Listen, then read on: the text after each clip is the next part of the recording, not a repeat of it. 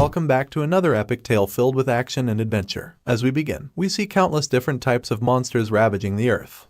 Humans screamed and fled, trying desperately to save themselves from the beasts. Dragons infest the skies, shooting beams of energy waves at their poor victims, while terrifying orcs, wolves, and other land creatures tear people apart like papers. It all started when the gates opened, marking the fall of our world. Of the countless humans who were helplessly dying to the monsters, only a very small number awakened their supernatural abilities. They are called the saviors of humanity, the last line of defense of the people on Earth, the players. They utilize various weapons, swords, shields, staves, and magic, the very stuff you find in a magical RPG game. Only this time, the survival of the human race depends on it. They tear down monsters with great powers, magical swords, and other methods they can use to retaliate from the otherworldly beasts. Among the so-called players, our hero for this series, Lee Hyunwook, an F-rank player, is called the Great Steel Emperor. He is called the last savior of humanity. Or at least, that is what he has hoped to happen. This thought is shattered like fragile glass touched by a mosquito. Savior, my ass. Our hero thinks that his life has been royally fucked. We get to see our boy in a military uniform, struggling while performing one military exercise. We see a group of soldiers sticking their heads to the ground, doing as they were commanded. The commanding officer walks down from a stair and orders them to get their heads straight. This military camp is called the AMPed, Anti-Monster Troop. A kind of military training that players who have awakened their skills are required to serve. Look at that poster, though, looking like a goofy-ass cartoon with a bright smile and a thumbs up, as if the training would just be a walk in the park. Well, it does say that they are proud of them, so it must be rewarding, right? Wrong. We see our boy Lee Hyunwook having a hard time while complaining with all his heart. He grits his teeth while thinking how the hell did he get into this position if he is the last savior of humanity. They are currently at the AMPed shooting range, a vast piece of land located in the middle of nowhere, where players are drilled to become worthy heroes capable of defending lives. The commanding officer shouts that they are the strongest, then proceeds to scold his subordinates for losing track of 9 cartridges. I'm guessing that they lost precious equipment during one of their skirmishes. While maintaining the awkward position, our hero sneakily uses his power with just the tip of his index finger. And immediately, a bullet cartridge case comes flying out from one of his pockets. He meticulously controls the cartridge, guiding it to his mouth and swallows it. It's quite weird to see, but I guess that's why he is called the Great Steel Emperor. The commanding officer asks them one simple question, with his eyes red from rage, and his mouth wide open, making sure that everyone hears him. He asks them if they are in their right minds. With their heads stuck on the ground and their butts pointed at the sky, they all answer in unison, no. While all of this is happening, our hero is currently preoccupied with something. He stares at the system window beside him and reads its content.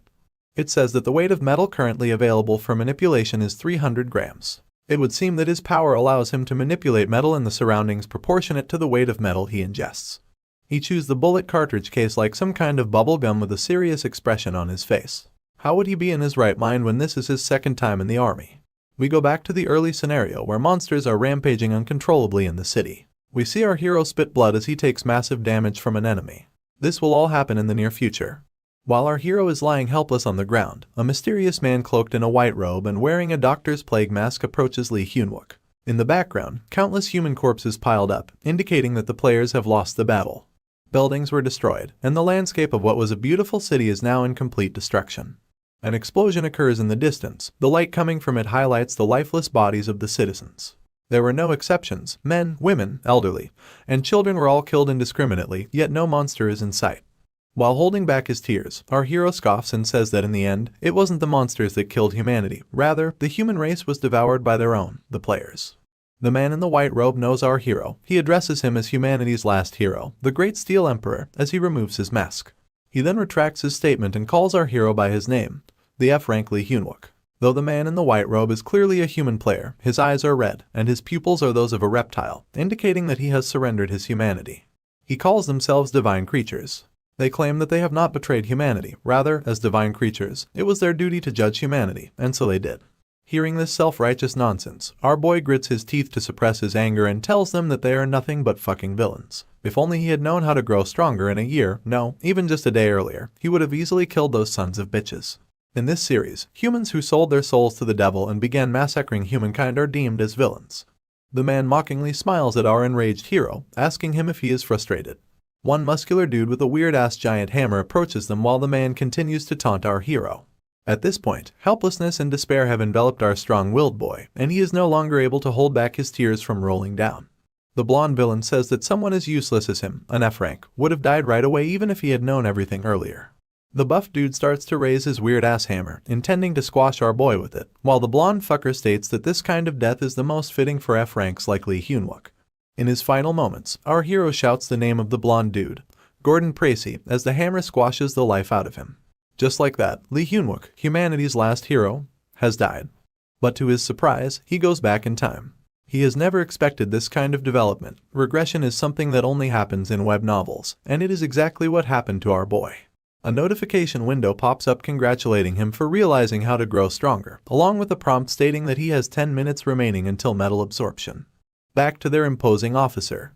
He declares that he will fix the soldiers' rotten minds. When he says one, he expects them to say soldier, and when he says two, he wants them to respond by saying mindset. Our boy is clearly struggling with this hellish position. His whole body is now trembling from numbness. He has returned to the past, and now his skills are back at their starting point. But that is fine for him. And so, the bizarre mindset training has begun. The commanding officer shouts, while the cadets respond with the appropriate phrase. Regression is fine and all for Lee Hyun-wook. But why the fuck did it have to be at the time in the army? A sentiment I think everyone can relate to if they ever regress back to their cadet times. The scene switches to somewhere that resembles a campus. Soldiers are lined up in an orderly manner, with their weapons at their backs. The commanding officer tells Platoon 3, Squad 2 to enter the structure. I guess this is the canteen because some of the soldiers are whispering, saying that today's menu will be stir-fry with chicken stew. Man, this is making me hungry. You guys go ahead and get yourself some snacks while you watch this amazing series as well. On our hero's face, words I didn't think I'd be back here are written all over. The commanding officer informs the other squads to stand by, then Corporal Lee Hyun-wook raises his hand. But that officer tells them that they need to do something first before they can eat. Our hero protests that they just got back from training. They are famished, so they would like to eat first. But the commanding officer just smirks menacingly, asking what training he is talking about while calling our hero a loser. Lee Hyun-wook almost forgot about this guy. The army's garbage, oh Sang-uk. In every situation, there will always be that kind of guy who does power trips. Sang-uk approaches our boy with authority and angrily asks him if our boy wants his squad to do the work then. He taps Lee Hyun-wook's helmet in an attempt to mock him and states that F ranks like him can't even level up, so they might as well take on more work instead to compromise. That's the sole purpose that they have. Back in his previous life, our hero genuinely thought he'd never get past F rank. As Sang-uk flips our hero's head back, he asks him if the F rankers will take responsibilities if something urgent happens while they are working, believing that they are so weak that they won't even contribute to anything. All other soldiers laugh and smirk as they watch an F rank corporal get bullied right in front of his squad members. Our hero's eyes exhibit anger while he was staring at his superior, but he is not mad at Sang-uk. He is angry about how much of a loser he was back then that trash like this one orders him around. The other party doesn't take his glare lightly though. He becomes agitated and is ready to punish Lee Hyun-wook. He readies his power and asks our hero if he wants to go at it, while declaring that he is a D rank. Our boy takes a deep breath and collects his composure. He smiles and tells his superior that he will do as he says but at least give him and his squad food first. Sang-uk didn't like his attitude, not one bit, and is now more prepared to attack him.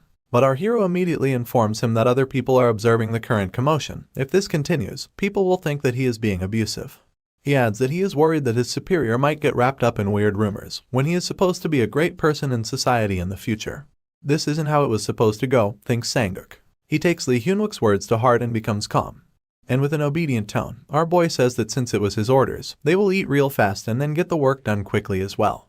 Sang-uk clears his throat and tells his corporal good work. This dude made a complete 180 real quick. He scolds all onlookers for standing idly and commands them to go eat their fill now. Though everything went smoothly, our hero has lost his appetite and tells his squad member Park Junmo to go ahead and eat first with the rest. Junmo is obviously concerned about his superior, but has no choice but to obey him. Sang-uk, on the other hand, is totally flabbergasted about our hero's attitude. He hasn't seen our boy act like that before, and he feels somewhat different. Our hero walks away, feeling down and angry. He was just holding back all his anger, but in reality, he was about to explode. He praises himself for doing well given the situation. That infuriating encounter holds no candle compared to what Gordon Tracy bastard did. Lee Hyun-wook angrily grits his teeth as he curses at the son of a bitch. If he has to stay in the camp longer because he caused trouble, he won't be able to catch up to that fucker. He eats another piece of metal, which adds 1 gram more to his available weight of metal manipulation, which is now at 309 grams. He then smiles as he takes out a couple of metal spoons. The reason he went out of sight is that he doesn't want the world to know that he has found a way to level up just yet. The scene shifts to the cafeteria where all the soldiers are having their fill. A commotion occurs when they notice that all the spoons are missing and start pointing fingers at who is responsible for bringing them. One of the squad members asks Private Park Jun-no about the spoon, and the lad has absolutely no idea. On the other hand, our boy is happily munching down all the spoons that the soldiers are looking for. He gulps them down like some tasty snacks. He then looks at his weapon, the M7 bayonet, which weighs 140 grams. If he wants to put more weight into the weapon for more impact, it will be the only thing he will be able to control with the available weight manipulation he currently has.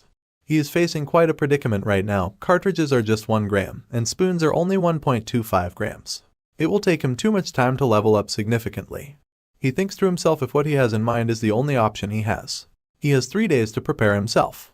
After that, he has to defeat a boss mob at level 1. His eyes are brimming with determination. He goes and tests his power, lifting the bayonet with his mind. With a satisfied smile, he tells the world that he will show them what it means to be an expert. Fast forward to 3 days later. The darkness of the night enveloped the 3rd Brigade, 1st Battalion Station, Namsan 5th Post. We see our boy Lee Hyunwook and Private Jun-no standing guard at one of the guard posts.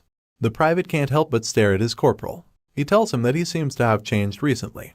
Corporal Hyunwook doesn't really concern himself that much. While he is looking at his watch, he asks the private if it makes him uncomfortable. The private tells him that it isn't the case, but our hero is currently busy looking at his system window stating that he can now manipulate 6 grams more, and his total weight manipulation is 1,359 grams. The private continues to explain that he thinks that the corporal changed for the better. Suddenly, our hero walks towards him without saying a word, which surprises Jun-no, thinking he said something wrong. But instead of getting scolded, Hyunwook asks him if he trusts him. Utterly confused with the sudden question, the private says that he indeed does. Satisfied with the answer, our hero smirks and reloads his gun, confusing Jun-no even more.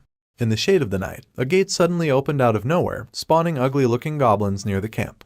With their disgusting appearances, they smiled with evil intentions as they wielded their weapons. They look down from the top of the mountain and plan to attack the amped camp. At this hour, most of the soldiers are sleeping soundly. One of the goblins shouts their battle cry but was immediately greeted by a flying knife. The projectile immediately took down the fucker in one hit. And the one behind the surprise attack is none other than our hero, Lee Hyunwook, who went solo to the enemy spawn. The monsters sneered and growled at him, acknowledging our boy as a threat. Turns out, this is what our hero was waiting for the past 3 days. He smiles and tells the beasts that he has been anticipating their arrival. Then, something catches his attention, and he turns around to look at it. The monster he attacked earlier wasn't finished yet. Though it's bleeding profusely from the attack, the ugly creature managed to get back on its feet. He has never failed an ambush in his past life. This reality check made him realize that he is still level 1. This is his second chance at life, so he really doesn't like doing that same work twice. The disgusting monster launched itself like a straight arrow towards our boy, ready to take revenge. But as soon as the degenerate shit closes the distance, its head was cut off by our boy's knife, sending it flying into the air with its body rolling on the ground. The mob is really angry at him now. They all took out their weapons and prepare for an all-out war. The corpse of the previous monster dropped a red crystal-like object. Our hero manipulated the drop, guiding it to his mouth and eats it. All the monsters watching him were taken aback. That shit came out from one of them and this dude casually ate it. Honestly, that'd be pretty disgusting to watch. With a sour expression on his face, our boy remembers this stinky taste. It is none other than a mana steel. He knows that future and is aware that he needs to eat steel for him to grow stronger, no matter what kind of steel it is. Still doesn't change the fact that even the monsters find what he did disgusting. The status window congratulates him for having consumed a mana steel, a metal of the other world. It also states that mana will also increase after the absorption, and the expected increase in weight is still unknown. This made our boy extremely happy. It just means that if he eats all the items he comes across from now on, this life's difficulty will be extremely easy. Now that's all said and done, it is time to resume the battle against the monsters. Lee Hyunwook takes control of his bayonet and declares that the mukbang starts now. Before we continue the epic massacre, let's go back to what happened after the corporal reloaded his gun in front of Private Jun-no. He informs the private that he can sense that metal is moving, which confuses the private because he was informed that Hyunwook can only sense the metal that he can see, which is actually the truth. Jun-no promptly tells his corporal that he will make the report as soon as possible, but our hero replies saying that the branch office won't believe that an F rank can sense something as complex as that. So, Lee Hyunwook says that he will go and check the situation and would like the private to stay on guard and wait for him, and to make sure that he never reports it to the higher-ups. If the military finds out, all the weapons will belong to them and he will miss his chance to get stronger. The monsters furiously charge towards him, wielding their blades that thirst for our boy's blood. In response, Hyunwook marched forward as well, masterfully controlling his bayonet to kill the enemies in the most efficient way possible.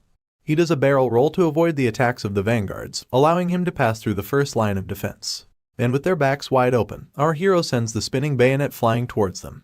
Being hit on their vulnerable spots, the monsters can't help but scream in pain. The experienced player meticulously aimed for the monster's feet, immobilizing them at an instant. While the massacre is happening below, one particular monster is watching from a tree branch. Seems like this is a high-ranking echelon of the particular clan of monsters. It has a more buffed physique and sharper teeth. Our hero seems to be enjoying himself tormenting the ugly fucks, taunting them to keep screaming while he takes their lives. Suddenly, one monster managed to get in his blind spot and is about to hit him with its blade. But our boy was quick to react. He put the influence of his power on one of the monster's blades, and uses it to parry the monster's sneak attack. Its weapon flew away from the force of the impact, and its hand was dislocated. Then while the fucker was looking at its weapon that was sent away, our boy skillfully cuts its throat with his spinning bayonet. The monster screamed in agonizing pain, but no sound was coming out, because its throat was slit open, and blood gushed out of every hole possible in its neck. Lee Hyun-wook is deliberately making the poor thing suffer as much as possible. That way, it can maximize fear, which would affect other monsters as well. With the drop of the mana steel, it is confirmed that the poor bastard has been finished off. He angrily tells the terrified monsters that he was killed from a stab in the back. They got the balls trying to attack him from behind, incurring his wrath. With absolute rage on his face, he declares that if one more bastard attacks him from behind, he will eat the fucker alive. Man, I don't even know who's the monster at this point. Such intense murderous intent coming from our hero managed to freeze the dumb monsters in their places. He has instilled enough fear into these unintelligent bastards. As the mob start to lose their will to fight due to fear, our hero takes a look around and looks for the thing he calls the main course for tonight. His eyes swayed left and right. It was kind of frustrating for him to try and find it with his eyes. I guess in the past, he has learned other methods for detecting enemies. The thing that he is looking for is the cunning boss monster, who is currently hiding in the trees. Since the enemy is too reluctant to show itself, our hero needs to lay a bait. He sees the corpse of one of the dead goblins and pretends to defenselessly take it, giving the shaman a perfect opportunity for an opening. And sure enough, the hideous bastard fell for it. It immediately grabs one of the plates-like things hanging on its neck to attack Hyun-wook, making sure it doesn't miss this big chance. Our hero continues his ploy, casually leaning down to grab the mana steel on the ground. Unlike the shaman, all the other goblins just stand there and watch, still too afraid to do anything. The shaman hastily starts casting a spell using one of its amulets. Runic glyphs come out of it, indicating that it has been activated. Sensing the shaman, our hero lets out a sinister smile, one that is of a predator spotting its prey. Now he is just playing the waiting game until the boss finally shows itself. Thinking that he has the edge on our hero, the hideous shaman smirks, confident that he'll take down the enemy by surprise. After it has completed channeling its spell, the shaman breaks the amulet to begin the attack. As soon as the stone breaks, the ground starts to rupture, shaking our hero's foothold. But his face shows that this is within his expectation. He smiles merrily, knowing that he has finally got a hold of the shaman's location. After a few seconds' delay, the rock spikes emerge from the ground, indiscriminately attacking anyone above. Even the shaman's underlings are caught by its spell. The attack is powerful, and the rumbling can be heard back at the camp, but it isn't too strong to cause a commotion. One of the soldiers feels a slight tremble of the ground and asks his platoon leader about it. But the drowsy platoon leader isn't going to let his peaceful sleep be disturbed by such a weak ground shake. He warns his subordinate not to wake him up again for something so minor. Back to the scene of the action, we see the lifeless corpses of goblins impaled by the earth spikes. Yet, Hyun-wook is nowhere to be seen. All the remaining surviving goblins are shitting their pants at the sight of their dead comrades.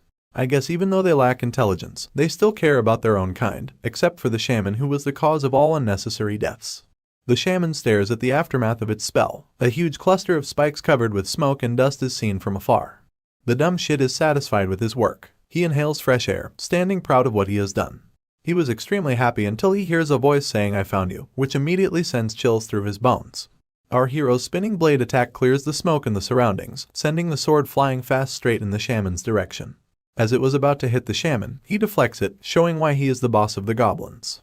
Hyun-wook acts like his surprise attack has failed to patronize the shaman. Hearing this, the dumb piece of shit laughs, thinking that he has spoiled his attack. Our boy's poor acting is quickly halted as he reveals that the first attack is just a feint, revealing the bayonet coming in fast from the side. The shaman notices it too late, as it is only inches away from hitting him. This battle is done and over, too easy. Or at least it is what our boy thought. He is shocked to see the unexpected development right before his eyes. The goblin boss manages to grab the knife in the nick of time, leaving him with just a scratch on his neck. I guess he won't be called the goblin's boss for no reason. He has quite the ability and skills. Realizing that he was fooled by the sneak attack, the shaman is now enraged, baring his fangs toward Hyunwook. Our hero smiles. He wasn't expecting the enemy to catch his blade, but he isn't impressed by the goblin's skills at all. Rather, he is disappointed with his past self for being this weak. The sneak attacks from the two are over. It is now time to fight for real. The shaman stands tall, convinced that he and his gang can take down our boy. Hyunwook tries to taunt him to get him to come down from his vantage point, saying that he will slice every last one of them in one go. In reality, though, he is in a bit of a pinch here. He is completely surrounded, and the boss is out of his reach. Since the shaman who was hiding earlier is now fighting him head-on, the other goblins come back to their senses and are now in high spirits. To make the situation even worse, a notification pops up stating that he has consumed mana rapidly in a short amount of time, leaving him with only 40% of mana left. The situation is proving to be of concern to our boy as well. He needs to be more cautious and efficient with his mana usage. Since it has come to this, he has no choice but to use his rifle. While our hero is thinking of methods to end this quickly, the shaman raises his staff in preparation for another attack. Left with no choice, our boy uses his gun to attack, which he prefers not to, since he wants to finish the shaman with his ability and eat its mana steal. But then, something catches the boss's attention. He smiles as he sees something that might prove to be an opportunity for him. Our boy was about to start his barrage when suddenly, a voice is heard from a distance. It was from Private Junno, who left his post to look for his corporal. Hyunwook was distracted by Junno and immediately turns around out of concern for the private's safety. The oblivious Junno casually shouts for his corporal's whereabouts, unaware of the monsters infesting the surroundings. Suddenly, the shaman orders his subordinates to attack the unsuspecting victim, and in an instant, all the goblins surrounding our boy leap off to charge towards Junno. Hyunwook has no choice but to prioritize his soldiers' safety. He takes his sight off the boss to assist the private. Junno shouts in surprise as he sees the incoming monsters. One of them was able to close its distance and is about to slash Junno in half. Hyunwook immediately orders the private to duck and get down. Just in the nick of time, the bullets manage to reach the attacking goblin before its blade touches the kid. Since our hero knows that bullets alone aren't enough to kill the bastard, he manipulates a blade to finish it off. But the goblin was able to deflect it with ease. These fuckers are getting good as time passes by. It's still not enough to defeat the man who was once called humanity's last savior, though, as he follows up his attack with a flying knee. Then proceeds to unload his magazine straight into the bastard's mouth at point blank. After taking down the first goblin, the fighting expert Hyunwook quickly turns around to face the other monsters. But not one soul is in sight, except for the private who is currently in a fetal position. The monsters all fled the scene, knowing that they don't have a snowball's chance in hell to defeat our hero in a head-on fight. Hyunwook grits his teeth in frustration. The enemies were more cautious than he has anticipated, resulting in his failure to exterminate them. Due to the sound of the gunfire, the soldiers back in the camp were alerted. They started asking about the situation on their radios. Our hero answers the queries, stating that a gate has appeared within the area. He adds that the monsters were confirmed to be goblins, which have just fled the scene after the first skirmish. He takes a glance at the shaking private and reports that there are no casualties in the 5th post. The headquarters acknowledges his report and orders them to be on standby and defend their post. Hearing the order, Hyunwook knows what is coming next. She is going to arrive soon. The radio commands everyone to a 5-minute standby for emergency, informing that a gate has appeared in the area. Then we see a red-haired woman getting ready for battle. She is known as the Ant's Paladin, Lieutenant Seo Yunha, a beautiful woman with bright red hair and deep blue eyes. Our hero is aware that if she comes, just like in his past life, she will stop the gate and take all the weapons. Any loot that they find from the drops of the monsters will belong to the military at that point. Needless to say what happens to legendary grade items. The legendary item, Adamantium. In the past, it was the ultimate item that made people call our boy the Steel Emperor. If he misses the chance to get that now, the next chance he will get is 4 years from now. If that were to happen, the same future will be inevitable. He needs to get it first no matter what. Hyunwook intends to finish the gate before the standby team arrives. Time is running out, and our hero is thinking of ways to track the goblins. According to him, the monsters need a living human sacrifice. With that fact, he analyzes possible locations where the goblins might go. Private Junno regains his consciousness and is taken aback to see the corpse of the goblin. Our hero eliminates the possibility of the monsters going to the city for sacrifice, because their number is too low to invade such a dense population. Suddenly, the radio begins buzzing. A call from the 6th post requesting backup is received, stating that the goblins have ambushed them. The report gives our boy a glimmer of hope. It looks like he still has the chance to get the adamantium first. He grins from ear to ear as he gets ready to move as swiftly as possible. He informs the HQ that the 5th post will assist the 6th post immediately. But the HQ scolds him. They know the capabilities of an F rank and deem that they won't be much help, so they insist that they stand by. But Hyunwook isn't having it. He would rather get in trouble later than lose this precious opportunity to obtain such a rare item. Junno desperately pleads with our boy to stop what he is about to do, informing him that this won't end with him being confined to the guardhouse. This disobedience is enough for a military trial. But our hero tells him that the 6th post is either full of archers or mages with only long-range players. They won't be able to handle the goblins and would die the instant the monsters get close to them. Still, this isn't enough reason for the private to let his corporal charge on his own, stating that he won't make much of a difference. But Hyunwook has one good rebuttal. He says that he won't be going alone, since Junno is coming with him.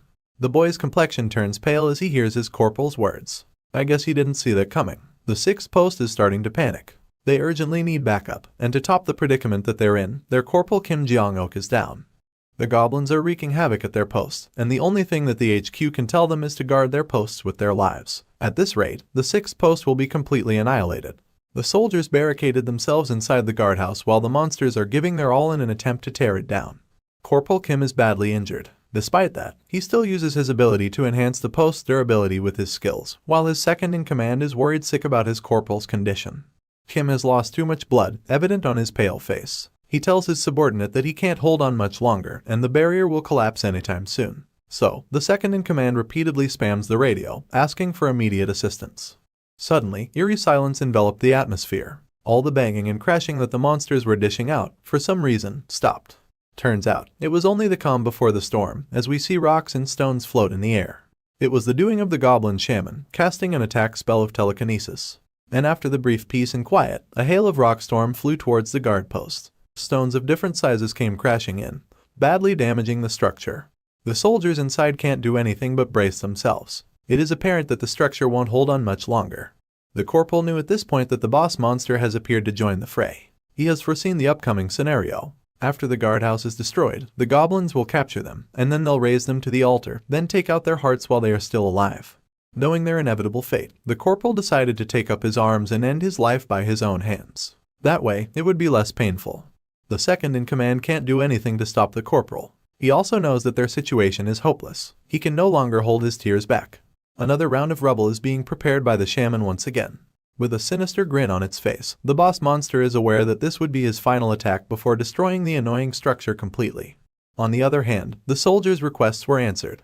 The radio states that help will be arriving now and commands them to load the bow and shoot the arrow aimed at the light, then stand by.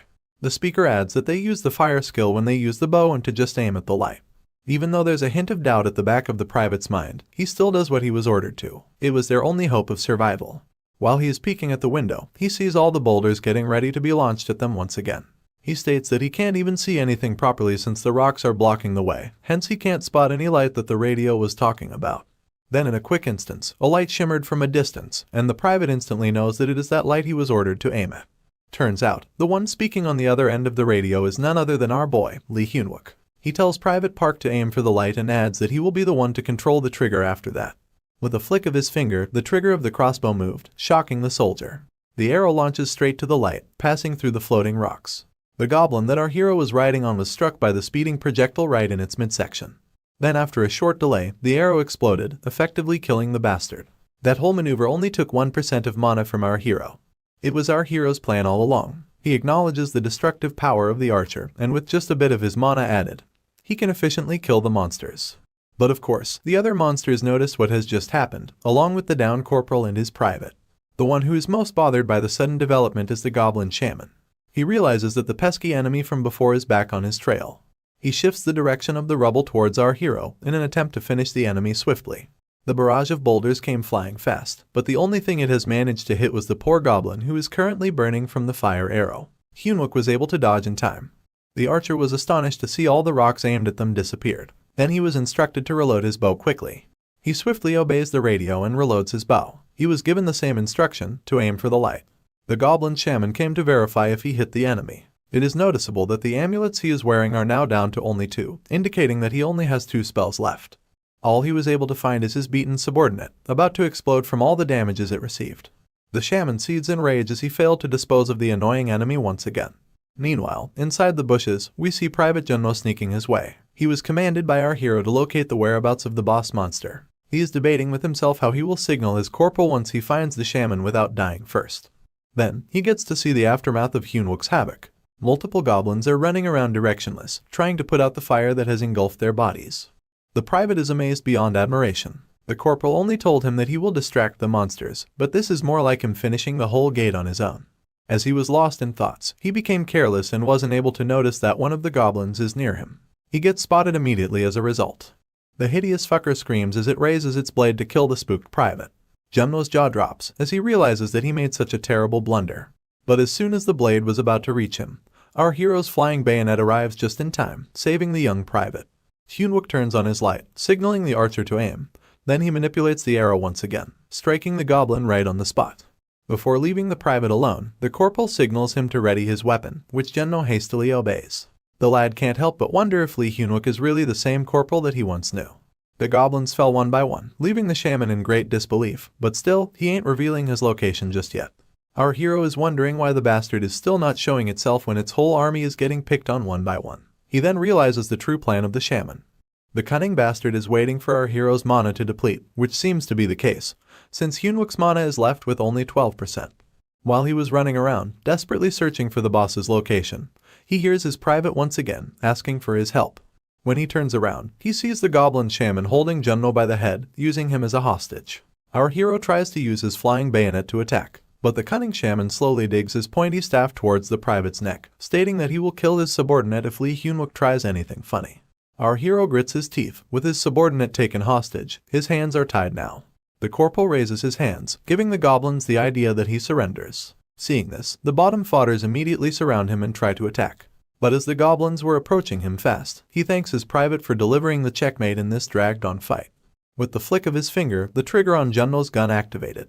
Now we get to see the reason why Hyunwook ordered the private to hold his rifle like that. He was expecting the shaman to use the vulnerable kid as a hostage right from the start. The rifle began unloading its magazine on the ugly bastard. The fucker spits a huge amount of blood, indicating that it has received fatal damage.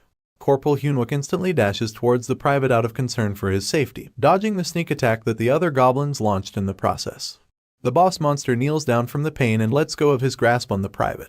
Jumno informs his corporal that he is fine. Hyunwook was elated to hear that. He smiles, knowing that he can now finally finish off the tenacious bastard. The shaman tries to escape, running away with all his might while holding his wounds, but he was immediately followed by our hero's flying bayonet. The blade strikes the monster in its back, but the knife just bounced off. Our hero clicks his tongue as he didn't expect that the boss is wearing a leather armor. Time is running out fast. Jumno's mana is left with 9%. He continues to chase the fleeing bastard relentlessly, not wanting to let this opportunity escape from his hands. The shaman quickly runs towards the gate, attempting to enter it. At this rate, the boss will manage to get away. But then, our hero notices that the necklace the goblin shaman is wearing has some steel on it. With his last 7% of mana remaining, he pours everything he has to manipulate the necklace, stopping the shaman in his tracks. His mana quickly depletes, but it was just enough for his attack to land right on the fucker's face. As his reserve reaches 0%, our hero was able to make the goblin shaman eat his bayonet, killing it on the spot. Exhaustion and fatigue are finally catching up to our hero.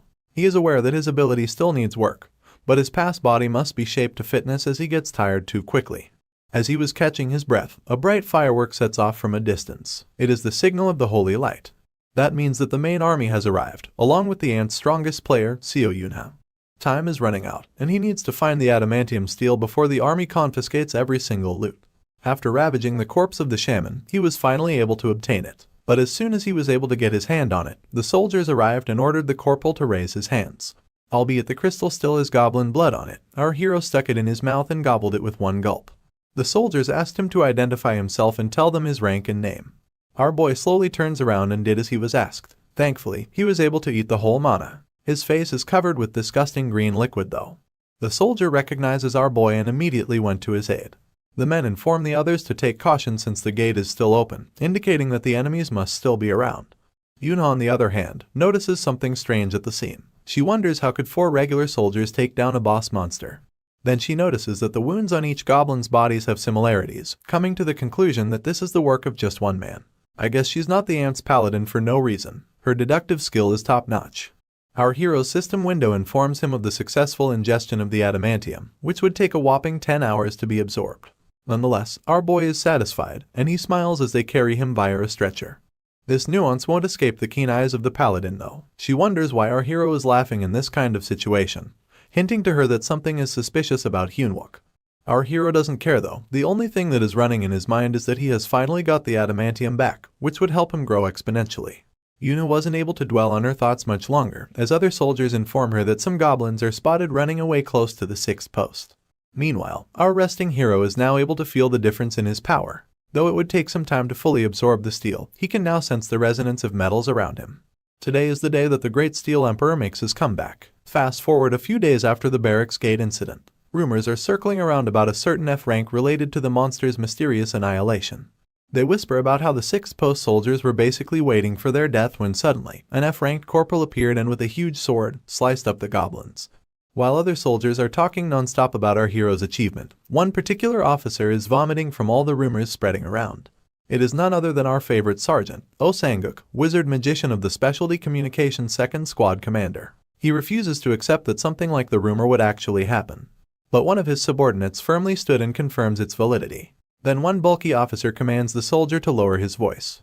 I'm guessing this one would be another F-rank bully. He scolds the soldier for lowering his hands while his sergeant hasn't accepted his salute yet. The terrified subordinate shakes and tells them that he will rectify his behavior. The poor soldier's name is Private Park Anil, a short bowman of the 6th sentry post. Sang-guk addresses the fat dude and asks if he, who can rip goblins with his bare hands, be able to take care of 3 boys and do a gate raid by himself. Won-suk replies that he absolutely can't. The sergeant seconds his answer. No matter how he thinks of a way, there's no way that a worker, much less an F-rank, will be able to do that. So, he deems that it was all just a fluke. But still, even if it was just by mere luck where an F-ranker went wild, it will become an issue for the military discipline. The fat ass takes this as an opportunity to mess with the corporal, saying that they can't let this incident become an issue for military discipline. It was a relatively peaceful day. The sun is up, and the weather is a blessing from above. Inside one of the battalion commander's rooms, a loud salute is heard. It was our hero, saluting the battalion commander and informing him that he has business to talk to him. But deep inside, the Great Steel Emperor is complaining about them for not letting this incident slide. Lieutenant Seo Yunha, the Black Paladin of the Paladin Specialty, a B-ranker player, is also present in the room as well. Along with Lieutenant Lee Mini, a wizard affiliated with the Magic Corps, a C-ranker player with the specialty of Warp. The battalion commander opens his mouth in a very authoritative fashion to intimidate our hero, asking if he really disobeyed the standby order. Then successfully, albeit forcefully, repelled the first round of the gate. This terrifying-looking dude is Major Kim Kang-seok, also known as Namsan's King of Mountains, a B-rank player, ranked 166th in the whole South Korea. Hyunwook is fully aware that if he says one wrong thing, he will end up in a military trial, and that won't work in his favor. He wants to at least not end up in the guardhouse. He didn't cover up anything and straight up told the truth, saying that he sees the gate's outbreak while on duty and responded immediately. But the Major is having trouble comprehending how a mere F-rank soldier can perform such a feat. Under normal circumstances, given his rank, he should have been ripped to shreds. This dude has no filter. Even though he was called the Great Steel Emperor, humanity's last savior, in the past, the pressure that the Major is emitting is still overwhelming for him. But if he steps back now, he can kiss his military life goodbye. With conviction, our hero states how he feels. He says that he feels like he has been scammed by the battalion commander. Lieutenant Min, he wouldn't let such a disrespectful response slide. But he was halted from interfering by the battalion commander. Major Kang-seok wants to know why our hero feels that way. Our hero continues, saying that there is something that the commander has instilled in them ever since they entered the ant. The Major is taken aback by his reply, growing more and more curious. You see, without fail, the Major would always emphasize to the cadets that no matter how low their rank is, if they approach using AMT's tactical textbook, even if they're E-ranks, they would be able to face trolls. And that is exactly what our hero did, according to him. He adds that the ones he faced are mere goblins, so it shouldn't be deemed impossible. He protests that although he did go against the command control center's order to wait, the 6th post soldiers would have died if he hadn't gone to support them. Internally, the Great Steel Emperor is praising himself for dishing out a rational attack. It is now time to hit the emotional side. He then uses the Major's words once again, stating that for a true soldier, there are no ranks, and they should be prepared for the worst and fight with all their might. To add more razzle-dazzle to his moving speech, our hero says that those are the words straight from the battalion commander's mouth, whom he so respects. He took the tactics they learned after their difficult training to heart and did his best to respond by carrying out the strategy with the workers with his life on the line. The only reason he could endure his military life while being mocked and looked down upon for being an F-rank was because of the true military mindset he felt from the battalion commander. So, to see him deny the results of that belief, he feels like his entire military life is being denied, and that is why he feels like he has been scammed. Let's have a quick glance at the life of the esteemed battalion commander Kim Kangseok. Right around when he was appointed as a second lieutenant, the gates started opening. He almost lost his life during a fight with the orcs, but without a second of hesitation, he returned to the army and became an early foundational member of AMT. In other words, he is a soldier down to the bone. Our hero told him that he took his words as his superior, as his belief, and put his life on the line for his fellow soldiers. A truly touching story. So, there is no way the major would send him to a military trial. The buff dude approaches our hero and squeezes his arms. His whole body is towering over the corporal. Our boy is getting nervous from the major's sudden silence and weird demeanor. Then, the major declares that the corporal has just become a non-commissioned officer. Quick, did you know a non-commissioned officer or NCO is a military officer who has yet to earn a rank or commission? Such individuals still hold a leadership position within their units, but they rank lower than commissioned officers. At that exact moment, our hero's notification window informs him about the completion of the absorption of the adamantium, and he has acquired a new skill, Steel Physique. His total weight manipulation is now 2,558 grams. The two lieutenants were flabbergasted with the sudden decision of the major, with Yuna going as far as face-bombing herself. But the battalion commander is dead serious. He is even tearing up after being moved by the heroic tale of Hyunwook. Our hero, on the other hand, sweats profusely as he wasn't expecting this kind of development, thinking that he bit more than he can chew.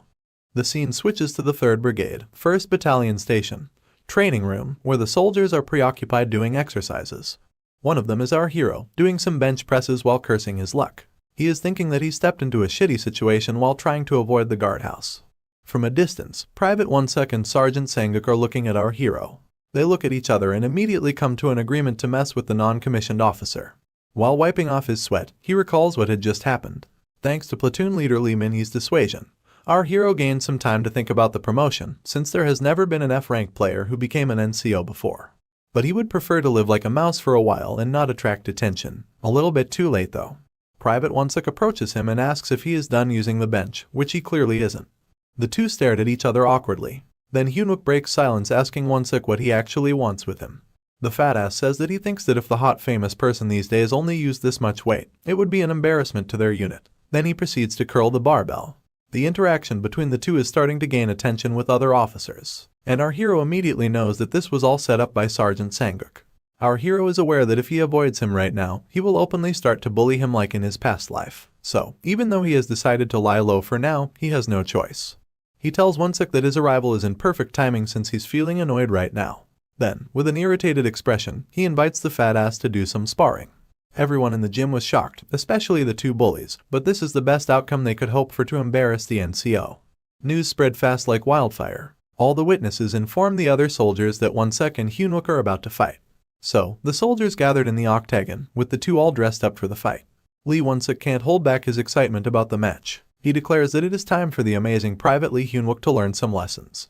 So, the crowd is all abuzz with anticipation, and here come the two young guns, chilling inside the ring, ready to bust out some killer moves.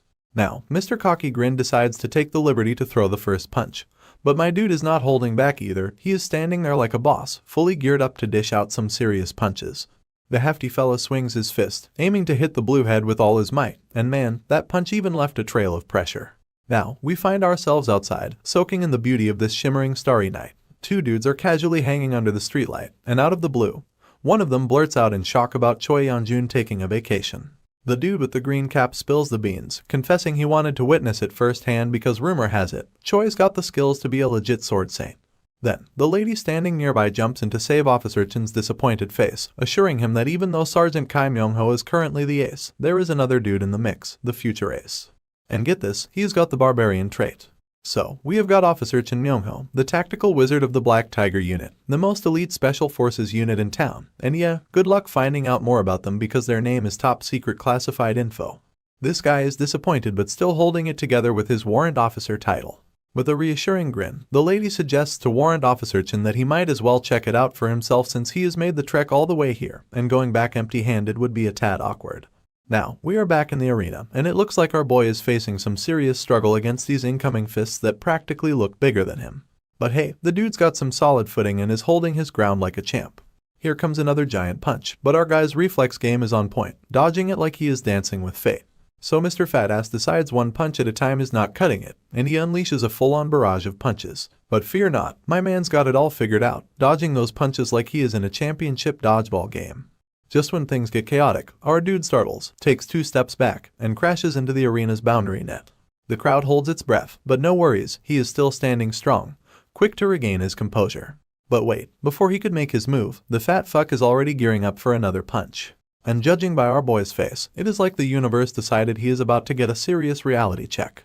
Onlookers are in shock, recoiling in fear because this is not the twist they expected. And guess what? The fat dude's punch turns out to be another useless swing, landing on the boundary net, while my man skillfully dodges it like a ninja rolling on the ground. Finally, he is standing tall once again, full on stance mode, while it looks like the fatty guy is practically steaming at the ears, annoyed that our hero keeps slipping away. With nonchalant swagger, my man casually uses his fingers in a swift gesture, basically telling the fat dude, "Come at me, bro." And you will not believe it, that finger move seems to be sending the fatty into a rage-induced meltdown. Round 2 is about to kick off, and the crowd is going bananas with excitement. Warrant Officer Chin and the lady have also made it to the scene. The lady casually drops the hint to Chin that the stage is set up like it is meant for him, and now he can witness the audition. At this moment, Warrant Officer Chin finds himself deep in thought and cannot help but question the lady about her take on the situation. In response, the lady coolly mentions that, despite appearances, the fatty guy's punches seem to pack a considerable punch. But, as we take a closer look, it becomes apparent that, fierce as those punches may be, they are not finding their mark on the bluehead's face. The warrant shares the same observation, wondering aloud what is the point of being strong if you cannot even land a hit.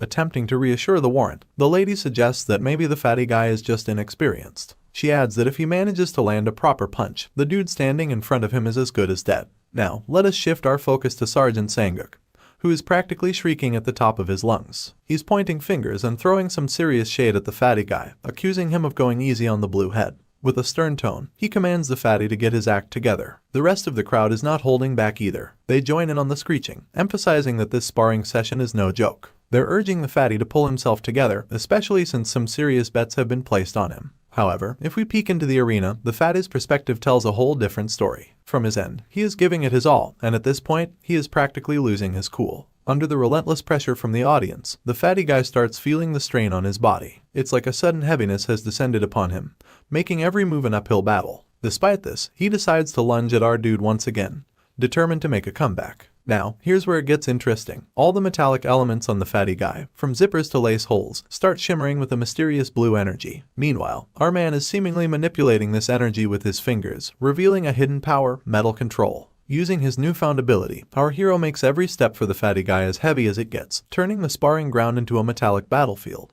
It reaches a point where the fatty's feet are practically stuck in the arena's bed, but he is not giving up. Even from a distance, he continues throwing punches. Reality starts to sink in for the fatty, realizing he is in deep shit. Despite being in a literal hellhole, the fatty guy does not throw in the towel. He keeps on throwing punches, looking like he is sparring in a swamp, turning every move into an exhausting workout. Sure enough, this puts a smile on our guy's face and he is thoroughly enjoying the chaotic spectacle. Then, out of the blue, the fatty calls for a time break in the midst of battle. He raises concerns about his legs feeling a bit weird. On the other side, the my guy is just smirking, taking pleasure in the miserable state of his opponent. As the dude grins like the Cheshire Cat, the frustrated fatty guy grinds his teeth, calling him every name in the book. This is when the fatty decides it is time to put on a real show. Out of nowhere, he transforms into Goku, his eyes shimmer, and a cloud of dust starts to appear in his wake, as if he is undergoing a massive beefing up. This brings a smile to the lady standing beside the warrant, and even the warrant himself is intrigued to see that the fatty guy has a hidden ace up his sleeve. As the scene zooms out, the once fatty ass transforms into a muscle giant,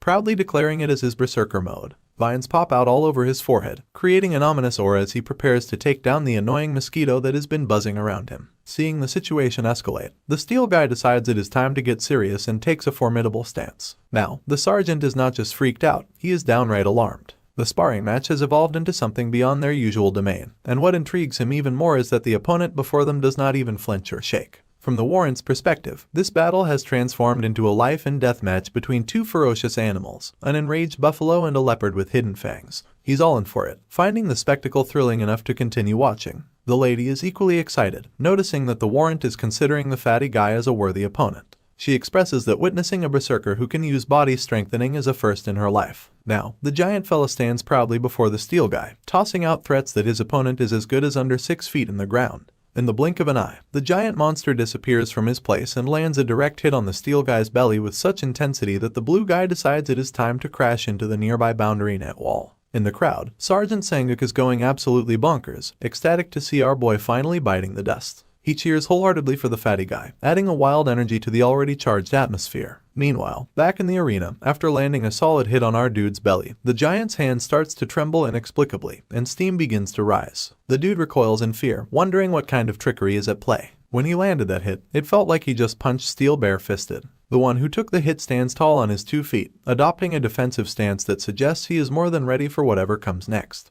Taking a peek at his profile card, it reveals that he is a rank D player, utilizing mana and temporary strengthening of body parts as his effects. Interestingly, the card notes that consuming a certain amount of high-hardness magic metal can increase the skill rank, essentially turning a part of the body into steel. It becomes clear that his steel-like fists are the source of his sly grin and confident vibes. To add insult to injury, he mocks the fatty, calling him a pig and daring him to come at him. This further enrages the fatty, who starts shrieking at the top of his lungs, hurling insults and labeling him as a worthless F-ranker. The fatty guy lunges once more, but to his dismay, his punch strikes empty air. Seizing the opportunity, the dude on the ground looking for a chance to strike back. With determination, he starts turning his feet into steel, mentioning that using his skills like this is a waste on a guy like the fatty. Nevertheless, he does what he has got to do and strikes his leg with full force, causing the fatty to tumble down. Now, what was once a giant, cocky pig now resembles a chicken, taking a tasty blow to the face with sheer impact that leaves ripples around his expression. Finally, the fatty is on the ground, and the steel guy is relentless,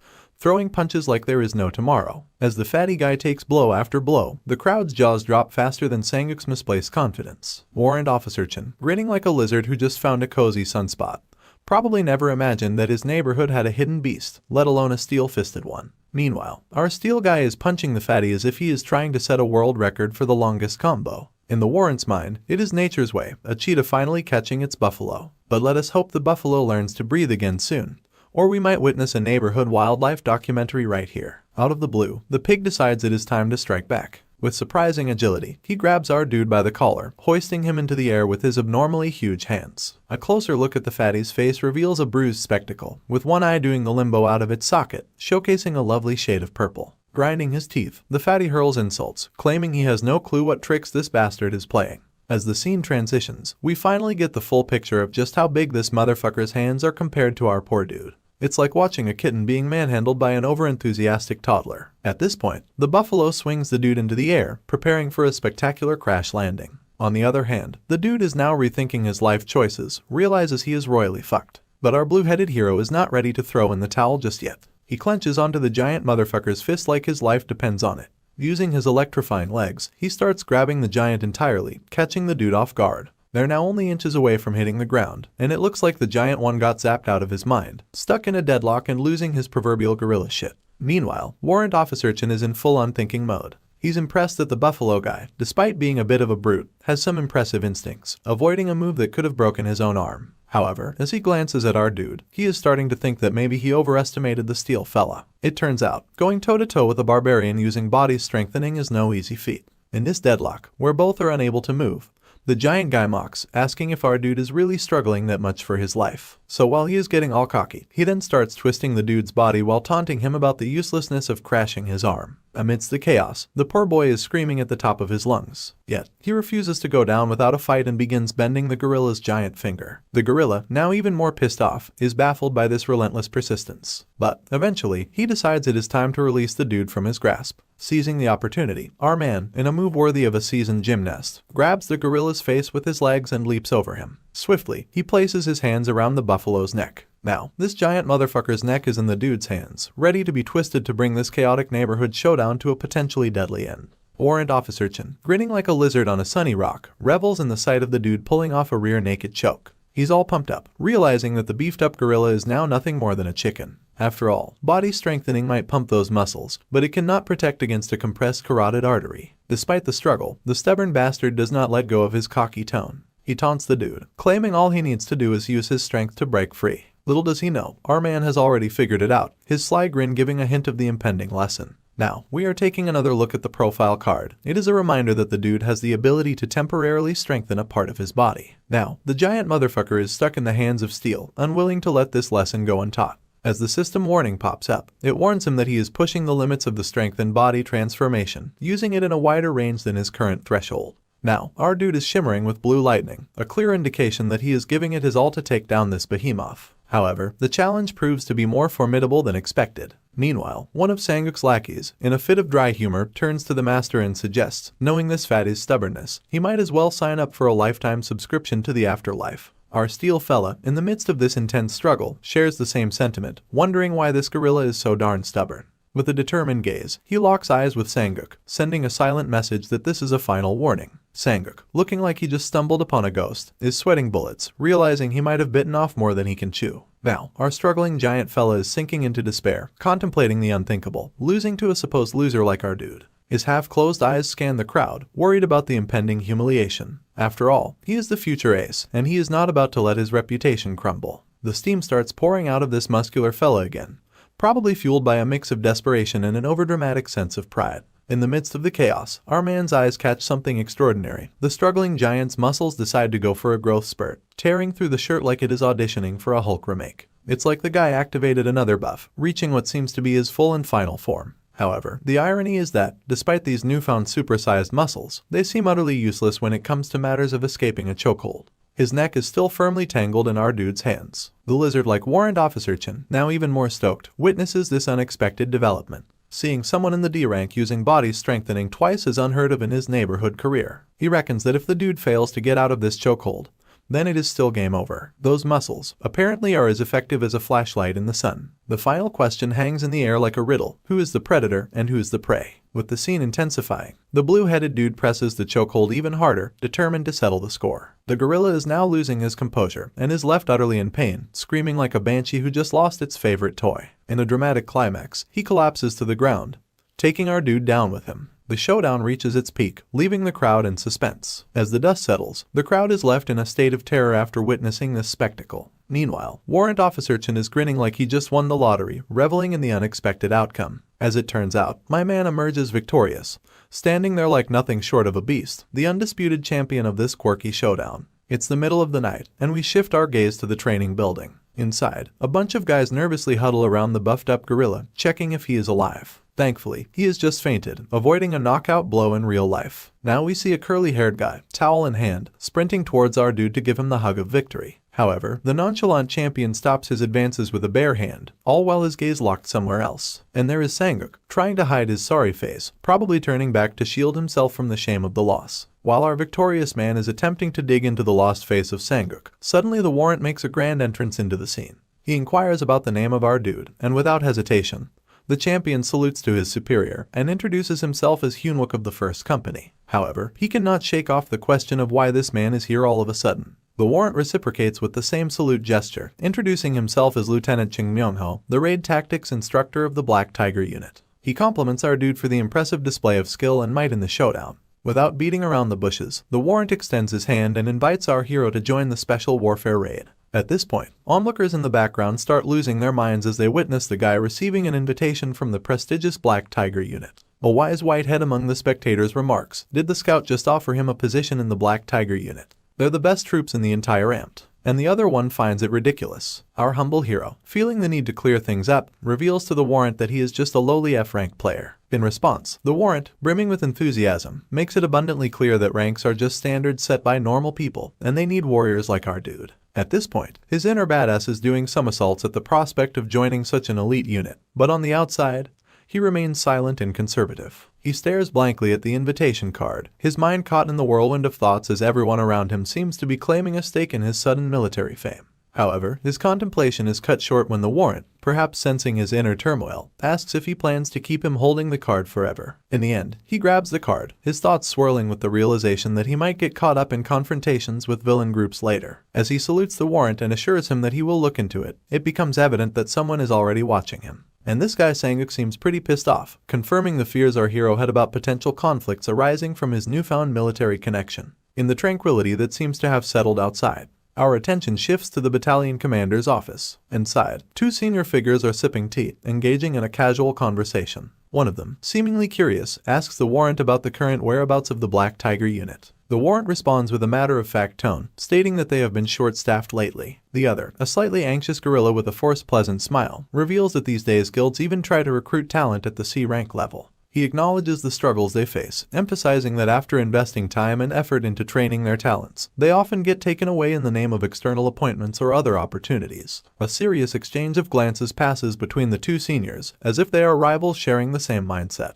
However, the tension eases as the slightly anxious gorilla breaks into laughter, assuming that the warrant's visit must be related to Sergeant Choi In-jun. The warrant, wearing a broad grin, confirms this assumption with a simple yes. However, the mood shifts again as it is revealed that Sergeant Choi In-jun is currently on leave. Once more, the two seniors exchange glances, because they are seemingly competing to recruit In-jun first. Despite this rivalry, the warrant adds another twist to the plot by mentioning that, thanks to this visit, he has discovered another interesting soldier. It seems that my man has become the center of attention in this military chess game. As the warrant mentions this intriguing soldier, the scar-faced gorilla falls into a sudden silence. While this lizard is flexing with a grin of his own, the gorilla is lost in deep thought, his mind replaying the mention of the interesting soldier. Meanwhile, we shift our gaze to the towers on the mountains outside, where a mysterious voice calls out to our guy. In the middle of the night, when everyone is supposed to be asleep, our hero is running on the grounds, breathing heavily, with a man calling out to him. Unbeknownst to them, the gorilla is watching this scene unfold while engaged in a phone call. On the phone call, the battalion commander confirms his identity and proceeds to spill the latest gossip in town.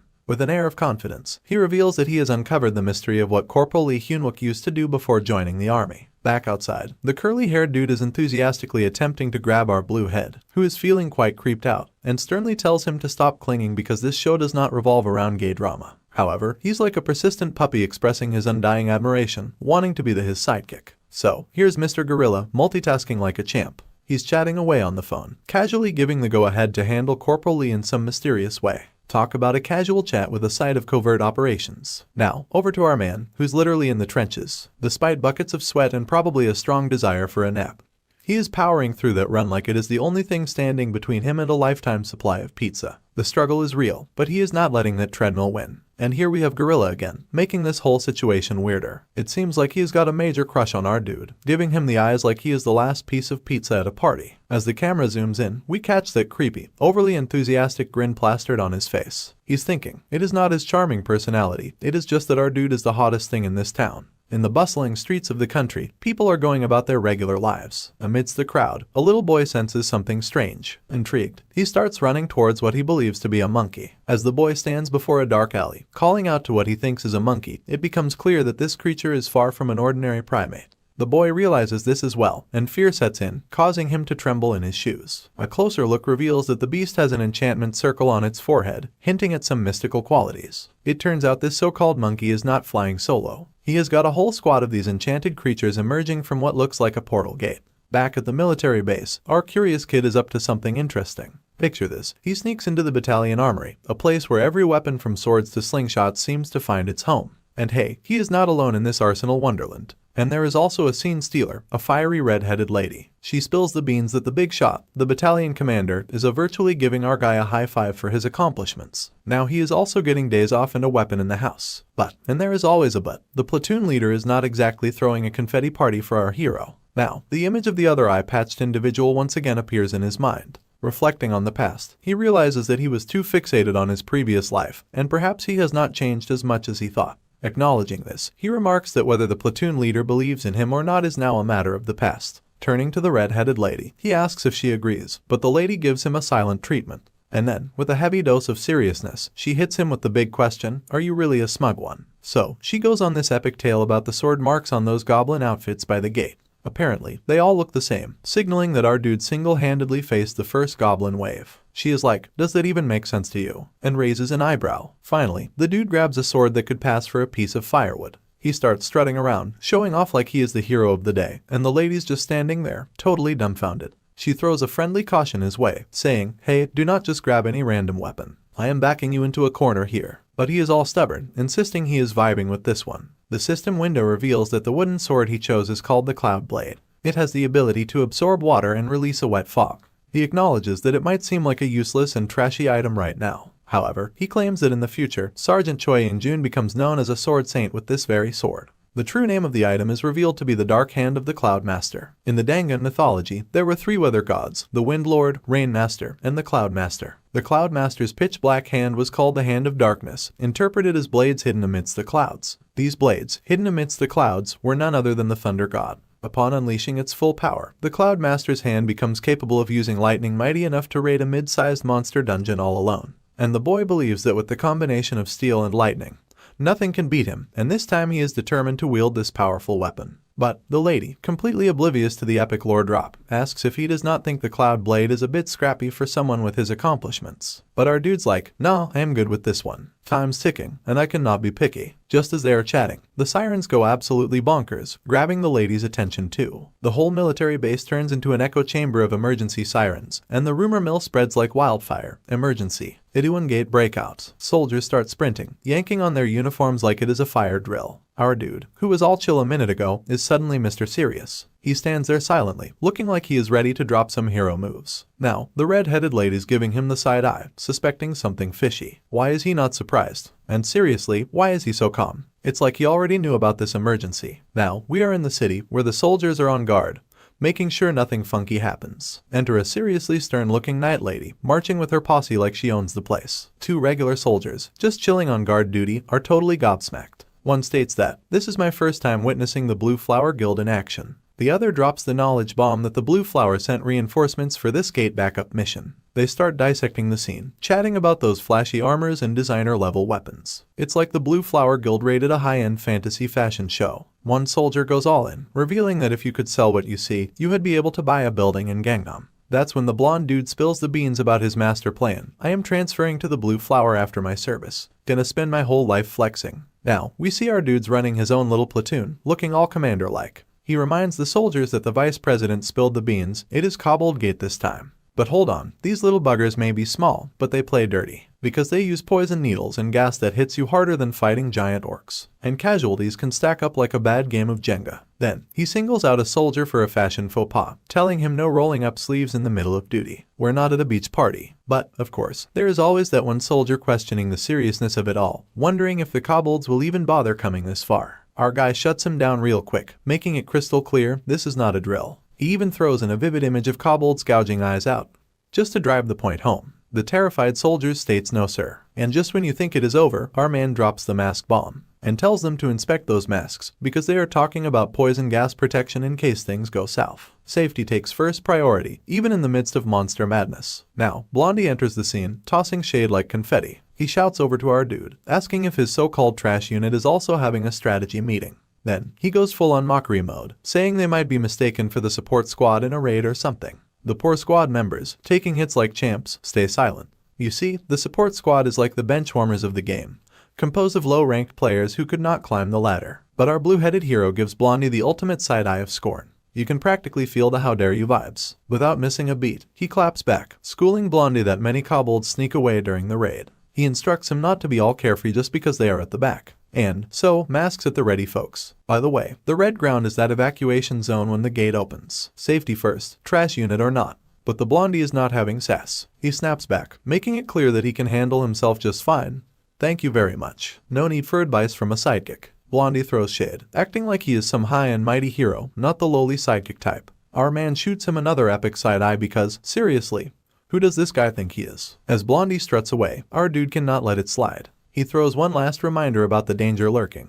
But Blondie just scoffs and states, "Sure, Mr. Squad Commander of the shitty squad." The rest of the squad members stay silent, like they have accepted their trash status. But our man is still fuming. Those bastards made a mockery of his friends and buddies, and he is not letting it slide. Trash or not, they are his trash squad, and he is not taking any crap from Blondie. Overflowing with frustration, our dude unleashes a verbal storm on his squad, commanding them to get themselves together. With a tone so spine-chilling, he hammers home the point that this is not the first time they have heard it. Or is it? He reminds them that this is not some virtual game, it is real life, where lives can be on the line, and growls at them to don't lose your spirit. The squad, feeling the weight of his words, responds in unison, a resounding "yes, sir." He goes on, explaining the kobolds' petite stature, emphasizing the need to target their emotional sensors in the sewers and narrow passages. He declares that there's no time to waste. You've got 20 minutes, and like the obedient bunch they are, the soldiers kick into action, ready to tackle the mission. The countdown begins, and the squad gears up for some serious kobold confrontation. Corporal Lee calls out to Soldier Junmo, and like clockwork,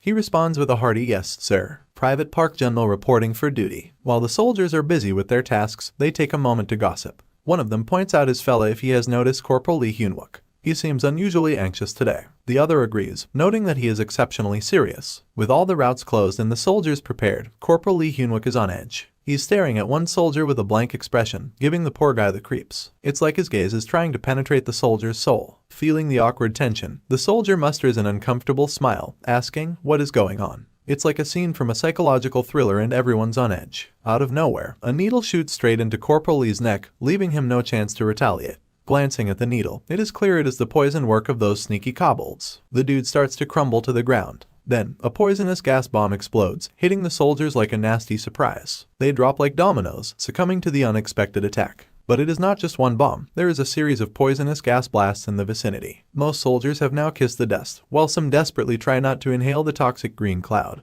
A few soldiers, quick on their feet, scramble to put on their masks, attempting to shield themselves from the poisonous onslaught. Seizing the chaos, the kobolds take advantage, lunging at the soldiers, hell-bent on sabotaging them under the cover of the poisonous gas. It's a ruthless ambush, and the situation just went from bad to worse. Paralyzed on the ground, Corporal Lee can only watch in horror as his comrades are ripped apart. Then, a kobold strolls down towards him, exuding a ferocity that screams big shot leader of the kobold party. The dude's eyes widen in disbelief. This kobold jerk decides it is time to pull a dagger out of his ass and launches his attack. And just when you think it is curtains for our dude, someone crashes into the kobold out of nowhere. The abrupt collision accidentally cuts near Corporal Lee's eye, adding injury to the insult of the poisonous needle. The resilient kobold, refusing to give in, rises once again to his knees, dagger in hand. Amidst the chaos, the injured corporal calls out to his comrade, desperately reaching for help. The comrade rushes to his side, handing him a mask, urging him to put it on immediately. But before Junno can attend to the injured corporal, his head is sent soaring through the air, body left behind in a gruesome display of blood gushing from the severed neck. Helpless, Corporal Lee can only watch in horror as his comrade's head flies through the air, the surreal scene terrifying him to the core. Now, the scene takes a shift to the present, where Park Junno questions Corporal Lee about the reason for summoning him. Here, we unveil the dark truth of our hero's past life. Park Junno was killed by kobolds while trying to save Corporal Lee. What we witnessed earlier was a glimpse into our boy's previous life. In the present, Corporal Lee, scarred by the past, is taking extra precautions. He instructed the soldiers to place sensors in every possible path, a move triggered by the traumatic events he experienced. This explains his overly cautious approach when Blondie was ridiculing them. Now, fully prepared for the impending battle at the rear, our hero is ready to face the kobolds head-on.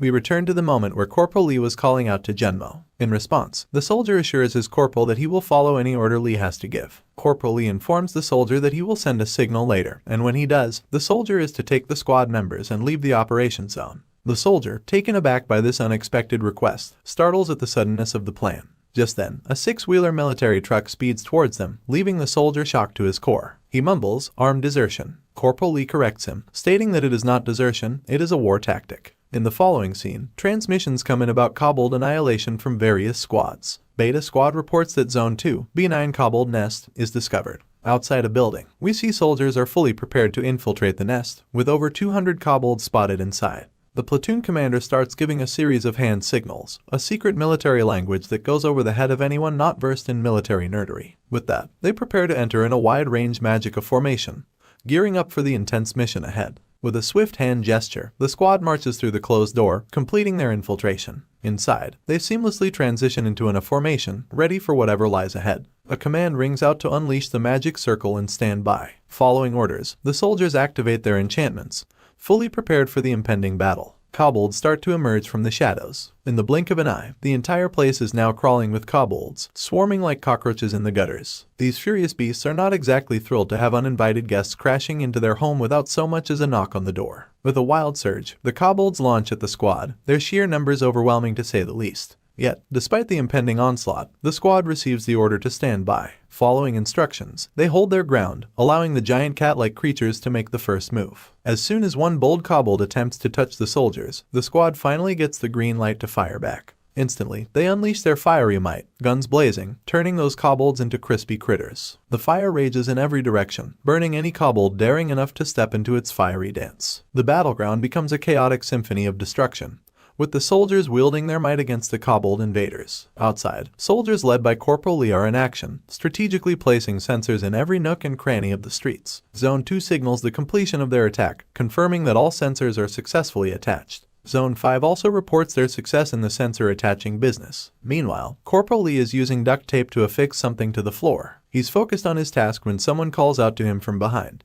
Corporal Lee promptly salutes his senior, revealing that he is attaching motion sensors according to the manual and marking the relevant locations with aluminum tape. Blue Flower Knights proudly stand with their flags fluttering, showcasing their presence. However, an orange-headed individual, Lieutenant Lee Minwi, the Wizard Mage class specialty Warp C rank player, does not seem pleased with what Corporal Lee is up to. He makes it clear that the Blue Flower Guild is here to assess, not fool around over a cobbled gate. Lieutenant Lee Minwi further instructs Corporal Lee that the first platoon will commence its operation in 20 minutes, so the support squad should focus on getting the detox potion. However, Corporal Lee, straightforward as ever, makes it clear that the support squad's mission, as relayed by the Vice Platoon Commander, is to prevent any monsters that might escape from the rear from entering civilian areas. In the background, other soldiers are visibly terrified as Corporal Lee unleashes his frustration at the top of his lungs. The orange head then takes awkward glances around him and starts grinding his teeth upon learning the true mission from Corporal Lee. In a display of superiority due to his high rank, Lieutenant Lee Minwi bullshits our guy with a cocky tone, reminding him not to forget his place just because the battalion commander showed a bit of favor towards Corporal Lee. In a display of superiority, Lieutenant Lee places his finger atop Corporal Lee's head, sternly questioning him about the guy in the barracks. The obedient corporal, like a well-trained dog, immediately replies, "Private Lee Hyunwook," to which the lieutenant asks who has only one gate as real battle experience. Again, the response is, "Private Lee Hyunwook."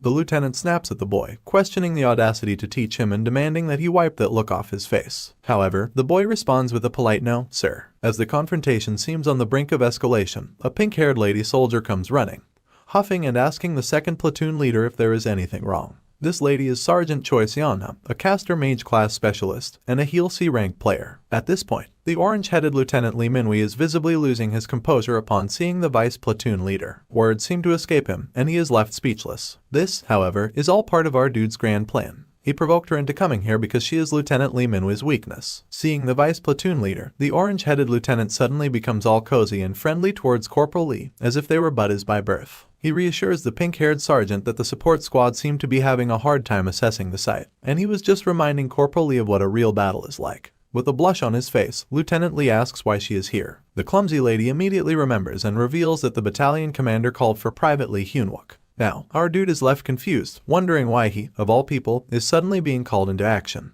At the site, tanks and four-wheelers have gathered, forming a formidable force. On top of a building, a commanding lady oversees the soldiers, standing tall as they await her orders. With binoculars in hand, she carefully observes the preparations, ensuring everything is in order. And then she spots two soldiers on the road below. And one of the soldiers is the pink-head sergeant and the other is Corporal Lee. The sergeant reassures our guy, advising him not to let the second platoon leader get to his head.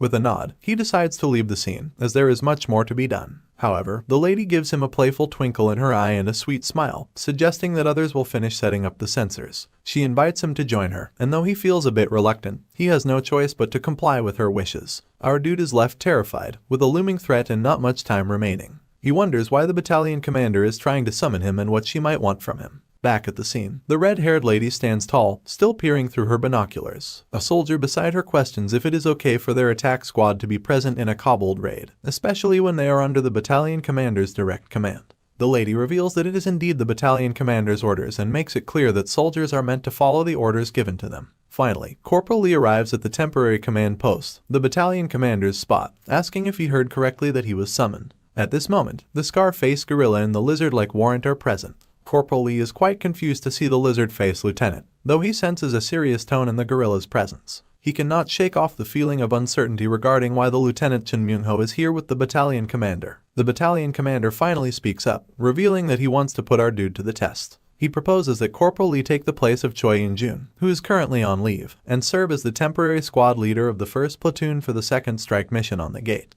Our dude is losing his mind at this unexpected turn of events. He wonders why the baldy is paying attention to him now when he never did before. Despite the confusion, he realizes there is no time for this and immediately addresses the battalion commander. He points out that he has only carried out missions with the support squad since his assignment at the base, and this is not even a drill. He expresses his confusion about why he would put the lives of the 1st platoon on the line during an actual battle. While the outside remains seemingly calm, inside the temporary command post, the air is thick with tension. The gorilla bluntly declares that it is his order, and our dude bites his lips, realizing he has to face the challenge. As they deliberate, the Delta platoon reports that the boss monster has left the cobbled nest. The order comes to personnel on the 2nd and 3rd red rounds to stay alert. Our dude is on the verge of losing his composure, realizing that the kobolds will soon attack the support squad. The urgency pushes him to grind his teeth. He cannot just stay put. The need to get out of there is overwhelming, no matter the cost. He decides to address the battalion commander, stating that he has something to say. The battalion commander, all ears, tells him to go on. Suddenly, a silence descends on our dude as if he cannot muster the courage to speak. Meanwhile, outside, the redhead lady continues peeking through her binoculars and spots a guy running down the streets. Now, the redhead lady is all confused, witnessing this unexpected development.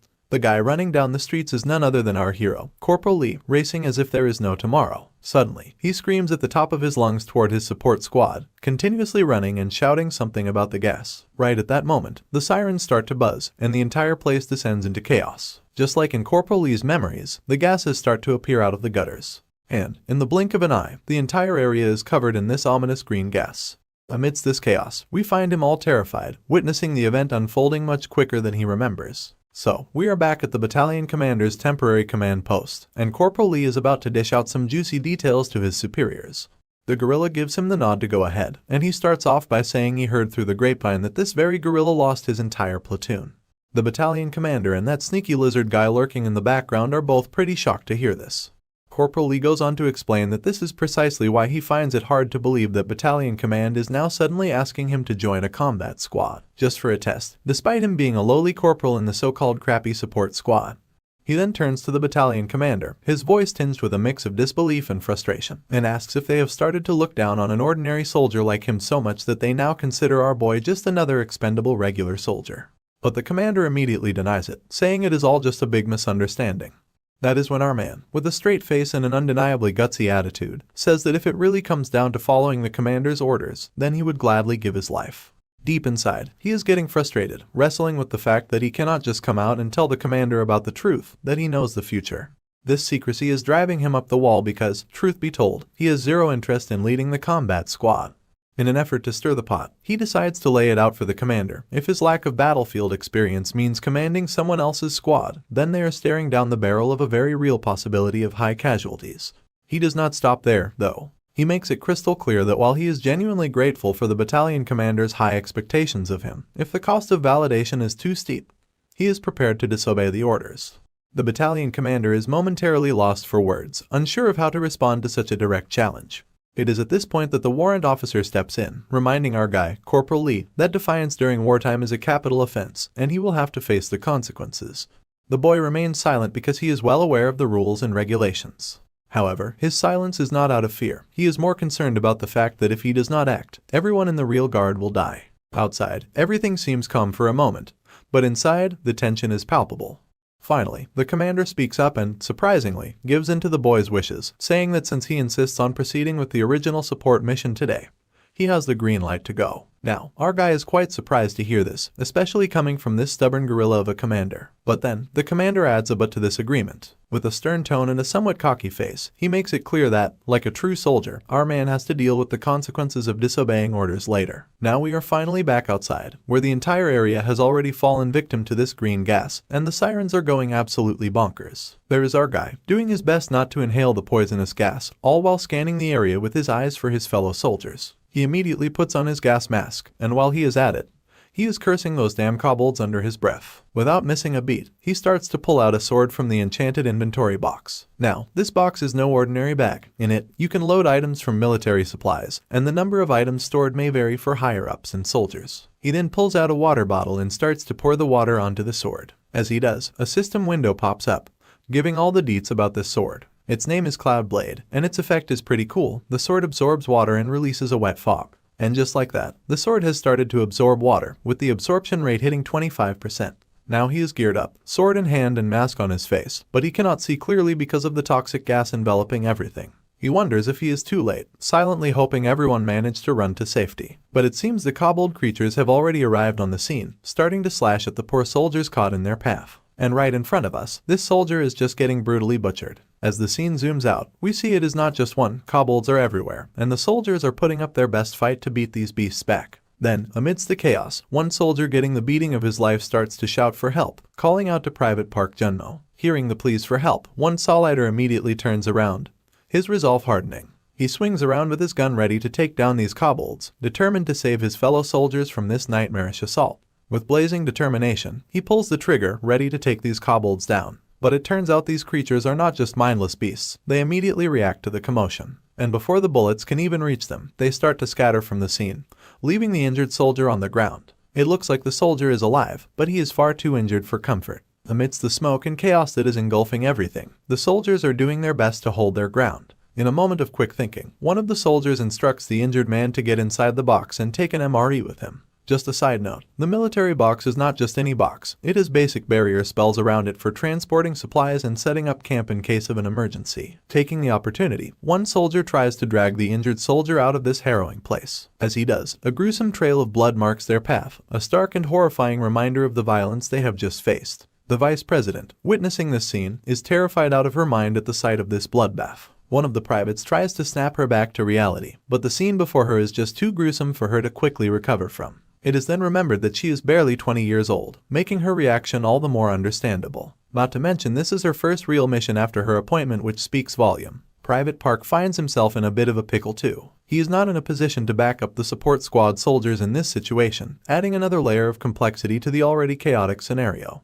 Just when it seems like the situation cannot get any worse, one soldier shouts at Private Park, informing him that they are now out of ammo and down to their last rounds before the magazines run dry. The kobolds are swarming the area, and their numbers are multiplying rapidly. Left with no options and surrounded by the encroaching threat, the grim realization hits Private Park. They might not make it out of this alive. In a moment of desperation, he recalls something and starts to think about what Corporal Lee Hyunwook would have done in this situation. As the chaos intensifies, another soldier shouts back, reminding the vice president that Private On Minty needs immediate medical attention. It is a dire moment, with the soldiers grappling not just with the immediate danger but also with the need to prioritize their wounded comrade. Fueled by a bright idea inspired by Corporal Lee, Private Park springs into action. As the soldier announces the grim news that they have run out of ammo, Private Park is still holding onto a weapon he has pulled from his inventory. With a sense of urgency, he shouts for the attention of the support squad. Reminding everyone that kobolds are obsessed with shiny things, he unveils his plan. He proposes to use the shiny objects as a distraction to lure the kobolds away. That will create an opportunity for the support squad and the vice leader to make a run for it. However, the vice president is not vibing with this idea and asks Private Park what he is talking about.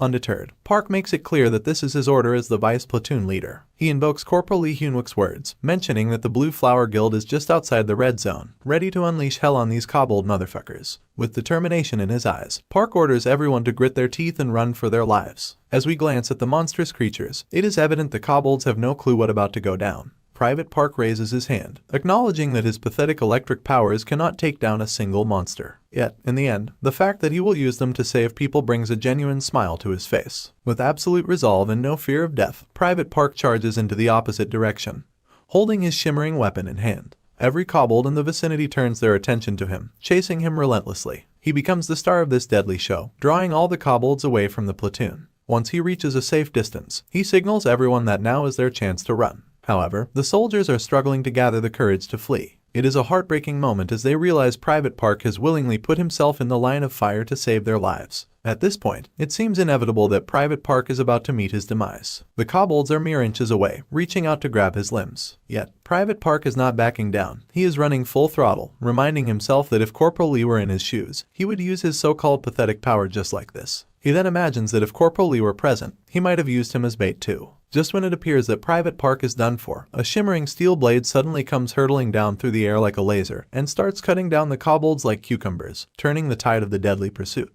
Now, the once fiercely disgusting kobolds have transformed into a juicy feast, while good old Private, completely oblivious to the meaty makeover, is still sprinting like he is being chased by his own shadow. But out of the blue, someone pops up right in front of him. He then takes a direct hit and goes tumbling down like a sack of potatoes. And behold, it is Corporal Lee, all serious, informing Private Park that he has heard every bit of the nonsense he was spouting while on his epic jog. But Corporal Lee is standing there all authoritative and defiant, wielding his sword like he is auditioning for a medieval action movie. The sword starts doing its thing, releasing a wet fog that wraps around the entire area. And voila, this magical fog seems to be neutralizing the toxic gas, casually strolling around like it is on a mission to make everything smell like a fresh morning breeze. So, as Corporal Lee strikes a pose that could rival any action hero, it finally dawns on Private Park that this cool cat is none other than his fellow soldier in action. With a grandiose flourish, Corporal Lee dramatically belts out Private Park's name. Now, poor Private Park is all kinds of terrified. He stammers and mumbles, desperately trying to convince Corporal Lee that it is all a big misunderstanding.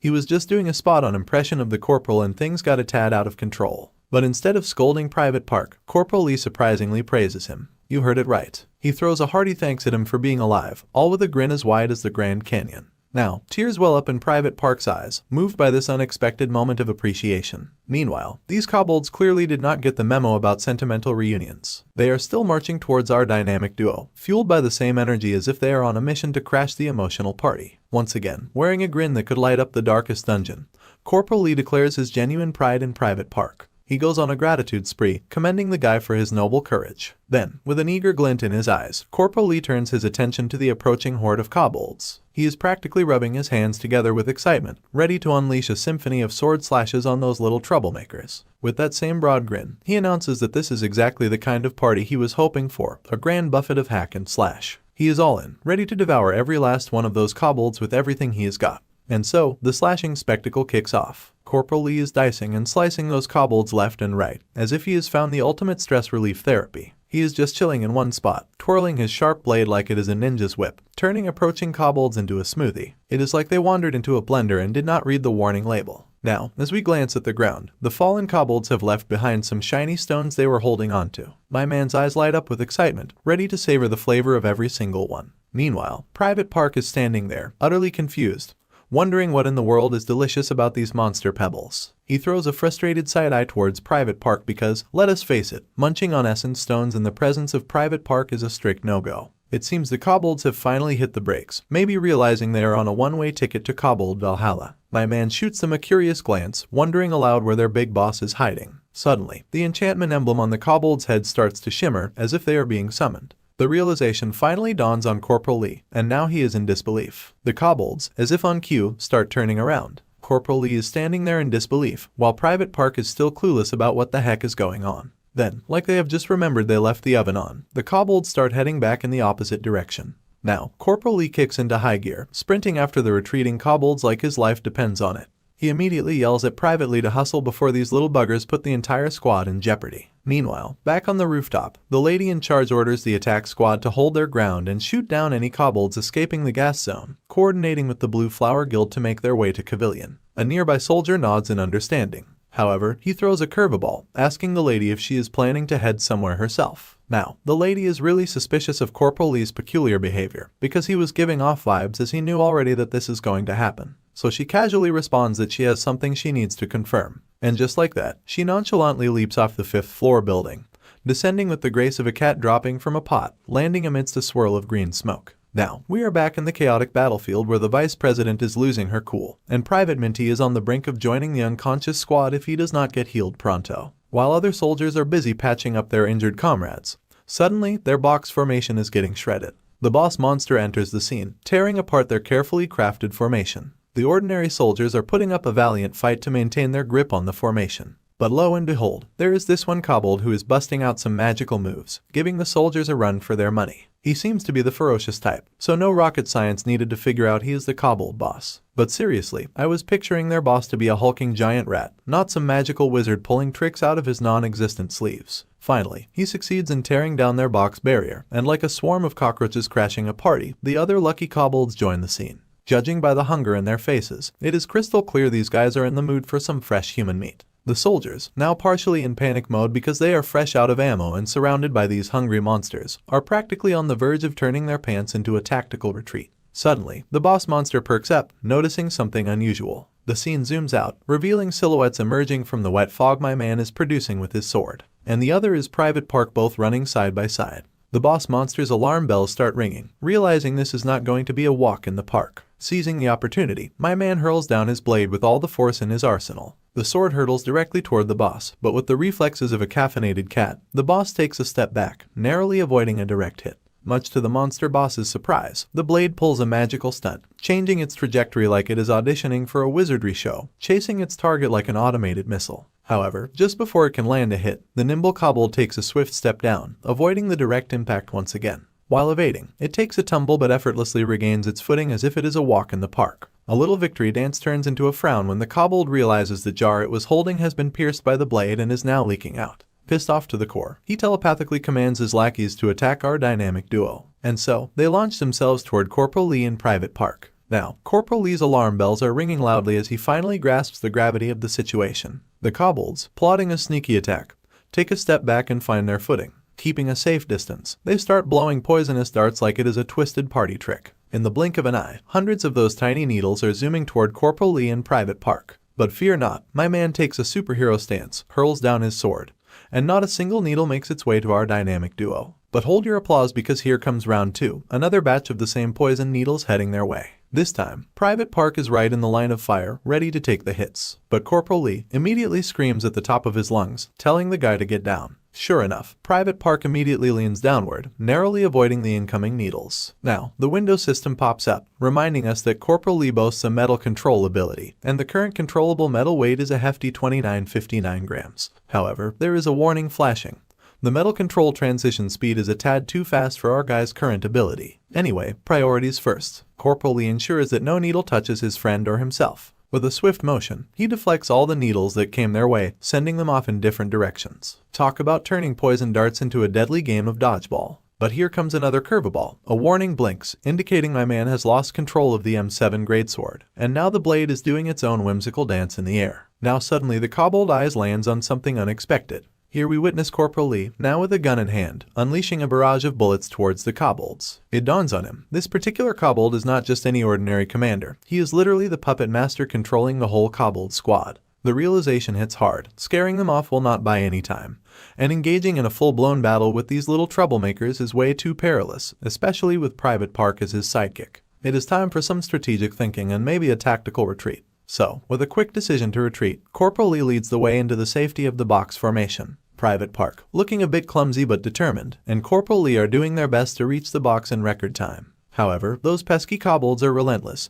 throwing their poisonous darts once again. Now, they are just a few feet away from the box, but before they can make it to safety, the darts are closing in, mere inches away from hitting their mark. Quick on his feet, Corporal Lee utilizes his metal manipulation once more, successfully diverting the needles away from their tragic trajectory. With a nimble jump, Private Park finally makes it inside the safety of the formation. Corporal Lee also takes a step behind him, sealing the box and leaving those persistent kobolds out in the cold. At this point, the darts are futilely hitting the force field of the safety formation, unable to penetrate through. The kobolds, clearly displeased by this unexpected setback, are starting to get riled up. To really get under their scaly skin, my man decides to flex his funny grin at the kobolds, as if he is practically trying to provoke them. It is like he is throwing a little insult party just for them. Inside the formation, we see soldiers tending to their injured comrades while the vice president is having a meltdown on the side. The other injured souls start to kick back a bit upon seeing Corporal Lee finally back in action. Immediately, Private Park turns to Corporal Lee and breaks the news. Private Minty has lost consciousness. It is a serious situation amidst the chaos. Corporal Lee shoots them a doubtful glance, wondering what on earth they are talking about. After all, they have got the vice president, who is considered the best healer in town. However, it becomes apparent that the lady is going through a full-blown breakdown and is too terrified to even move or flinch. Corporal Lee, now with a hint of sternness in his tone, asks her what the heck she is doing. Private Minty is on the brink of departing for the heavens, and every second counts. Unfortunately, she is in the midst of a panic attack. And to make matters worse, she is the sole healer in the state, the last hope for their injured comrades. It is a desperate situation, to say the least. Corporal Lee gives her an even more terrifying glance, a silent plea for her to snap out of it. Then, he takes a deep sigh and addresses the vice president by her name. Immediately, the lady seems to come to her senses, likely starting to wonder what is going on. As she lifts her gaze, she sees Corporal Lee towering above her, sternly telling her to come back to her senses. The stakes are high, and everyone's lives are hanging in the balance in the midst of this battle. It is a wake-up call for the healer-in-chief. Now, he urges her to snap back if she does not want to live with the regrets of not helping her comrades throughout her life. Drawing from personal experience, Corporal Lee shares how horrifying life becomes when burdened with lingering regrets. Finally, his words seem to weave a magic spell, gradually sinking into her previously clouded mind.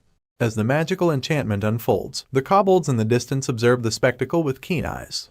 Inside the formation, we see the vice president finally snaps back to reality and starts channeling her magical abilities, ready to perform wonders and heal the wounded soldiers. At last, we see a moment of hope amidst the chaos. The story resumes, and while the vice president is fully engaged in healing, Corporal Lee inquires about the soldier's well-being. She then reveals that he has lost a significant amount of blood due to being late. But she is all determined not to give up on saving him. In response, my man throws her a pleasant thank you with a warm smile. Now, he decides to borrow all the blades from his fellow soldiers and starts manipulating them with his abilities. Private Park, in complete disbelief, questions Corporal Lee, wondering if he is actually planning to face those bastards head-on. grinding his teeth out of frustration. Corporal Lee makes it crystal clear that he is itching to give those creatures a taste of their own medicine. Now, the scene shifts, and we see someone of high authority cruising down the highway in their luxury car. Meanwhile, the lady, after taking a phone call, abruptly cuts it. It becomes evident that she is quite fond of spiders, as we can see one casually chilling around on her shoulder. As we take a full look at her, we see the lady sitting there gracefully, mentioning a plan to pay a visit for some consolation. There is an air of mystery and authority around her, making it clear that she is not one to be taken lightly. On her way, she instructs her driver to head to Itiwan. Now, we are back in the arena where my man is casually strolling through the green smoke, supported by the daggers that seem to dance around him. He stumbles upon the mark he made with the duct tape before the kobold attack. As he stands there, we see the kobolds are gearing up for the impending action against our formidable guy. At this point, the boss monster, in particular, is grinding his teeth at the mere sight of our boy. Telepathically, he commands his lackeys to get ready for the showdown. Meanwhile, he is still standing over the duct tape mark, his daggers floating around him, providing a full-blown cover from every possible angle. With a devilish grin etching on his face, it is apparent that the prey has walked right into the perfect hunting spot, and the night is about to get a whole lot crazier for him. Shifting perspectives, we take a full look from above, revealing that this place is the center mark where he strategically set up boxes and sensors at the desired location. The only margin of error is a section of Area A, commanded by Vice President Choi Seonha, the pink-haired lady. Now, he is all fired up, realizing that it is game over once he gets his hands on the kobold's leader, the puppet master pulling the strings from behind the scenes. Right on cue, he whips out his metal detector and scans the entire area, revealing the whereabouts of every sneaky kobold lurking in the shadows, just waiting to pounce on our unsuspecting hero. And any metal he does not recognize outside of this area must be those pesky kobolds up to no good. Finally, the showdown kicks off, and he readies his daggers, manipulating them with his metallic powers. Then, just as things get intense, the system window pops up again, dropping the deets about the consume effect.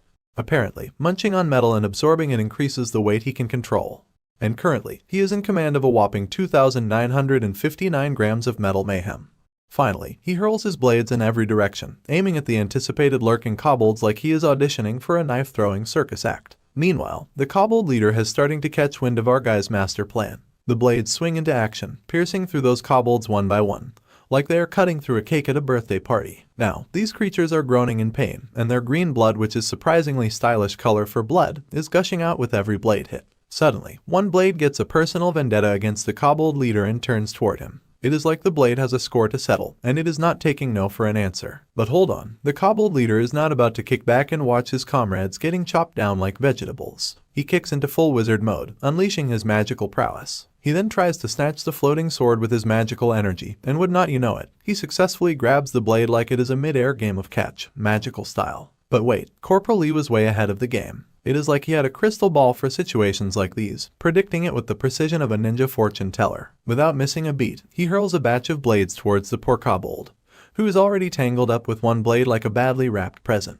These blades are coming from practically every direction, and this kobold is standing there like he is the designated target for a medieval knife-throwing carnival act. Just when you think it is game over for our screeching kobold friend, he lets out a scream that could wake Super Saiyan 4 before Goku even gets a chance. Corporal Lee's eyes widen in disbelief, as if he has just witnessed Superman himself dropping into the scene. As the scene zooms out, shockingly, the kobold has somehow managed to grab all 5 of the blades that were coming at him. Now, this kobold seems to be beyond angry. In a move that is either brave or just plain foolish, my man decides to taunt the already furious creature by flaunting his hand gestures, attempting to manipulate those daggers further. He kicks it up a notch by using his power of steel manipulation, all while trying to sweet-talk the kobold into giving back his precious daggers. But then, out of nowhere, the system window decides to chime in with a reality check, warning him that his daggers are bound by a force even higher than the weight he can control. Now he is startled, like someone who just realized their superpower is not as super as they thought. And the kobold seizes the opportunity to unleash his lackeys. They get the signal from their boss to attack, and without wasting a single moment, these kobolds start launching needles at our poor guy.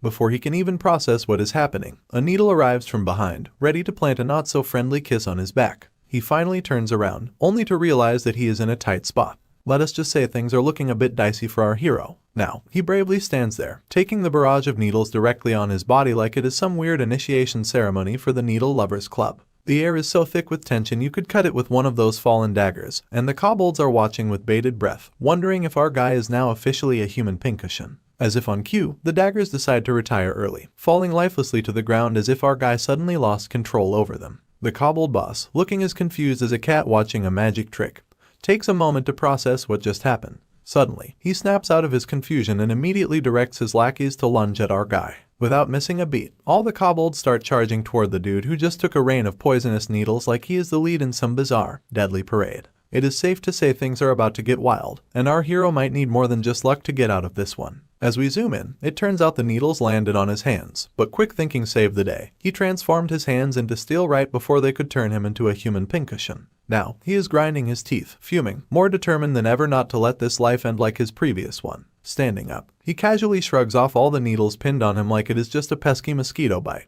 Behold, his steel muscles are now on display, the unsung heroes that just saved his behind from an untimely demise. With a triumphant move, he retrieves his daggers, and now they are spinning in the air like he is auditioning for a knife-throwing circus. Our guy is beyond pissed. It is like these kobolds just stomped on his very last nerve. The kobolds launch towards him, ready to take him down, and, on the flip side, the daggers are coming right at him. With a booming voice and a dramatic hand gesture, he screams for everyone to get lost. The daggers respond to his fury, slashing through the air with a vengeance. They move so fast around him that it is like a tornado or maybe a blender, and the kobolds are getting cut left and right like cucumbers in a salad. This spectacle of sheer strength is so intense, you can practically see it from far away. Finally, after an intense showdown with those pesky rats, he stands amidst the settling dust, looking like a warrior straight out of a metal album cover. The kobold leader is having a reality check, wondering what just hit him. He directly calls out to this motherfucker of a kobold mage and, with determination in his eyes, he tells him it is time to settle the score. And so, the kobold decides it is time to get serious, taking an offensive stance while simultaneously unleashing a mysterious green gas from his jar, setting the stage for this impending battle. On the other side stands our guy, surrounded by the swirling green gas. Unfazed, he whips out his sword, conjuring a wet fog that pours out to counter the poisonous effects of the kobold's gas. Amidst the thickening smoke, he reminds the wizard kobold that he has put a lot of effort into ensuring a fair and square match, and he is not vibing with this smoke disguise idea. Now, armed with his trusty metal detector, he starts scanning the surrounding area. Even in this dense fog, it is as clear as day to him where this tricky kobold is standing. It is like he is playing hide and seek, but our guy brought a cheat code in the form of high-tech metal detection. Now, having learned a thing or two from past confrontations, our guy believes it is too reckless to throw the daggers at the kobold like last time. He is aware they will just get trapped, so he has to tread carefully. Taking a closer look at the kobold, he notices something unusual. The wizard is strangely firm on his feet, not making any movements at all. As our boy takes a look down, a shimmering red energy descends towards him, aiming to catch him off guard. On the other side, the kobold is stretching his magical energy as far as possible, attempting to reach our guy. Finally, the energy whips extend and grab Corporal Lee by the leg, causing him to take an unexpected tumble to the ground. Courtesy of the kobold's energy whip. Now fully geared up for revenge, the kobold lifts our guy from the ground and elevates him into the air, going higher and higher into the sky. With a fierce flick, he hurls our guy forcefully from above, sending him crashing into the ground below, creating a cloud of dust in his wake. The kobold starts feeling victorious and starts laughing like a maniac, thinking he just hit the jackpot. The fucker stands confidently, sporting a grin of triumph. But much to his surprise, his joy is cut short when he hears our guy calling out to him from the midst of the chaos. Now, our man's had enough of playing the hero. He is ready to embrace the role of the villain in his own story. Why? Because he simply cannot tolerate a pesky rat of a kobold laughing at him. As we take a peek at his legs, they have transformed into steel before he could even hit the ground. Despite bleeding from his mouth, he is on fire, not just from the fall, but from the sheer determination to end this conniving kobold who keeps dragging him through the depths of hell, reminding him of his previous life again and again. On the other side, the kobold is still spouting mad noises from his mouth, fueled by anger that matches our guy's. He then vanishes from his spot like a flash, but this time, he is not going anywhere unnoticed by our guy's keen eyes. On the flip side, the kobold is tearing through space at lightning speed, rushing down toward our fella. In a blink, he appears behind our boy, readying his dagger to catch him by surprise. However, our man, showcasing his lightning-quick reflexes, effortlessly dodges the attack by taking a step back and firmly planting his feet on the ground. Now, he is even more pissed, not just from the attack, but also from the audacity of this little rat trying to strike from behind. He hurls down his sword right back at him, all the while telling him that getting stabbed from the back is the thing he despises the most. However, this cunning bastard of a kobold counters with his own dagger, but the expression on his face reveals that he is finding himself in a tight spot. Now, Corporal Lee channels his body strength into his legs, turning them as hard as steel, and delivers a devastating blow to this bastard's face. The kobold is sent soaring through the air, crashing and bouncing on the ground like a pebble in a water pool with no brakes. While this sorry excuse for a rat wizard lies on the ground thoroughly beaten, Corporal Lee makes it abundantly clear that he has envisioned this very moment for a long time. Finally, he is having his revenge against kobold backstabbers like him. Leaning over the battered kobold, he states with a mix of triumph and righteous anger that this little rodent is the first one to meet his end at his hands. He even throws in a sarcastic note, telling this creature to feel honored for being the pioneer in this grim lineup. With that mask crushed beneath his boot, my man is grinning like a boss. The battered bastard on the ground can no longer use that crappy magic, and Corporal Lee is ready to cure his past trauma by taking his revenge. He hurls his daggers at the kobold, and like boomerangs, they come back slicing down this rat from every direction. The dagger this creature once held is now on the ground, and his smoke jar has turned into rubble. Despite the 1,000 cuts, the rat motherfucker surprisingly still clings to life. Undeterred, Corporal Lee grabs him by the mouth, preparing his sword like a devil about to strike the final blow to this kobold's head. It is payback time, and it looks like the score is about to be settled in the most satisfying way possible. But just before ending his life, Corporal Lee lets the rat wizard know that because of him, he spent years like a cripple. He reveals that the daggers that just sliced him 1,000 times were once wielded by squad members whom this kobold wizard killed in his previous life. As the rat's life hangs in the balance, the image of Private Park appears in Corporal Lee's mind. Private Park, a kind and happy soul, always admired Corporal Lee. Yet, one day, this bastard had severed Park's head from his body, a haunting memory that still grips Corporal Lee to this very day. It is a moment of reckoning, where past grievances surface, and the weight of revenge takes a toll on both the victor and the vanquished. With a searing determination, Corporal Lee thrusts his sword into the kobold's belly, exacting a brutal payback for what he did to his comrades. As the sword starts to pierce the creature, a window notification pops up, stating that Cloud Balse is absorbing the blood of an elite monster, and the energy being filled is of an unknown nature. The progress bar indicates it is 1% charged. Ignoring the digital prompt, Corporal Lee drives the sword deeper into the kobold's belly, the creature desperately trying to let out screams of agony. Meanwhile, Kobold's own dagger, lying on the ground, starts to shimmer. With his steel manipulation ability, Corporal Lee brings the dagger towards him, stopping it right before the kobold's forehead.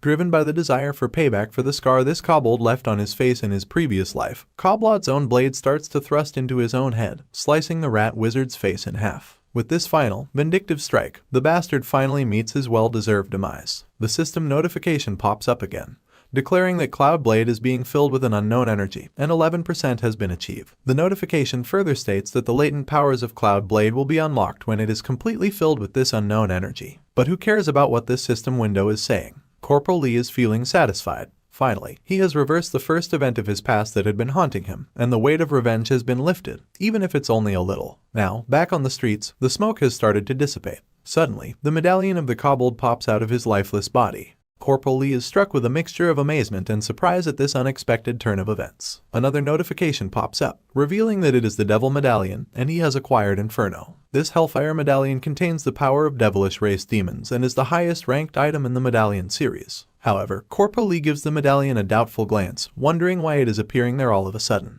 Also, this Devil's Medallion, Inferno, is believed to belong to a leader of an undead army. It is believed that the undead army led by this mysterious guy was hell for the surviving humans, making him humanity's worst villain, and this villain is a necromancer. However, there is virtually no intel about this guy, and the mystery surrounding him deepens. My man, though, has one crucial piece of information, specific growth traits that they have in common. He has always kept hidden the fact that he can advance from an F rank because of this specific growth trait. This trait allows one to grow through a specific method, not through normal combat or training. We further learn that in Corporal Lee's previous life, he barely managed to end the battle at his Blue Lava Golem workshop, acquiring a mere replica of Inferno, which was an imitation of the original. Now, he is filled with curiosity. Why is this original Inferno the genuine Hellfire Medallion is appearing out of nowhere? He then starts to lose his brain cells, wondering if there is something else he is not aware of. The poison gas is almost gone, so he decides to eat it before anyone see him eating this thing. But before he could take a bite out of it, the redhead lady appears behind him and calls out a name that leaves the dude sweating buckets. Now she draws her weapon and sternly asks him who the hell he actually is, and she further questions him what is he hiding. At this point, this goofball just does not know how to respond, and one thing he is clear on is that he is royally fucked. Then, the spider lady arrives at the scene and cuts through the thick tension with her resounding voice of claps. She takes off her mask, and with her delicate lips, she lets out that the battle she just saw was impressive. As this spider lady closes in on the vicinity, the red-headed lady introduces herself as the captain of the 1st Battalion Attack Squad of the 3rd Amp Brigade. She sternly informs her that they are inside a military operation area, and civilians are not allowed. However, the spider lady pays no heed to what the redhead is blabbering about and strides straight toward our guy. It seems like she is on a mission of her own and is not easily deterred by military protocols. Without beating around the bush, she greets our guy and introduces herself as Catherine Yu, the head of the Soul Attack Unit of the Blue Flower Guild. She also extends her hand with her guild card. The boy is playing hard to get, ignoring the lady's fancy moves as she clings to that card like it is the last slice of pizza at a party. She throws him a curveball, asking if he has been living under a rock and does not recognize her. But, from the expression on his face, it is crystal clear he is not suffering from amnesia. Turns out, she is on his hit list, and revenge is on his mind. Now, let us rewind and peek into his past. There is this feisty redhead with a shield bigger than my weekend plans, trying to play firefighter and stop the flames from toasting her marshmallows. In the midst of the chaos, she is giving the dude a lecture telling him to get his act together, and insists him to survive this hot mess. Corporal Lee tells her to get out of the way, but this lady's playing statue and refuses to budge. And later, she ends up being the tragic victim of these creatures crawling above her. And the reason for her death falls on this lady, Yuhina, a true murderer of Seo Yuna. Now back to the present. The spider lady, not receiving any response from our guy, assumes he probably does not recognize her. Nonetheless, she leaves him with one thing clear: rejecting her offer means losing a huge opportunity laid in front of him. But our dude could not care less about her glorified guild and is probably daydreaming about giving her face a makeover. The tension is thicker than peanut butter on a winter morning. Then, out of the blue, the redhead breaks the tension, reminding Miss Spider that this is not a tea party, it is a military zone, and orders her to skedaddle pronto. Spider Lady, feeling the heat, lets out a frustrated sigh. With a glare that could freeze the sun, she snaps back, reminding the redhead about military decorum. She insists on being addressed by her proper title, the head honcho of the Soul Attack Squad from the Blue Flower Guild. Now, it is like a staring contest on steroids between these two ladies, shooting daggers at each other with just their eyes. My man's caught in the crossfire of this intense glare-off, feeling as uncomfortable as a cat at a dog show. But just when things could not get any more awkward, a military truck makes its dramatic entrance in the scene. The thing screeches to a halt, grabbing everyone's attention. Out steps none other than the big cheese himself, the battalion commander. The commander scans the scene, first left, where he spots the deceased kobolds, then right, where their leader lies sprawled out like a discarded sandwich wrapper. At this point, Corporal Lee is sweating buckets now, envisioning all sorts of doom and gloom scenarios. Then the commander starts shooting him a skeptical look. Meanwhile, Corporal Lee's mind is doing the limbo out of his body, attempting to slip away from his physical self, urging him to handle this shit on his own. So, we are back in action, and the battalion commander slices right through the heavy air of tension when he meets the department head of the Soul Attack Squads. With a grin, he says it has been ages since they last faced off. The lady fires back with the same vibe, wondering how things are holding up. Then, the battalion commander does not miss a beat to show his thanks for the reinforcements sent over by the Blue Flower Guild. But he lays it down straight. This is military ops territory, and sneaking into the action zone without the green light is a no-go, even for the Blue Flower Guild. So, he politely, but firmly, suggests she makes an exit. She then lets out a sigh of disappointment, rolling her eyes at how predictably inflexible typical soldiers can be. Yet, to pique everyone's curiosity, she hints she was just about to get to the best part of the story. But she decides to let it go. Then, out of the blue, she kisses the guild card she has been holding, leaving a delicate mark of her lipstick on it, and slides it into our guy's uniform pocket. With a wink, she tells him to call her later. After that, the lady makes her grand exit from the restricted area, and the battalion commander immediately calls over our boy, the corporal. The corporal snaps to attention and reports in. The commander then drops the bombshell. From this moment on, the corporal himself is being promoted to squad commander for the kobold operation. He orders him to make the rescue of the survivors the top priority, and entrusts him with the task of assigning roles to the squad members. Corporal Lee does not say a word in front of his senior, he just takes it all in stride. But deep down, he is really not feeling the whole spiel the commander has dumped on him. The commander then lays down another order, telling him that once the dust settles and the operation wraps up, Corporal Lee needs to report back to him in person for a debriefing. With the unyielding energy of a soldier, Corporal Lee responds with a crisp yes, sir. But just as they are about to part ways, the redhead lady shoots him a soul-piercing glance. And just like that, Corporal Lee feels a shiver run down his spine, all thanks to her intense gaze. A week has flown by, and we are outside the 3rd Armored Brigade, 1st Battalion, where everything seems peaceful. Suddenly, a system notification pops up, announcing that the absorption of Devil's Medallion metal is complete, and the controllable metal weight has increased by 499 grams. Now, Corporal Lee can manipulate a total weight of 3458 grams with his powers. Shifting the scene, we find ourselves outside the boys' bathroom, where it sounds like someone's really going through it, puking their guts out.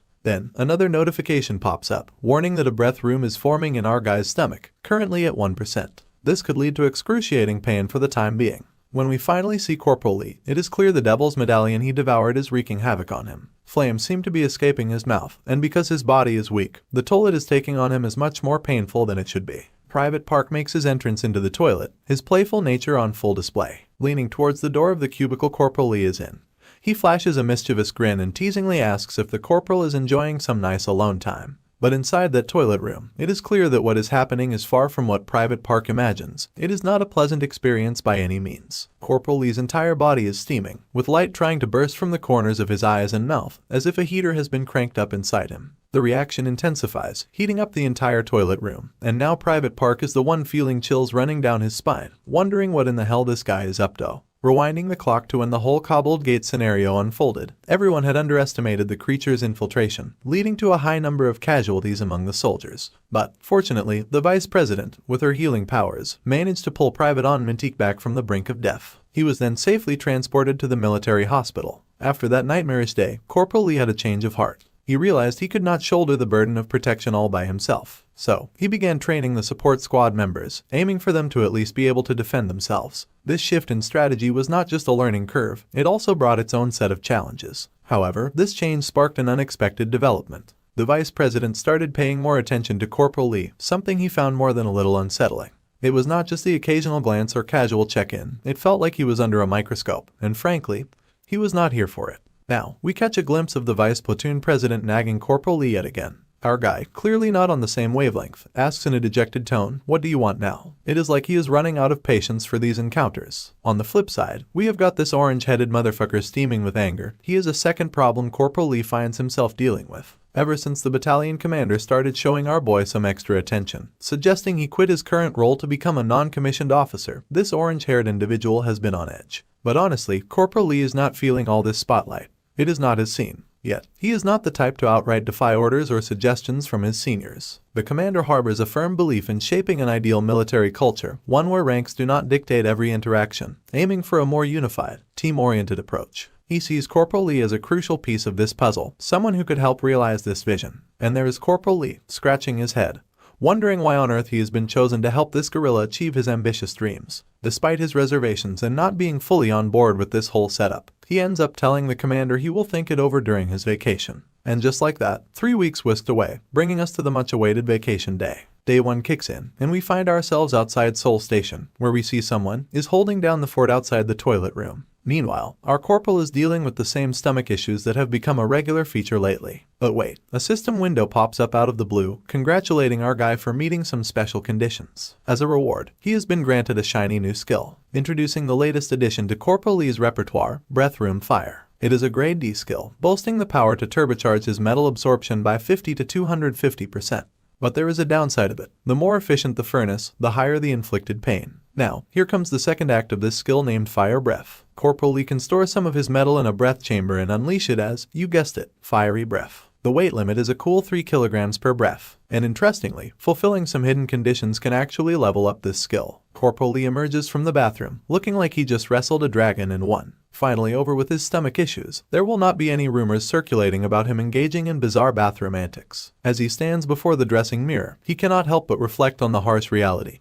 He is not sure if his current powers and abilities are up to the task of handling the next gate. In a somber moment, we are transported back to a grim episode in his past. The battalion commander, facing an angry mob of people, questioned about his commitment to helping and the potential abandonment of Seoul Station. The crowd demands clarification, wondering if the commander plans to forsake the citizens inside the station. Inside the station building, innocent civilians are trapped, screaming for help, their bodies covered in blood from head to toe. These haunting memories continue to plague Corporal Lee, and he is determined not to let history repeat itself. The thought of innocent lives at stake fuels his resolve, pushing him to do whatever it takes to change the gruesome future, even if it costs him his own life. It is a heavy burden he carries, but Corporal Lee is dead set on rewriting the narrative and preventing the horrors he witnessed from playing out once again. As Corporal Lee strides down the familiar halls of Seoul Station, he is determined to use this vacation to gear up for the looming threat, dead set on changing the future of the city. Meanwhile, the vice president, looking like she is ready to unwind, is about to light up a cigarette. She casually remarks about how it has been ages since her last vacation, and also throws in a colorful comment about military life which are actually not that colorful. But her plans are thwarted as her lighter decides to play hard to get, leaving her cigarette unlit and probably her mood a little darker. Just as frustration sets in, the universe decides to intervene.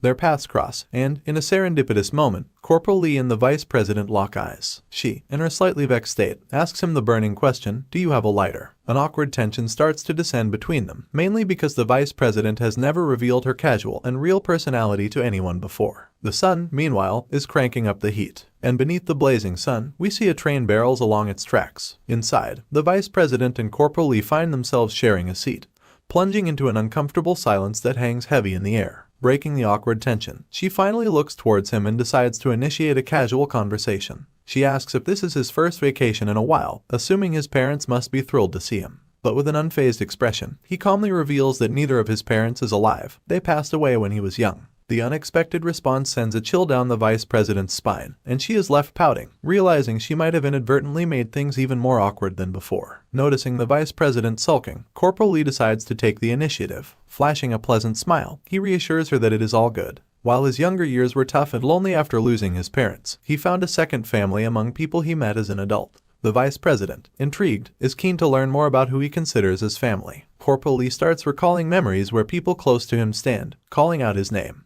With nonchalance, he mentions friends and coworkers, and then, with a subtle emphasis, he adds comrades in arms, of course. It is a casual way of encapsulating the unique bond formed in the military, a camaraderie that goes beyond mere friendship. Now that he has finally touched down in Yongyungpo, there is only one thing playing on Corporal Lee's mind. With just 4 days and 3 nights for this whirlwind vacation, he has got to prep himself for the future. With a broad grin, he spills the beans that topping his prep list is the timeless classic, getting his hands on some cold, hard cash. Now, he finds himself squinting at a guild advertisement billboard like it is the answer to life, the universe, and everything. Turns out, the bigwig behind the company, Blue Tree, is swimming in a pool of trillions. Meet Gordon Tracy, the dude casually sipping his vine while raindrops of dollar bills fall around him. His black money swims underwater. Mr. Moneybag here has not only purchased high-ranking powerful folks but also some serious players and valuable items. Slowly but surely, he has taken the reins and turned everything into his own personal playground. According to our hero's insider scoop, they lost to the villain for a variety of reasons.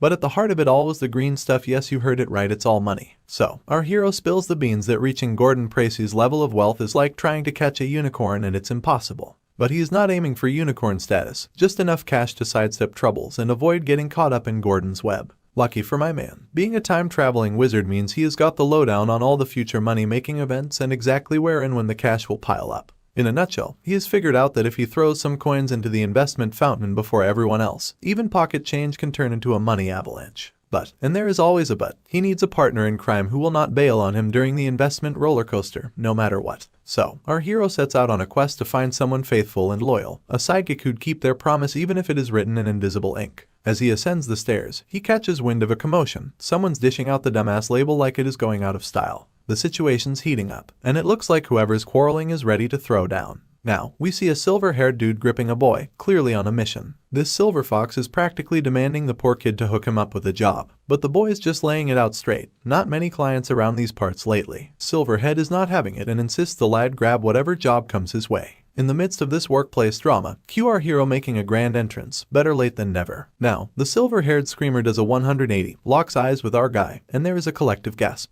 Suddenly, the silver hothead has transformed from an angry bird into a cool cat. With a wide grin, he struts over to our guy as if they are old buddies. Let us rewind to a time when Silverhead was not looking so intimidating. This was their first encounter, and he is also awakened just like Corporal Lee. We also get to see Corporal Lee, young and sprightly, returning Silverhead's introduction with an equally pleasant smile and greeting. Back in the present, as Silverhead starts getting cozy with Corporal Lee, the Corporal throws some ice on the party with a stern reminder that they are not exactly buddies enough to be exchanging pleasantries. So, giving the cold shoulder to Silverhead, our hero strides toward the other boy like it is no big deal. Meanwhile, Chubby Fella pipes up and asks Corporal Lee why he is even here, stirring the pot a bit. But Silverhead is not ready to let the drama die down just yet. He turns back to Corporal Lee and throws out a zinger, wondering if the Corporal had his own brain for lunch. With a flicker of defiance, Corporal Lee shoots back with an equally frosty glare. But Silverhead is not backing down, oh no. He fires off another question, taunting Corporal Lee about forgetting all the good old memories and offering to refresh his memory with some real talk.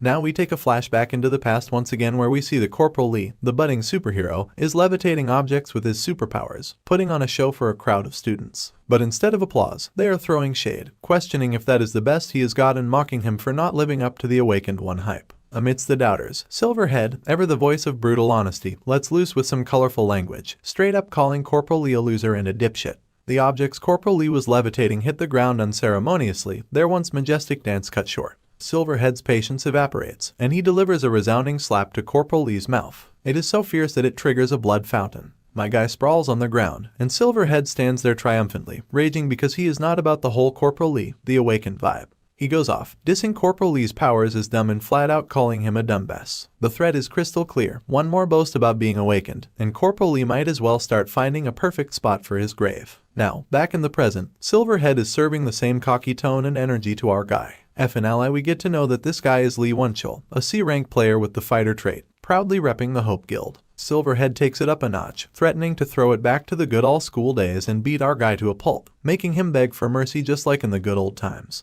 In a classic power move, Silverhead orders the chubby dude to scram unless he wants a front row seat to our impending brawl. But our man, the epitome of casual coolness, fires back with a nonchalant give it a shot. Unfazed, our hero stares down Silverhead with the icy calm of a seasoned poker player, inviting him to go ahead and try his luck at murder. Corporal Lee must have hit the last nerve because Silverhead loses it. He winds up for a punch, aiming straight for Corporal Lee, who stands there like a statue, completely unimpressed. But the fierce punch freezes midair as a pen hovers menacingly in front of Silverhead's eye, ready to ink him a new one.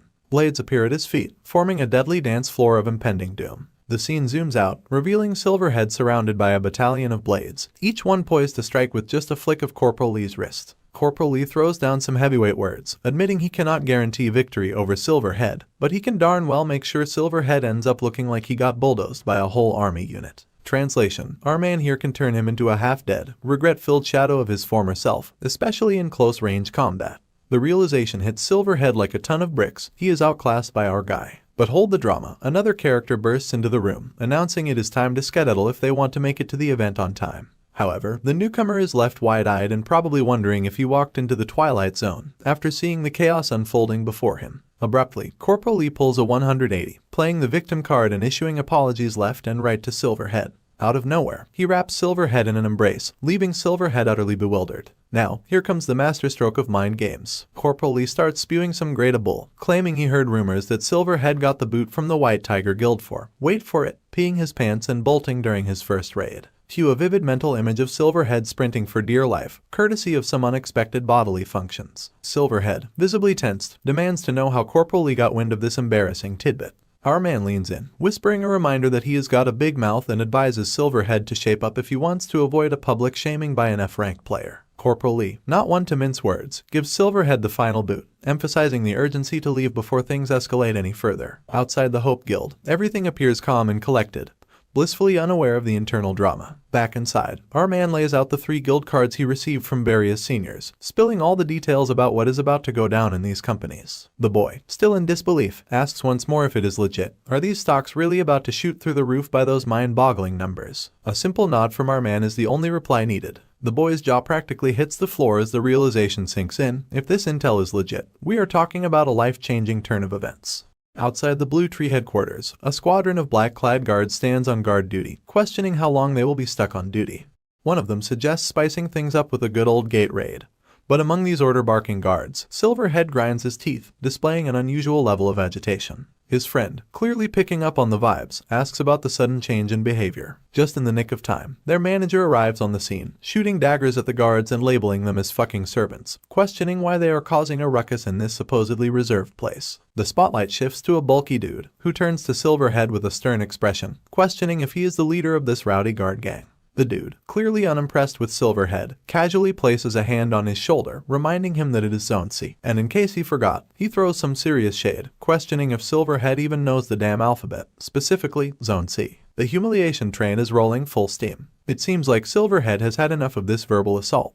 In a moment of frustration, he unleashes a swift punch, shutting up the relentless trash talker. Giant dude takes an unexpected leap into the air, leaving the other guard on the sidelines in absolute bewilderment. But Silverhead is not hitting the brakes. Instead, he unleashes a barrage of punches on the airborne guy, and blood starts splattering like a gruesome paint job. The force of each punch is so intense that the ground beneath them begins to shatter. Silverhead is not showing any mercy. With every punch, blood rains down, creating a gruesome spectacle. The other guards, standing by like helpless witnesses, cannot believe their eyes. The relentless assault continues until Silverhead screeches to a halt. With a face oozing malice and vibes that would make a devil blush, he orders his lackey to go find Corporal Lee because he has got a burning desire to end that dipshit once and for. Inside the Hope Guild, the chubby boy, still reeling from the bombshell about the stocks, just cannot wrap his head around the possibility of them skyrocketing. This guy goes by the name Park Chelsu, the leader of Hope Guild and an analyst class player. He is the one who later leads the charge in rediscovering Rank F and finds a way to enhance his abilities. He is straight up skeptical, admitting he just cannot believe it. It is a reasonable reaction, after all. Anyone claiming they can magically turn your life around with money would raise some eyebrows. Park Chiaosu throws Corporal Lee a curveball, entertaining the possibility that they fed him this stock information to set him up for a fall. Our man, determined to win this guy over, goes all in, asking if he really thinks he is untrustworthy. The boy responds swiftly and expresses his complete trust in Corporal Lee. With a genuine smile plastered across his face, Corporal Lee assures him to believe it all because it's the truth. To seal the deal and win over chubby Park Chiaosu, Corporal Lee pulls out the big guns. He reveals the chat between him and the battalion commander. It is crystal clear evidence that he has been offered a proposal to join as an officer in the commission. With the undeniable proof laid out in front of him, the chubby dude finally accepts the truth. Now, Corporal Lee, wearing a pleasant smile, reveals his ace in the hole. He is now offering all the savings his parents left him. He discloses that it is a modest 20 million won, admitting it is not a fortune, but it is what he has got. As we resume the story, the first thing we spot is Corporal Lee finally trusting this boy with all his savings, putting genuine faith in him. Now, we flash back to a memory where Corporal is crying his eyes out alone. Then, this chubby boy comes along, trying to console him and reassures him that nobody in this world is without talents. It is just that talent is given the name of one's superpower in this day and age. He tells Corporal not to beat himself up and to live a little longer until his talent is recognized as a superpower. Fast forward to the present, and Corporal Lee's treating this boy like the human sunshine who warmed his chilly nights back when he was a nobody. Now, we are getting the lowdown that in the near future, humanity is about to bump into some otherworldly beings who are pretty chatty. The tech goodies we snag from rubbing elbows with them are gonna be a game changer in the Gate War. These beings have skills that are downright essential in putting the brakes on the gates and waves heading our way. So, my guy needs an expert who can shoot the breeze with these intergalactic buddies and pass on their tech wizardry to him. Fast forward to Yongyungpo Blacksmith Alley, and we see the Corporal wandering around, hitting up a merchant for the price of a mana stone. Looks like he is gearing up for the future, and with 7 swarven artisans by his side. He is on a mission to craft his first master-grade item. He is trying to gather blacksmiths whose status has gone beyond artisan to master, all before the villains catch wind of the plan. So, he strolls into this workshop, and the smith's there, doing his usual thing. But this old grandpa, he just straight up tells the Corporal that he is only selling what is on these shelves. So he further tells Corporal to do not bother looking elsewhere, just focus on these items if you want something. And let me tell you, this blacksmith is no run-of-the-mill guy. He is artisan Kang Jiangdu, the dude who got the boot from the blacksmith's guild for his eccentricities. And trust me, you are about to find out why. In response, the Corporal just gives the old man a confused smile and casually says, I see. Now, the smith is knee-deep in his work, too busy to spare any attention. Classic. Turns out, this old guy is crafting something special, a javelin made of orichalcon. It might look crude, but guess it is the Dragon Slayer spear that is gonna be plunged right into the heart of the dragon. Terex. The Corporal finally clicks and realizes why the groundwork for the first master-grade items was laid in this ramshackle workshop. Now, a lady comes marching into the shop, straight up calling the Corporal a crusty. But the blacksmith spins around and gives her a stern scolding, telling her not to label customers like that. But the lady snaps back, accusing the grandpa of hypocrisy. She points out that he calls customers the same names, so why cannot she dish it out too? Despite being thrown off with weird nicknames, the Corporal sports a pleasant smile. It turns out, this lady is someone from his past life, none other than Kang Bixial. 4 years later, after the old artisan Kang Jiangdu kicked the bucket, she inherited all his skills. This gal did not just stop at becoming a master smith, she surpassed even her master. Now, she starts scanning him with her keen eyes and immediately recognizes the branded long trench coat and Laurent boots. She swiftly transitions from a cocky brat to a graceful lady, reassuring the Corporal that he is not a crusty but a customer. She asks him what he is looking for and tells him to just spill the beans. My man puts on a crooked smile, realizing that her blind money craze suits a dwarf perfectly. With her attention hooked, he decides to dish out all the ingredients he wants. For that, he forks over a total of 18 million won, leaving the lady over the moon with excitement. However, the old smith is clearly baffled, noticing that this young gun is not a mage. So why is he buying poisonous magical metal and mystical tungsten alloy beads that he cannot even handle? Eventually, this guy's money is bound to be wasted. But the lady immediately chimes in, telling the smith to pipe it down and reminding him that he must have a place to use the items. The Corporal also responds, saying he just needs them and will be back to trade often. The old coot lets out a defeated sigh and mumbles a half-hearted sure. Now that he has snagged all the items he needed, he strides back, throwing a casual goodbye at the lady who is sparkling with enthusiasm. She tells him to visit often since, after all, she is all about the money and that is the only thing she is interested in. As he takes a flashback, remembering her painful demise in his previous life, he is now fully fired up to protect her at all costs this time around. It is the middle of the night, but the bustling city streets are lit up like it is a clear day. Amidst the lively scene, there is a guy in a hoodie lurking in the shadows, seemingly keeping a watchful eye on someone. Here's our man, with a bag full of poisonous items. He is casually picking them up one by one, treating them like marshmallows and chomping them down like it is no big deal. He is dead set on significantly increasing his poison resistance and the amount of metal weight he can manipulate before the vacation ends. I mean, who needs a midnight snack when you can have a poisonous power-up session? Out of nowhere, a system window pops up again, reminding us that the absorption of metal is in progress and it is enchanted with poison. The major thing to note is that the notification says Corporal has ingested a poison enchanted metal, and after absorption, his tolerance to poison will increase by a small amount. It is mentioned that this process would usually take the same time, but since he has unlocked a breathing room, it is happening faster than ever. Let us sneak a peek into his body and see how things are getting torn into his stomach. As soon as the poison enters his belly, the breathing room kicks in, working its wonders and producing fire. Now, this fire immediately starts to melt down the poison. Due to his internal furnace activation, his metal absorption efficiency skyrockets by 250%.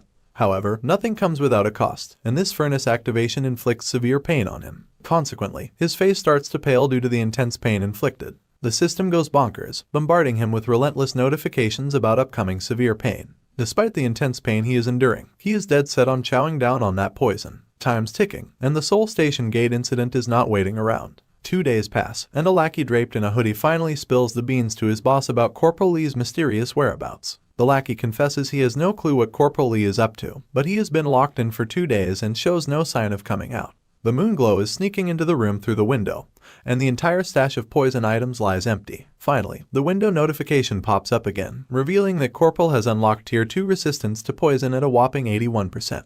Not only that, he has absorbed all the metals he chomped down, and his controllable metal weight has hit 17,499 grams. And his metal detection ability got a major boost. Now he can sense up to 500 grams of metal up to 135 meters away. So, now our guy is taking a moment to reflect on the progress he has made so far. He realizes that Tier 2 poison resistance is not quite as good as he expected.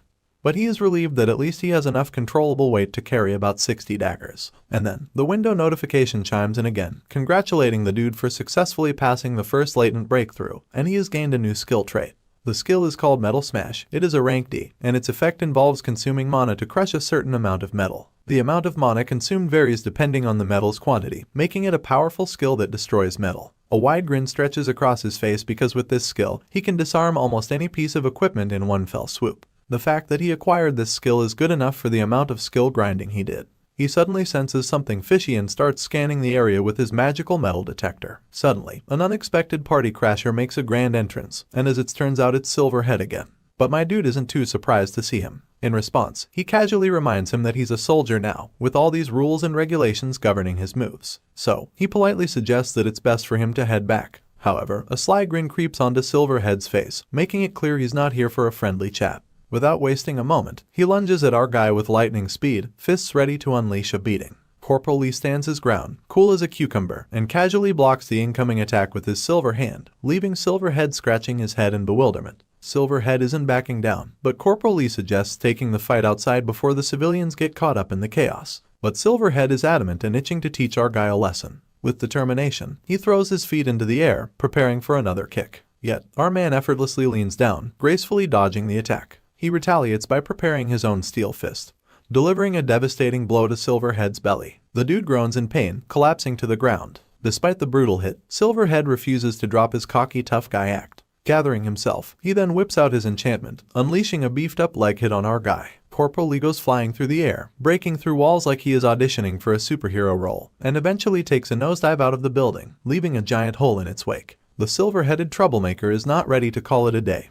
He is determined to end our guy. As our falling hero takes a mid-air breather, he activates his strengthening body transformation skill. His feet start morphing into steel, and right on cue, Mr. Silverhead reappears, swinging with all his godly strength. But like a ninja in a high-stakes ballet, our man pulls off a mid-air stunt, changing direction as if it is a walk in the park. He lands gracefully on the ground, revealing that while he might not be able to fly freely like he used to in his past life, a clever mix of strengthening body transformation and metal control skills lets him control his descent like a boss. This relentless troublemaker comes hurling down again, ready to crush our guy like a tomato with his enchanted leg. But once more, our man, with lightning-quick reflexes, casually takes a step back, leaving Mr. Silverhead crashing into the ground. Now, the whole building's buzzing with excitement as residents peek out from their apartments to catch a glimpse of the impromptu showdown between two players. Silverhead, not one to be deterred, gears up for another attack while throwing insults our guy's way, questioning if he is just gonna keep dodging like a ninja rat. He screams at the top of his lungs, challenging our hero to come at him like before. Ignoring the verbal barrage, he takes a leap into the air, unleashing a barrage of kicks. But it seems none of them are finding their mark. After all, our man is not just any ninja, he is a seasoned military ninja. The surroundings start descending into chaos, and the pressure generated by their moves makes everything heavier. It is so intense that cars are literally floating above ground. Alright, so here we are, back in the building, and the crowd is losing their bananas. One person gives a quick heads up to the neighbors, avoid the first floor like it is haunted because there is a bunch of rowdy players down there causing a ruckus. Now, we see Corporal Lee is gracefully dodging kicks like he is dancing at a ninja ballet.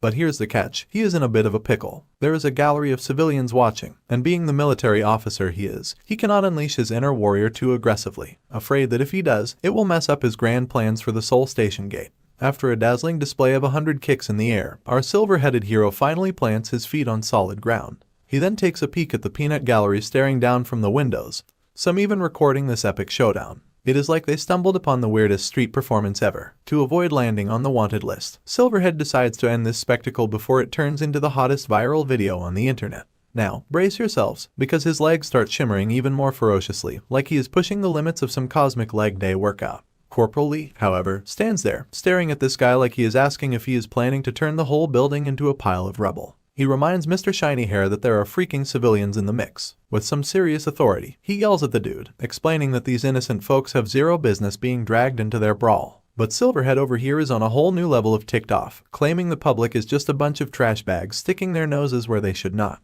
Undeterred, Silver Buddy takes another gravity-defying leap, ready to put an end to Corporal Lee. But Lee is not flinching, not even trying any fancy spins or acrobatics. At this point, Corporal Lee decides enough is enough. His eyes start shimmering with this cool blue energy, and it is like he is manipulating iron particles or something. Out of nowhere, he forges two rings and, with a magician's flair, grabs Silverhead's leg. The poor guy's fancy footwork equipment starts shattering into a million pieces. But Silverhead, however, seems to have missed the memo on stopping, still twirling in the air like some out-of-control gymnast, ready to lay the smackdown on Corporal Lee. Meanwhile, Corporal Lee is over there doing his shiny thing. Just when you think it could not get more interesting, a notification window pops up like we are in some cosmic RPG, and we find out Corporal Lee's trick is called Metal Smash. It is a rank D skill, and get this, it consumes mana to crush a certain amount of metal. Mana consumption varies depending on the metal applied. In the blink of an eye, Silverhead's leg goes from high-tech to plain old ordinary. But, just as it is about to make contact with Corporal Lee, there is a sudden splatter of blood, and screams of course echoing through vicinity. Now, once confident, Silverhead is groaning in pain and clutching his shattered leg. Life comes at you fast, especially when Corporal Lee is dealing the cards. Even though he is sprawled on the ground like a badly beaten up action figure, this guy is still keeping up the tough guy act. He is questioning our man, wondering why the heck he did this to him. But our hero is not in the mood for games. With a cold glare that could freeze time, he shoots back at the guy, asking why he is taking things to the extreme. The poor sod on the ground mumbles something about killing mosquitoes if they dare annoy him, no doubt about it. Corporal Lee, not one to mince words, reminds him of his less than stellar past. He digs into the guy's sorry history, pointing out that there must be a reason a lowlife like him, kicked out of a pack of wolves, is snarling like a wounded hyena. According to Corporal Lee, these superiority complex drunks do not deserve to be players. It is because, in his book, they always end up being the villains. But hold on to your seats, because it turns out Silverhead is not quite finished with the verbal bullshit.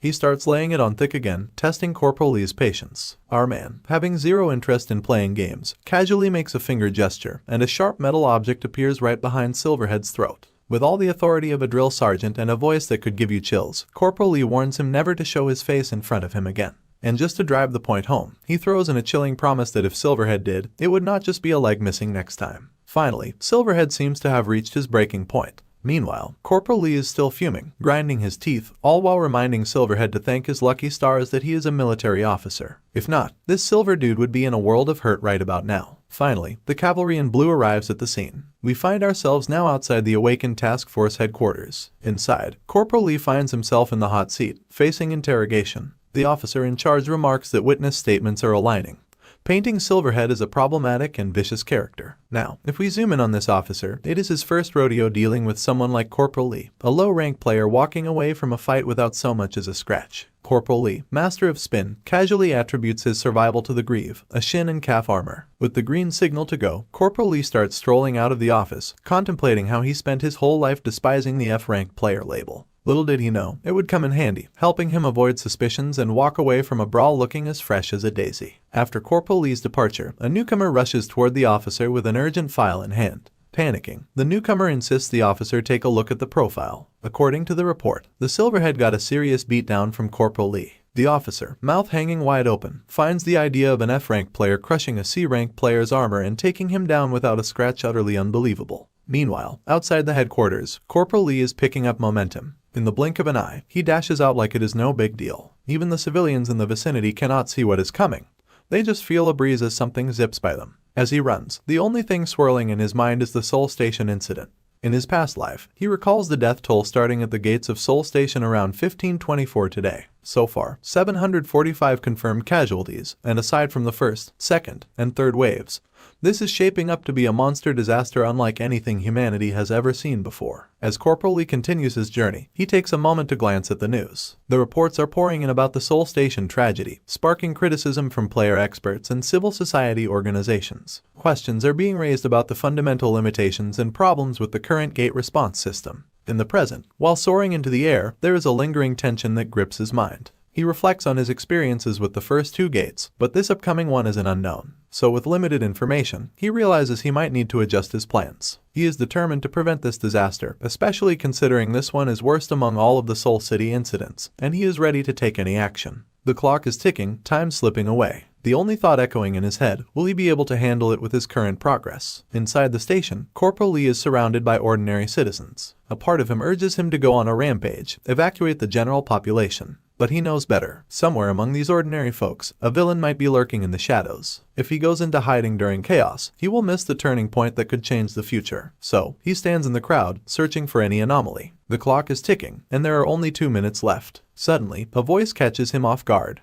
The scene shifts, revealing the platoon vice president running toward him. She looks exhausted, as if she just ran a marathon, and confesses she has been looking for him for so long. With her big assets on full display, the lady goes into full scolding mode, giving Corporal Lee an earful. Apparently, news has spread like wildfire through the unit that Corporal visited the police station last night, and everyone's going crazy. Corporal Lee is left scratching his head, wondering how she knew he would be here. The lady, not missing a beat, reminds him that he mentioned having plans at Seoul Station. As the lady continues her scolding, she throws a curveball, asking why Corporal Lee has not been picking up his phone. The dude is left in thought, scratching his head, wondering why the vice president is even at Seoul Station in the first place. It is like a plot twist he did not see coming, and he is starting to ponder if he has accidentally become the master of altering the future. With 1 minute left on the digital clock, signaling the impending arrival of the worst gate in the world, the lady demands an explanation for his visit to the police station. She wants to know everything right here. However, Corporal Lee is not vibing with the arguing and questions. Time is of the essence, and the gate is about to pop out any second.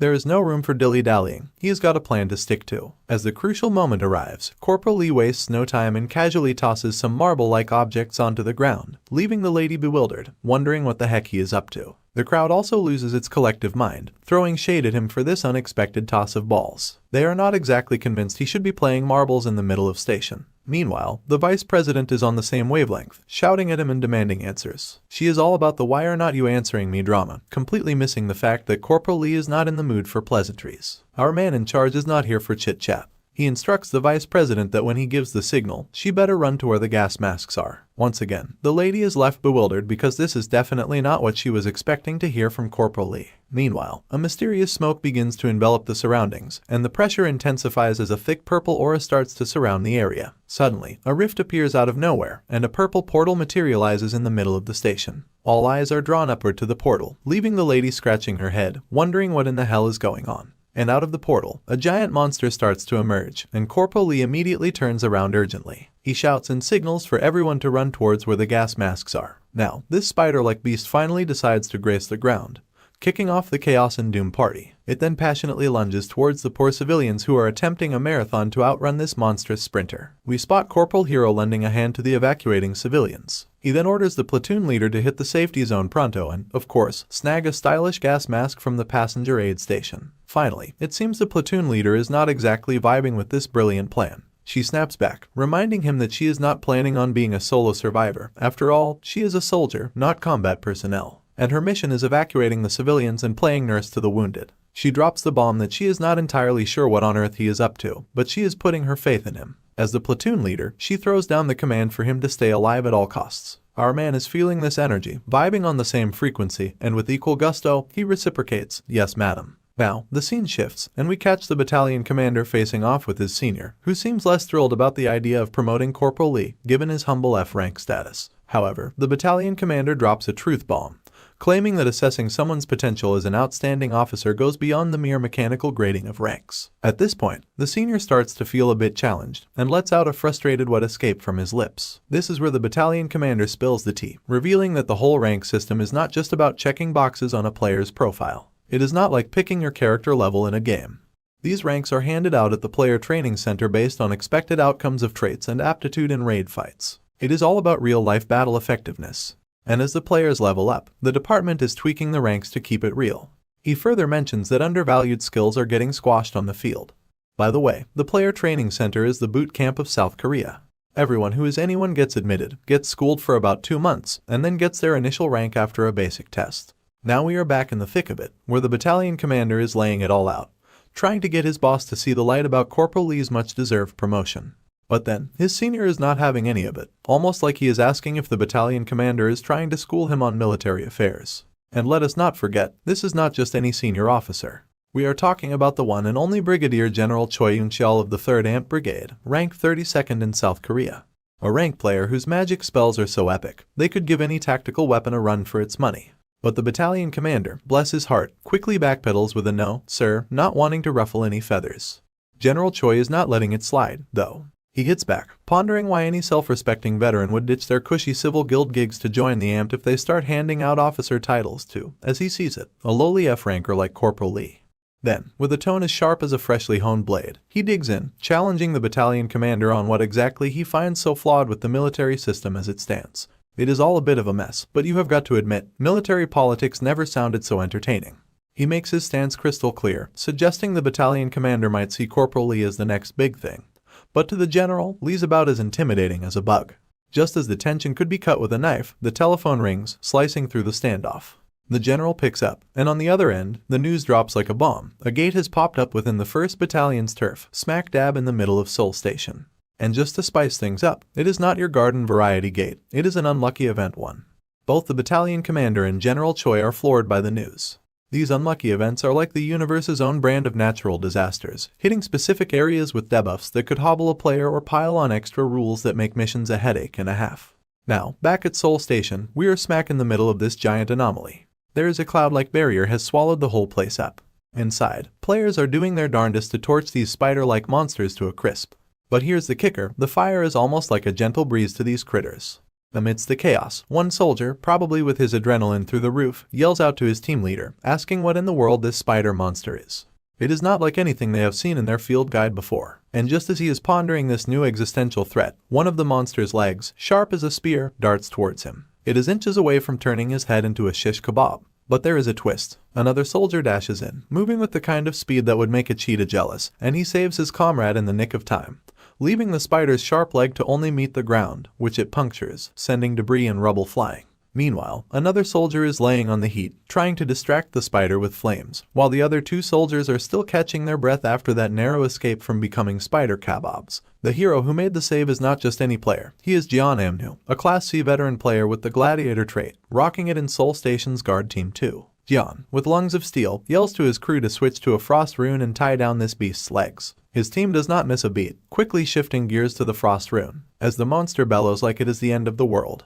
Jeon gives the green light to blast this beast, and they unleash a cold fury on the spider. Before you know it, the spiders turn into a giant frost popsicle. The soldiers take a moment to catch their breath, relieved that the spider is temporarily out of commission. But Jeon knows better than to celebrate too early. Given the size of this behemoth, he figures it will not stay frozen for long. They need to do some damage while they can. With that in mind, he charges at the frozen spider, ready to take it down a notch. He leaps into the air, aiming to strike the icy giant. But then, a closer look into the spider's eyes reveals a chilling fact. This creature's eyes are moving. It is fully aware of what is about to come its way. Immediately, the monster breaks free from its frosty shackles, shattering the ice as if it were mere glass. Jian, still midair with his sword poised for a decisive blow, suddenly finds himself in a precarious position, looking more like an appetizer about to dive straight into the monster's gaping maw. But just before the spider can turn him into a snack, Jian whips out his shield guard technique. And as if the gods decided to add a little more drama to the scene, lightning balls start zapping towards the spider, giving it a taste of electric fury. While Jian is up there doing his aerial ballet, the spider shifts its menacing gaze towards a new challenger on the battlefield.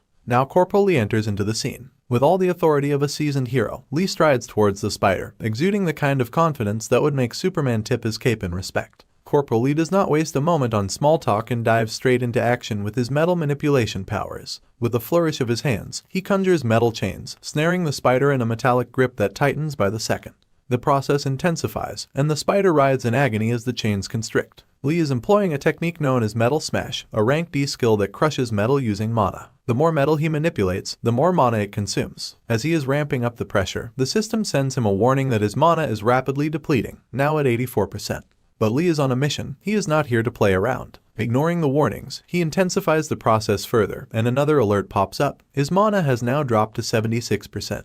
With a final push, his metal chains constrict with such force that the spider is smashed into hundreds of pieces, reminiscent of a watermelon hit with a sledgehammer. Jian watches in awe, his jaws practically hitting the floor at the display of raw power. It seems he is not only one whose jaw is hitting the floor, but everyone else in the vicinity is also left dumbfounded to see the spectacle. Greenish blood and limbs scatter in every direction.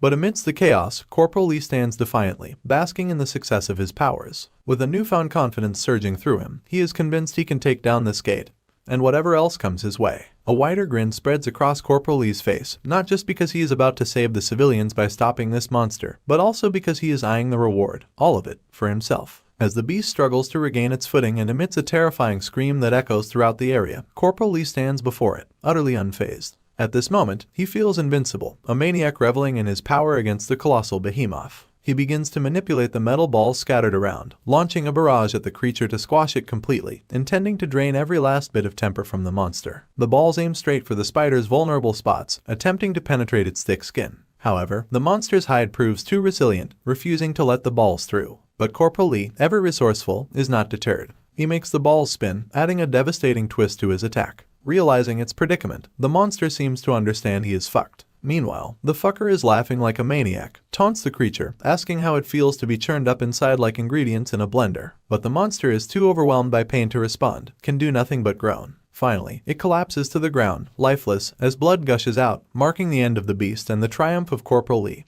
who stands victorious, a testament to his formidable powers and strategic mind. At this point, Jian is still reeling from shock. He cannot wrap his head around the fact that the entire garrison of guards could not even scratch that monster. Yet here's this guy, Corporal Lee, capturing it single-handedly. Jian has been through countless raids and encountered many high-ranking players, but he has never seen anyone as laid back as Corporal Lee. He starts to entertain the idea that maybe Lee is from some mythical S-rank or class, the kind you only hear about in legends. But now, there seems to be someone else as well grinding his teeth and seething with frustration. And this mysterious guy is afraid that Corporal Lee is about to steal all the glory and potentially ruin his quest by popping up out of nowhere. Finally, Jian turns to Lee, introducing himself as Jian Manhwa from the Seoul Station Guard Team 2, and bluntly asks if Lee is an S-rank player. But Lee, cool as a cucumber, tells him not to jump to conclusions so quickly, leaving Jian bewildered by the unexpected response. Lee then casually mentions that the first wave is not over yet. Right on cue, more spider monsters start pouring out of the portal, leaving Jian dumbfounded. But Corporal Lee is grinning like a maniac, over the moon to see more of these creatures emerging. At this point, Lee has one thing crystal clear: he is going to solo these suckers. And with that determination gleaming in his eyes, he is ready to take on whatever the gate throws his way. Now we are outside the chaos, where a colossal black blob dominates the scene, and the military has descended upon the area. It is not just one or two platoons, it is a full-blown army, with the 1st Battalion and the 3rd Battalion both on the ground. Adding to the mix, the Blue Flower Guild arrives at the scene, and one member remarks that the sight of military troops brings back memories. Another guild member suggests gathering all the mage players to unleash some battering magic on the ominous dome. However, someone opposes the idea, explaining that it is not just magic, it is a rule created by the system. Breaking through is not possible unless there is a way to override the system. So, for now, all they can do is wait for time to pass. Military choppers start descending onto the scene. We also get to see a red system alert that provides crucial information about the ongoing event. It is an unlucky event unfolding in the area, and once someone enters, there is no leaving. There is also an entry-level limit set at level 15, and the main goal is to survive for 6 hours or defeat the boss monster to escape the red area. The clock is ticking, with only 39 minutes passed in 5 hours and 21 minutes still ahead on the countdown. As the choppers finally touch down, figures of authority emerge, ready to take action. Among them are the lady president of the Flower Guild and everyone's favorite battalion commander, who wastes no time inquiring about the Blue Flower Guild's situation with players under level 15. With a touch of sass, the lady president fires back, questioning whether the battalion commander truly believes the Blue Flower Guild would have players like that. She further challenges the notion of sending a rescue team inside, emphasizing that entering the area is tantamount to walking into certain death. Undeterred, the commander emphasizes the 800 innocent lives at stake and questions how they can prioritize soldier lives over civilians. He then reveals their trump card, Corporal Lee, who's been on a relentless rampage, slashing through monsters like there is no tomorrow. Suddenly, a sharp leg hurtles towards Corporal Lee, but he is quick to react, activating his strengthening body transformation skill and making a swift exit, leaving the spider's attack to meet only the unforgiving ground. As Corporal Lee gracefully glides through the air, the relentless monster is hot on his trail, giving him no respite. Thinking on his feet, he turns to the Soul Station guard and instructs them to freeze the pursuing creature, just as they did before. Jian immediately responds with a crisp understood, and the team goes into action, unleashing another barrage of frost rune blasts. The beast finds itself getting a literal case of cold feet as it turns into a frozen popsicle. Amidst the icy chaos, a new player arrives on the scene, eyeing a lady who seems to be deeply involved in freezing the monster. Out of nowhere, this interloper lunges at her with monstrous energy, attempting to knock her off guard. However, Corporal Lee, ever vigilant, jumps into the fray, utilizing his metal control powers to manipulate ball-like objects. With precision, he hurls them toward the spider, landing direct hits on the monster's belly. Employing his metal spin technique, Lee ensures the balls spin to pierce through the thick spider skin. The monster, now with balls inside, screams in agony before collapsing lifeless on the ground. With one threat neutralized, attention turns to the other monster, chilling in the icy aftermath. But unexpectedly, it breaks free from the icy mess, intensifying its roar, signaling that the fight is far from over. Corporal Lee, far from slowing down, is even more fired up and ready to send the monster to the same place his friend went.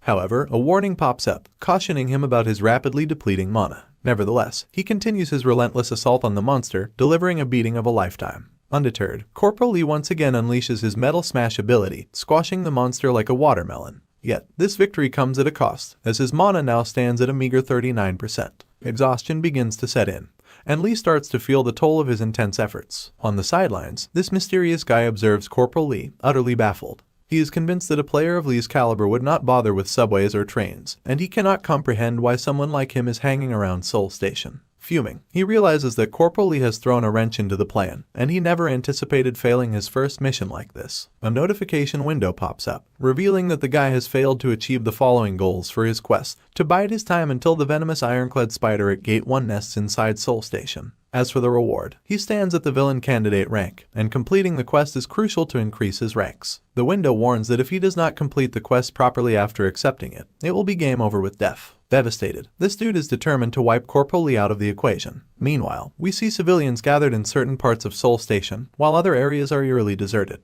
The monstrous creatures are on the receiving end of a thorough beating, and with this monster demise, the first wave comes to an end. Corporal Lee, victorious, shouts at the guards to gather around. Jian appears, expressing gratitude to Corporal Lee for his assistance, acknowledging that the guards could not have stopped the first wave on their own. Seizing the opportunity, Jian once again takes the liberty to inquire about Corporal Lee's name and expresses curiosity about his player rank. Instead of responding, Corporal Lee starts scanning the other soldiers standing around. The male soldiers are puzzled, wondering why this guy is giving them a cold stare, while the female guards find it charming and start blushing. Jian notices the peculiar behavior and asks Corporal Lee if something is wrong. However, Corporal Lee seems lost in thought, trying to figure out if the guy who triggered the event is present. He recalls hearing that the culprit was supposed to be one of the guards, but the individual is nowhere to be found. Suddenly, the platoon vice president enters the scene, and Corporal Lee reports to her, inquiring if all the civilians have been evacuated. Jian is visibly losing his composure, questioning how an S-rank player is involved in military service, as S-rank players are supposed to be exempt, given their uncontrollable abilities. The vice president takes charge, providing details about the situation. She explains that the spiders were enormous, so they divided the citizens into small groups and evacuated them by placing them in rooms with narrow passageways. Fortunately, no one was seriously injured. She instructs Corporal Lee to report everything that happened during the first wave. So, Corporal Lee is basically playing detective, scanning the surroundings in a quest to nab the culprit. He is already pressed for time, and the sneaky suspect seems to be playing hide and seek somewhere else. In an attempt to break the tension, Corporal Lee throws in the idea that there might be a double gate. The Plotto lady and Jian both react like they just got hit by a surprise train. Corporal Lee's mind is on overdrive, thinking about the possibility that if he starts searching among the 800 civilians here, the culprit could easily slip away. And if things go south and the second wave kicks in, he is determined to stay one step ahead of that guy, or he is pretty much toast. Now, we are back outside, witnessing the battalion commander barking orders at Lieutenant Lee H. Women. He appoints him as the field commanding officer for the Seoul Station rescue operation. So, Lieutenant Lee promptly reports back, assuring everyone he's got it under control. Now, his platoon members are gossiping among themselves, wondering how the lieutenant is not a C-rank player when he is not even level 15 yet. The redhead, not exactly thrilled with the comments, is definitely not vibing with the chit-chat behind his back. The battalion commander steps in with a commanding voice, expressing that it is with a heavy heart he is sending in his low-level troops. However, he emphasizes that the lives of the citizens are at stake and instructs them to protect them as soldiers. The energetic soldiers respond with a resounding yes, sir in unison. Then, the battalion commander singles out the lieutenant, who turns around curiously. The commander makes it clear that when Lieutenant encounters Lee Hyunwook inside the station, he must actively incorporate Corporal Lee's input into the operations. The lieutenant, not exactly a fan of Corporal Lee, cannot quite swallow the idea of following his commands so easily. Now, back inside the station, we see another gate has appeared in the area, and the first thing that greets everyone is a creepy skeleton with even its head fractured. Suddenly, a system window pops up, assuring the culprit that monsters in the area will not attack him. But as the culprit gazes at a bunch of skeletons on the ground, a shiver runs down his spine. He questions the system, exclaiming, "What the heck is this? They are all dead," and wonders if this is what will not attack really means. Then, another notification appears, laying out the quests the user has to complete. The first one is to bide his time until the venomous ironclad spider at Gate 1 has nested inside the Seoul Station. The second task is to slaughter at least 500 civilians by any means necessary. The third quest involves delivering the time received from the elite monster, the Evil Seeker 11, at Gate 2 to the Villain Alliance. Now, the culprit decides to go along with this bizarre idea. After all, completing this quest could elevate him to the esteemed rank of a regular villain. Despite the downright weirdness of the quests, he figures he has no option but to roll with it. It is not every day you get handed such an unusual mission. Just as the culprit is soaking in the strange quest menu, out of nowhere, steel balls come flying at him from behind. But wait, before these metallic projectiles could turn him into a human pin cushion, Mother Nature decides to make an entrance. A bunch of roots bursts out of the ground like they have been waiting for their cue in a magical garden play. In a blink of an eye, the roots wrap around the culprit, providing him with a full-blown cover from the impending steel ball barrage. Now, the culprit is grinding after realizing that he is no longer standing out like a sore thumb and does not have to skulk in the shadows to complete his missions anymore. On the flip side, there stands Corporal Lee, armed with his trusty steel balls and ready for action. He starts spilling the beans about the culprit's master plan. Apparently, the sneaky guy was plotting to hide among the citizens, waiting for the guards to become instant sushi during the first wave. And just in case there were other players among the civilians, he planned to cosplay as a guard to avoid suspicion. Giving credit where credit is due, Corporal Lee acknowledges the sheer brilliance of this guy's elaborate scheme. Then, in a classic dramatic twist, Corporal Lee drops Tang Jusip's real name like a bombshell. The guy behind the roots practically jumps out of his skin at the sound of his own name. Now this dude finds himself visibly shaken and shoots Corporal Lee a curious glance, probably wondering if they attended villain school together or something. This is where we come to know that Tang Jusip is more than just a regular player. He is a B-rank player villain candidate with the ability of a cannibal tree, and he has aspirations to climb the ranks and earn the prestigious title of the Black Tentacle Villain, and in future he will be the one. Now, my man flashes him a cheeky grin, letting him know he is well aware of villainous types like him. But Scarface is left utterly dumbfounded. The fact that Corporal Lee knows all about him, while Scarface does not know jack shit about Corporal Lee, is scaring the bejesus out of this guy. He then quickly hushes Corporal Lee and insists him to keep the villain talk on the down low. Without skipping a beat, Scarface launches his roots towards our guy, assuming Corporal Lee must be some high-ranking player. But with a sly grin, Scarface makes it crystal clear that no matter Corporal Lee's rank, his abilities pale in comparison to Scarface's own compatible powers. He scoffs at the idea of Corporal Lee's metal balls doing any damage. This is the moment when fire starts to dance around Corporal Lee's face, his grin widening as if he has already cracked the code. Taking a deep breath, fire swirls into his mouth as he casually asks Scarface the million-dollar question: what exactly is his ability compatible with? Now, let us take a stroll down Corporal Lee's memory lane, where this scar-faced guy wreaked havoc with his root manipulation. Even the innocent civilians were in his grasp, getting utterly humiliated and torn apart by him. Back then, he shouted at the top of his lungs for the Great Steel Emperor to come out of hiding. With no regard for human life, he asks the Steel Emperor if he is gonna hide and watch his cannibal tree slaughter and devour every human in their grasp. And this guy, Black Tentacle Young Jusep, has abilities that consist of a cannibal tree, a rank player. Finally, we catch a glimpse of the Steel Emperor standing amidst these swirling roots. As the camera zooms in, we see him bleeding his lungs out. Just a small warning before we head into the next 2 episodes, I have made a mistake with a certain person's pronouns. They were sometimes being referred to as a female inside the comic, but that was just a translator error, because that person is clearly a male character, and I unfortunately decided to refer them as a female because of the mistranslation. Please ignore this mistake as you listen ahead, as it will not be repeated after episodes 11 and 12. Thank you. Here we are again, back at the scene where Scarface is gearing up to throw down on our guy. But our hero not even flinching. In fact, there is this quirky smirk playing on his lips, a dead giveaway he has got everything figured out. As Scarface's tree roots start lunging at Corporal Lee, our boy is sidestepping them with such flair, you would think he is working through his morning workout routine. Meanwhile, Scarface is steaming, utterly bamboozled by Corporal Lee's near-divine agility. Just when you think you have seen it all, Corporal Lee decides to kick it up a notch. With a sudden leap, he is off, vanishing into thin air, only to reappear moving faster than a speeding bullet, his trusty metal balls at the ready. With a flick of his wrist, those balls are soaring towards Scarface like heat-seeking missiles. But let us not sell Scarface short, the man's got moves too. He is weaving through those metal threats, dodging left and right with his tree roots, making sure not a single one lands a hit.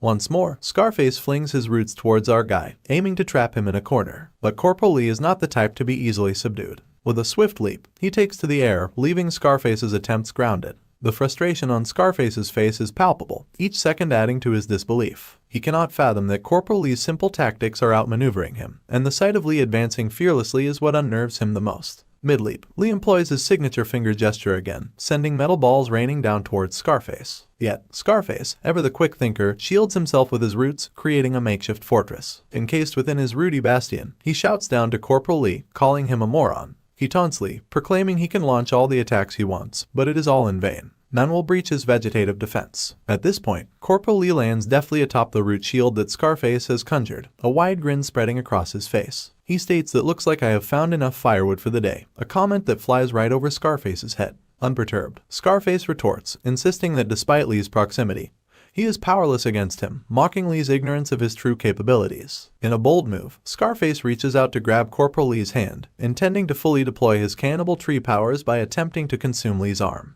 However, instead of panic, a broad grin remains plastered on Lee's face, and fire starts flickering at the corners of his mouth. Just as Scarface thinks he is about to digest his foe, Corporal Lee showcases his resilience by activating his body's strengthening ability, transforming his arm into steel. Scarface, baffled by his inability to digest Lee's arm, scratches his head in confusion, completely taken aback by Lee's unexpected prowess. Meanwhile, Lee, undeterred and as confident as ever, opens his mouth wide. As he inhales deeply, fire begins to amass within, signaling the unleashing of yet another formidable ability. At this critical point, Scarface starts to grasp the severity of his predicament. The thought racing through his mind is sheer bewilderment. Initially, he was only dodging metal balls, and now, out of nowhere, Corporal Lee is unleashing fire powers. Where in the world did this fire ability come from? He wonders, panic setting in. Realizing his imminent defeat, Scarface begins to plead for his life, claiming he is on a crucial quest. He offers Corporal Lee all the rewards meant for the quest's completion in exchange for mercy. Scarface, now with a grin, thinks he has played his best card, confident no one could refuse such a lucrative offer. However, as the fire in Corporal Lee's mouth grows more intense, Scarface, desperate, tries to renegotiate, promising to dedicate everything once the quest is completed. But Corporal Lee is not buying it. He dismisses Scarface's plea as utter nonsense, revealing that Scarface had tried the same deceit in Lee's previous life. Determined not to be fooled again, Lee stands firm against Scarface's manipulation. Scarface is utterly confused by the mention of a previous life, blurting out a bewildered what. But before he can grasp the situation, Corporal Lee, with no room for further discussion, commands, "Just die already." He unleashes a ferocious blast of fire from his mouth, engulfing everything in the vicinity. Inside his root shelter, Scarface can only scream as he is consumed by the flames, his pleas for mercy lost in the roar of the fire that reduces him to ashes. Now, we find ourselves outside, where we see the lower-ranking soldiers about to make their entrance into Seoul Station. The platoon commander, in a moment of fatherly concern mixed with military sternness, tells his soldiers there is no predicting what kind of gate has swung open inside.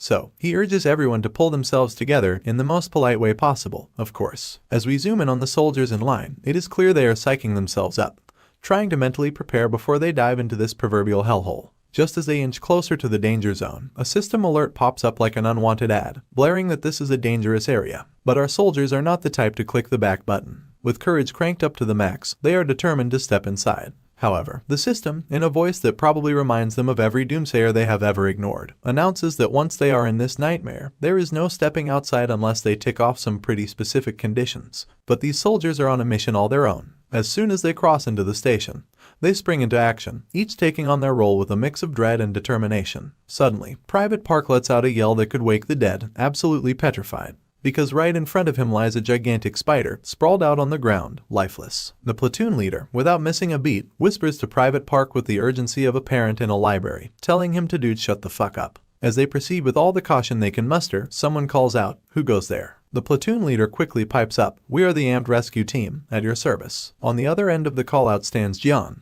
the ever-vigilant Seoul Station guard. So, the guard spills the beans about the portal and all the thrilling bits and pieces. The lieutenant, ever so curious, inquires about the civilian casualties and what exactly went down. The guard, proud as can be, explains that thanks to an amped operation, everyone was evacuated, and every guard is following their orders to the letter. Now, the lieutenant starts to get a tad heated, immediately asking about a female soldier, bombarding the guard with questions about her well-being. The guard, taken aback by the lieutenant's relentless inquiry, finally mentions that the female soldier is managing the situation at the temporary shelter. But then the guard casually mentions that the guy he is talking about is Corporal Lee Hyunwook. Apparently, everyone here is dancing to his tune, and of course, the lieutenant is grinding his teeth because he has never been a fan of our boy. But immediately, Private Park jumps into the conversation, asking if the dude in question has spiky hair and sometimes sports a sinister smile. The guard confirms with a quick yes, and Private Park chimes in, suggesting to the platoon leader that it seems to be Corporal Lee Hyunwook after all. However, it looks like the platoon leader is not thrilled about the topic of our guy. In a burst of frustration, he snaps at Private Park, telling him to shut the fuck up and remember his place. Poor Private Park just turns around and apologizes. After all, you cannot talk back to the platoon leader. The platoon leader then raises his voice at the officer, reminding him that Corporal Lee is just a lowly F ranker, while he himself is a C ranker and therefore the one in charge now.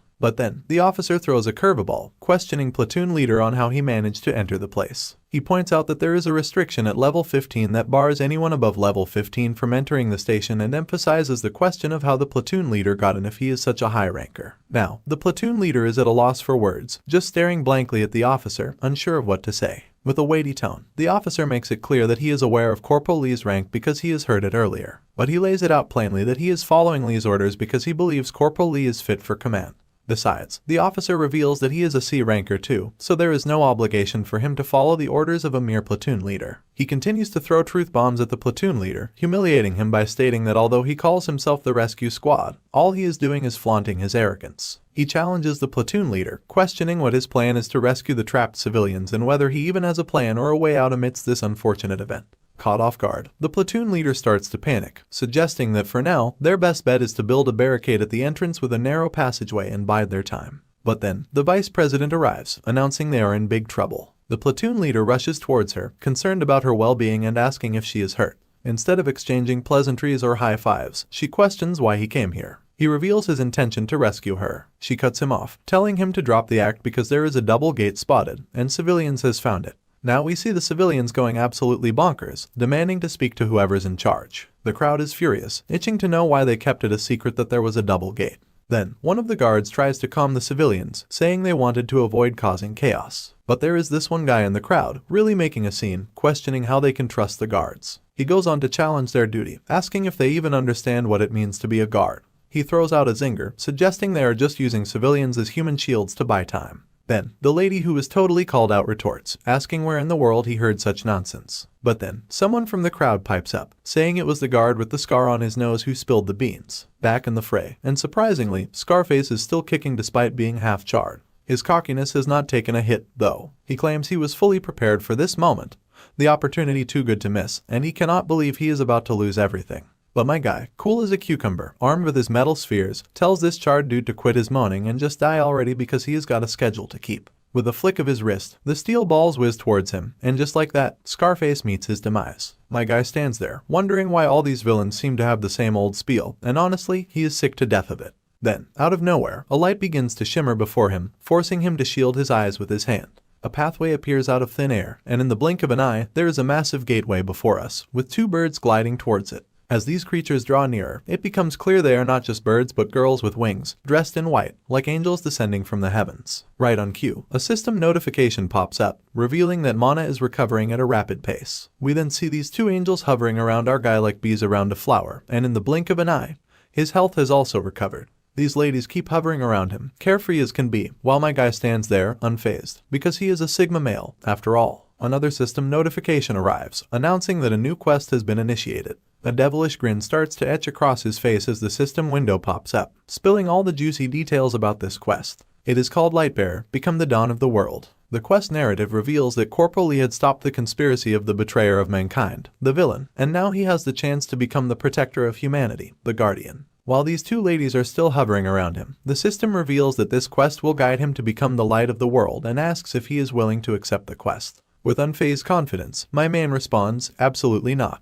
Now, the once diligent ladies, brimming with enthusiasm, are left utterly bewildered by the unexpected choice he made. Then, the system window pops up again, asking if he is sure he wants to decline. Staring at the system window, he is mulling over the fact that the Guardian quests, with their pretext of protecting humanity, sound noble, but in the end, it is just another group. While the rewards would be guaranteed, his actions would be restricted periodically. Above all, his main concern is that a quest is merely a quest.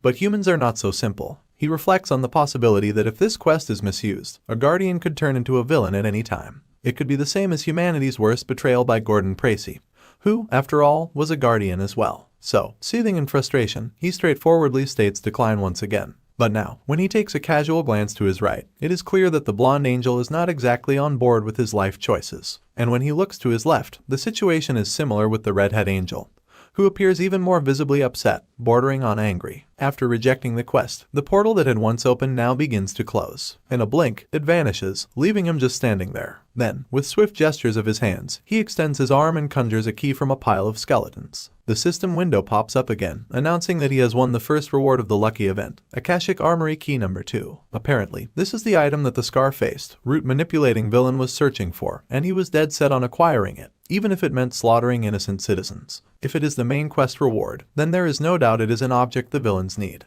A devilish grin cracks across his face. Given that every villain is eyeing this key, he decides to keep it for himself. At this point, he is dead set on screwing over those villainous suckers big time in this life. Now, Scarface Guard makes a grand entrance into the scene, making it crystal clear to the fuming civilians that he is the only guard with a scar. So, they start confronting him, and as it turns out, he is not the one who fed the civilians bogus info to stir up chaos. But the civilians are still not having any of it. One of them points out that, either way, the guards hid the info about the double gate from everyone, so there is no guarantee they will not be used as human shields. Enter Corporal Lee, marching towards the angry crowd, absolutely livid at the sight. He cannot believe that Scarface, the root-manipulating motherfucker, is causing inconveniences from beyond the grave. The platoon leader steps in, trying to calm down this overly agitated guy who is really losing his cool. She tells him that even if they cannot trust the guards, they should at least have faith in the amped rescue team and urges him to listen to her. Meanwhile, my guy is actually amused by the situation. He is happy to see Battalion Commander Major Kim Kangseok contributing to the chaos at Seoul Station, just like in his previous life. Only this time, Major Kim has sent the platoon leader,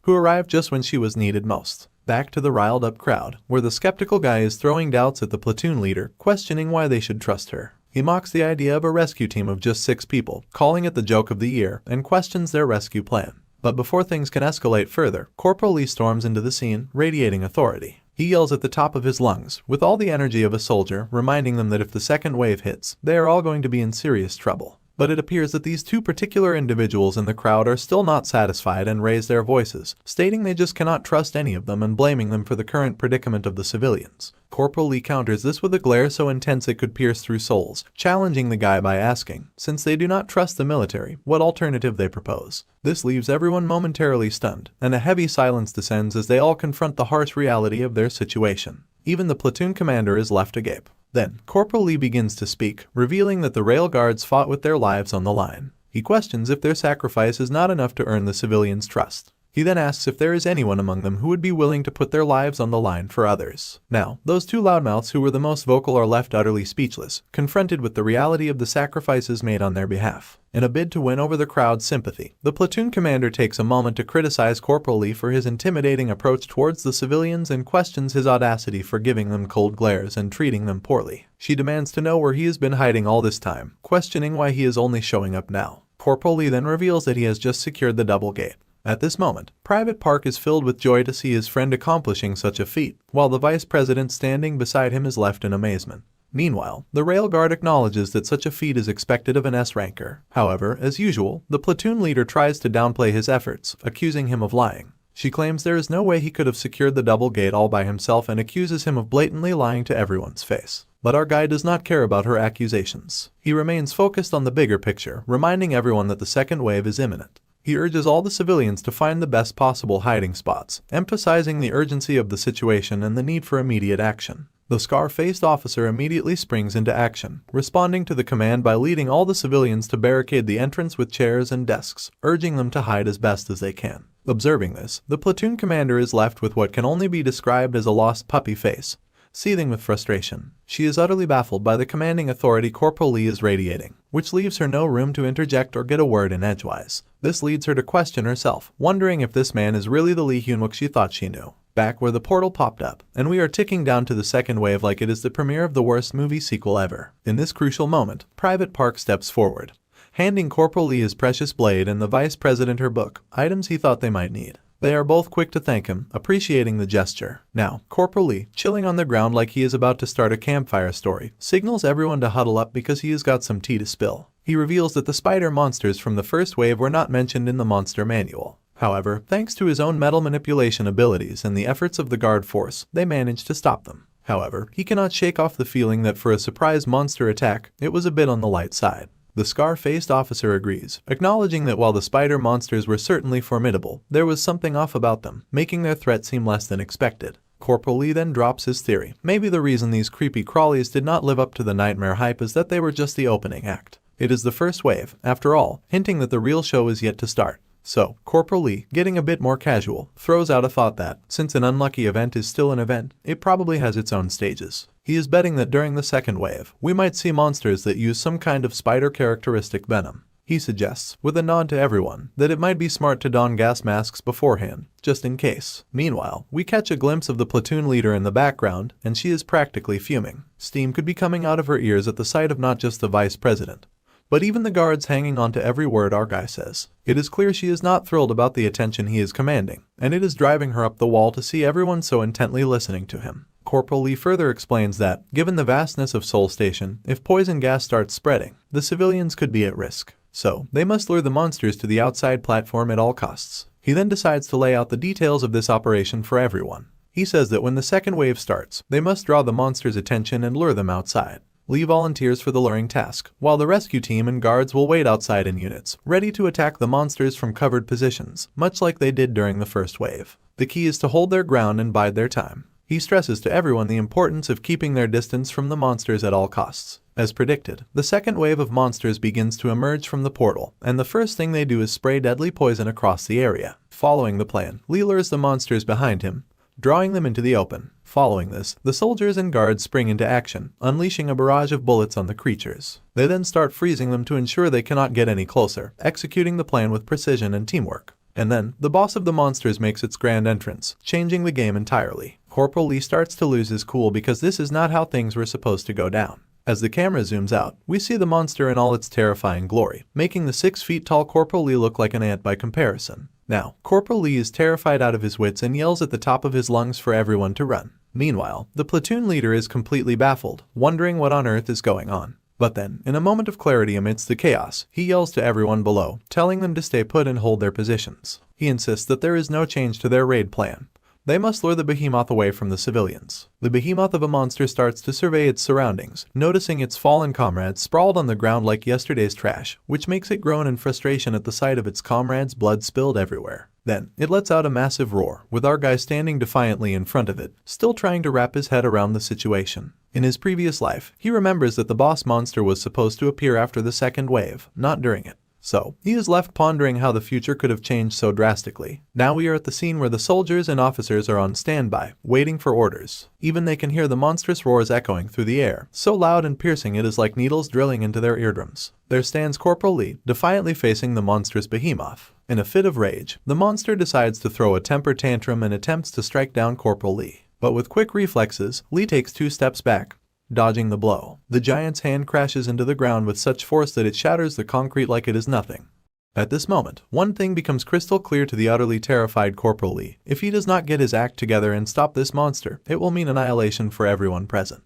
The stakes could not be higher, and it is all on him to prevent a catastrophe. We are back in action, and Corporal Lee is gearing up to take down this beast. He is pretty convinced that if he does not put an end to this monstrosity here and now, it is going to be curtains for everyone at the Soul Station. Flexing his metal manipulation powers, he launches a metal smash, and a light begins to flicker ominously above the monster's head. But pulling off this smash move is not exactly free of charge. His mana has taken a hit and has plummeted to 72%. And, would you believe it, despite the flashy entrance, the monster does not even have a scratch on it. Instead of the intended smash effect ramping up, it starts fizzling out on this particular adversary. Then, the system window pops up with another cheerful warning that the metal smash was a no-go because the strength of the steel is apparently more hardcore than the force of the metal smash. And just like that, Corporal Lee is left scratching his head, probably feeling like he just got slapped in the face without warning. Meanwhile, the monster is not just standing around waiting for an invitation, it swiftly lashes out with its giant metallic sharp leg, aiming straight for Corporal Lee, who is now only a hair's breadth away from becoming shish kebab. But wait, Corporal Lee's not out of tricks yet. He whips out his metal skill combo, manipulating metal in such a way that he is able to pull off a mid-air acrobatic move, dodging the leg as it whooshes past him. As the camera pans out, we are hit with the jaw-dropping reality of just how massive this behemoth really is. It is clear now why Corporal Lee's metal smash was about as effective as a mosquito bite on this giant. Finding himself in a real pickle, Corporal Lee realizes that his usual go-to moves will not cut it, literally. After all, if a pillar can get sliced like a cucumber by this creature, what chance does his body's strengthening transformation stand? There he is, in midair, witnessing another deadly strike headed his way. But Corporal Lee is not one to give up easily. With grace that would put a gymnast to shame, he pulls off some more of his signature mid-air acrobatics, regaining his balance with the finesse of a cat. Then, in a move that screams "hold my beer," he starts running up the monster's leg. It is clear that a light bulb has gone off in Corporal Lee's head. He is cooking up something risky, something so out of the box that it just might work. Because when you are the equivalent of an ant to a giant, what have you got to lose? Meanwhile, the cavalry arrives in the form of the platoon leader and the vice president.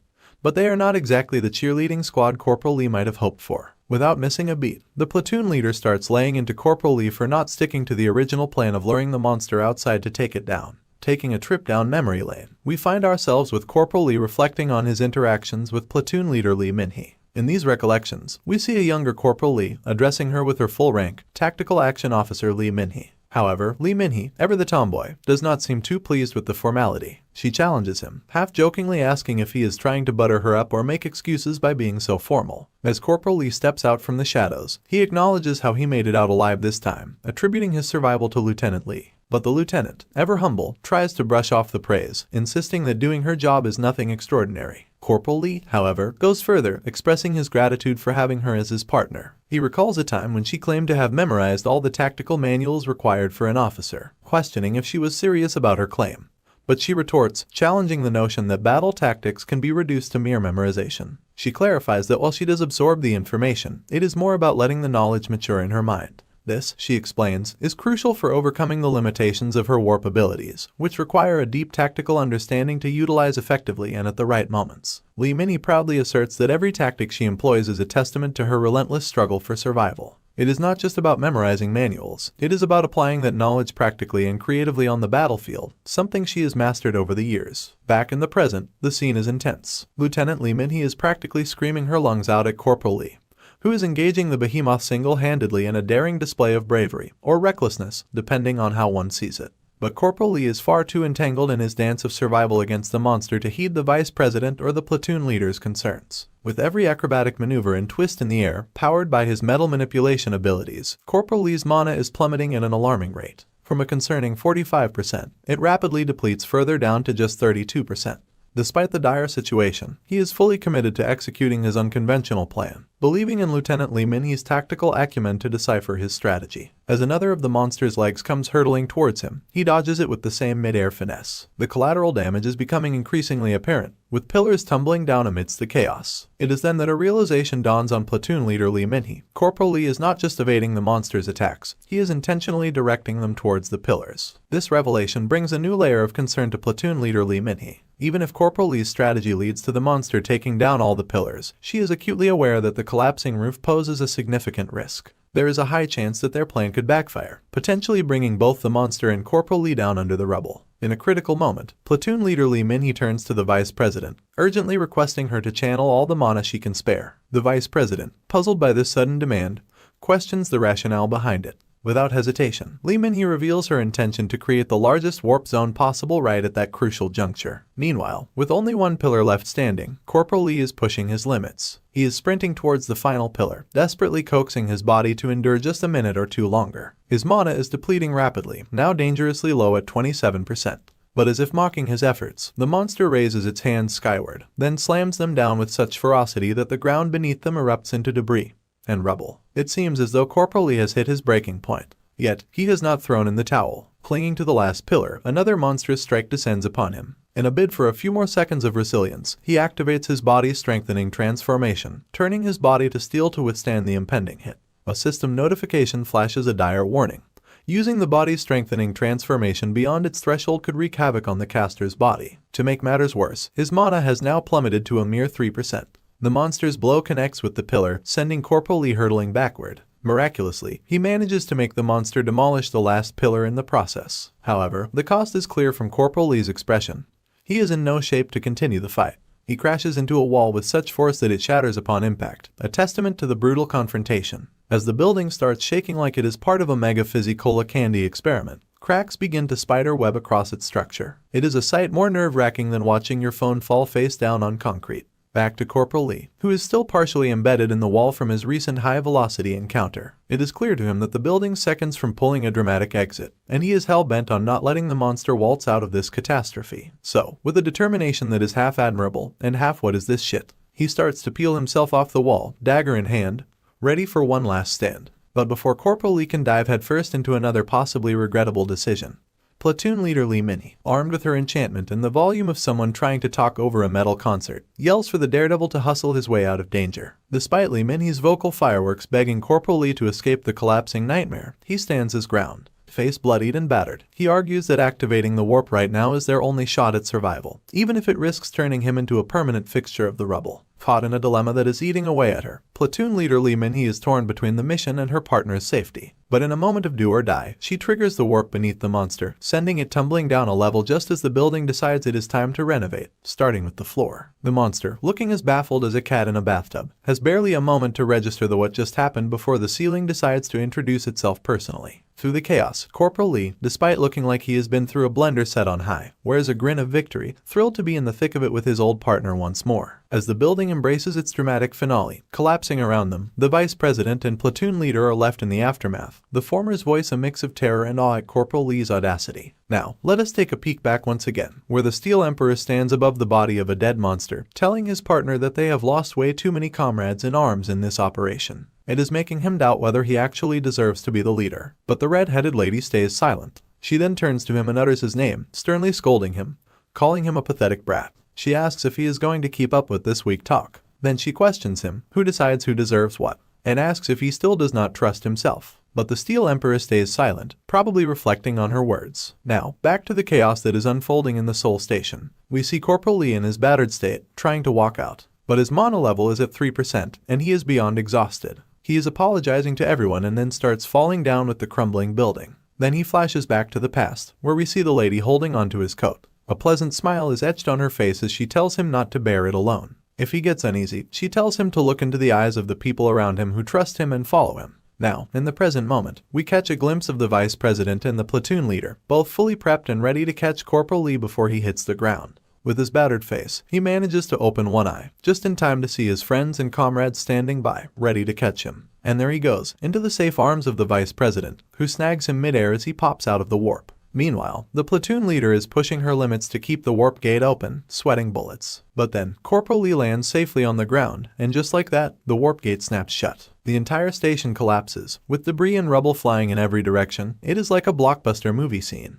but with worse special effects. Cut to outside the Seoul station, where the system alert blares, announcing that the boss monster has appeared. It is time to eliminate the boss monster, with almost 5 hours on the clock until the anomaly finally wraps up. Next up, we catch a soldier in a full sprint, desperate to update the commander. He bursts out with, "The media is having a meltdown. They are all over the story of boss monsters popping up and what we are doing about it." The battalion commander, upon hearing this, is practically stewing in frustration. It is like watching a teapot about to scream its lid off. Meanwhile, the Flower Guild president is soaking up all the gossip from her manager, who whispers the juicy bit that the director and the vice president hinted pretty loudly that if she keeps up her current tactics, her reign as the head of the attack squad might be as short-lived as a snowball in a sauna. Hearing this, the lady's about to blow a gasket. She rants about how these so-called brothers are ambushing her like a pack of wild dogs, orchestrating a takedown that is tearing her apart. It is as if they have been lying in wait, just for this moment. But then, we witness a pause in the chaos as the battalion commander and the Flower Guild president's eyes meet. It is an awkward moment charged with tension, like two cats on a hot roof eyeing the last piece of fish. The commander's glare could practically drill holes, and she is having none of it.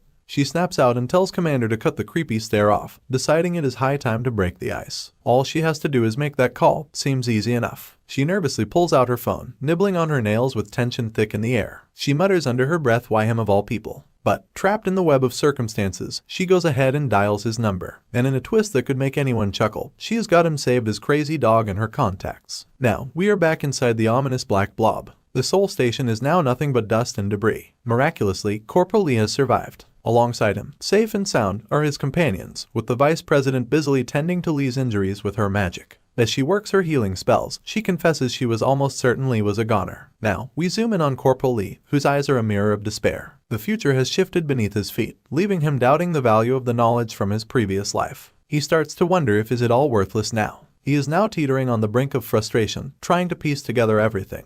In the midst of chaos, we see the ever-diligent vice president working her magic, quite literally, to heal Corporal Lee. The atmosphere is tense, a stark contrast to her focused calm. Cut to the platoon leader, who has clearly reached her boiling point. She is grinding her teeth in frustration, a tempest brewing within. Suddenly, she grabs Corporal Lee by the collar, unleashing a torrent of questions and expletives. She demands him, "Why the hell are you going rogue and making reckless decisions?" She makes it crystal clear that without her intervention, everyone inside would have been wiped out. She continues her fiery lecture, emphasizing that tactics are built on promises, on the trust that team members will execute the agreed-upon actions at the designated time. This, she asserts, is the bedrock of all strategy. As her words wash over him, Corporal Lee is hit with a flashback of a friend echoing similar sentiments about the importance of trust. Then, as if ignited by her words or perhaps the memory of his friend, a sly, almost devilish grin begins to play across Corporal Lee's face. He makes a sharp comeback, cutting off the platoon commander's rant to remind her that now is hardly the time for such discussions. Yet, in a twist, he expresses his gratitude to her. It seems her fiery words have somehow cleared the fog for him, and now he knows exactly what he must do. However, it seemed like the platoon leader was not quite on board with Corporal Lee's plan.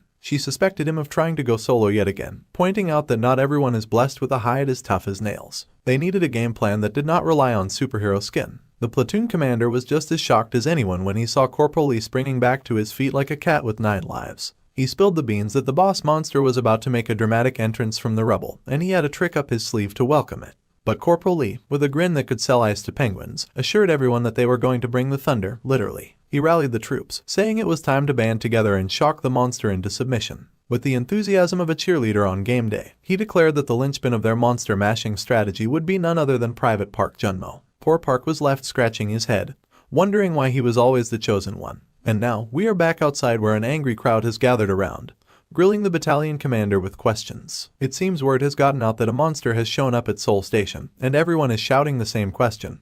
What is going to happen to the citizens of Soul Station? They are demanding that the military and authorities make a statement. Then, the commander, feeling the heat from the public, finds himself teetering on the brink. He reveals that, with the additional details considered at this time, they are planning a briefing. For now, he lets slip that the secondary rescue team for this unlucky event has been deployed. But this just gets the crowd even more worked up. With a boss monster having appeared, and the military sending yet another rescue team that is even less impressive than a level 15 group, the crowd is baffled. They are asking, in disbelief, if the military really plans to defeat the boss monster by throwing a bunch of low-level personnel at it. Now we are zipping back inside Soul Station, and it looks like the monster's decided to wake up again. He is tossing debris around like confetti at a parade, making a grand entrance. This time, the monster seems madder than ever, grinding its teeth at the thought that these humans managed to outsmart it. It unleashes a massive roar, the force of which is so intense that it sends the corporal and vice president stumbling backwards. And just when you thought things could not get weirder, the monster starts levitating, legs spinning like a cartoon character. But then, something else catches its eye, a gigantic water bubble just floating there above it. The officer gives the signal, and the guards spring into action, dropping the water ball right on target. The monster finds itself taking an unexpected bath, completely drenched. But the monster shrugs the water off like it is no biggie, and it seems ready to move on to the next round of this bizarre showdown. Meanwhile, the guards are ramping up for the ultimate face-off. The guards fires up the amplification rune. Corporal Lee then yells over to Private Park, "Let us light this up." Private Park gets into action, funneling his lightning into the amplification rune, sending shockwaves towards the monster. The monster is not just standing there taking it, it is writhing in a mix of anger and pain. Private Park, not letting up, pushes his limits, pouring out as much lightning as he can muster. To push him even further, Corporal Lee shouts words of encouragement, urging him to keep the pressure up until they are ready to deploy the big guns, a massive frost rune. But then, in a dramatic twist, someone new bursts onto the scene, commanding everyone to halt in a voice that brooks no argument. Suddenly, an overwhelming force presses down on everyone, bending them to their knees as if the very air around them has turned heavy. Private Park, caught in this unseen grip, struggles alongside the monster, which also feels the pressure. We are back outside once more, where the battalion commander is standing his ground against an agitated crowd, all eager to know the game plan for neutralizing the looming threat. Then, the commander drops a bombshell. This time, the backup is not just any ordinary squad. They have got an S-class player with no level restrictions, the Fist King, Han Tieson himself. And there he is, Han Tieson, the authority figure, the S-rank player who is not just a big deal in Korea, being ranked number 1, but also holds the 9th spot globally. As he strides towards the monster, he assures everyone, "I have got this. Leave it to me and clear out." Corporal Lee cannot help but sport a massive grin,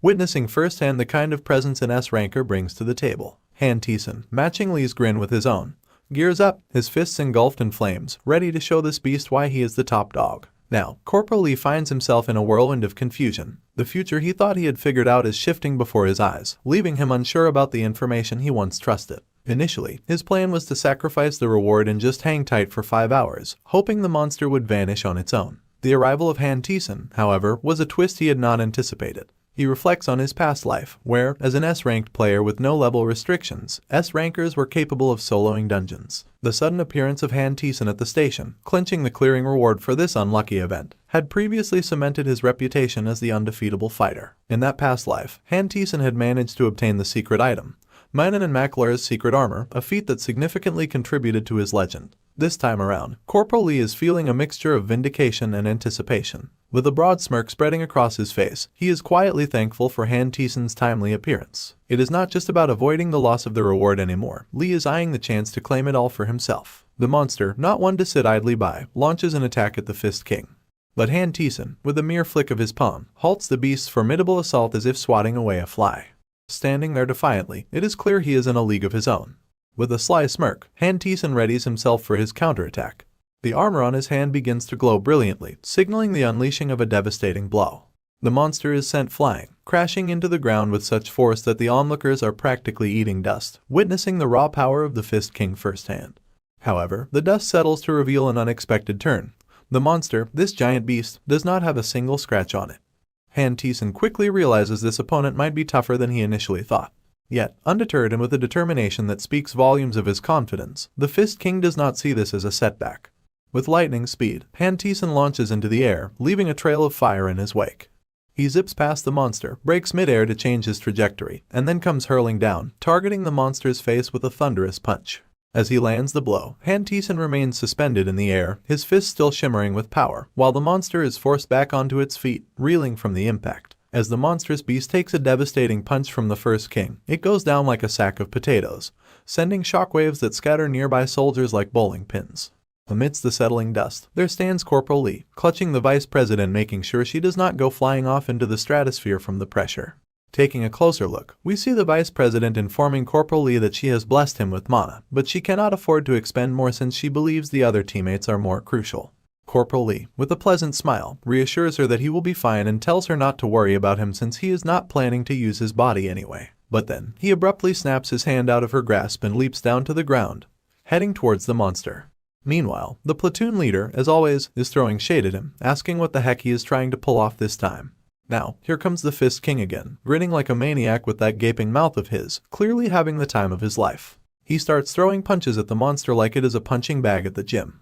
The poor monster, after taking a beating of its life, starts crumbling into pieces. And just as the monster begins to disintegrate, Corporal Lee whips out his metal smashing technique. That is when the Fist King smells something fishy in the air, realizing a shady move is about to go down. Suddenly, the monster's chest explodes into a million bits, raining its insides down on the battlefield.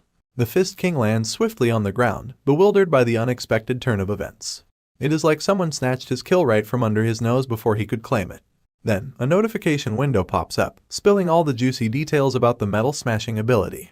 It is a rank D skill, and it seems to consume mana to crush metal, with the mana consumption varying based on the amount of metal targeted.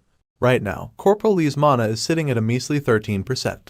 Now, Corporal Lee stands tall beside the Fist King, both watching as the monster teeters on the brink of oblivion. With a stern tone, the Fist King turns to our guy, demanding to know what the heck he wants. He reminds Lee that he would already warned everyone not to mess with his kills, yet here Lee is, snatching victory right out of his jaws. But Corporal Lee is not about to take any guff. He snaps back, calling out the Fist King for his questionable ethics, even for an S-ranker. The Fist King, now boiling with rage, demands to know what Lee is blabbering about, denying any wrongdoing. That is when Lee hits him with a reality check, reminding the Fist King that he was the one who interrupted Lee's raid in the first place, so ultimately, Corporal Lee deserves this kill. The Fist King scoffs, questioning whether a mere corporal like Lee could have taken down the monster solo. But Lee, cool as a cucumber, tells the Fist King to buzz off. And that is when things really heat up. The Fist King, completely losing his cool, threatens to squash Lee's head with a single fist. Out of nowhere, they both start sprinting toward the monster, each determined to land the killing blow and claim the glory for themselves. As Corporal Lee hurls his knife towards the monster, he is bellowing at the top of his lungs, letting the Fist King know that they are the ones who held the line until the bitter end. He is not about to let this so-called Fist King swoop in at the last moment and snatch his reward. Meanwhile, the Fist King is hot on Corporal Lee's tail, his eyes locked on Lee's sword. He is just as dead set on nabbing the kill before Corporal Lee can get his hands on it. And amidst this chaotic showdown, the poor monster is probably wondering what the heck these guys find so fascinating about him. It is like being the unwitting star of a very strange and violent reality show. So, they both reach the monster, and Corporal Lee's sword starts slicing its way into the monster's belly while the Fist King launches his fist straight at the monster as well. The monster reels from the onslaught, crackling with lightning and fire as it takes a serious beating. Then, the Fist King gears up for another devastating blow, unleashing it with full force. The monster crashes to the ground, engulfing the entire vicinity in blazing flames. The shockwaves are so intense that even Lee struggles to keep his footing. Finally, we are outside, and the blob that once swallowed Soul Station begins to vanish as the monster lies defeated. The area is now free from its grip. As the blob dissipates, Soul Station is revealed once again against the sky. Among the civilians, word spreads that the monster was taken down in less than 5 minutes after the Fist King entered the fray. Finally, the survivors trapped in the station for hours start emerging. In the crowd, a concerned lady rushes towards her mother, immediately asking if she is okay or if she got hurt anywhere else. The mother warmly embraces her daughter, reassuring her not to worry, that she is alright. But then tears start welling up in the lady's eyes after the heartfelt hug, emotions running high after the intense catastrophe. Finally, relief washes over everyone as they realize they are safe after the harrowing ordeal. The news spreads across TVs, with reporters announcing a miracle. All the people in Soul Station survived once again. A notification pops up, confirming that the monster, the venomous ironclad Spider Queen, has been finally slain. It also congratulates survivors for enduring the unlucky event, hinting at lucky rewards for those who weathered the storm. Now, we see the Fist King looking at the system window, but he does not seem too thrilled with the outcome. Maybe he was hoping for a bit more recognition, or perhaps the rewards did not meet his expectations. As we glance at the system window, it reveals that a lucky reward will be given to the Fist King for assisting in the defeat of the boss monster. Now it is clear why he is seething with anger. Meanwhile, Corporal Lee is busy performing some wizardry while still lodged in the corpse of the monster queen, a clear indication of why our guy got the kill. Then, a notification pops up, indicating that an unknown energy is imbuing the Cloud Blade, reaching 24%. Finally, we see our guy casually snagging the reward the system threw his way. The bracelet he yearned for in his previous life is finally in his possession, and he gazes at it with wide eyes. Suddenly, another system window chimes in, stating that the user has obtained a manhwa secret armor. It is a hero-grade relic with the trait that the user can level up the armor through battles. When infused with mana, it creates a thin layer of transparent armor over the user's skin, making it perfect for carrying and storing special features. It even contains a subspace that allows the user to secretly store items. And so, in the grand saga of Soul Station's chaos, our dude emerges as the hero, grinning like a devil who just got the last slice of pizza. Meanwhile, the Fist King is more disappointed than a kid who opened socks for Christmas, calling our guy a cheeky bastard and demanding answers. But as steam starts rising from our guy, he is not about to let the Fist King rain on his parade. He munches down on the bracelet reward like it is his last meal, while the Fist King throws a tantrum louder than a toddler denied candy at the checkout line. Our man turns around, giving the Fist King a look that could curdle milk, and sets him straight. He asks what reward is he talking about, and makes it clear that they are the ones who saved the day. He should be thanking Corporal and his team for letting this party crasher tag along like a lost puppy. And just like that, he drops the mic, leaving the Fist King fuming like a kettle about to explode. But hey, you gotta hand it to the Fist King for his persistence, even if he is more stubborn than a mule with a headache. He keeps going on about how the system works, like he is the guru of game mechanics. He then mentions that the boss monster's contribution is 7%, so his share is still bigger than Corporal's ego. As we glance at the fuming Fist King, his eyes shimmering with frustration and anger, he reveals that he endured 6 months of isolated training, only to be dragged into this mess out of nowhere. He firmly believes he deserves a hero-grade item at the very least to balance things out. With a terrifying tone and demeanor, he demands once again how Corporal Lee plans to make up for it. But our man could not care less about the Fist King's cocky attitude. A sly grin dances on Corporal Lee's lips as he thinks, "This dude must be kidding, arguing about time and compensation in front of a soldier who had to return to military duty for all this bullcrap self-labor." Suddenly, the entire area crackles with energy, fire intensifying around the Fist King like he is about to explode. He demands if Lee knows who he has dared to mess with, but Lee just shrugs it off, daring him to bring it on. Because Corporal Lee is not scared one bit. The Fist King can spout all the nonsense about solitary training and his contribution. But in Lee's eyes, it does not freaking matter. Because if the Corporal had to be compensated fairly for all the time he has spent fighting, then no reward could ever make up for it. So, Corporal Lee is ready to take this bastard down. No holds barred. Sure enough, the Fist King lunges at our guy with all his might, ready to land a punch that would make even Superman jealous. But just before impact, it is like someone hit the pause button on life. As the scene transitions, we see the battalion commander and the Flower Guild president bursting onto the scene like unexpected guests at a party. The Fist King's jaw practically hits the floor, while our guy's expression is like a confused emoji come to life. Then, Lieutenant Colonel Kim Kang-seok decides to drop some wisdom bombs, asking why they are all throwing punches when the gates are closed. Talk about raining on their parade. But Corporal Lee, ever the opportunist, seizes the moment like a kid catching the ice cream truck at just the right time. He grabs the Fist King's fist, but instead of a fight, he launches into a barrage of compliments, showering the Fist King with praise like confetti at a parade. With a swift nod and a cheeky wink, Corporal Lee makes his exit, leaving the Fist King standing there like a deer caught in headlights. And as Lee walks away, he salutes his senior like he is in some kind of military sitcom. The commander can only shake his head in disbelief, while Lee, with a grin as wide as the Grand Canyon, assures him that he is perfectly fine. "Thank you very much." But the Fist King is not having any of this nonsense. He screams at Corporal Lee, demanding that he get his ass over here. However, before things escalate further, the Flower Guild lady jumps in like a superhero with a verbal lasso, telling the Fist King to shut his big mouth. She admits she has no clue what is going on, but right now, she just wants him to shut his ass up. As tensions simmer down, our attention shifts to the sky, where TV news choppers capture every juicy moment of the Seoul Station incident, broadcasting live to the entire nation. The Flower Guild president makes a point that if the Fist King causes any more trouble, it will be impossible to contain the fallout, and it will not do any favors for the Blue Flower Guild's reputation. Still fuming, the Fist King realizes he is backed into a corner, with no choice but to face the harsh reality of the situation. Suddenly, a voice booms out, urging everyone to make way because the Brigadier General is on his way. Sure enough, a portal begins to materialize, and with a flourish, the teleport opens, revealing the Brigadier General floating in like he owns the place. Turning towards the Fist King, the Brigadier General cannot help but express his amusement at seeing the Fist King still lingering around.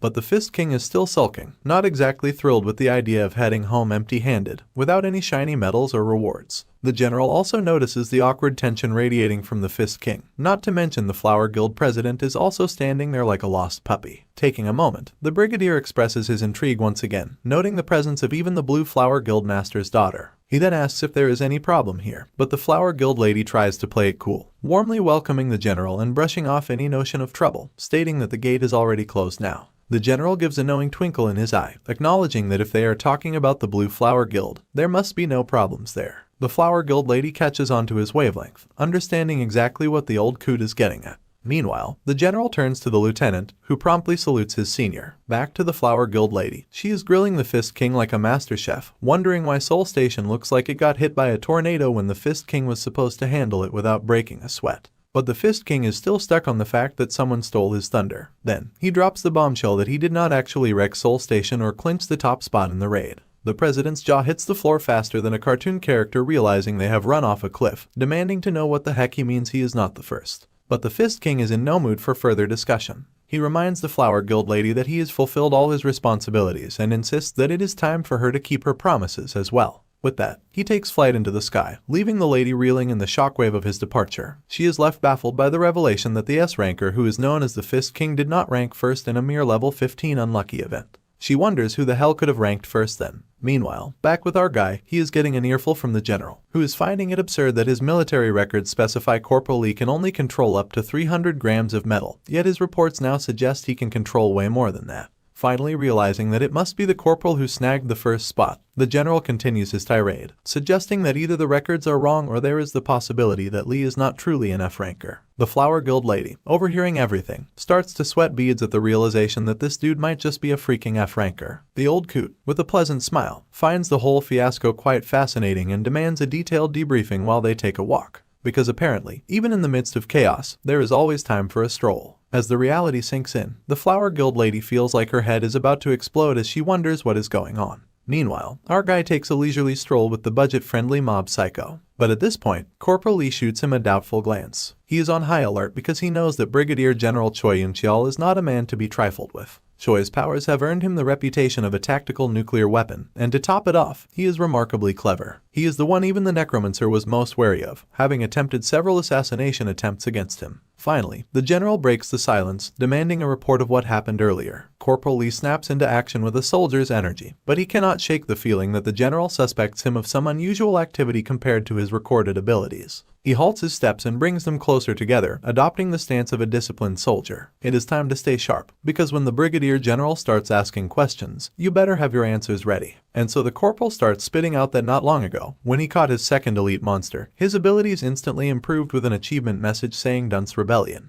Instead of the 300 grams as reported, he is now handling up to 17 kilograms and has gained a few skills during his improvement spree. The general starts to wonder that achievement systems are certainly just as uncommon as quests. But right now, the only thing on the corporal's mind is that he does not want the world to know that F-rankers can progress. With a broad grin, the general buys our guy's story, but deep down, the corporal knows the general is not fully sold on it yet. Then the general explains that given the corporal's fighting strength and abilities, he could not be called an F-ranker, and his combat abilities are perhaps C-rank or above. Now the corporal hits with a realization that it seems the general also wants to scout him as well. So, the general gives a nod of praise to our boy for his fantastic job and asks if there is something he would like as a reward. Maybe some magic armor or anything. He tells him to name it, and he will have it. But Corporal Lee seems relieved that the general does not want to scout him. Seeing an opportunity to snag a shiny item, a grin widens on Lee's face as he reveals that there is actually something he wants. Then, he challenges the general, saying it is just that he does not think even a brigadier general could give it to him so easily. Now, the brigadier is even more curious to hear what this thing is that he cannot grant him. And with a drum roll, Lee bluntly states that it is one of the general's treasured items, a hero rank item called the Fail Knot.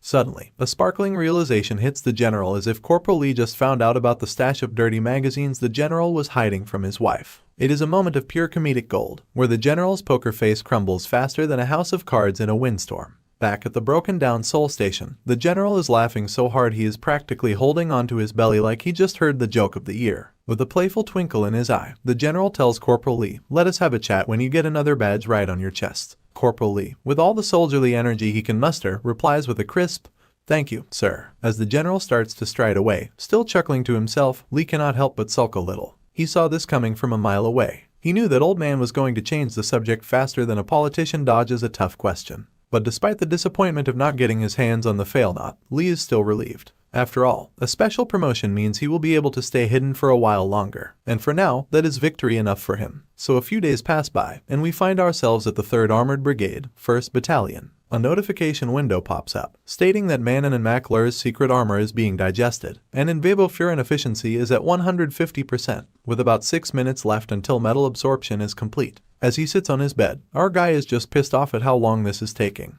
But he reassures himself that hero rank items are harder to digest after all. Suddenly, Private Park appears on the scene, interrupting our guy's sulking. Along with him is Private Choi Mini, whose trade is Chaser and is an E-rank guy, demanding they do something other than PT now. But our man pulls up his shirt, showing his banged up body, and asks them if they cannot see he is totally bruised up. Then we see 3 other goons arrive at the scene. One with a bald head, Private Choi Tae-young, whose trade is Sniper and is also an E-ranker. The one in the middle is Private Park Sungmo, with the trade of a shaman and an E-ranker. And the purple-headed one is Kim Kyunjin, with the trade of a thief and also an E-ranker. As Corporal Lee reflects on the past events, he finds solace in the camaraderie forged through fire and chaos. In the midst of raids and life-threatening situations, he is grateful for the steadfast support of his friends and comrades who stood by his side, unwavering in their faith and trust. Just as he is lost in his thoughts, the door creaks open, and in walks Private On Minty, back from the military hospital after getting roughed up in the last confrontation with the kobolds. Reporting for duty, Minty's return is like a beacon of hope amidst the uncertainty of battle. Without a moment's hesitation, Corporal Lee jumps to his feet and wraps Minty in a bear hug, a silent testament to the bond they share. For Lee, future rewards pale in comparison to the simple joy of seeing his friends return safely by his side. As Minty stands bewildered by the unexpected display of affection, Lee chuckles and explains that it is all for him showing up just in time for training. Though Minty might not fully grasp Lee's sentiment, the warmth of their embrace speaks volumes. With cheerful energy, Lee leads the way, surrounded by his comrades and friends. In this moment of shared camaraderie, they form a tight-knit circle of support, ready to face whatever challenges lie ahead. After all, in the chaos of battle, there is no greater comfort than knowing your friends have got your back. As Corporal Lee leads everyone to the training center, he is determined to ensure their safety through rigorous preparation. But a sudden interruption halts their progress. We see Private Park, looking visibly shaken, comes running down and stammers out that Ka and lower rankers are not permitted to use this training facility. In his eyes, it is a place reserved for the elite, and mere mortals like them have no business treading its hallowed halls. Just as Private Park was dropping the bad news bomb, Corporal Lee swoops in and gives him a little neck grab wake-up call. Now, Park, looking like a deer caught in headlights, starts babbling about restrictions and how they cannot start training. But Corporal Lee's eyes are like two determined laser beams, and he is not having any of it. He pulls a 180, cranks up the volume, and starts yelling at everyone nearby. He is shouting about how everyone here survived an unlucky event, and asks them then why the heck everyone is getting jittery now. Like, seriously, he asks Park if he did not just leveled up or something. Lee's on a motivational rampage, and I cannot help but wonder if he has had one too many energy drinks. Private Park hits Corporal Lee with the reality check, reminding him that they were just backups back then, and now it is every soldier for themselves. Surprisingly, Corporal Lee decides to have Private Park's back, becoming his backup buddy or something. Private Park's face lights up with happiness, and he asks if it's actually happening. Suddenly, the training hall gate creaks open, giving off major creepy vibes. It feels as if there is a monster about to come out, and that the whole platoon is practically peeing their pants in fear. Corporal Lee, now standing behind them, goes all drill sergeant, pushing them and dropping F-bombs left and right. He sternly asks what the heck they are doing standing there, and sternly instructs them to get the fuck inside. But the soldiers are frozen solid, scared to even twitch. Then, a sly smile creeps onto Corporal Lee's face, like he has just cracked the code. After what feels like forever, everyone's finally herded into the training hall. Corporal Lee slams the shutters closed behind them, trapping those poor souls inside. Now they are banging on the shutters, begging Corporal Lee to let them out. But he is standing there, looking all determined and stuff, not budging an inch. Corporal Lee, still sporting that devilish grin, seems to be enjoying the spectacle of everyone freaking out. He is convinced it is just the beginning of their training, and now it is time for some attribute training, whatever that means. Meanwhile, outside the cafeteria, things appear to be going smoothly. It is like the calm before the storm. Inside, two soldier ladies are gossiping at their desks. The black-haired one spills the beans to her brown-haired buddy about how it was the freaking Frank Corporal who pulled off the blockade operation, and also cleared the unlucky event. The second lady cannot believe it, adding that she imagined him as some super buff dude, which clearly is not the case. Back to Corporal Lee, he is grinning like a Cheshire cat, excited that the trapped bunch will finally get a boost. Suddenly, though, he starts poking his ears, wondering why they are feeling so darn itchy. Now, we also get to see the red head officer busy doling out orders to two soldiers, instructing them to purchase supplies matching the number of workers in each company. Suddenly, her attention shifts to Corporal Lee, and she questions him if he was not supposed to be at his personal training. Corporal Lee, playing it cool like any junior should, fires back with a smooth excuse. He claims he is at the PX for energy supplements for his hardworking subordinates. Meanwhile, we also notice Sanguk, passing by, who cannot help but shoot Corporal Lee an annoyed look. Even the lady soldier on the other side joins in with an icy stare. Anyway, the officer digs deeper, asking if it is true he received the Dunce Rebellion achievement.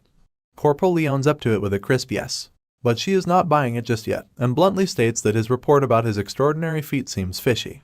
She demands to know what he is hiding, but Corporal Lee, with an awkward smile, plays innocent, asking, what could he possibly be hiding? Now, alarms start ringing in Corporal Lee's mind. He is left wondering if she is onto something for asking such pointed questions. Suddenly, their attention is diverted by some commotion nearby. Two soldiers are having a lively chat, but the lady's focus is quickly snatched by something else. Amidst the background noise, a broadcast from the admin room breaks in. The announcement cuts through, summoning Corporal Lee to report to the battalion commander's office immediately. The commander wants him. The broadcast wraps up, leaving the red-headed officer frustrated that just when she thought she was making headway, the broadcast came in right on cue. Corporal Lee, seizing the opportunity, is ready to go. In her parting words, the officer makes it crystal clear that she has got her eyes on him. She does not know what he is up to, but she is watching. With that, she dismisses him, telling him to go now. After narrowly escaping the red-headed officer's interrogation, Corporal Lee is determined to steer clear of her for the time being. With that hurdle cleared, he wonders why the commander is summoning him, especially since the promotion ceremony is still a few days away. As he walks through the corridor, voices echo from the battalion commander's office, sounding agitated. Corporal Lee reaches the door and knocks. Upon hearing the invitation to enter, he steps inside and snaps a salute, announcing his presence. But before he can finish his report, he notices the presence of Brigadier General Choi Young-cheol and the battalion commander, sensing the thick tension between the two of them. It seems like he has walked into quite the heated situation. Finally, the Brigadier General turns toward the Corporal Lee, and as the battalion commander attempts to speak, the Brigadier General intervenes, silencing him with a stern look and deciding to explain the situation to Corporal Lee personally. With a somber and serious tone, he begins to explain the grave circumstances. Just days ago, a red gate opened in the Shinram area, and the Blue Flower Guild had the raid rights for it. However, when the guild members entered to deal with the gate, chaos ensued. The Flower Knights, instead of facing external enemies, turned on each other, resulting in brutal internal conflict. The platoon commander desperately tried to reason with the soldiers, reminding them of their shared guild allegiance, but his pleas fell on deaf ears. The knights, consumed by madness, began attacking their own comrades. In the end, he too becomes a victim of the madness, chased down by his own comrades and succumbing to a painful death. The news about the Red Gate being declared a Trouble Rank 3 hits Corporal Lee like a runaway train.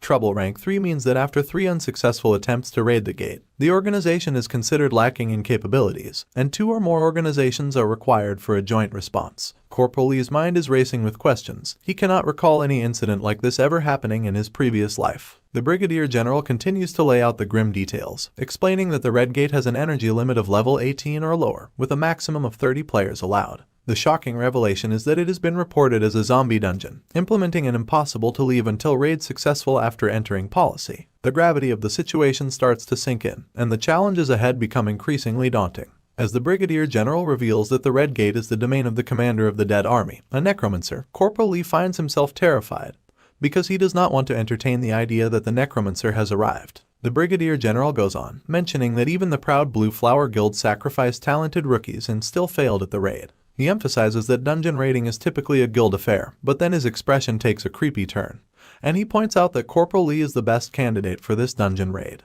But then, Battalion Commander intervenes, sporting a disappointed look that clearly conveys his disagreement with the plan. Turning to Corporal Lee, the Battalion Commander questions whether he can actually pull it off. Now, Corporal Lee is left contemplating the situation. It is something he has not encountered in his previous life, and the potential connection to the Necromancer raises concerns. Despite this, he becomes resolute and agrees to give the raid a shot. A pleased smile spreads across the Brigadier's face, while the gorilla of disbelief stands in the corner, gawking at the unexpected turn of events. Before diving into the nitty-gritty, our corporal figures he better snag whatever advantage he can for the upcoming Red Gate raid. So, he nonchalantly drops the bomb that his current weapon would not even dent a tin can, let alone take on the challenges of the mission. Throwing in a friendly grin, he casually nudges the general to spill the beans on that fail knot they chatted about last time. He makes it clear that with the fail knot in his possession, he guarantees success in the raid. The fail knot, a legendary weapon, is described as a one-shot arrow that never misses. It is associated with Sir Tristan, a character from the legends of King Arthur. Despite its incredible accuracy and magical effects, its difficulty to retrieve means it can only be used as a weapon once. So even in the Brigadier General hands, it's a treasured weapon that is like a last resort. But in the hands of someone who can practically control metal, our corporal's turning this legend into a whole new bedtime story. After Corporal Lee boldly demands the fail knot, a wide smirk appears on the Brigadier's face. With a sly grin, the old guy makes it crystal clear that it is not a favor, it is a deal. Corporal's got to bear the full brunt of the risk if he botches this mission. No free lunches here. But our man, undeterred, flashes a devilish grin of his own. He figures the bigger the risk, the sweeter the payoff. It is a gamble, and he loves it that way. Now, he is all geared up for this raid. But here is some juicy insides. Despite the norm of sending executives as leaders for dungeon raids, the Brigadier is sending him, a regular soldier, as the raid leader. He figures it is likely due to his rivalry with the Blue Flower Guildmaster, Yu Heck. Corporal Lee sees this as an opportunity. If he succeeds, it is a significant victory for a common soldier against an elite player from the Blue Flower Guild. Even if he fails, it will not necessarily be their failure, as they are only participating in the raid as backup for Blue Flower. If Corporal Lee succeeds, the Brigadier will put to rest claims of his uselessness and win the psychological war against the Blue Flower Guild.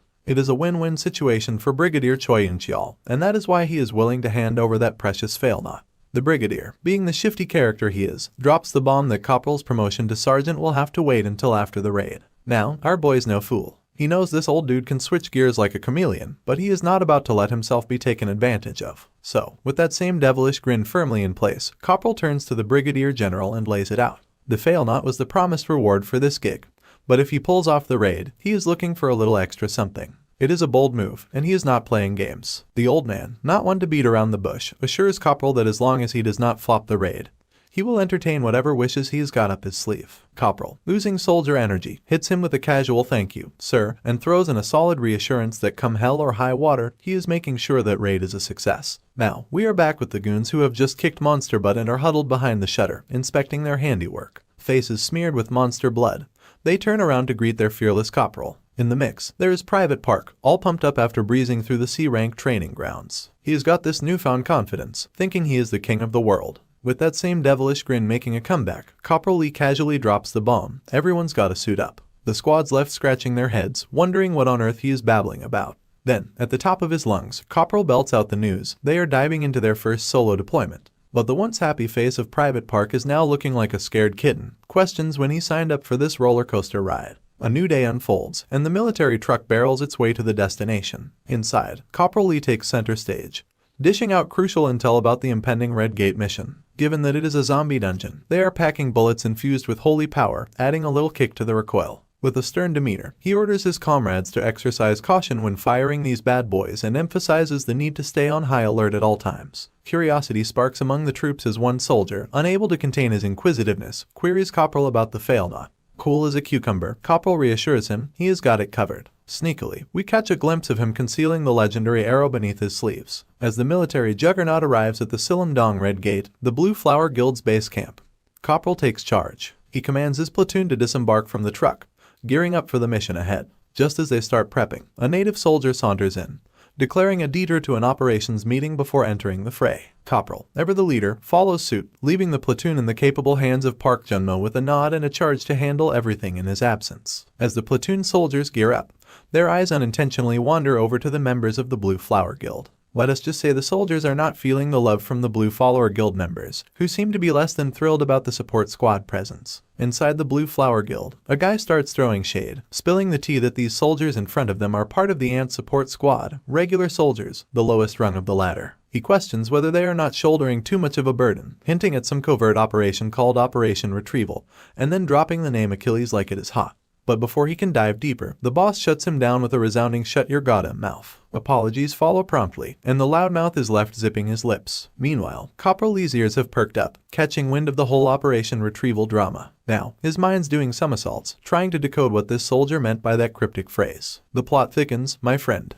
The big shot from the Blue Flower Guild hatches a plan to ditch the Ant as soon as they enter the dungeon. But a cautious voice beside him warns that going solo might not be the brightest idea. Survival's no guarantee. Unfazed, the big shot reveals that, in the grand scheme of raids, everyone's life is on the line, and each person must protect themselves. It is a harsh reality, and they have no choice in the matter. Meanwhile, Corporal Lee waltzes into the meeting room, expecting a crowd. But surprisingly, it is just the guild president, flying solo. Red flags start waving in Corporal's mind as he wonders if there was supposed to be a full-blown meeting. The lady, making a beeline toward our guy, spills the beans that she had a hunch Corporal would show up. She reminisces about the time he, without hesitation, pocketed her business card as an F-ranker. Corporal cuts to the chase, admitting he never asked for it. It dawns on him that she is frustrated realizing she handed her card to a lowly F-ranker, and it is clearly bothering her. She then decides to ditch the past, and bluntly reminds Corporal that he is nothing more than a sidekick for this raid. She lays it out straight, instructing him not to pull any funny business that interferes with the Blue Flower Guild's plans. His role, stay in a corner. That is the sole reason she bothered calling him in.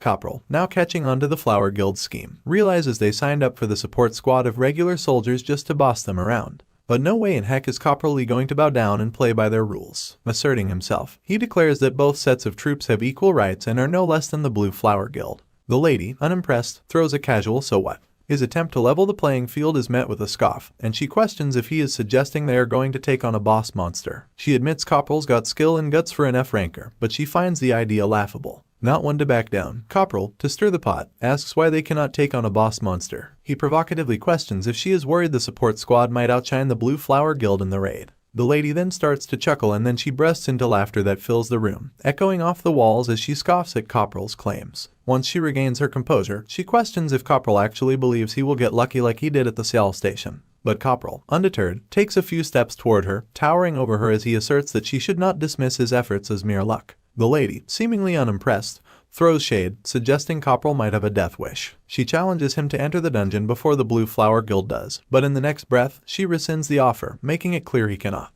She drops a bombshell, revealing that 3 of this year's top 100 prospects are part of this raid. Condescendingly, she tells Copperl not to be a bother and orders him to stay out of the way. As Lady Yuhina, or rather Catherine, walks away, Copperl Lee is left scratching his head, bewildered by her lack of response to his provocations. His mind drifts to the mysterious Operation Retrieval, wondering if there is something he is not privy to. Unable to contain his curiosity, he calls her out with her title, but she insists on being addressed by her name, Catherine. Seizing the opportunity, Copperl proposes a bet. If the support squad manages to nab the boss monster before the Blue Flower Guild, Catherine has to grant him a favor. With a nonchalant tone and a peculiar grin, she questions if he has any idea who he is dealing with but agrees to the bet. However, she makes it clear that if Copperl loses, he will have to forfeit his life to her. The stakes are high, but Copperl, undeterred, accepts the challenge. The scene shifts outside the Red Gate, where the Blue Flower Guild confidently strides into the portal, leaving the fully geared support squad standing tall behind them. As the Blue Flower Guild activates their shields, the platoon commander swiftly issues instructions to his squad. They are planning to exit the entry zone before the other soldiers catch up, prompting the leader to command everyone to get ready to run. With a decisive order to enter, the entire Flower Guild squad steps into the portal, leaving the support squad on standby until they receive the green signal to enter in 3 minutes. During this tense wait, Copperl Lee checks in with Private Min, who reports back that he is okay. As the clock ticks down, the support squad prepares to make their move. Copperl advises everyone to stay focused, harking back to their training drills, reminding them to watch their breaths. With the command to enter, the support squad steps through the portal, emerging on the other side. However, the scene that greets them is far from what they expected. Instead of a relatively peaceful environment, they find themselves surrounded by madness. Flower Guild soldiers are tearing each other apart, a gruesome sight that shocks the newly arrived squad. Copperl Lee, thinking on his feet, places his hand over a soldier's mouth, preventing any screams of fear that could attract the attention of the frenzied zombies. The whole area is a chaotic battleground, with Flower Guild soldiers, some dead, others still fighting, and scattered limbs strewn across the ground like discarded toys. Even their team leader has succumbed to the monstrosity, now a part of the zombie horde. The support squad is thrust into a dire situation from the moment they set foot on the other side of the portal. In the midst of the chaos, there is one person who has managed to avoid succumbing to the monstrous fate that has befallen his comrades. However, even he is gripped with terror, watching helplessly as his fellow soldiers are torn apart, their blood splattering in all directions. Copperl Lee, with a swift hand gesture and military language unfamiliar to outsiders, signals to his soldiers to stand tight behind the zombies. As the colossal monster turns around, its empty eye sockets locking onto the support squad, a hushed tension fills the air. The soldier, unable to contain his fear, unleashes a piercing scream that could wake the dead. In response, the undead commander swiftly throws its hands towards the soldiers, attempting to grab them. In the face of impending danger, Copperl Lee reacts decisively. With a commanding voice, he orders the support squad to open fire. The soldiers, following their leader's lead, unleash a barrage of holy bullets from their guns. Copperl Lee, with precision, joins the onslaught, shooting holy bullets that cut through the air. Despite the relentless barrage of bullets, none of them seem to land on the colossal undead creature. A mysterious barrier appears to shield the monster, pissing Copperl Lee to the point of grinding his teeth in frustration. In an attempt to turn the tide, Copperl commands one of the soldiers, Choi Taeyong, to execute a plan. With precision, Choi Taeyong takes aim at the monster. Just as he is about to act, the scene shifts to a flashback where Copperl Lee is teaching the soldiers about shooting. During the training, a soldier raises a concern. He points out that modern firearms lack the destructive power needed to harm monsters effectively. Copperl agrees, acknowledging that the support squad will not be dealing critical damage. Even using holy bullets will not cut it against dungeon executive level monsters. Copperl explains that they are using rifles for the assault because of the noise they make, not their destructive power. As the soldiers absorb Copperl Lee's unconventional wisdom about noise, they start to wonder about the role it plays in this madness. Copperl reveals the intriguing fact that generally, zombies may have desensitized senses, but their hearing remains intact. So, while their firearms may not kill the zombies, they can disorient them. The squad is left in amazement at their wise and nerdy corporal. Expanding on the strategy, Corporal explains that by disorienting the zombies, they will not be able to perceive the squad. However, Baldy raises another question, asking if the zombies in this dungeon have senses other than hearing. Corporal drops a truth bomb, revealing that if that is the case, their chances of success are slim. Most of the squad would become zombies, and chaos would ensue as they kill each other. Returning to the battlefield, the narrative shifts to Choi Tae-young, who possesses the sniper trait. He is targeting the monster's ear, a crucial weak point. After locking onto the target, he pulls the trigger, bombarding the colossal undead creature with bullets in a strategic move to exploit its vulnerability. Moving on, the moment Choi pulls the trigger, bullets start flying everywhere, hammering the undead king. But honestly, it is kind of pointless because not a single bullet gets past his beefy shield. But here's the silver lining, the plan to get the undead king all disoriented is actually working. He is stumbling around, unable to hit back, which is their cue. Seizing the moment, Private Minty lobs a grenade towards the big bad. But get this, these are not your run-of-the-mill grenades, they are juiced up with some magic. In the blink of an eye, the grenade goes off. Looks like it did ruffle the big guy's feathers, but let us be real, it is more of an annoyance to him than a proper smackdown. Meanwhile, Minty is out here playing the hero, shielding everyone from the blast's backlash with his tanky self, always ready to take one for the team. But then, out of nowhere, the undead king starts to fizz out like soda pop, turning into mist and completely vanishing, leaving the squad scratching their heads in total confusion. Just when they spin around to check their six, that mist gets all cozy and starts gathering up again, and bam, the undead king pops up right behind them. Only this time, he is not throwing a solo act, he has brought a whole crew of his creepy pals. And these zombie minions from the Blue Flower Guild are diving straight at the support squad. And as we pull back for a wider look, it is clear we are not just dealing with a handful of baddies. There is a whole army of these freaks storming towards our squad. Immediately, Private Choi, Private Park, and Private Kim get the signal to change their magazines. As soon as they do, their guns suddenly go off and start to float. The corporal, with his metal manipulation ability, is ready with his 4 trusty guns. He takes a pause for a moment, waiting for the best timing. Then, with a simple gesture of his fingers, he triggers all of the gun's triggers, and the guns start bombarding the monsters with bullets, causing the mindless knights to crumble down. But these zombies are relentless. They are closing in with every tick of the clock, and it is just a matter of time before those guns run out of ammo. Just when it seems like we are in a tight spot, one of the smart cookies from the support squad, probably Private Kim, spots something shiny on the zombie. And would not you know it, he's got that thief trait, so he instantly recognizes it as a rare grade item. Meanwhile, as the undead king is busy playing catch-up, notices a giant blast on the horizon.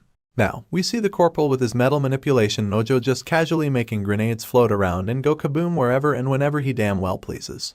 Because why not add a touch of fireworks to the undead party? At this point, the undead king's had it up to here with these pesky soldiers, and he just wants to swat them away like annoying flies. He unleashes a roar of frustration, sending out some dark energy vibes. Now, if we shift our gaze to the support squad, it looks like all the undead buddies have bitten the dust, and the only one left standing is the corporal with his floating guns. The squad finally gets a moment to catch their breath, and one private, probably nursing some aching legs, thinks the crisis has passed. Another soldier nods in agreement, feeling the same relief. But our corporal, he is not quite ready to pop the celebration champagne just yet. He's got this nagging feeling that something's off. They dodged the threat according to plan, sure, but there is a lingering question. Why were not there as many zombies as they expected? And what is the deal with the boss monster's name getting all distorted in the notification window? The corporal huddles the squad together, telling them to stay sharp because the threat has not been completely neutralized. So, the corporal decides it is high time to skedaddle from there. Meanwhile, up on the mountain peak, there is this authoritative figure keeping an eye on the support squad. As the scene zooms out, you can see this big snake slithering around his body like he owns the joint. It turns out this giant snake and the vampire dude are buddies, having a good laugh at the support squad's futile efforts. But hey, even though they are having a chuckle, the vampire dude acknowledges the squad's efforts and mentions to his snake pal that it seems they have got some interesting ones coming in. As the support squad explores the surroundings, they feel like they have stumbled into a ghost town. Not matter where they look, there is nothing near the dungeon, no facilities, no zombies, nada. It is just an open and empty sandbox. The corporal, who has raided countless dungeons, finds himself on edge. He has never seen a place this strange before. While they are on surveillance duty, the corporal notices some metal moving in the surroundings. Quick as a cat, he readies himself, and with a swift finger gesture, he hurls down a blade using his metal manipulation, and it materializes right before the suspect's throat. But this guy starts screaming his lungs out, swearing he is just a regular human. The suspect immediately stands up, throwing his hands up in surrender. He spills the beans, saying he was hiding because he thought a zombie parade was heading his way. He quickly reveals himself as a survivor from the 3rd Raid Squad, a guy named Kim Tsip affiliated with the Blue Flower Guild. This hoodie-draped wannabe magician is a D-ranker with a sniper trait and a main skill in stealth. I mean, no doubt about it, this guy managed to hold his ground solo in this hellhole. But the corporal, he is not completely buying it. Doubts start creeping in, a lone survivor on top of everything. The suspect starts huffing and puffing, asking the boys for some water or a snack. Classic move, trying to win them over with the basic human needs. The scene transitions, and we find ourselves back outside in the Blue Flower Guild's swanky temporary ops room. The manager is spilling all the deets to the guild's vice president. Gugwang Group just sent out a secret cooperation letter to all the big guilds. The lady, biting her nails in nervousness, immediately asks, what does it say? The manager reveals that the player who retrieves his grandson's body and the hero-grade Spear of Achilles in the 2nd joint raid will be rewarded with a whopping 80 billion and a massive sponsorship from the Blue Flower Guild to the Players Guild. And of course, the news hits the lady like train. Now, back inside, we see the newcomer finally getting his hands on the support squad's supplies to munch on. While he is at it, he spills the beans that Flower Guild's top priority in this mission was to retrieve the spear. But as they entered the gate, everyone got sent straight to hell. Hearing this news, the corporal starts grinning like a devil. After connecting all the dots, he realizes that this was the reason the Flower Guild president was being so damn cautious. The famous Spear of Achilles is here. The newcomer drops another bombshell, revealing that the chairman's second grandson, Guding Hoon, bit the dust in the 1st raid, and he was rocking the Spear of Achilles. That spear was like the symbol of Gugwang Group. Now it all makes sense why they are dangling 80 billion as a reward for anyone who brings back the chairman's grandson's dead body and the Spear of Achilles. It also clicks for the corporal why the Flower Guild was giving them the cold shoulder during the joint raid. At this point, the support squad is left mulling over what they just heard. Private Minty, in particular, seems to be on the edge, looking like he has seen a ghost. Private Park, noticing Minty's distress, asks if something's up. Minty, hiding his face, mumbles that it is nothing, but it is clear he is spooked by all the creepy stuff going on. Meanwhile, our mysterious guy is back, perched on the hill, keeping a watchful eye on everyone. He does not seem too thrilled to see the support squad just standing around chatting. He wants to stir things up a bit for his own amusement. In the next moment, the giant, burly undead appears right behind him, and it looks like he is itching to dive into the action to have the time of his undead life. Trouble's brewing, and it is about to get real interesting. At this point, the corporal senses a bunch of different metals on the move. But it is not a dozen, not 39, not 70, but a whopping 120 of them. As the scene zooms out, we see the entire undead army ready to tear the support squad into shreds. Leading this gruesome parade is our snake-loving friend, complete with sharp fangs popping out of his mouth. On the other hand, Corporal Lee is on the edge of his roller coaster seat. The numbers are rapidly increasing, and he knows that is not a good sign. Without wasting a moment, he orders the support squad to go with Plan C. The entire squad is left utterly bewildered to hear this, and it seems like Plan C is no joke, a do-or-die kind of thing. In a flash, he orders Private Minty and Choi Mini to set up the equipment. As they open their backpacks, we see them filled with metal balls. Immediately, the corporal commands them to execute potion doping. Following his orders, they bring out drinks, crack them open, and start chugging as instructed. The newcomer in the hoodie is left confused, trying to figure out what is happening. Then, cue the system notifications. After drinking the Mana Star, regular Mana stats will continuously replenish for 5 minutes, and with the HP Star, regular Stamina stats will continuously replenish for 6 minutes. Now, there is an energy surge through the corporal's body, a much-needed boost before heading into the fight. It is about to go down, and the squad is gearing up for a showdown with the undead army. Now, the corporal pulls Private Park aside and shares some secret plan that they are keeping hush-hush. Private Park's initial reaction is a loud what? But then he nods, showing he is on board with whatever the secret mission is. Meanwhile, the newcomer is losing his mind, screeching and demanding answers about what the heck Plan C is. One of the privates spills the beans, telling him they are planning to run for it and advises him to stick close unless he wants to join the zombie parade. While the hoodie-draped guy is still bombarding them with questions, it becomes evident that the zombies are closing in. The scene shifts, and we see the beasts running at full tilt. Right on cue, the hoodie guy turns around only to be faced with a horde of mindless zombies heading his way. But then, Corporal Lee's trusty metal balls start hovering in the air. These are no ordinary balls, they are enchanted ones. Corporal Lee stands amidst the hovering balls like Magneto straight out of the X-Men, ready to save the day. Immediately, he commands the entire squad to withdraw from the current zone. It is all happening in the blink of an eye, and the race against the undead is on. Now we are back with this maniac, grinning at the thought of the soldiers sacrificing one of their comrades as bait.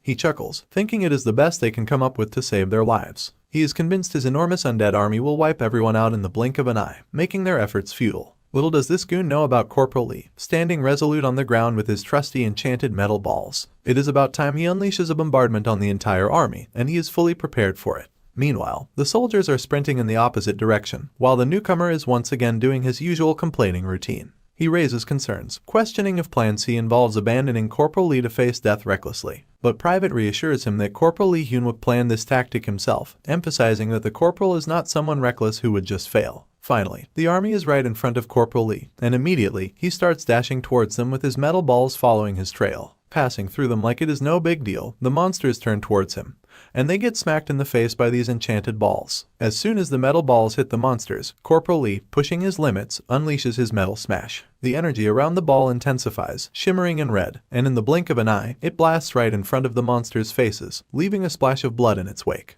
It is a moment of sheer badassery, and the tide of the battle may be turning. Corporal Lee, playing his own version of metal ping pong with those enchanted balls, and he is just going ham. It is like he is orchestrating a fireworks display for the undead, but instead of pretty lights, it is explosive metal balls raining down. Meanwhile, the snake-loving friend is once again perched above the mountain and is witnessing this shiny bombardment with his own eyes. Finally, he realizes that these folks are not here for a casual Sunday stroll. It was a deliberate plan to use iron beads infused with divine power, creating explosions. With all the noise from the beads, the monsters start going crazy. As soon as the sound echoes in the vicinity, the giant undead king turns around, shouting at the top of his lungs in a fit of frustration because this is not the kind of music his ears prefer to listen to. So here's Corporal Lee, chilling among the dead bodies of creatures, enjoying the aftermath of his metal ball extravaganza. Suddenly, amidst the roars of the undead king, he senses something different, a metal presence of a completely different rank. His eyes lock onto someone standing afar, and he wonders if it is a person. Out of the blue, the two bulky undead standing by the person take a leap into the air, shocking Corporal Lee.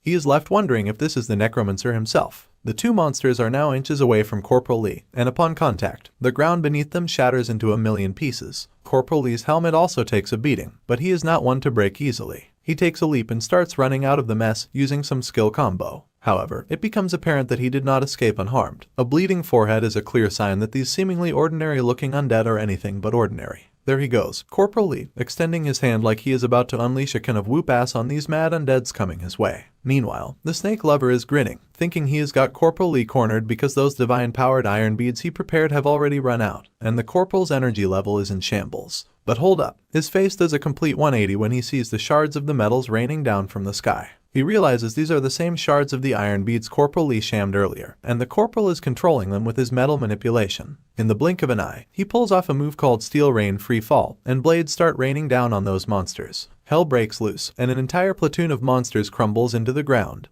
biting the dust. Just when we thought Corporal Lee might catch a break, the entire army of undead starts marching down his way, and the undead king is all fired up to take everyone down. But hold on, the undead king shifts his gaze once again, witnessing another explosion nearby. These are the enchanted grenades doing their magic. The entire horde of zombies and even the undead king himself is momentarily stunned in their tracks. The newcomer is utterly terrified, questioning why they are grabbing the undead's attention when the plan was just to sacrifice one guy and make a run for it. Private Park is having none of it, asking what the heck he is talking about and why he would think they would have such a ridiculous plan. Private Park spills the beans that this was a decoy operation meant to lure the zombies away from Corporal Lee Hyunwook from the very start. Looking at the Undead King, it seems their plan is successful so far. The Undead King changes his tracks, heading towards the explosions. Meanwhile, the snake lover is also watching the chaos unfold. Finally, it sinks into his mind that Corporal Lee was not the bait after all. They were planning a raid from the beginning. He is pissed that he never saw it coming, but being the maniac he is, completely drenched in his superiority,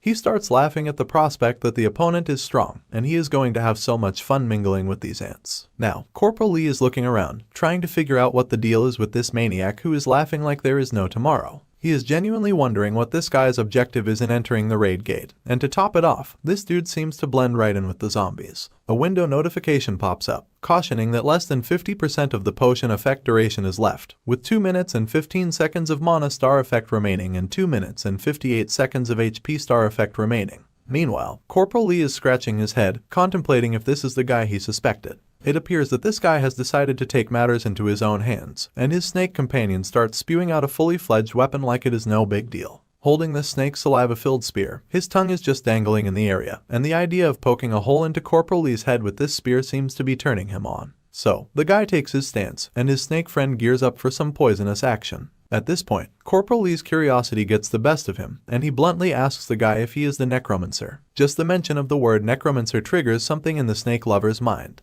Corporal Lee, looking at his face, wonders if he is not the necromancer. The snake guy decides to break his silence and makes it clear that if Corporal values his life, he better start talking and spill the beans on how he knows about the necromancer. Corporal Lee, taking glances at his surroundings, figures out that these dead zombies are not resurrecting. Considering the guy's reaction, he concludes that he is definitely not a necromancer. But then, he throws another question at him, asking how he is connected to the necromancer. At this point, the snake lover starts fuming, grinding his teeth because instead of laying it out straight, Corporal Lee is further questioning him bluntly. In a fit of frustration, the snake guy shouts at the corporal, calling him a rascal. Unable to get the answer he was seeking, he lunges at Corporal Lee in frustration. No sweat for Corporal Lee. With a swift move, he deflects the direct hit. However, the power behind the snake guy's shot is no joke. The sheer pressure of the weapon hitting creates ripples in the surroundings, showcasing the force behind the attack. The snake guy is fuming even more, realizing how Corporal Lee effortlessly deflected his mighty attack. What the snake guy does not know is that Corporal Lee is rocking an indomitable steel body. He is using the ability of the hero rank weapon, Manhwa's secret armor, which he snagged in the Soul Station incident.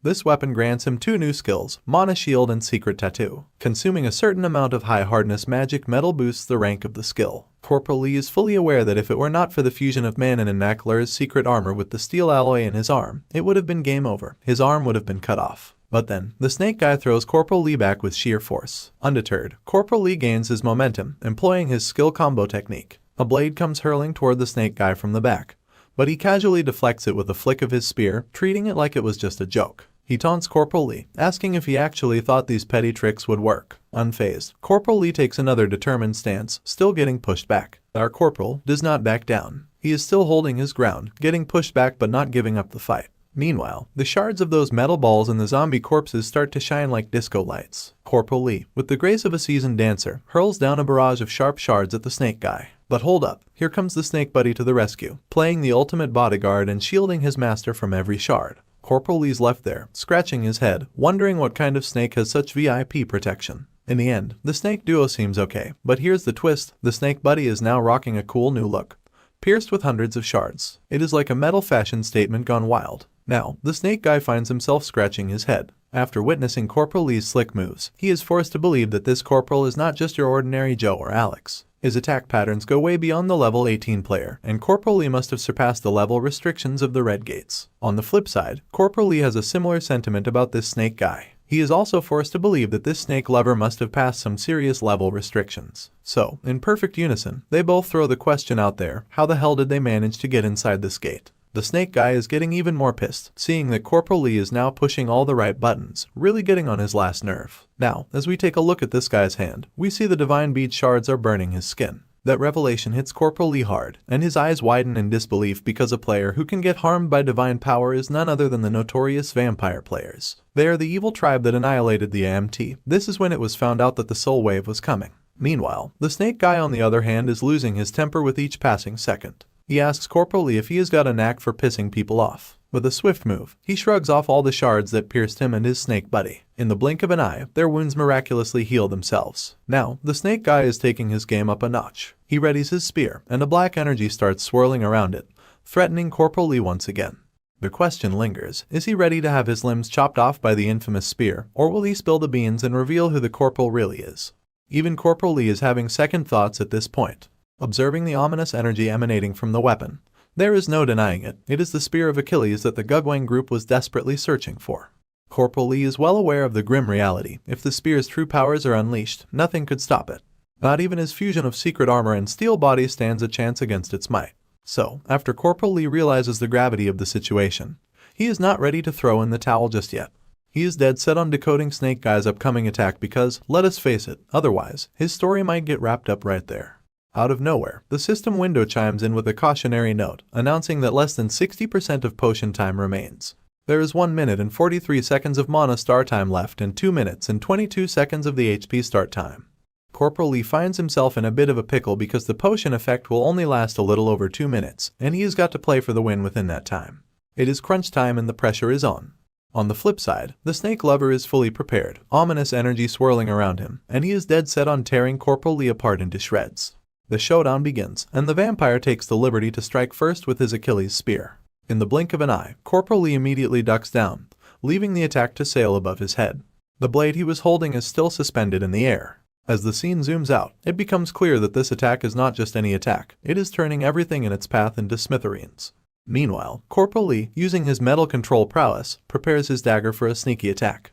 He swiftly hurls the sword down, but within a split second, the snake fella chimes in and stops the spear from piercing his vampire friend, taking the full brunt on his head. Corporal Lee is fuming at this point, seeing this snake interfering in his attacks. So, this blood-sucking dude gears up for another attack, spouting more threats at Corporal Lee, reminding him that these petty tricks will not work. He hurls another attack down, unleashing the same dark energy once again. Now, Corporal Lee is genuinely feeling cornered because that sneaky snake keeps defending against all long-distance attacks. He cannot hit him with the bead shards at all. To make matters worse, this vampire is relentlessly whipping out dark energy attacks without giving Corporal Lee a chance for proper retaliation.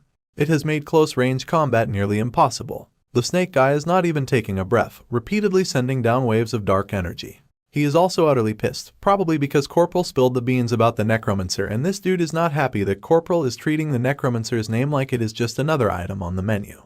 Finally, a grin starts to etch on his face, one that has been missing for a while now. He is about to play his ace up his sleeve, quite literally. The divine arrow is in his sleeves after all.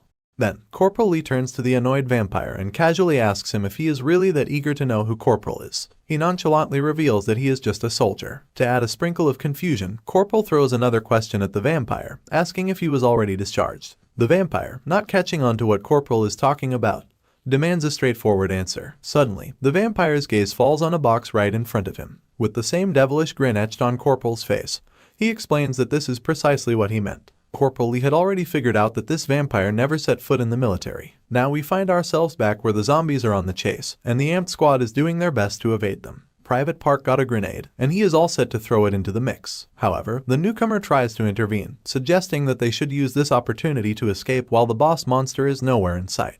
He is convinced the raid squad would not stand a chance, especially with the zombie parade going on. Plus, he is pretty sure Hyunwook is zombie chow by now. He urges them to hide, emphasizing the importance of staying safe. Private Park, on the other hand, firmly believes in Corporal Lee's capabilities and insists that he is not someone who would easily fail. But this newcomer continues to question their certainty, asking about this mysterious signal they keep mentioning. Now, let us rewind a bit, where we see Corporal turns to Private Park and drops a bombshell. Before they bail out of this zone, he casually tells Private Park to slap a claymore mine on his back. Private Park, quick on the uptake, asks if he mean the KM-1A1. Corporal gives a nod, confirming it is precisely the one. He throws in a heads up that if that claymore decides to go boom, it is like waving the white flag for everyone to know he has played his last trump card and failed. Corporal lays down the plan when that explosive spectacle goes down.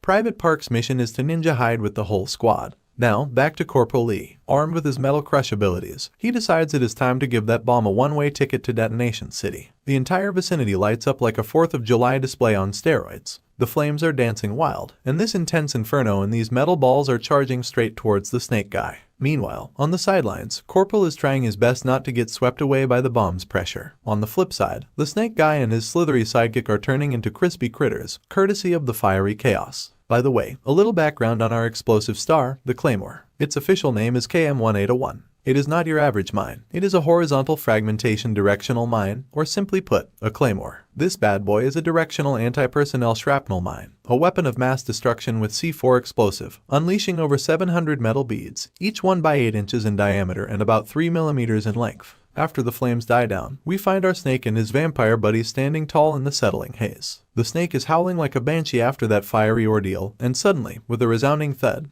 he collapses onto the ground. The guy with the spear just stands there, probably contemplating his life choices. Now, he is extra ticked off. He starts questioning Corporal Lee's audacity to try and blow him to smithereens. He is throwing shade at Corporal Lee, asking if he seriously thought he could kill the Chosen One with a mere bomb. But Corporal Lee could not care less about this dude's ramblings. He gears up for round 2, preparing for another attack. In a plot twist, Corporal unveils his trump card and smacks the guy square in the chest with his arrow. The dude goes crashing backward, courtesy of the arrow's sheer force. In the midst of the chaos, he is screeching in pain, wondering how on earth that arrow could be so fast that he did not see it coming. Meanwhile, Corporal Lee stands defiantly after unleashing his final hit on this troublesome foe. A notification window pops up, treating us to the juicy details. It is a Sir Tristan's Failnaught, boasting the remarkable ability to track down and attack a locked target with a 100% success rate. Not just that, it also nullifies any magical resistance the locked target may have. Corporal Lee takes a moment to school the struggling vampire, making it crystal clear that the annoying snake was just a warm-up act.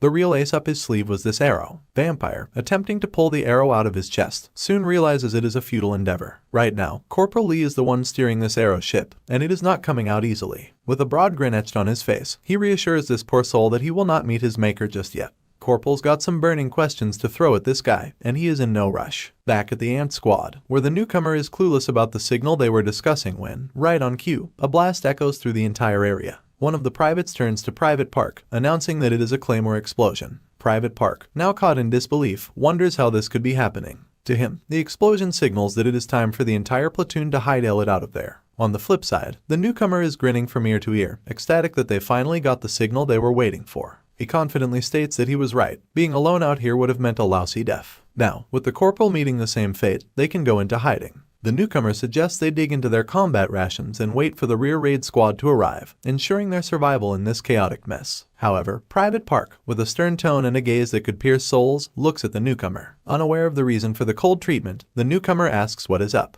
That is when Private Park drops the bombshell, revealing that the signal just confirmed that one of their comrades might be dead. He questions how he can dare to feel happy and grin in such a dire situation. So, the tension hangs heavy in the air after Private Park's reality check. The newcomer quickly backpedals, assuring everyone he did not mean to be callous. He apologizes for the loss and throws in the classic "we got alive" on line. Time to move, he says. But just as they are gearing up to hit the road, this thick force in the area starts cranking up a notch. The newcomer is scratching his head, wondering what the heck is going on. The soldiers are on high alert, feeling the intensity. Everything in the atmosphere seems to be reshaping, and out of nowhere, a whole castle appears. The notification chimes in, dropping the bomb that it is the Zombie King's castle, Endako, being manifested. Apparently, the Zombie King does not take kindly to anyone messing with his digs. Everyone's jaws hit the floor at the sight of a building popping up out of thin air. One soldier admits they have never seen anything like this before. Just when you thought things could not get crazier, a Zombie King's castle decides to join the party. Now, one of the privates spots that the zombies are also popping up along with the castle. The Blue Flower Guild member is practically peeing his pants at this point.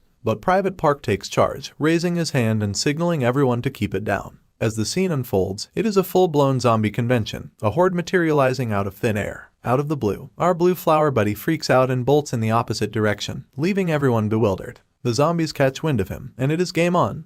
They start chasing the poor guy. Private Park, cool as a cucumber, orders the platoon to open fire. But there is a sea of zombies, and it is clear they are outnumbered. Park quickly shifts gears, barking orders to find the best hiding spot. It is survival mode, and things just went from bad to worse. Back with Corporal Lee, he has got the vampire pinned against the wall, and the bloodsucker is trying to yank that arrow out. But Corporal Lee is not playing. He makes it crystal clear that arrow is under his command, and it is not coming out easily. Now, there is this cocky grin on the vampire's face. He wants to know if Corporal Lee seriously thinks he can kill him with a measly arrow. Lee admits he cannot outright kill him without divine power, but he drops the bomb. If this bloodsucker keeps bleeding at this rate, he is in for a world of pain beyond death. Vampire's teeth are practically grinding in frustration. The bloodsucker decides to go all Hulk mode, exerting even more force to free himself from that arrow. But Corporal Lee, with a smug smirk, is not having it. He tosses the question back at him, how exactly is he connected to the Great Gugwang Group's second grandson? And further asked, is he the financial backer? The vampire's eyes widen in shock, and he retaliates, hurling insults at our guy, calling him a vermin and a lowly dog.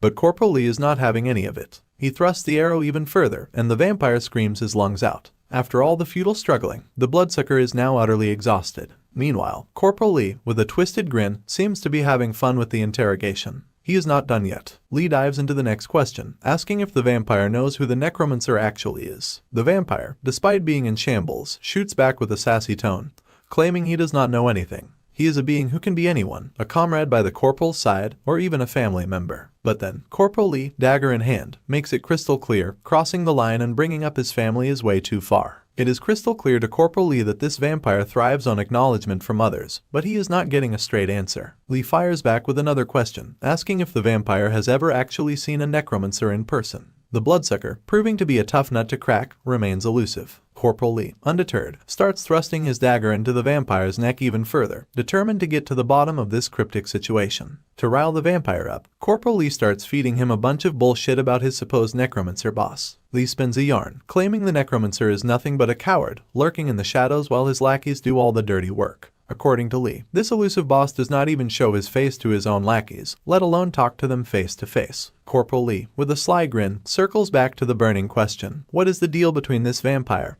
And the Necromancer, is he just some obsessive stalker? At this critical moment, the snake regains consciousness and silently slithers up right behind Corporal Lee. The vampire, alarmed by the sudden appearance of the snake, remains silent. However, the snake, with its giant jaws wide open, attempts to swallow Corporal Lee whole. Sensing the tide turning in his favor, the vampire seizes the opportunity and shouts at Corporal Lee, questioning how he dares to keep rambling when he does not even know who the Necromancer truly is. Corporal Lee remains unfazed and makes it clear that he knows way more than the vampire does. He reveals that, for a long time, both of them used to look out for each other. The vampire dismisses it as nonsense, claiming the Necromancer has not even awakened yet. Right on cue, as if Corporal Lee had it all figured out, he slams the giant snake on the head with the Achilles spear with all his might. After slamming the snake, Corporal Lee expresses gratitude to the vampire for providing him with a rare item. A system notification promptly appears, announcing that he has acquired Achilles' spear. The spear's unique trait is that wounds inflicted by it do not heal easily. Corporal Lee, now deep in thought, wonders about the awakening of the Necromancer's powers. He then almost blurted out that he was going to eat it but quickly corrected himself, saying he is going to use it. If the Necromancer had started acting, why would not he inform Lee? On the flip side, if the Necromancer has not awakened yet, why is this vampire so fiercely loyal? The pieces of the puzzle are not adding up for Lee, and suspicions are brewing. Turning his attention to the snake guy, Corporal Lee interrogates him about how he managed to infiltrate the place. The Blue Flower Guild is supposed to be guarding the gate from the outside, so how did this snake guy barge in here all alone? So, the vampire gives Corporal Lee the look like he has just cracked the Da Vinci Code. He spills the beans, admitting he is the gatekeeper who opened the raid gate. And then, like a plot twist in a B-movie, he casually throws the question back at Lee, asking how the heck he sneaked through the gate, dropping the bomb that no one over level 18 is supposed to waltz in. Lee's left scratching his head, wondering if individuals can play gatekeeper DJ. The vampire, grinning like the Cheshire Cat, mocks Lee's flustered expression, claiming he is clueless. To make matters more interesting, he hints at a second phase about to roll in. And just like that, the surroundings begin to transform. Corporal Lee is utterly baffled as the terrain undergoes a drastic change. It becomes clear that he is not only at risk of losing himself but also the fail knot. Without wasting any time, Corporal Lee retrieves his fail knot by piercing a hole in the vampire's chest, swiftly reclaiming it. A system warning then slaps him with the news that the Zombie King's castle Andako has completely manifested, and the entry restriction for the gate has increased from level 18 to level 30. Corporal Lee is left utterly puzzled by this Zombie King castle scenario, and starts questioning if this is the second phase the vampire was talking about. In the midst of this chaos, the vampire spills the beans that after this phase, his raid gate will be all said and done. He lets out a maniacal laugh, inviting Corporal Lee to experience the true horror of this world, all by his design. Now, back with the amped squad, they are doing their best to play hide and seek with the sudden influx of zombies. However, the undead's attention is suddenly drawn to something nearby. As the scene shifts, the undead emperor makes his grand entrance into existence. Something else materializes before his eye sockets, and it appears to be his eyes, now floating in the air as if it is the most natural thing in the world. Taking a closer look, we see his eye sockets are empty, and then a mesmerizing purple hue begins to shimmer in the eyes of the other zombies in the vicinity. Every zombie starts screeching at the top of their lungs. It finally revealed to the terrified soldiers that the undead king is the puppet master, the one who controls life and death, reigning over light and darkness. Another notification pops up, announcing the beginning of the descent of Zombie King Baron Samedi. The message describes Baron Samedi as a symbolic shaman and holy spirit of voodooism, controlling life, death, and resurrection. The figure before them is declared the true form of the Zombie King. To intensify Corporal Lee's fear, the vampire reveals that his comrades, now turned into bait, will be offered as sacrifices. The zombies will then exit the gate, swarming into the outside world. With a challenging tone, the vampire invites Corporal Lee to try and stop the descent of the true Zombie King, Baron Samedi. Back with the squad, they are playing a high-stakes game of hide and seek with the rampaging zombies. Suddenly, the zombies zero in on Private Park, who is desperately trying to stay hidden behind a wall. Panic sets in as it becomes apparent that these zombies can see them. Out of the blue, someone starts blasting the zombies with a gun, providing a momentary relief. But as the scene zooms out, it reveals an entire squad of zombies ready to tear everyone apart, making the amped squad seem like a mere speck in an endless sea. Determined, Private Park takes command of the situation. He instructs the raid squad that the zombies have developed visions, and he is going to provide cover to buy them enough time to escape. However, the Zombie King has different plans and is not about to sit idly. He then extends his hand, and a chain-like thing hovers around his fist. With a flick of his whip, he hurls the chain down, shattering the ground into a million pieces. A soldier is sent flying behind, and now, these roots are mere inches away from tearing Private Park into a million pieces. Suddenly, a trusty grenade makes its grand entrance, landing right at the zombie's feet.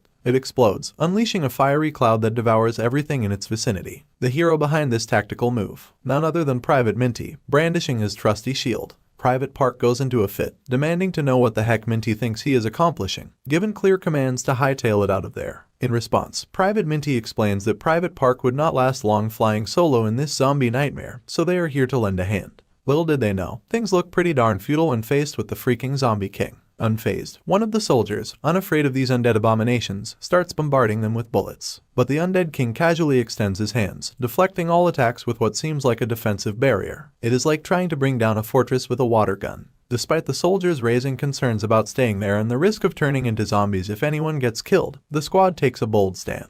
They hurl even more enchanted grenades at the zombies, creating yet another fiery spectacle. The squad members make it crystal clear that if one person goes down, everyone will go down with them. They suggest to Private Park that he runs with them, or they will all be stuck in this perilous situation. Private Park, deeply moved by this unexpected gesture, finally commands the entire squad, including himself, to retreat. Before leaving, they ensure a fiery exit by tossing out all the grenades they have got. Meanwhile, the vampire guy continues to threaten Corporal Lee, making it clear that the zombies will attempt to exit the gate and swarm into the outside world. He gives a challenge to Corporal Lee to try stopping them if he has the guts to do so. So, here's Corporal Lee, full speed ahead, armed with his trusty divine weapons, and all he cares about is reaching the castle where his comrades are holed up. As he dashes through the mayhem, the distant sound of grenades exploding catches his attention. He cannot help but wonder if it is coming from the castle. Now, let us flash back to the moment Corporal Lee was having a heart-to-heart with his squad. He is laying down the serious talk about the Claymore mine. If that thing blows up, it means he has played his final card. He tells everyone to hide like their lives depend on it. And then, in that dramatic pause, he drops the bomb that if he does not make it back, squad leadership will be passed on. But just as he is wrapping up his speech, Private Park, ever the optimist, chips in. Showing some serious faith in Corporal Lee, he declares that he will be waiting for him. With a reassuring smile, he makes it crystal clear that the whole squad will be holding their breath until Corporal Lee makes it back. Corporal Lee, not one to let the mood get heavy, reassures everyone with that same infectious grin. He promises to come back for each and every one of them and tells them to keep the welcome party ready. In the present, Corporal Lee's mind is a swirling mix of determination and memories of the promise he made to his comrades. He spots a group of zombies blocking his path, almost like they have organized a welcoming committee just for him. However, he is not one to let a little undead gathering ruin his plans. He reaches for one of his trusty weapons, the Achilles Spear, unlocking its true potential. As he does so, a pesky system notification chimes in, warning him about the sky-high mana consumption. The zombies, on the other hand, have started their slow descent toward him. Ignoring the persistent system warnings, Corporal Lee dismisses it with a terse shut the heck up. He is well aware of the mana situation, but he is resolute in keeping his promise to come back to his comrades, no matter the cost. Meanwhile, on Team Zombie, the Undead King and his buddies are having a moment of reflection, staring at their fallen comrades. Just as they are about to go full-on mournful, a notification rudely interrupts, announcing that Zombie King Baron Sambi's descent has hit a snag. Needless to say, the Zombie King is not thrilled. He is grinding his teeth like he just bit into a rock and realizes one of his precious artifacts is missing. He spins around, sees a soldier holding the artifact, and you can practically see the steam coming out of his ears. Private Park, being his usual blunt self, demands to know why on earth the soldier picked up Zombie King memorabilia. But good old Private Kim, always thinking 2 steps ahead, just shrugs and says he figured the Zombie King would not miss it. But, surprise surprise, it is not exactly a cakewalk. A horde of relentless zombies is hot on their heels, and Private Kim is dangerously close to becoming a zombie snack. Just when things look dire, the heavens send down a barrage of fire, bombarding those relentless stalkers. The entire squad kicks into action, realizing they are trapped behind a wall. One quick thinking private plants a bomb on the wall, with a status update that the C4 setup is good to go. Private Park immediately commands Private Minty to shield the front line. With bombs in place and shields up, the zombies closing in, Private Park yells the magic word, blast. The bomb is detonated, and in the blink of an eye, there is a grand explosion. The light turns red, and every monster that dared to approach is now scattered into oblivion. On the outside, fellow squad members watch the spectacle unfold. The castle wall crumbles down in the aftermath of the explosion. The echoes of the blast reverberate through the entire area, and as the fiery light subsides, the once threatening zombies are now nothing but trash, scattered in bits and pieces amidst the rubble and debris. Soldiers, trying to gather themselves after blasting the shit out of the wall and zombies as well. So, amidst the chaos and rubble, one soldier bravely stands up, checking in on everyone's survival status. Slowly but surely, each soldier crawls out from the wreckage, reporting back to Private Park. As they gather themselves, one soldier remarks on the successful blockage of the zombie entrance, but another voices concern about being trapped inside with dwindling oxygen. Private Park, always cool under pressure, reassures them that they have handled the immediate threats and need to focus on finding an exit. Just when they think they are in the clear, the walls start to crumble once more. Out pops the Zombie King's silver whip, like a grim reminder that their troubles are far from over. Private Park takes command, urgently instructing everyone to duck as the Zombie King unleashes his deadly whips. The once relatively stable situation descends into chaos, and soldiers scramble to avoid any contact with those ferocious whips. It is a dance of survival, where a wrong move could mean a one-way ticket to the afterlife without any appointment with the Grim Reaper. Meanwhile, the Zombie King stands resolute, both hands extended, flaunting his whips with a nonchalant air, and he is here to take what belongs to him. As the artifact stolen by Private Kim floats into the air, a sinister grin creeps across the Zombie King's face. It is the look of someone who has just found exactly what they have been searching for, and that alone sends shivers down every soldier's spine. Before the Zombie King can unleash chaos upon the trembling soldiers, the corporal arrives on the scene, commanding the giant to halt his movements. The unexpected turn of events catches everyone off guard, and a pleasant smile spreads across Private Park's face as he quips to the corporal about being fashionably late. Finally, standing tall and armed with unwavering determination, the corporal demands to know the audacious motherfucker who dared to mess with his squad. The corporal is back in action, and he is giving the undead king a piece of his mind, treating him like a naughty toddler. He is demanding to know why the fuck this empty skull was messing with his platoon because he is the only one who gets to give these rascals a hard time. Of course, the whole squad is completely bewildered hearing such colorful remarks coming out of the corporal's mouth. Then a system notification pops up, stating that the corporal has already used a large amount of mana in a very short time, and it has now plummeted to 32%. The corporal knows it too well, despite his big talk. His legs feel like they are hanging in hell, and he has zero clue how to take down that monster. But it seems the undead king is not here to be bossed around. He extends his hand, and his metallic chains start to swirl around once again. That is when the corporal realizes this guy is a ranged type attacker. But he is just standing firm on his feet, while the dead king gives him a glare that could cut through galaxies. The undead king just stands there, like he has hit the pause button, leaving the corporal bewildered as to why this bitch is not attacking him. Meanwhile, the Private Park shouts out some orders to Private Kim and Private Choi, telling them to crack open the gear. They both respond with a firm yes sir, and immediately start rifling through the bags filled with supplies. But then the corporal's eyes land on this artifact sitting on one of the pillars. He wonders if the king's not attacking because of it. Suddenly, the dead king decides to make a move. He disregards all his minions on the ground and starts stomping around, furious. It is like he is on a mission to squash the corporal like a bug. The corporal's eyes nearly pop out of his sockets as he sees those feet just inches away from turning him into a pancake. In a desperate move to save his butt, he leaps back, narrowly avoiding being crushed by the king's mighty foot, which crashes into the empty ground instead. But the king is not done yet. He decides to throw his metallic chains at the corporal, while Corporal is doing his best to dodge and weave, trying to outmaneuver the incoming attack. But just when the corporal thought he was toast, he sees his comrades ready with the supplies, including his trusty metal beads and some energy-boosting Red Bull cans. I mean, who would not want wings when facing off against some mighty undead? Anyway, the undead king also spots the corporal's squad members in the distance and prepares to unleash his metallic chains at them. As multiple chains lunge towards the platoon, the corporal, standing right beside the king, is not about to sit back and watch. He unlocks the power of Achilles' spear once again, and according to the system notification window, the wounds inflicted by this spear do not heal easily. But it comes with a cost. A large amount of mana gets drained, plummeting from 21% to 11% after using the ability. Corporal finally got his spear all decked out in this ominous black energy, and gears up to hurl it, but before he lets it tear everything apart, he tells Private Minty to shield the front. After the signal, he quickly slams his dark energy-infused spear into those chains, sending them flying off course. Some of them still come at the squad, but thanks to the corporal's quick move, nobody takes a lethal hit. Private Minty just bounces the already clumsy chains away from the squad. Then we see the corporal snagging one of those energy drinks from the air like a pro. Meanwhile, the soldiers sprawled on the ground are picking themselves up, asking Minty if he is alright. But poor Minty, his shield got all wrecked, mumbles out that he is okay with his shaky voice. The corporal immediately chugs down the energy drink like there is no tomorrow, and boom, system notification time. It announces that this mana starve can continuously recovers a certain amount of mana for 5 minutes. After getting refreshed amid the chaos, he calls out to the empty-head motherfucker to get his sorry ass over here, telling him his opponent's right in front of him. Then, he takes control of those metal beads with his metal manipulation skills, pointing his finger at the undead king's direction and sending those metal balls flying at him like lightning. But guess what? The empty head just stands there like a rock, not a single metal ball passing through his defensive barrier. But our corporal's got a little surprise up his sleeve for this bastard. He immediately uses his smash ability to make those balls explode mid-air. Amidst the shards of metal, we also see a blade coming down the dead king's way, smashing right into his barrier. But the king remains confident, chilling behind his barrier like it is no big deal. He then grabs the blade midair like a toothpick that left Corporal Lee shedding his skin.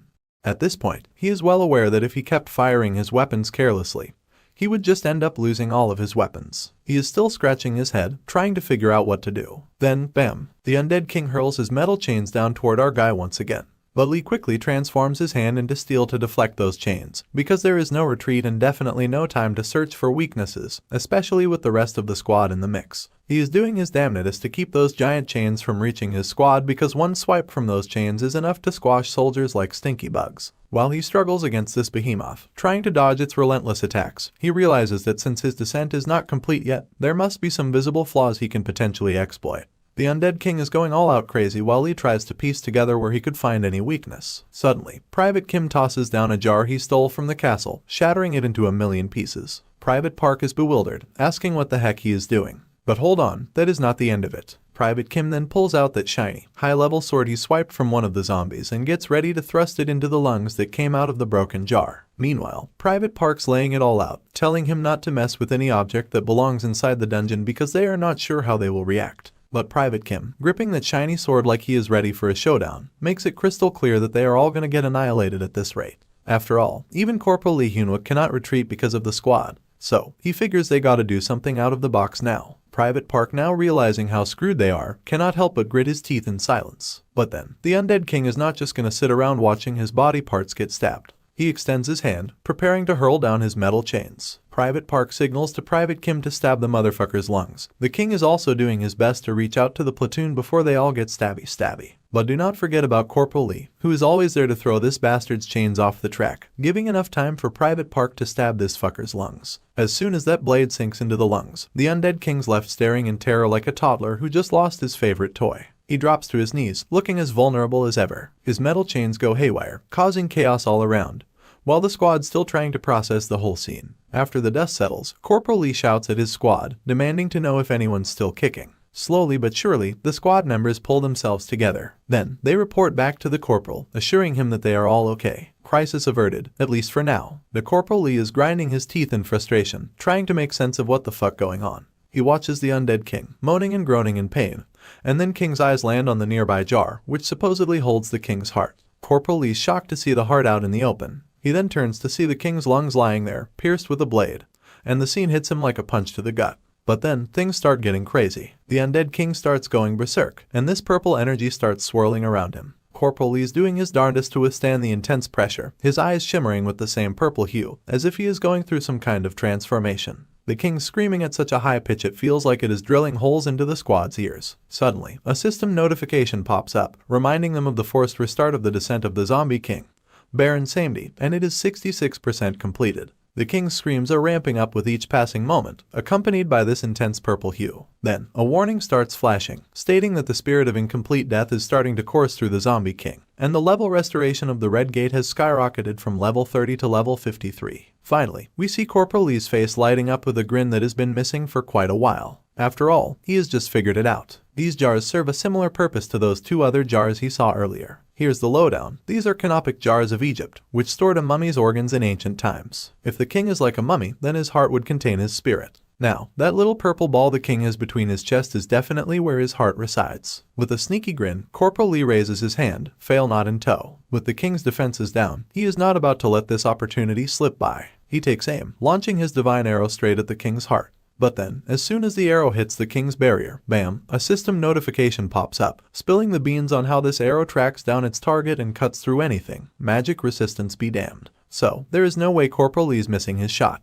The arrow slices through the barrier, through the weird blue blob thing, and finally, it nails the king right in the heart. But wait, there is more. Another system window pops up, blabbering about the zombie king's body healing up fast thanks to the descent effect. And now, the Devil King's just grinning like a madman as if he just found out the cheat code of life. So, the king, all confident-like, hurls his metal chains toward Corporal Lee. But despite getting pushed around by this dude, the corporal's not backing down. He tells the king to quit his laughing because he is about to get a serious beatdown from his Achilles spear. A system window pops up, spilling the beans that the effects of Achilles' spear are no joke. Wounds inflicted by this bad boy do not heal easily, and the corporal knows this spear is gonna put a stop to that annoying healing ability of the king's in no time. So, he hurls the spear down and immediately unleashes his ability and yells unlock. Then, he pierces the king's heart right out, leaving the guy groaning in pain. The spear's dark energy ramps up, intensifying the agony, and the arrow finally pierces through the heart, leaving the guy in absolute agony. Meanwhile, the corporal's still standing there, frozen in place as those chains inch closer and closer. But he's got a trick up his sleeve and activates his ability, Metal Calm. The system shoots out a warning, saying he has burned through a ton of mana real quick, leaving him at a big fat 0%. The message hits the corporal hard, and it is at that moment he knew he is fucked up. But hey, who needs mana when you have got trusty legs? He bolts, making a run for it, dodging those giant metal chains like a pro. But those pesky chains seem to have a mind of their own, homing in on him like heat-seeking missiles. Just when it looks like game over for the corporal, the legend himself, Private Minty, jumps into the scene. Minty, with his broken yet trusty shield, jumps in to protect the corporal from the direct hit. The corporal, being the concerned soul he is, yells at Private Minty, asking what the heck he is doing. But there is no time for catching up because another chain is coming their way. But Minty is not one to mess around. He throws up a shield, taking the hit for both of them. And let me tell you, having a tough shield's one thing, but you gotta have some solid ground under your feet to handle those chain smacks. Somehow, Minty pulls it off, soaking up the shock and keeping both of them safe, at least for now. Then, he spins around, making sure the corporal's alright. Meanwhile, Corporal Lee's standing there, jaws on the floor, witnessing Minty's new skill firsthand. Talk about pulling a rabbit out of the hat. Then, we take a glimpse back into the past, where we see Private Minty standing in the first row, taking all those blows. It was at that moment that he got leveled up after entering the dungeon, leveling up at a ridiculously high speed. The last time he blocked the Zombie King's attack, he leveled up, reaching level 20, which granted him a new skill, Magic Shield. He can deploy a magic shield that boosts physical defense using mana, and that is how he finally got his new skill, Shield. But the corporal yells at him, asking how the heck he put his trust into a skill he had never even used before. It could have killed him, but Private Minty lays it down straight, mentioning that he just wanted to protect the corporal. The corporal pats his brave soldier on the back, acknowledging his sentiment. However, he does not shy away from saying that it is his responsibility to protect his squad. So, he tells Minty not to go too crazy. After getting a pat on his head, Private Minty starts blushing and all, thanking his corporal. But the corporal tells him to save his thanks for later because they have got bigger fish to fry first. Now, back to this dude, screaming his lungs out in agony and frustration. And then, boom, a system notification appears, stating that due to constant damage being inflicted, the forceful resuming of the descent has been cancelled. I mean, can you blame it? There are 2 top-notch divine weapons stuck in his chest. Then, another system notification pops up, saying that the incomplete spirit of death is encroaching over the body, and the body will soon break down and return to death. The undead king shrieking at the top of his lungs,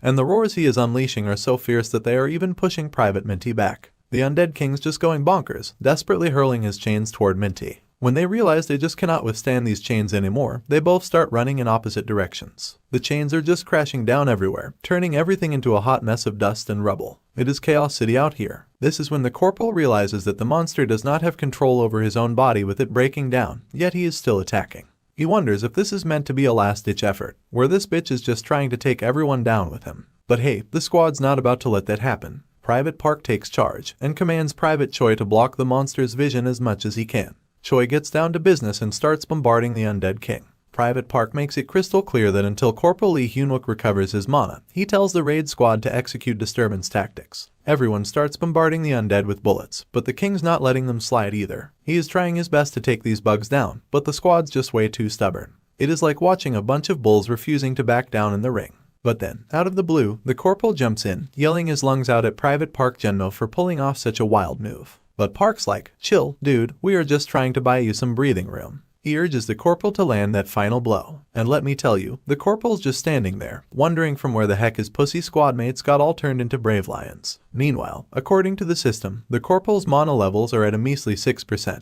while the undead king's just shrugging off the hits like they are tickles. He is flinging those metal chains around like a kid throwing a tantrum. Then, to add to the madness, Private Park is caught in a bit of a jam, and the corporal watching his buddies struggle while they are trying to buy him some time to recharge. And hey, his mana levels are at a cool 19% right now. Then, just when it seems like things could not get any worse from this point onward, Private Choi screams that he is out of bullets, and as the king's chain comes his way, he is left defenseless, just like any other Joe. But then, here comes the corporal, strutting down like he owns the place. He calls out this dude to turn around because his old man's standing right before him, ready to give him a beatdown. With a leap into the air using his skill combo, the corporal's now jumping above those metal chains like it is a walk in the park. Then, with some fancy metal manipulation, that divine arrow in the undead's chest starts to shimmer. With his sword ready, he has got a plan. He knows the key to taking down this zombie king is to hit him where it hurts, his organs. And there are 3 jars holding the goods: liver, heart, and eyes. The corporal is not holding back. He is going full throttle, ready to end this showdown once and for all. While he is pulling off his mid-air acrobatics, he hurls his arrow down.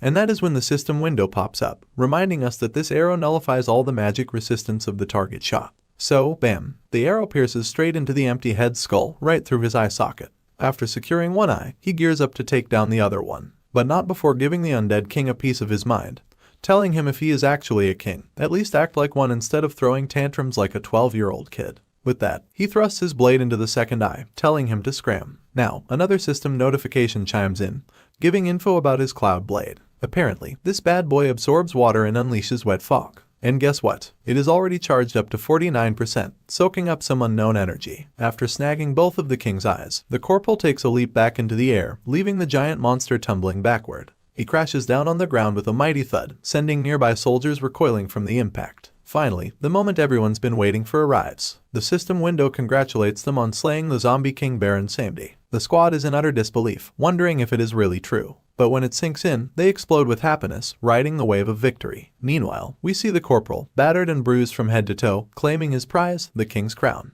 The system window promptly appears, congratulating him on acquiring the crown of light and darkness. It is a mythical rank with main features that rapidly boost resistance against undead properties. But for now, it seems the special features are just unlocked. It is a big win, but the journey's not over yet. Anyway, the corporal's just gripping onto this crown, staring at it like it owes him money. He is wondering what the heck this item is. He has never come across anything like it in his previous life. And on top of that, it has got special features. But just when he is trying to make sense of it all, chaos erupts. Debris starts raining down from the sky. And it is like the whole place is coming apart at the seams. The system's chirping about the destruction of Endako, the fortress now without an owner. Private Park's looking around like he has seen a ghost, calling out to Corporal Lee for answers. And Corporal Lee is also as clueless as the rest of them. But he is not one to dilly-dally. He barks orders for everyone to get the heck out of there before it all comes crashing down. The soldiers do not need to be told twice. They are scattering like ants as debris rains down, as if they are dodging raindrops on a lazy afternoon. So, as the scene zooms out, we see this entire castle is crumbling like a house of cards, and here come the brave soldiers of the so-called trash platoon, emerging from the chaos. Finally out of harm's way, everyone just flops onto the ground, completely spent. They are sucking in air like it is going out of style, trying to catch their breath after all that madness. Then, bam, another system window pops up, announcing their raid success and that the raid gate's about to close shop. Talk about a tight spot for the corporal. He is eyeballing that gate, knowing it could disappear any moment now. So, he shouts at his squad to hustle because time's running out. And the whole gang, including the corporal, is sprinting towards that gate like their lives depend on it. Finally outside, we spot these Blue Guild Flower platoon armed to the teeth, standing by for action. Meanwhile, we see the manager spilling the juicy details to the lady, explaining that the whole party needs to be filled with players level 53 and above. He is wondering how the raid will be successful with these restrictions, not to mention the independent deployment by the Blue Flowers could become an issue later on.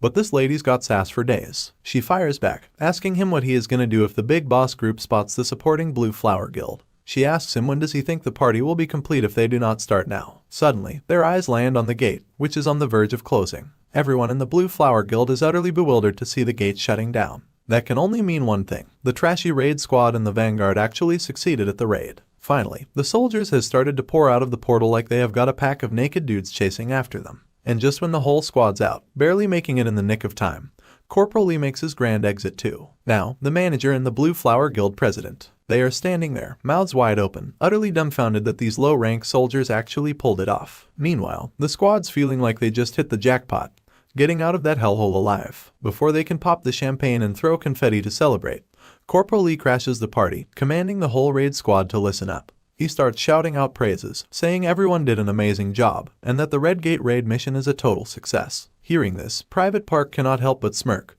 and before you know it, they are all bursting into happiness and excitement, finally pulling off that raid like champs. We also see the guild president once again, and at this point, she is practically grinding her teeth out of frustration. She just cannot wrap her head around the fact that these second-rate, pesky military folks managed to clear the Red Gate. And now, she has got a major crush on our boy, which is definitely not good news. So, we are back inside the gate, and there is this Blue Guild Flower soldier still running around like a chicken with its head cut off, sweating bullets because he bolted here as soon as the gate clear message popped up. Now he is looking around and wondering as to where the heck did the exit portal go. He is starting to lose his marbles, wondering why he cannot see it anywhere. Then, out of the blue, he spots someone trying to hide behind a wall. And guess who it is? That vampire dude who got a serious beatdown from our boy Corporal Lee. The newcomer turns around to bolt, but the vampire guy tells the newcomer to halt his movements. The soldier then realizes that this guy standing beside the wall is just a regular human, not some blood-sucking monster. So, he breathes a sigh of relief, thanking his lucky stars for sending him an angel. He was freaking out, thinking he was stuck in there for good.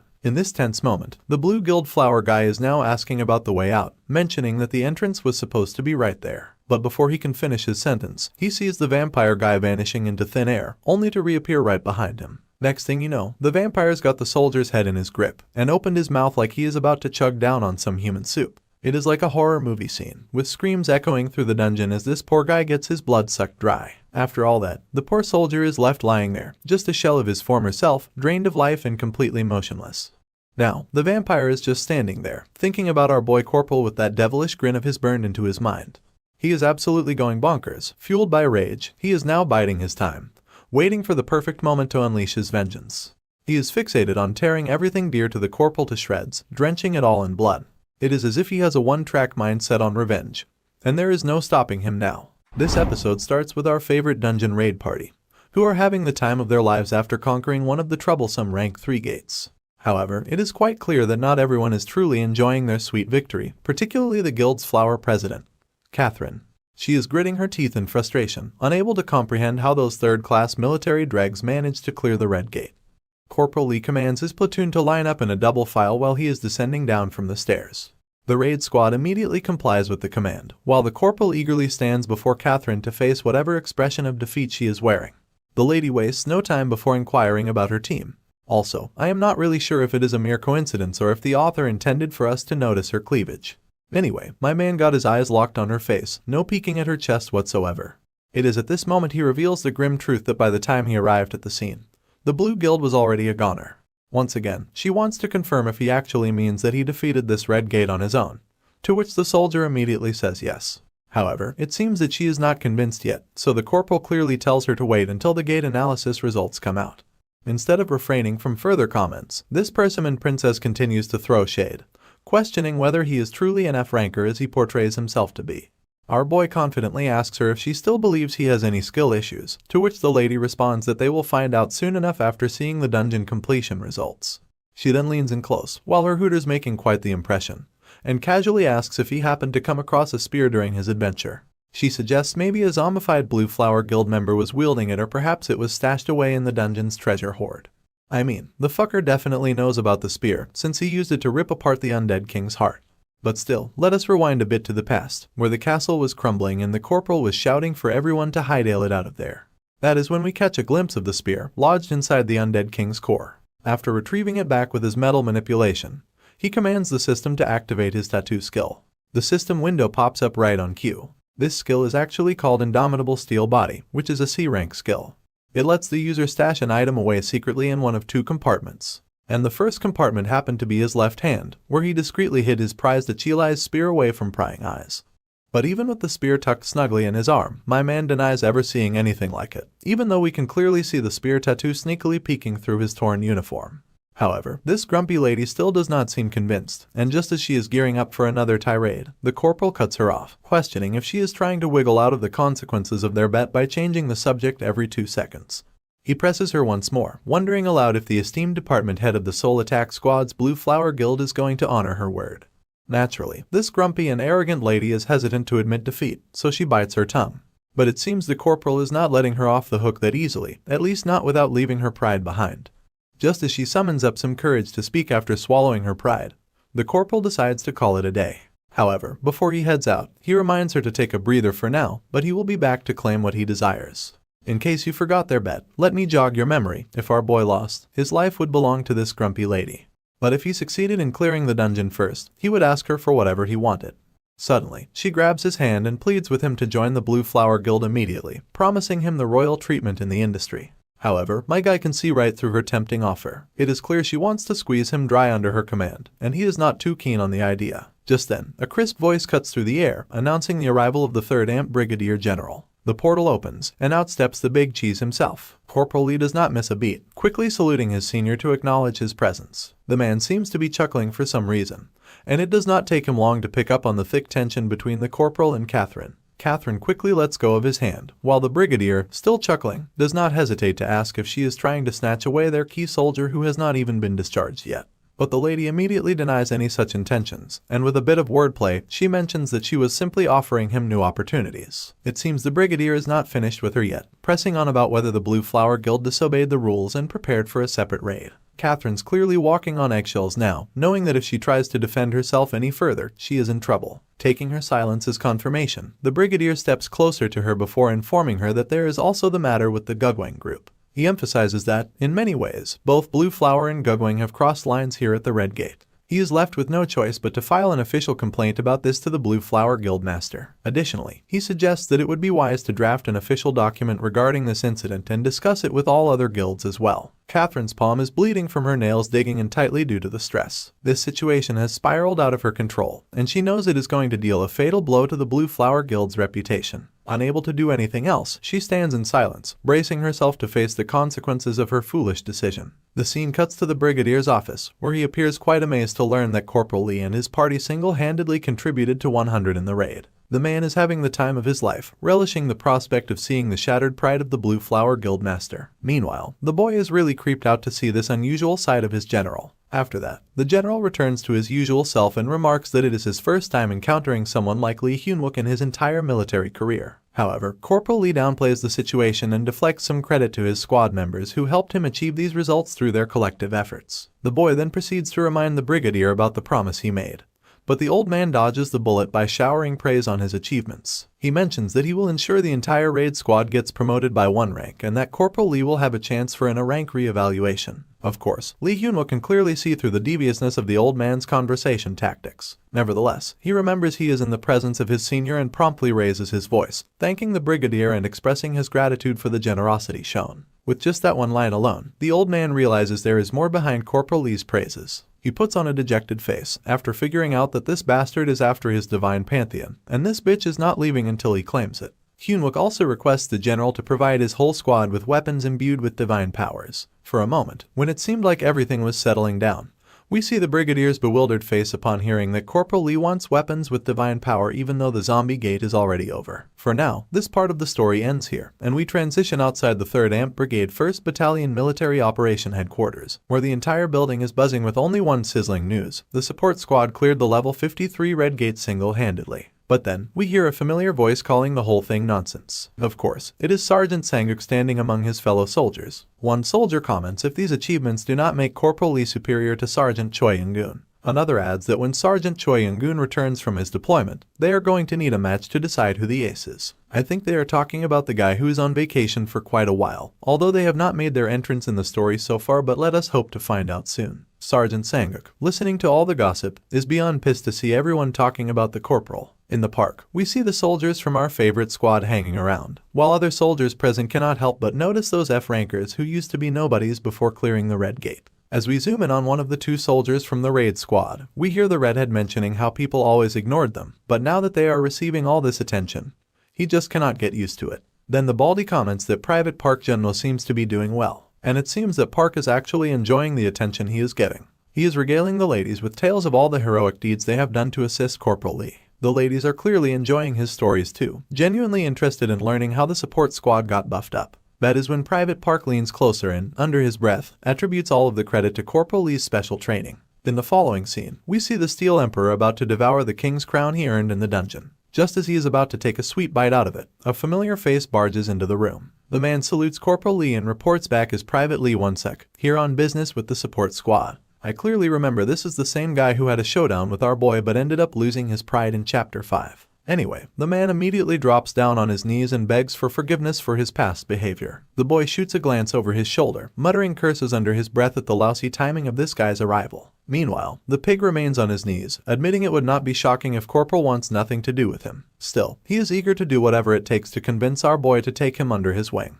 But the boy does not even spare a glance at the guy, making sure to devour the crown first. Just as the crown drops down into his belly, a notification window pops up, indicating that Corporal Lee is digesting the crown of light and darkness. The Vivo furnace in his belly is ensuring to absorb the crown with 150% efficiency, and there is about 25 hours left until the metal is fully absorbed. After that, he just stares blankly at the notification, his mind wandering off. It seems he is finally starting to consider the guy behind him, but we know he still does not like Lee Won-suk. However, despite his reluctance, he realizes he has no choice but to make peace with him. The soul wave is coming, and he cannot afford to be picky. He needs all the help he can get to survive and save as many soldiers as possible. So, even if it means begrudgingly accepting one more person, he is willing to do it. With that in mind, Corporal Lee agrees to Lee Won-suk's pleas, and the big guy's face lights up like a kid in a candy store after getting acknowledgement from our boy. But before they part ways, Hyunwook makes it clear that Lee Won-suk better be ready to put his life on the line too, and he is dead serious about it. He then grabs this pig by his collar and starts to drag him. Lee Won-suk is bewildered by this unexpected development, so he dumbfoundedly asks, "What is wrong?" But Corporal Lee keeps it simple, letting him know that whether he heard him or not, he does not care because he will make sure himself to teach this guy a thing or two. We are back in this Red Gate dungeon once again, where we can clearly see that vampire guy standing, probably waiting for someone's arrival. Suddenly, a portal starts to appear out of nowhere. Just as the vampire guy takes a look over his right shoulder, we find this humongous bearded guy who looks like the second coming of Bigfoot, appearing and taking his first step with his plus-sized feet. And it seems this guy is really ticked off about the outcome. He is on a tirade, accusing the dude before him of screwing things up and causing them to lose a bunch of priceless items. He even throws in a dumbass for good measure, saying the guy could not even finish a simple gate test. The guy, owning up to his mistake, simply says sorry. Then, another one of their teammates strolls in. She makes it clear that usually, they would have left this loser to starve to death. But today's his lucky day because everyone's been summoned. She then does this little gesture with her tongue around her lips, looking all hyped about the blood that is gonna flow in Seoul. She is totally stoked to start the Soul Wave. In the following scene, we meet this all-silver gorilla, watching over the entire city from his apartment while taking a phone call. It seems we are in one of the guilds, as we can clearly see the name tag on the window screen of the guildmaster's office. The guy is chatting away on his iPhone knockoff, recounting the Seoul Station incident to the caller. It appears he is talking about our boy who single-handedly took care of the incident. The guy informs the caller that he is going to take follow-up action against our boy. And this big bearded behemoth is the guildmaster of Great Mountain, ranked 3rd among South Korean guilds. He then mentions that he is keeping an eye out by fully sending his goons into the black market. It seems he is looking for some kind of key and assures his caller that he will definitely find it. He then takes a peek at the photo he is holding and tells the caller that it looks like these soldiers are wielding fire as their weapon. Probably AMP personnel. He throws in calling the soldier a petty thief for some reason. Not entirely sure what he is getting at yet, but hopefully, we will figure it out soon. While he is yapping away on the phone, we can hear some pretty gnarly screams coming from behind the door. This big, bearded dude adds that during the upcoming Soul Wave, he is planning to open 4 gates simultaneously and split his forces. Then, a few of his goons will wipe out the 1st AMP battalion. And we all know that the 1st battalion includes our boy and his support squad. The man starts to chuckle, assuring his phone friend not to worry about a thing. Before ending the call, he assures the man one last time that he will take care of the entire Korea. And it seems the man he is talking with is the chairman. After that, he just crushes his phone with his bare hand and tosses it on the ground. Then, he proceeds to open the door. We finally see the view on the other side of the door, which seems pretty gloomy at first glance, with some corpses casually lying on the ground. Then the scene cuts to reveal these blood-sucking vampires who probably infiltrated the entire guild and wiped them out in one swoop. The bearded behemoth calls his minions slaughterers and informs them that they have got a new job. Everyone immediately diverts their attention towards their boss. One of the blood-sucking ladies tells her master to just give them orders. That is when the bearded behemoth tells them that all slaughterers are going to invade the 1st battalion of Namsan Amped when this soul wave starts, and they have orders to kill everything that is breathing. The lady, with a doubtful look, meekly asks if there are any specific orders, and it seems the others want to hear it as well. So, the bearded behemoth just tells her to do whatever she wants, as long as she starts from the army unit and wipes out everything until Seoul is vanished from the map of South Korea. The look on the lady's face clearly indicates that this was all the confirmation she wanted. Finally, we are back at the 3rd AMP Brigade 1st Battalion, where we hear the familiar voice of the battalion commander saluting Corporal Lee and the 6 members of his platoon. He informs the platoon that he has received orders from higher-ups to promote the platoon by 1 rank. Corporal Lee immediately reports back with a salute to the battalion commander. As they stand before the commander, he does not forget to praise their efforts and congratulate them for their achievement. It seems that Lee Hyunwook has finally been promoted to the position of sergeant, because this time, he makes sure to report back as Sergeant Lee Hyunwook instead of his corporal title. Up next, the battalion commander clears his throat before getting into it.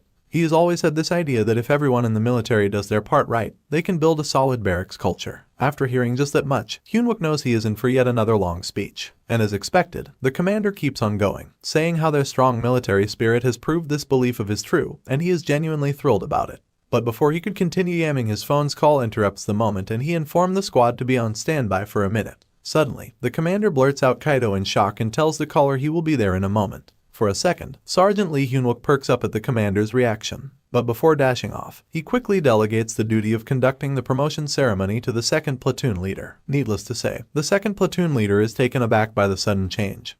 But he rolls with it and agrees to carry out the orders. Meanwhile, the name Kaido keeps swirling around in Sergeant Lee Hyunwook's mind. Apparently, it is Akita Kaido, the infamous Sword Saint assassin who took down Sword Saint Guxiangpeo. In Lee Hyunwook's previous life, Battalion Commander King Kangseok left the battalion to chase down this guy after getting word that Kaido had slipped into the country through Busan Port, causing quite a stir. Unfortunately, on that fateful day, just 2 vampires managed to annihilate the entire 1st Battalion of the Amt. It seems the incident Sergeant Lee knew about had now started to take place. Naturally, the second platoon leader kicks off the ceremony by announcing the results of the rank re-evaluation. Ahan Minty and Choi Minnie have been promoted to the corporal rank, while Cho Tae-young, Park Sungmo, and Kim Kyunjin remain privates. But hey, everyone has advanced from rank E to rank D. After that, the platoon commander instructs them to check their weapons, which they have been rearmed with, and register them at the branch office. Everyone responds with a crisp yes sir in unison, marking the end of the ceremony. Sergeant Lee Hyunwook eagerly awaits to see whether the future that he knows from his past life will unfold as it did before, or if everyone will be able to make it out of that future alive.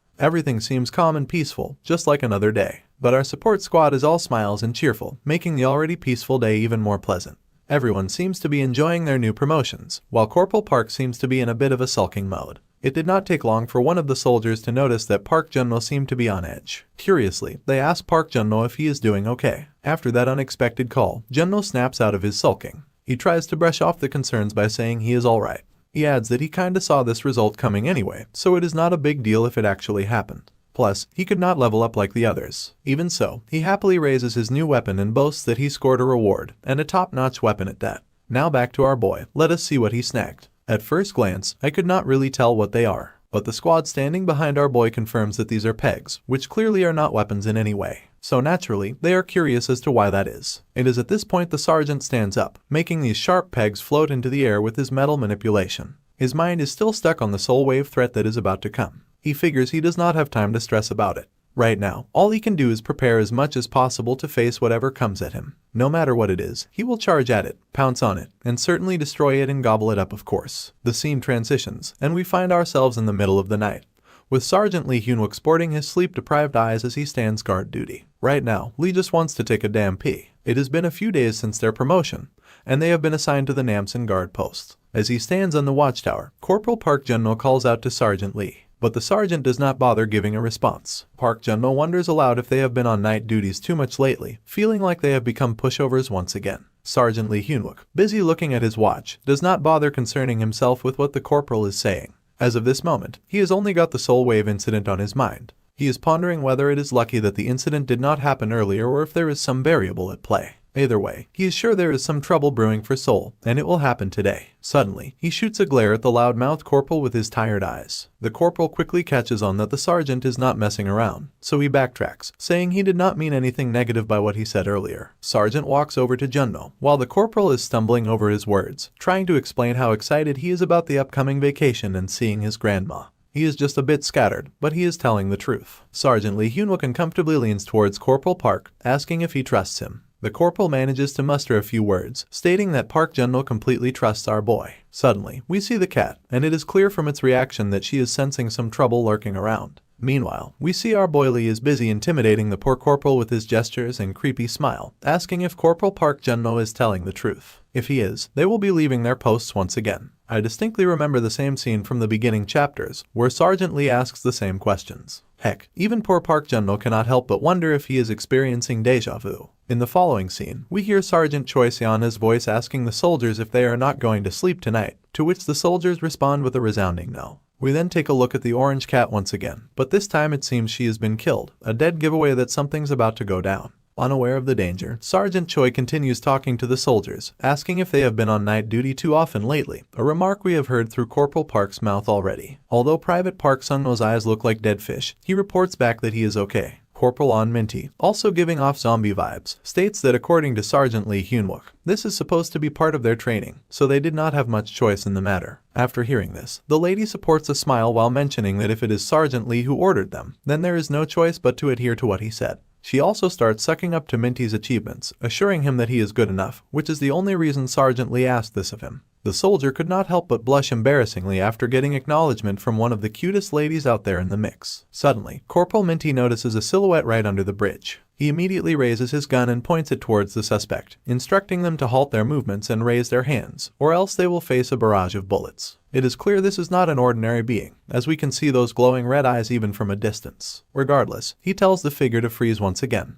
Then, Private Minty aims his gun and tells the suspect that if they are a civilian, they better not take a single step closer, and orders them to turn around. After that, we finally see this creature with these purple eyes screaming at the top of his lungs, and after seeing this ugly face, Minty does not waste any time before piercing a hole through the creature's shoulder with a single bullet. The zombie falls flat on the ground, and we can clearly see the terrified Minty huffing after this nerve-wracking encounter with this otherworldly creature. Suddenly, the entire area descends into chaos. The soldiers are on high alert after hearing those footsteps rapidly closing in on them. Private Park Sung-mo, along with Sergeant Choi, is equally shocked to see this unexpected encounter. Meanwhile, Corporal Minty is just stunned in his tracks, his terrified eyes fixed only on the front, seeing this horde of zombies marching down towards them. Corporal Minty immediately gives the green signal to fire at the zombies. But it seems that both of them, with their limited ammo, are not nearly well equipped to face this countless number of zombies. It is like one goes down, but another one behind it keeps marching forward, and no matter how many they hit, there seems to be no end to these creatures. Corporal Minty immediately commands Park Sung-mo to come in front of the door as soon as possible. Almost instantly, Minty closes the door and puts his trusty shield up, making sure to use his magic shield skill firsthand. Minty braces himself for the impact from the zombies, while Park Sung-mo backs him up, determined not to let them push through. The horde of mindless zombies finally crashes into the shield, but thanks to Minty's magic shield skill, they just bounce right off. Still, I highly doubt they will be able to stall these zombies for more than a minute or two because the sheer number of these creatures is overwhelming. We finally see our boy Lee Hyunwook sprinting down towards the guardhouse as fast as he can, with Corporal Park Jun-mo following closely behind. Sergeant Lee Hyunwook is gritting his teeth and running determinedly because the hellish soul wave has finally started. The story resumes, and just as our boy Lee Hyunwook dashes down to rescue his fellow soldiers from the zombie wave, the scene immediately cuts to the official residence's executive lounge. There, we see Lieutenant Seo Yuna, who has been absent from the action for quite some time. It is the middle of the night, and while seated beneath a roof lamp, she appears to be diligently typing on her laptop. Looks like she is drafting up some juicy report, detailing the hierarchy and management within the military, delving into who is who and how they are being handled. Suddenly, she begins to sense a creepy vibe swirling around the room, as if someone is keeping an eye on her. With utmost caution, she peeks outside her apartment, only to find nothing but dead silence and darkness. But it seems this silence and darkness are even more concerning in itself to her. So she takes her steps carefully, while her finger burning brighter in the dark due to her holy night skill. Soon after, she finds herself standing outside one of the apartment's rooms, where she can even see her reflection in the door's window. But when she dares to take a peek inside, what she sees is downright terrifying. It seems all the military big shots have been taken out by venomous snakes with total bloodshot eyes. Not surprisingly, she finds these two sturdy ropes barreling straight toward her, so powerful that they are practically demolishing the walls on impact. Now you can imagine what will happen if these ropes so much as touches her. So, without a moment's hesitation, she narrowly avoids the ropes swinging toward her, barely dodging them by a hair's breadth as they smash into the walls ahead. But her luck runs out as she suddenly finds her face colliding with someone's knees. It turns out this person knows her, since we can clearly hear them referring to her as the third daughter of the Holy Knights Order's captain. And as the scene zooms out, we finally see that this is the same fucker who got his ass beaten up by our boy Lee Hyunwook in the Red Gate. Anyway, as soon as the guy pushes the lady with him out of the window, she prepares to retaliate before she could hit the ground, and starts burning this vampire's leg with divine fire of her hand. Seizing the opportunity, she delivers a kick straight to his face with her rather sturdy military shoes. After sending the guy reeling midair with her kick, she gracefully lands on the ground, unharmed. Meanwhile, it appears this guy is no pushover either, swiftly getting back on his feet before the crash landing. Before facing off once more, Lieutenant Seo takes the liberty of asking who her opponent might be, wondering if he is perhaps a player. But before hearing his response, let us take a closer look at the burn she inflicted on his chop. And when the next panel arrives, we see that the wound has disappeared, leaving no trace behind. After seeing the wound healing which was inflicted by her holy light, it is now pretty clear that she is not jumping in joy. In fact, she is now even more curious to know who this fucker actually is. As they stand face to face, the arrogant vampire speaks up again, taunting her that she does not need to know who he is since she is about to meet her end soon enough. He begrudgingly admits that it will be hard for him to kill someone as pretty as her, but he claims he has no other choice. Just then, a commotion erupts around them, catching the lady off guard as she gazes skyward with her dumbfounded expression. As the scene zooms out, we see a purple portal opening in the air above, and there is also an entire army of undead standing ready to march through. At first, she is stunned in her tracks, her mind and body frozen for a moment as she takes in the enormity of this army. Soon after, when she notices that there is a gate hovering there, and the presence of an entire army that should not be there can only mean one thing, which is that a wave has started. Just as she is lost in her thoughts, the vampire seizes the opportunity and attacks her immediately, reminding her that she should not be thinking about anything else while he is right in front of her. This time, it seems she will not be able to get herself out of this mess as the ropes are mere inches away from her. And unfortunately, he grabs her by the throat and drags her humiliatingly across the ground. As he pulls her closer, he reveals that he has heard about her grumpy and arrogant nature, but he insists she should learn to behave herself, especially in the presence of someone better than her. Meanwhile, the poor lady is totally helpless against this guy without her weapons, so she could do nothing other than to watch herself being dragged there like a dog. As the distance between them closes, the vampire guy informs her that he would have gladly toyed with her a little more, but fortunately for her, he has no time to spare, so he is about to kill her right away. Meanwhile, the lady is starting to lose consciousness due to suffocation, and if she does not fight back, she is pretty sure she is doomed. Just as she is thinking that, the vampire's rope gets shot right before his shocked face. And whoever this hero might be, they do not forget to go insane over the trigger, sending a barrage of bullets right at this arrogant guy who swiftly does backflips, dodging all of the attacks with ease. Despite dodging all the bullets with ease, the guy is pretty pissed to find himself interrupted, especially just when the scene was reaching its climax, so he demands to know who this sneaky bastard is. While the guy is flipping out, we see Lieutenant Seo finally catching her breath once again, after nearly getting choked to death. It seems the hero has arrived at the scene, and whoever this guy is, he sure knows Lieutenant Seo pretty well. And at this point, it is no surprise to us that the hero is none other than our boy Lee Hyunwook, who is asking his senior if she is alright. But instead of responding to his query, she dumbfoundedly asks why he is here. But the Sergeant Lee stays simple with his words, simply letting her know that he is just here to rescue his senior. Well, the lady is not buying what he is selling. She has got a feeling this guy is hiding something. She has always been suspicious of our hero's moves, and it is fishy how this dude always ends up in the thick of danger. But before Lieutenant Seo Yuna can grill our boy, Mr. Vampire over there gets antsy and starts yelling, wondering if they are deliberately ignoring him. Then he goes off on a tangent about military ranks, like he's got a bone to pick, just like the one guy he met at the Red Gate. Now, you probably guessed it, the vampire is actually talking about our hero, who is standing there with a smirk on his face. After finally coming face to face with his enemy once again, Sergeant Lee Hyunwook wastes no time before calling this trash vampire out. Also, it does not take long for the vampire to realize who this guy is standing before him. And when he does, frustration spills over and he starts hurling insults at our hero, calling him a damn trench monkey. But before we dive into the showdown between those two, we are zooming back to our Corporal Minty's holding down the fort against those bloodthirsty zombies. Poor Minty's hanging on by a thread in that formation. But it looks like they will not have to hold out much longer because the rapid response unit is on its way. Yet Minty's footing is slipping, even shoving Private Park Sungmo to keep him from being pushed back. But before the door could tear apart, Sergeant Choi Seona jumps in with her limited mana stash, urging them to grit their teeth and hold the gate a little longer. But let us face it, they are up against a horde of zombies that just keeps growing by the minute. I seriously doubt they stand a chance. Just when those two boys are pushed to their limits, their ears perk up at the arrival of the rapid response unit. The whole squad is quickly ordered into a Z positions, and as soon as they are in place, the platoon leader gives the command to execute. With his word, these massive enchantment circles appear above the zombies, and almost instantly, fire starts raining down from them. Before we could see these zombies getting burned to a crisp, we witness one of the vampire ladies swooping right behind the rapid response unit. She immediately grabs her daggers and swiftly slaughters every soldier, zipping down through those poor souls. Terror washes over Sergeant Choi's eyes as she finds her subordinates dead on the ground, who were alive just a minute ago, and the one who just killed them all gracefully lands above the guard room.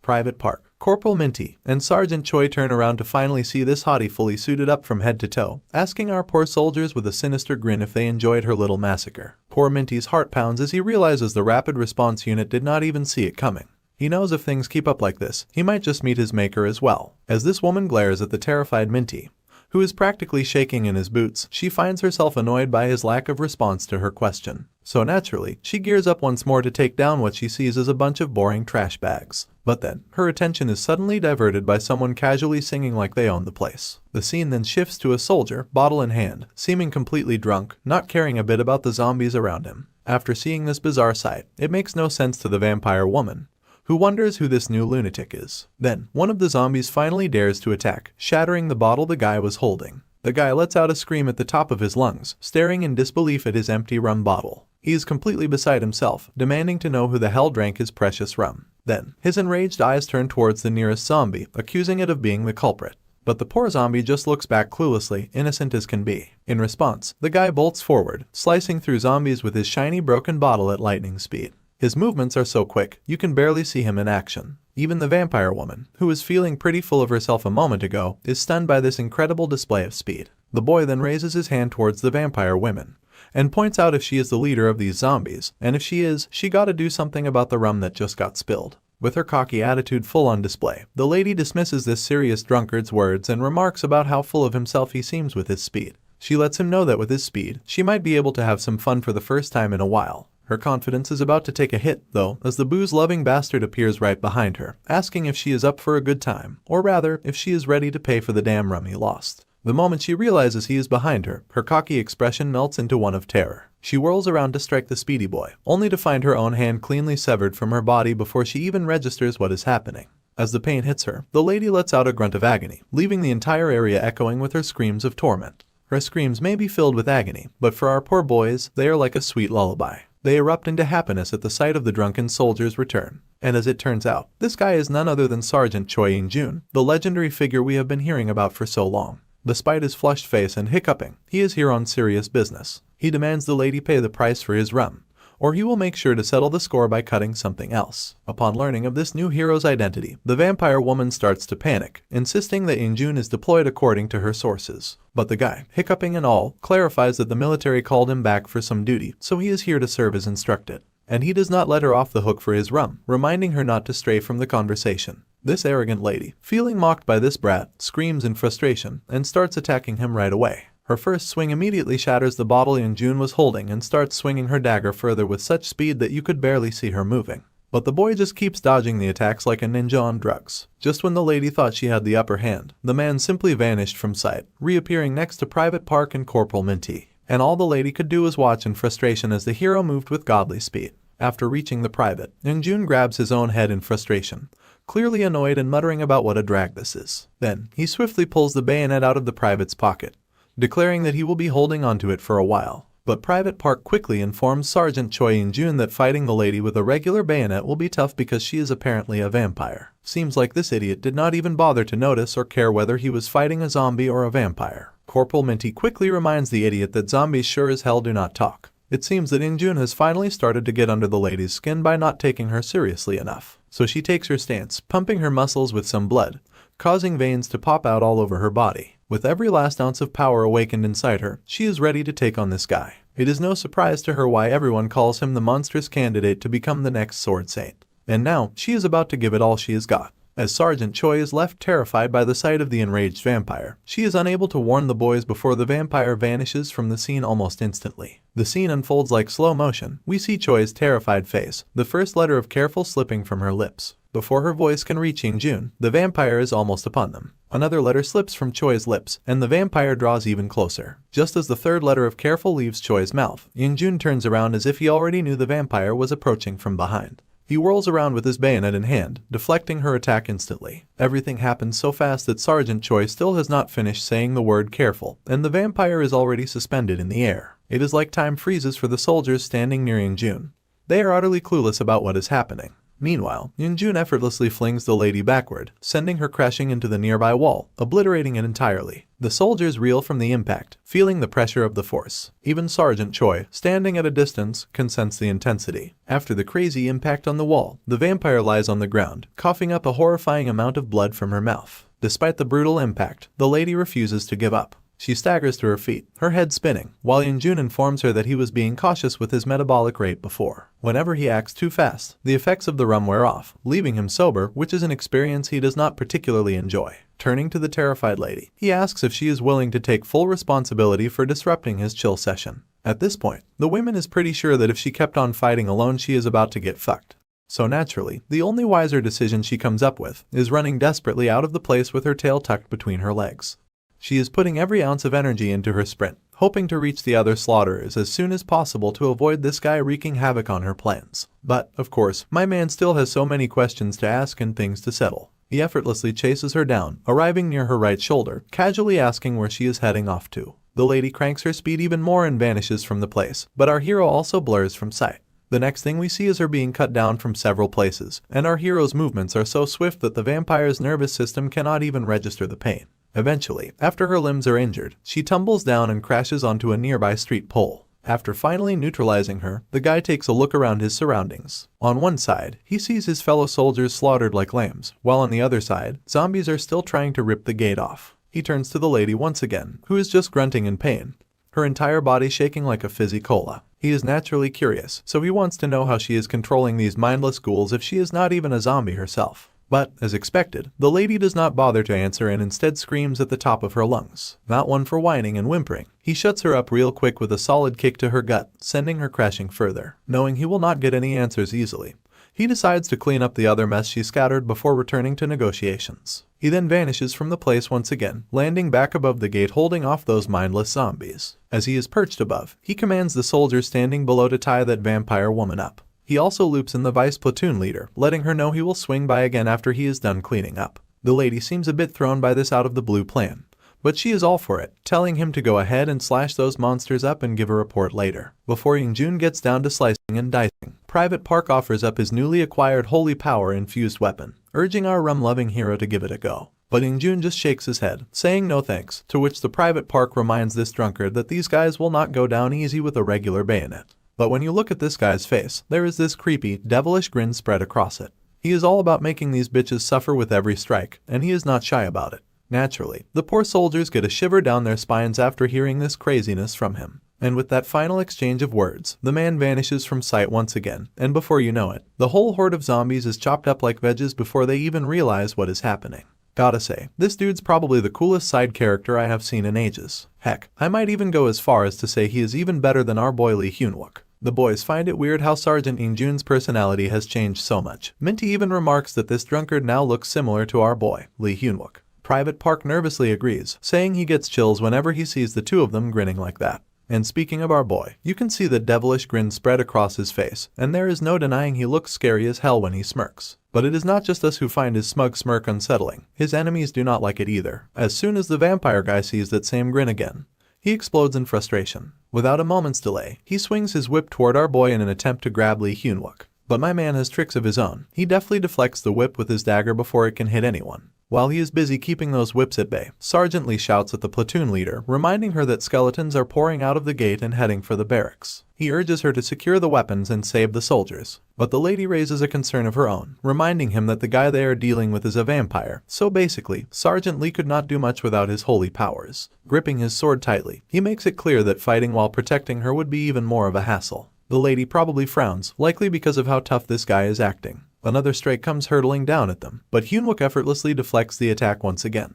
To get the lady out of the scene, our hero reminds her that they urgently need a holy weapon to fight this monster back. Meanwhile, Lieutenant Seo Yuna is growing more and more suspicious of our hero, wondering how he always seems to be one step ahead. But right now, she is probably relieved that he can handle things on his own for now, and there is no need to be afraid. With that in mind, she proceeds to leave, but before she goes, she instructs him not to die here, and it is her order. And with that short sentence, she dashes off towards the weapon inventory, leaving our boy finally alone. Even the vampire is confused by the sergeant's decision, so he asks why he sent her away instead of fighting together. But instead of replying to the query, our hero calls out the asshole, mentioning that he is feeling pretty glad to see that this blood-sucking Snarlula is still alive. Naturally, this remark bewilders the grumpire, so he asks Hyun-wook what the fuck he is talking about. With that same sassy grin, our hero remarks that if this vampire guy is still alive and standing before him, it only means that this blood-sucking bastard has not reported to his leader that someone like Sergeant Lee kicked his butt. This remark definitely rattles the guy out of his mind, and he is beyond ticked at this point over our hero. But Lee Hyunwook just keeps needling the guy with his silly remarks, mentioning that getting his butt kicked in the red gate must have been bothering him. This grumpire could only take so much humiliation from our hero, and right now, he is absolutely fuming. His hands start to transform, and these metallic dark matter relics pop out of his limbs. He is basically saying our hero must have been thinking too highly of himself. But once he is fully transformed, he lets Lee Hyunwook know that with his gear on, there is no stopping him from causing chaos. And he is pretty blunt about it, saying our hero's holy power-fused metal beads will not stand a chance against him. Suddenly, our hero's eyes widen in realization upon seeing this guy's new look, as if he has just hit the jackpot. He wonders exactly how many of those 1,000,000,000 each mana tanks are in there. I am not entirely sure what he just said, but let us hope it makes sense going forward. If I missed the memo, let me know in the comments. Anyway, when we take a look back at this fuming grumpire, he confidently lays it out that today our hero will not be able to lay a single finger on him, and he will make sure to tear him into pieces single-handedly. But just then, the sergeant's sword starts to shimmer, and a system window appears, mentioning the name of the item, the Crown of Light and Darkness. This item basically has effects to rapidly boost resistance against undead property. This crown can hook up any weapon our hero wants with an aura attribute, and he gets to choose whether it is holy power or black magic that he wants to fuse. Also, our hero can't use both the holy power attribute and black magic at the same time. And there's a note about the penalty that comes after using the skill. With his crown item activated, a holy light ring appears above his head, and his weapons start to exude pure holy energy. Another notification pops up, giving the lowdown on the skill granted by the crown. Apparently, it can hook up any gear he picks with a 10% boost of holy power. And as for the penalty, his mana is going to take a hit of 10%. Naturally, the vampire is utterly bewildered to see our hero transform that shoddy weapon of his into a holy power-fused weapon out of nowhere. And right at that moment, Sergeant immediately asks that what made this snarlula think that our hero is still going to use those beads. Because this time, he plans to divinely tear this bastard apart into pieces. After activating his Saint Aura and infusing his weapons with holy energy, Sergeant Lee gets all cocky, leaving the Grampire frustrated and terrified. But this guy still holds onto his bravado and challenges our hero, convinced that Lee Hyunwook cannot even scratch him with his divine powers. Yet, Sergeant Lee remains Sergeant Lee. He throws yet another verbal jab, asking this blood-sucking fiend if he is shitting his pants at the sight of these divine powers, because that is the only explanation for his frantic threats and talk. Well, that is the last straw. The Grampire explodes out of frustration and hurls his whips toward our hero to shut his loud mouth for good. But just as those whips are mere inches away from Sergeant, the man starts zipping away, leaving the whips crashing down on the empty ground behind him. The angry bastard keeps stirring those whips around to chase down our hero, but my man is just ducking and dodging them nonetheless. It appears our hero actually recognizes the threat these whips pose, and they are not definitely something to scoff at, especially with their long range.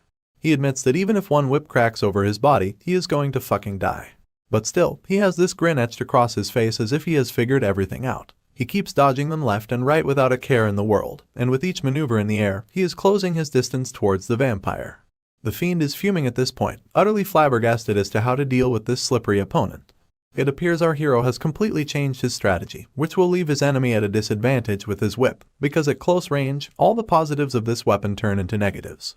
With that knowledge in mind, he soars toward that bastard with his sword pointed directly at him, and there is also a dagger coming from behind. However, it seems this is not going to turn into Sergeant Lee's favor, because there is a cocky grin on the Grampire's face, as if he has already figured everything out. And as you can imagine, those metallic, sharp chain-like things start to pop out of his massive shoulder, soaring into every direction, leaving literally no room for our hero to avoid them. His dagger, which was coming from behind, also gets stuck in this mess of wires. To save himself, Sergeant Lee immediately uses his indomitable steel body to shield himself from deadly wounds. Somehow, he manages to get out of that wiry mess in the nick of time using his skill combo. Afterwards, he starts running down to make a safe distance, while those whips just keep on chasing him, crashing down on the ground and breaking it with every impact. The fiend is relentlessly chasing our hero with his whips, leaving him no choice but to desperately run out of harm's way.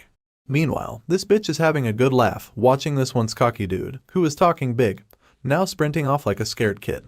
To make matters worse, the fiend has snagged both our hero's dagger and sword.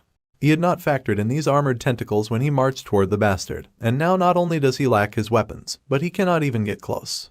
Looks like our hero also had his fail not ready to go for the final blow. But seeing all those tentacles swinging around, he is worried his trump card will just get swatted aside. So, instead of wasting another weapon, he goes for his Achilles spear, even though it is going to cost him a ton of mana.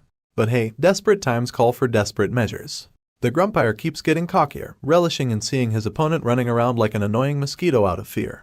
He throws threats, saying he would love to watch our boy run until he is completely dead. Sergeant Lee immediately takes his stance with his spear in hand. As soon as he activates the spear's ability, he destroys the tentacle with a single strike. And right on cue, a system window pops up, mentioning that he has unlocked the power of the Achilles spear. As for its effects, wounds inflicted by this spear do not heal under normal circumstances, but it is going to take a hefty toll on the user's mana once activated. Currently, his mana consumption is at 21%. As he jumps back after cutting one of the wires to save himself, the system also notifies him that he has 63% remaining after using the spear. After watching his mana plummet like crazy just from cutting down one tentacle, Sergeant Lee finally grits his teeth in frustration. It is clear this bastard is using a huge mana tank embedded in his armor to keep those whips swinging until our hero runs dry. It dawns on him that this piece of crap came fully prepared this time. Not only that, he is caught onto our hero's weakness and is exploiting it for all it is worth. But Sergeant Lee cannot just blow his entire mana reserve on this guy, especially with more vampires to fight. On the other hand, the bastard just gets even cockier seeing our hero feeling desperate and helpless. He mocks him, asking if he finally understands his situation and tells him to try yapping once again like he was doing before. Just as those whips are coming towards our hero, he pulls out his walkie-talkie from his pocket and urgently calls Choi Tae-young. With a voice full of urgency, he shouts into the device. Suddenly, a flash of light starts to shimmer right behind this crazy dickhead, who is totally bewildered by what is happening with all this yelling. Before the vampire can even make sense of anything, a beam of light pierces the man right over his chest and passes through his body, leaving the voice of fire echoing through the jungle.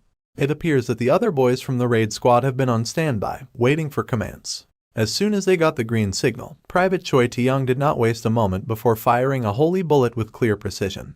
After the successful shot, Corporal Choi Min-yi reports back to Sergeant, telling him that since there is a chance their location has been exposed because of the gunshot, they are moving to a different location as an extra precaution. As the Grampire hits the ground, he is clearly not having a good time with that massive hole in his chest. This sneaky move really gets under his skin, and in a fit of frustration, he is all set to unleash some ultimate energy beam of his own. But before he can even think about it, Failnaught crashes through his chest again, making matters worse.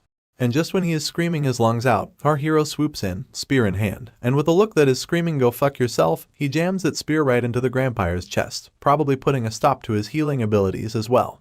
The blast is so intense that the energy of holy light pours out of his body after making a big hole through it. He finds himself in a sorry state, burned, bruised, and with both the spear and Failnaught lodged in his chest. Despite his condition, he stubbornly clings to the belief that as a chosen one, he could not possibly fail so miserably. But then, out of sheer curiosity, he throws his pride aside to ask our hero who the heck he is, wondering if he is an O ranker or perhaps even an S ranker. Sergeant Lee remains nonchalant, casually picking up those shiny crimson stones. He mentions how this guy is on the verge of death, yet he is still so curious about him. Regardless, the boy decides to comply with the command as a final wish for this bastard before he dies. As he leans over to his ear, he tells him that he is an F ranker. To wrap up this guy's story, he unleashes the holy power of the crown, taking a 10% hit on his mana reserves as a penalty. But as you can see, that 10% sacrifice is totally worth it because the Grampire starts sizzling like bacon on a hot skillet, screaming and writhing in pain. Even as he is getting roasted alive, the Grampire cannot believe he is going down so easily, especially at the hands of an F ranker. As the flames dance around him and his shiny crystals fizzle out, the system chimes in to let us know that he has tapped into some rank 3 mana tanks, and that mana is getting supercharged. Now it all makes sense. Remember when our hero was grinning like a Cheshire cat about hitting the jackpot in the previous episodes? Those red gems were actually mana tanks. And after finally getting those stones in his hands, he decides to chow down on half of them now and save the rest for later.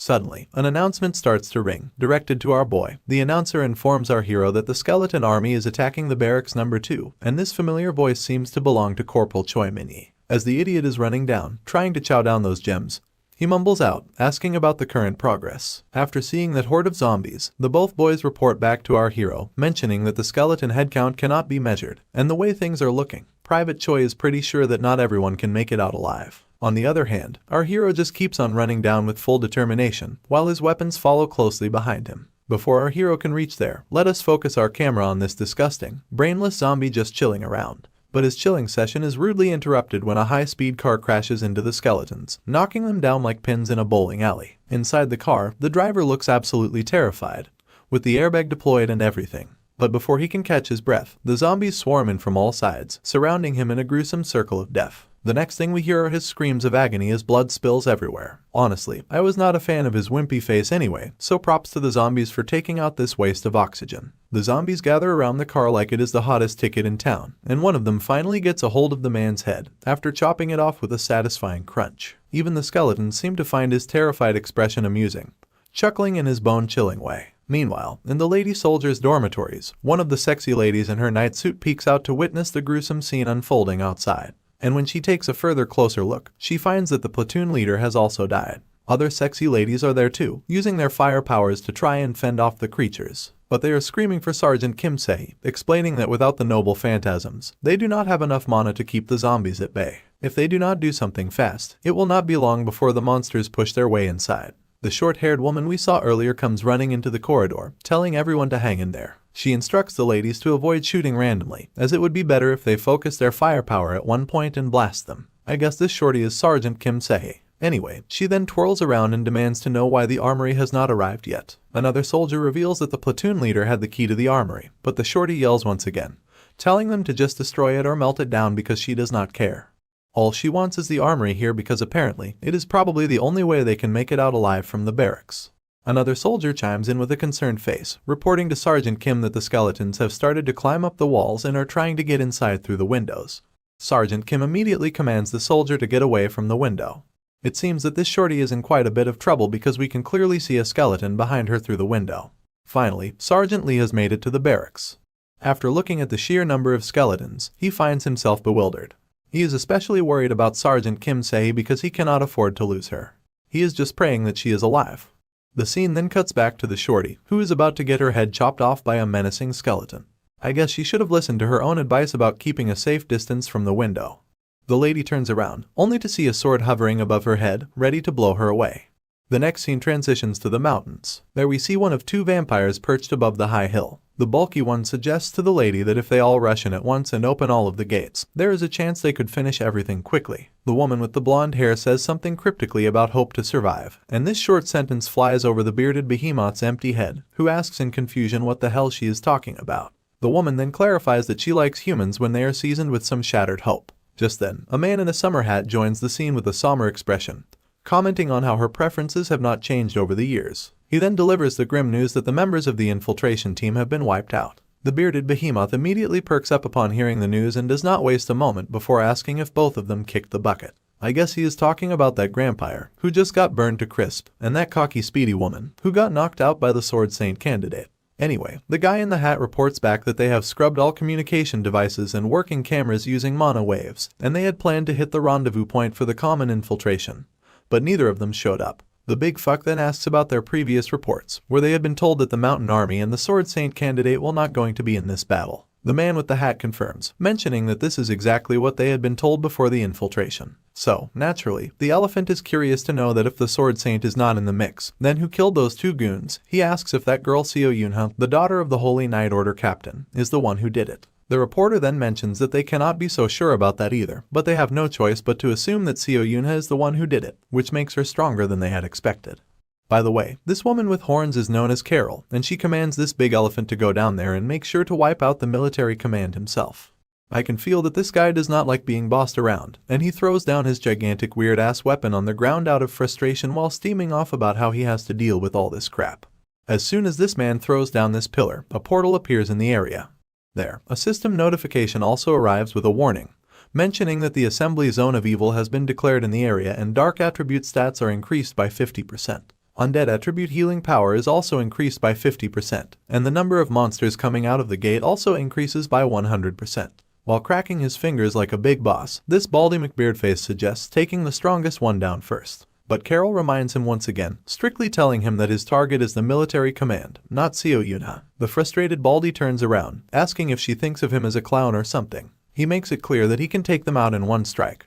But still, the lady persists, telling him that the others will take care of Seo Yunha, so he better do as he is told. Suddenly, heavy footsteps, likely made of metal, echo on the ground as a figure with a face ablaze with reddish energy marches forth. These huge, menacing giants pour out of the portal, their edgy appearance sending chills down my spine at first glance. Carol's face immediately lights up with a cocky smile as she anticipates the moment when Seo Yuna will fall into despair. On the other side of the mountain, as our hero is sprinting down to reach the barracks, he reveals to us that in his past life, 2 vampires made an appearance. But considering the fanatic he just fought, he is pretty sure that there must be many more vampires to fight, since he cannot recall seeing that guy in his past life. He is giving it his all to reach the barracks before it is too late because he cannot bear to lose someone as important as Sergeant Kim Se-hee. As he enters the vicinity, he unleashes the pegs he received as a reward from the military after that Red Gate incident. After gearing up for the battle ahead, he charges straight at the mindless creatures with his weapons floating around him. As soon as a skeleton notices someone behind it, it turns around. But before it can react, the holy energy-infused peg pierces through it, then another zombie takes hit as well. But this is not cutting it. Corporal Lee targets each and every zombie in the vicinity, smashing them down with the pegs like it is no big deal. There is not just 1 or 2 or 10, but a sheer number of these pegs, all aimed at the same thing. With a final roar of determination to save Sergeant Kim Se-hee, he launches all the pegs towards the creatures, clearing his path by smashing those abominations down. The scene transitions back inside the dormitories, where Sergeant Kim is about to be smashed by the sword. But before the sword could land on her, a green aura starts pouring out of her body, grabbing the sword immediately. This aura takes the shape of a woman that dominates over the pile of bones, and the lady sternly demands to know who gave this sucker permission to infiltrate the women's barracks completely naked. As you can imagine, her aura punches the skeleton, sending him hurtling back outside through the window. It appears that Sergeant Lee Hyunwook has also arrived at the scene, witnessing the skeleton flying out of the window. He immediately calls out to everyone, asking if they are okay. Rushing inside, he tells them he has come to rescue them, but his words practically get stuck in his throat when he sees the lady beating the living daylights out of the skeleton single-handedly.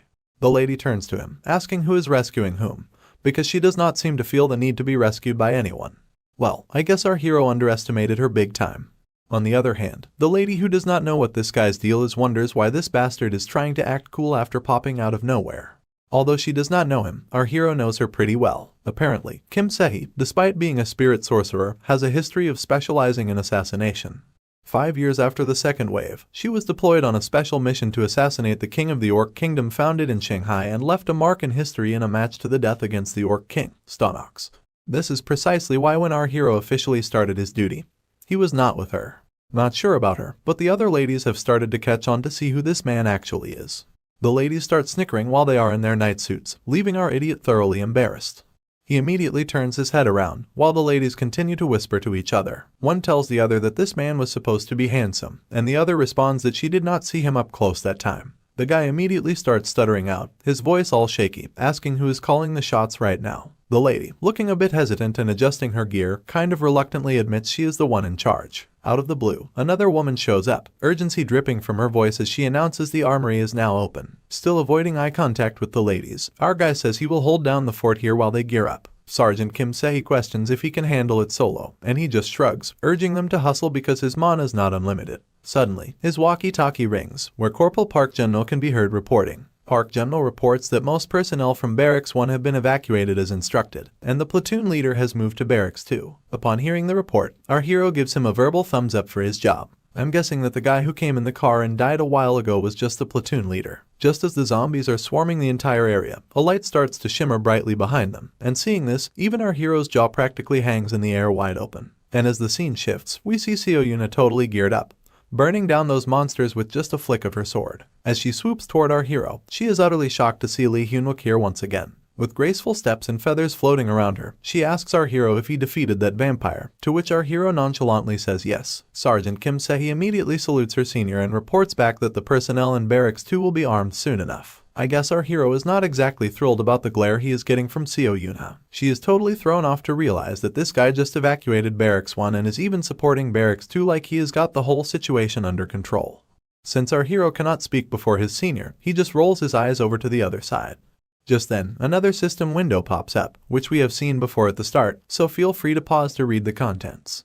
And with that notification, the zombies have started to emanate an even fiercer aura.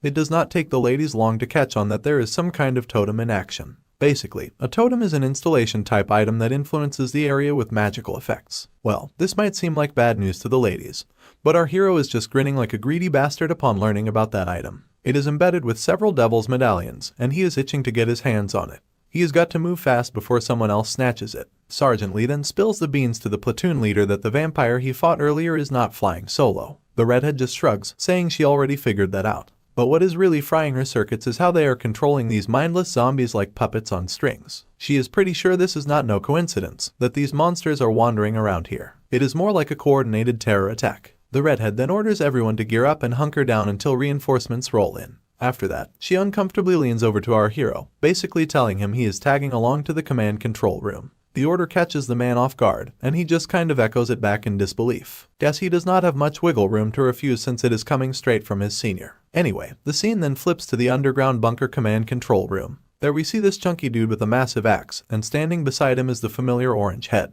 It is chaos down there. All the communication gear and surveillance cameras are all fried. And someone is seemingly pounding on the front door like they own the place. Probably that bearded behemoth, trying to crash the military command party without an invite. Both of the goons are literally freaking out because, according to them, only someone above the level of an orc could break through a double barrier door. And if that mysterious guy barges in, fighting in such a cramped space is gonna be a nightmare. Fatty's face is all bulging veins, probably from sheer stress. He tells the platoon leader that once that door goes down and Mr. Mystery enters, he has got the green light to blast him along with that guy to Kingdom Come. After making that much clear, the dude starts howling like a banshee to unleash his berserker powers. Instead of his usual fat ass, he bulks up with some serious muscle. After his transformation, he warns the platoon leader that if someone busts through that door, it is game over for both of them. But he is dead set on taking down that bastard, even if it means kicking the bucket himself. Then, the big moment comes, and the bearded behemoth smashes the door with a punch, sending both soldiers stumbling back from the force. This second coming of Bigfoot saunters through the rather normal-sized door, accompanied by those undead creatures. As he enters, he mocks these military guys for their futile attempts to guard this place. But as he stands before the fatty, the baldy is a bit moved to see this weakling before him, because he did not expect to meet some trash guarding this place. The once gigantic fatty now looks like a toddler compared to this big motherfucker with a beard. The soldier is literally shaking in his boots to see such a huge guy with such sheer size. The man before him looks way bigger than him, even though he is in his berserker mode. He is scared, but still, he knows what he has got to do. So, while he swings his giant axe in an attempt to strike this bastard, the bearded behemoth just laughs menacingly while cracking his fingers, asking if he is seriously going to fight this puny punk. Just as the soldier is ready to deliver the blow and the bearded man laughs in his face, everything freezes, and the chapter ends right there, leaving us on a cliffhanger. Before we dive into the epic showdown between Bigfoot and our hefty friend, let us take a step back to a time when our hero was putting in the hard yards training this big guy. After numerous failed attempts, Sergeant Lee Hyunwook finally tells the hefty one not to recklessly squander his mana, delivering a gentle bonk on his head to emphasize the point. It seems our hero is attempting to instill some control over mana in this fella because every time he goes berserk, it fizzles out instantly. This guy just cannot seem to rein in his mana and ends up blasting it at our hero. But Sergeant does not give up on him, keeping him on the grind until evening falls, leaving the hefty one completely exhausted, gasping for air. Just as our hero calls it a day, Lee Won-suk pipes up with a question from behind. Hearing the fatty's call, the sergeant turns around, asking what is on his mind. That is when the hefty one asks what to do if he faces a stronger opponent in a real battle. Hearing this, Sergeant Lee cockily clicks his tongue, reminding the hefty one that he will probably just run away, given his lousy character. The poor guy tries to defend himself, but the corporal remains crude in his words. He further intimidates him with a light punch to his hand, questioning if he dares to talk back before his seniors. Before leaving, the sergeant emphasizes one last time for him not to run away. He encourages him to always face his challenges head-on, to act like a soldier, to protect his comrades behind him, and in return, his comrades will protect him as well. And now, the moment has finally come for Lee Won-suk to put all of our hero's teachings into action. Even though he's scared like a cat facing this behemoth, he swings his sword nonetheless.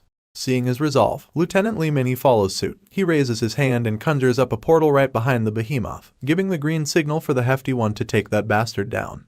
Sure enough, the fatty manages to push the behemoth out of the command room, and the portal immediately shuts down behind them.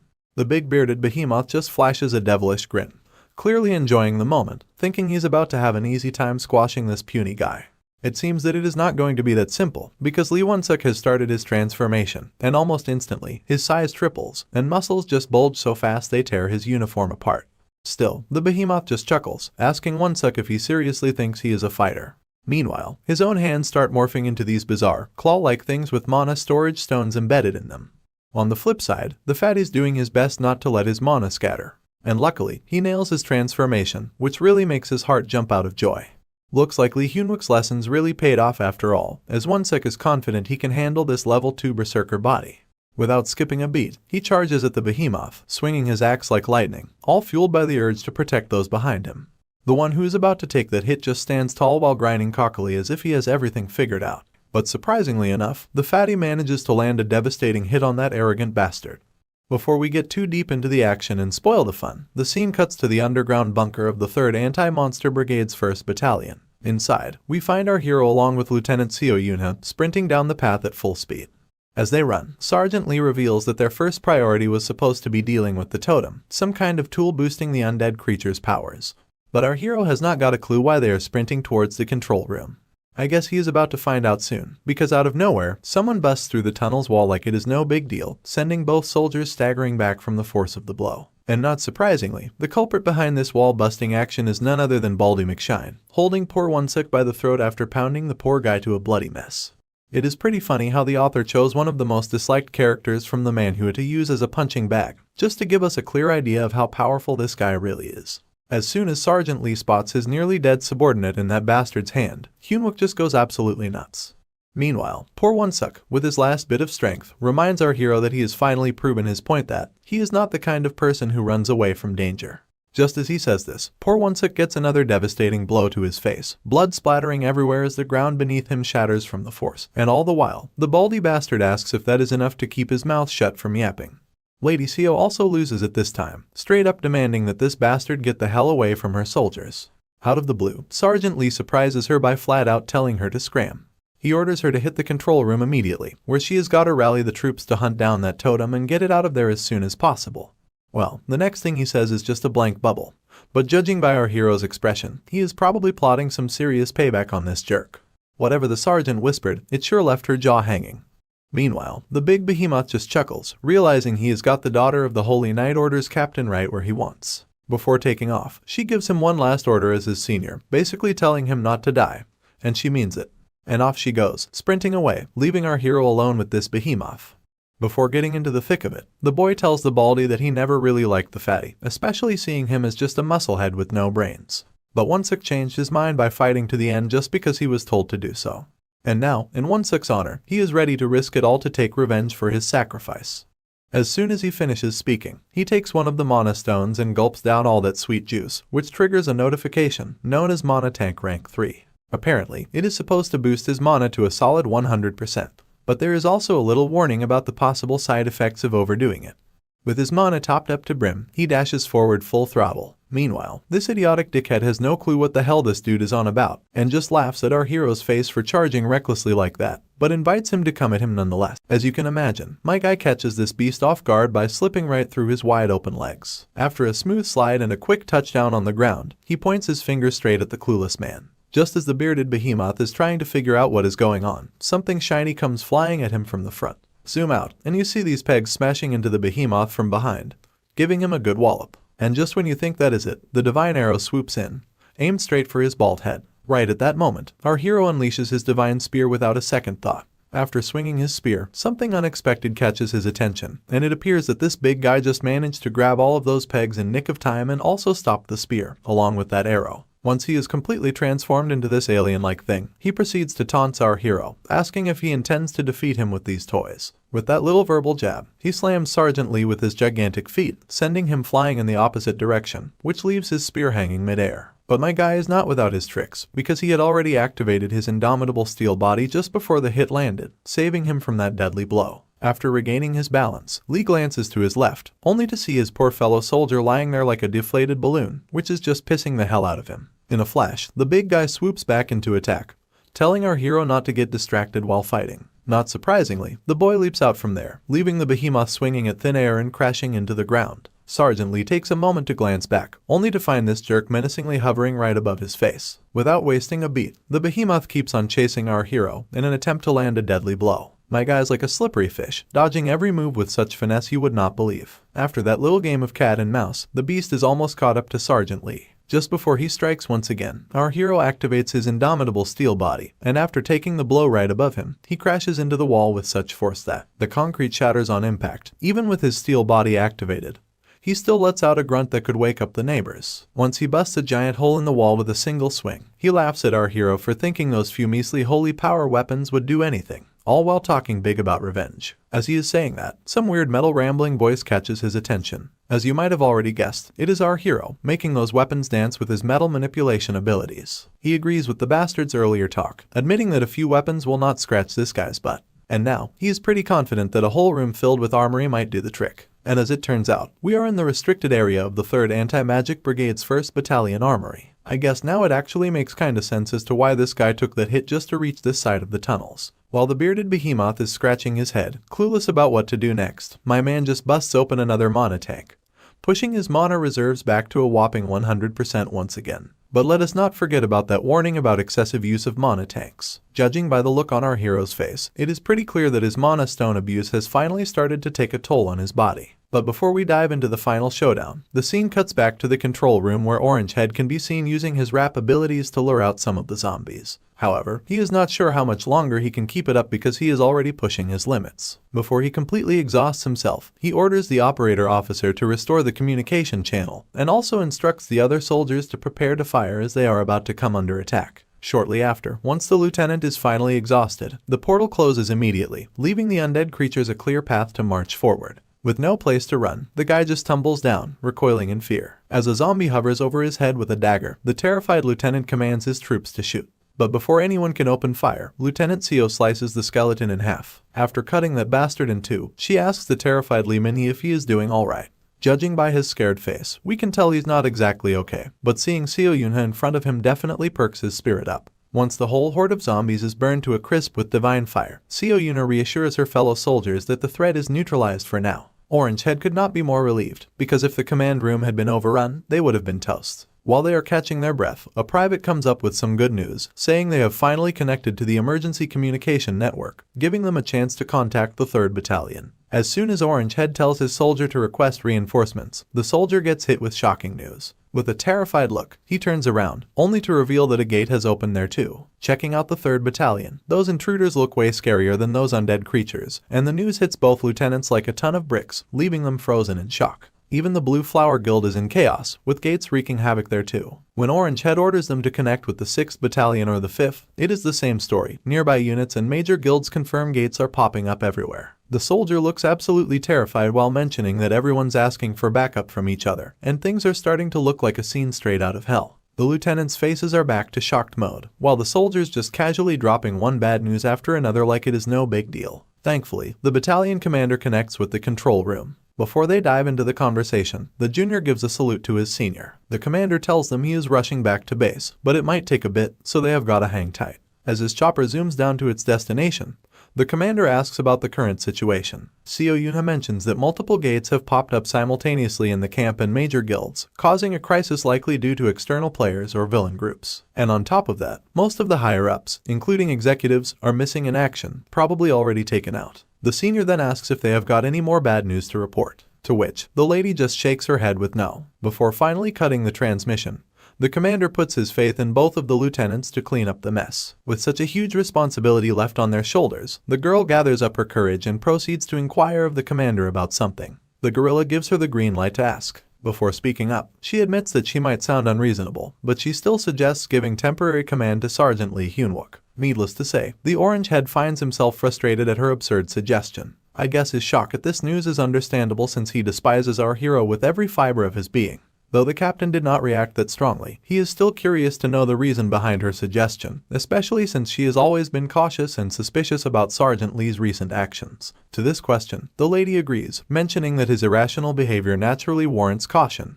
But that was the case until now. While she is talking about him, the scene immediately cuts back to him at the moment where he is smashing those mana stones right on his chest. With his mana tank topped up, he goes ahead and hijacks the entire arsenal of weapons. Before unleashing chaos on the behemoth, our hero drops the name which goes as the indestructible Okemok, leaving the big guy scratching his head wondering how our hero knows him. Instead of just shooting the breeze, my man decides to rain down all those weapons right on the beast, throwing them like it is no big deal. Surprisingly, the baldy does not even flinch, taking all those weapons like a pro. And as the weapons rain down, they are getting wrecked as soon as they hit the behemoth's tough build. Meanwhile, Sergeant Lee has already burned through 13% of his mana reserves. Yet, this guy does not even bat an eye and mocks our hero's feeble attempt to take him down. The monster even gives our hero props for his cleverness from the get-go, and invites him to give it his all. Despite Sergeant Lee's mana dropping with each passing moment, the behemoth keeps on trucking despite the weapon onslaught. Seeing this, Sergeant Lee grits his teeth before unleashing all he has got towards the beast, dropping his mana down to 66%.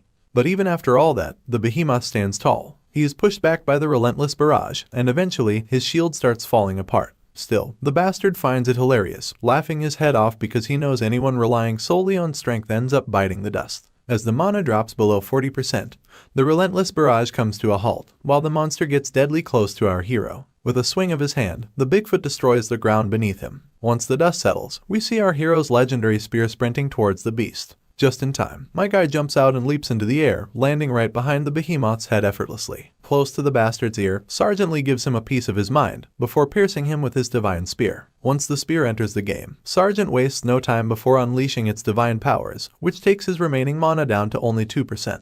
Before he finishes the dude off for good, he reminds him of his own words about how he is gonna end up just like all those other fools who acted tough. With those final words, he sets the bastard on fire, burning him down just like he did with his comrade, while the guy screams his lungs out for the last time. And all the while Sergeant Lee was duking it out with this dude, Lieutenant Seo spills about how she suspected him of being a spy, infiltrating and aiming to wreck everything. But after seeing him in action, she is now sure he is not a spy. In fact, he is just always one step ahead in dealing with the crisis. Plus, every time there has been trouble in Seoul lately, our hero's been right there, holding the key to fixing things and making sure everyone stays safe. With just 1% mana left, our hero heads over to his fallen comrade, apologizing for not being able to save him. He promises to recover his body even if the bunker comes crashing down. After the brawl, we cut back to the control room, where the lieutenant is done explaining everything about our hero, and as for her final say, she believes he is the only one fit for the job. With a little grin, the guerrilla commander nods along, agreeing that the right person has shown up at just the right time. Right on cue, Sergeant Lee arrives at the scene, and the commander wastes no breath before giving our hero temporary command of the 3rd Anti-Monster Brigade 1st Battalion. Our hero asks if command authority includes access to the armory, to which the guerrilla says yes. He further asks if he has anything in mind to turn this situation around. Before he takes his next breath, Lee Hyun-wook clenches his fist and confidently says yes, which makes it clear he has got a plan and is more than ready to make his move. As soon as our hero steps into the command room, the battalion commander hands him temporary command of the 3rd Anti-Monster Brigade, 1st Battalion. Sergeant Hyun-wook then asks if this command authority includes access to the armory. The commander replies positively, and when he asks if our hero can turn the situation around, our guy confidently responds with a yes. He's more than ready to finally fight back and beat those bastards to the punch.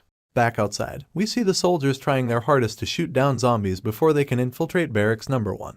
The platoon leader quickly orders his troops to deploy the magic circles. Almost instantly, the magic circles appear in the sky, ready to burn these zombies to a crisp. And burn they do. As soon as the fire starts raining down on these monsters, they begin to incinerate.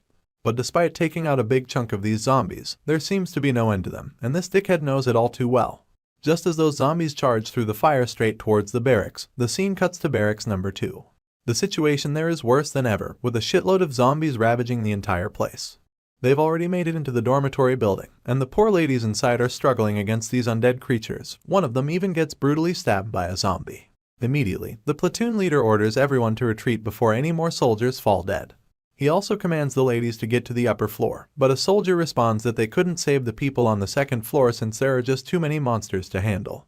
While the ladies are retreating to the rooftop, the sergeant is left behind, gritting her teeth, unsure how to deal with the mess. The next scene takes us to our drunken hero, who is slashing down zombies with a simple dagger with such speed we can barely see him moving. And in an instant, he clears out the entire guard post, leaving the soldiers there utterly astounded by his display of power. One of the soldiers even asks Sergeant Choi In-jun if he is alright. Well, it looks like he's apparently not doing really well. Despite his fast speed and raw strength, these zombies are proving to be really tough to deal with, especially because of the activated totems which are giving these critters a boost in strength and defense, and to top it off, they just keep popping up. Despite thinking these zombies were tough, this guy is just getting pumped up seeing the challenge coming at him.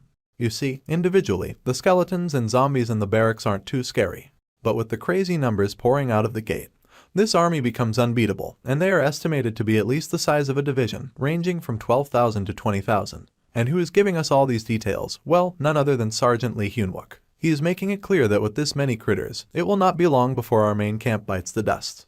That is when the orange head raises his hand and suggests establishing a base in the bunker and responding from there. Our hero simply states that they cannot do that, which totally startles both of the soldiers present there. He explains that if they hide, the monsters will just become a roaming army of doom controlled by whoever is behind those totems. And if those suckers make it to Namsen City, we are talking about hundreds of thousands of people biting the dust for no good reason. Naturally, the orange head asks some obvious question, wondering what the hell they are supposed to be doing. Well, my dude's got it all figured out and tells Lieutenant Seo to round up the guard post personnel and search for the totems. The girl then asks what they are going to do about the zombies until they find those totems. Our hero just shrugs and says they will corral the skeletons and zombies into one spot by opening up the guard post. Of course, Orange Head thinks it is crazy. It is like playing with death, because if those two types of monsters team up, everyone is going to fucking die. But our hero's got another trick up his sleeve, and with a cocky grin, he says if he and Orange Head teams up with him, they have got this. It will be the monsters who end up screwed, not them. Not surprisingly, the second platoon leader is totally lost hearing how he could help our hero so much. Before we can hear any response from our boy, the scene cuts to the tired face of Sergeant Choi In-jun, gasping for air. When he hears our hero telling him to find the totems, he immediately refuses, mentioning how he's supposed to search all of Namsen. Hyunwook's inner Steel Emperor facepalms himself in disappointment, and tells this drunkard that the squad members are already scouting specific points in Namsen, so he should not have much to do. While In-jun is busy on his walkie-talkie, another wave of zombies arrives, and the soldiers standing there are just freaking out. On the other hand, Lee Hyunwook makes it clear that he has command authority as of right now, so In-jun must follow as he is told. Of course, the drunkard starts pretending to have weak communication and cannot hear our hero. I guess the sergeant is not too disappointed to see this kind of behavior, since he already knows what a pain in the ass this dude can be. So, he bends his finger to get the honey out, and simply utters the magical word which goes as, Ballantine's 21-year-old whiskey, and that does it. This fucker is more than enough to comply our hero's command. But he also does not shy away, saying that he would like to crank the number up to the 30. Well, Lee Hyunwook just sighs in utter hopelessness, seeing how this dude never takes things seriously in the slightest. Through the walkie-talkie, the maniac asks our hero once again if he actually wants him to go look out for the totems, to which the boy just agrees to comply with his wishes and gives him the green light to head forward. With an eager face, exploding with happiness, the maniac immediately decides to get down to business. With that settled, Lieutenant Seo also decides to move to the rendezvous point to meet the drunken maniac. Before she leaves, the sergeant reassures her that he will join them soon enough, so he tells her to take care of her squad members in the meantime. The lady surely reassures the boy back, letting him know that she is not planning to lose any more her soldiers either. In this chaotic battlefield, a drone arrives with the command center broadcast blaring. It is a clear instruction: cease attacks and get indoors. Everyone scrambles to obey, hustling back as fast as they can. Then comes the order for the mages to throw up barriers and brace for the zombies' impending arrival. They are already breaching the guard post, closing in on barracks number 2 at lightning speed. In a flash, they are halfway there. Next thing you know, the broadcast telling us they have hit the spot. The zombies flood the area like there is a Black Friday sale about to hit the final hour. From her vantage point above the rooftop, the sergeant can only watch this horrifying sight, and scoffs at the futility of trying to stop these monsters with just a barrier. That is when she receives an order from the command room, instructing her to manipulate the wind inside the barracks, and maintain a wind speed below 3 meters per second.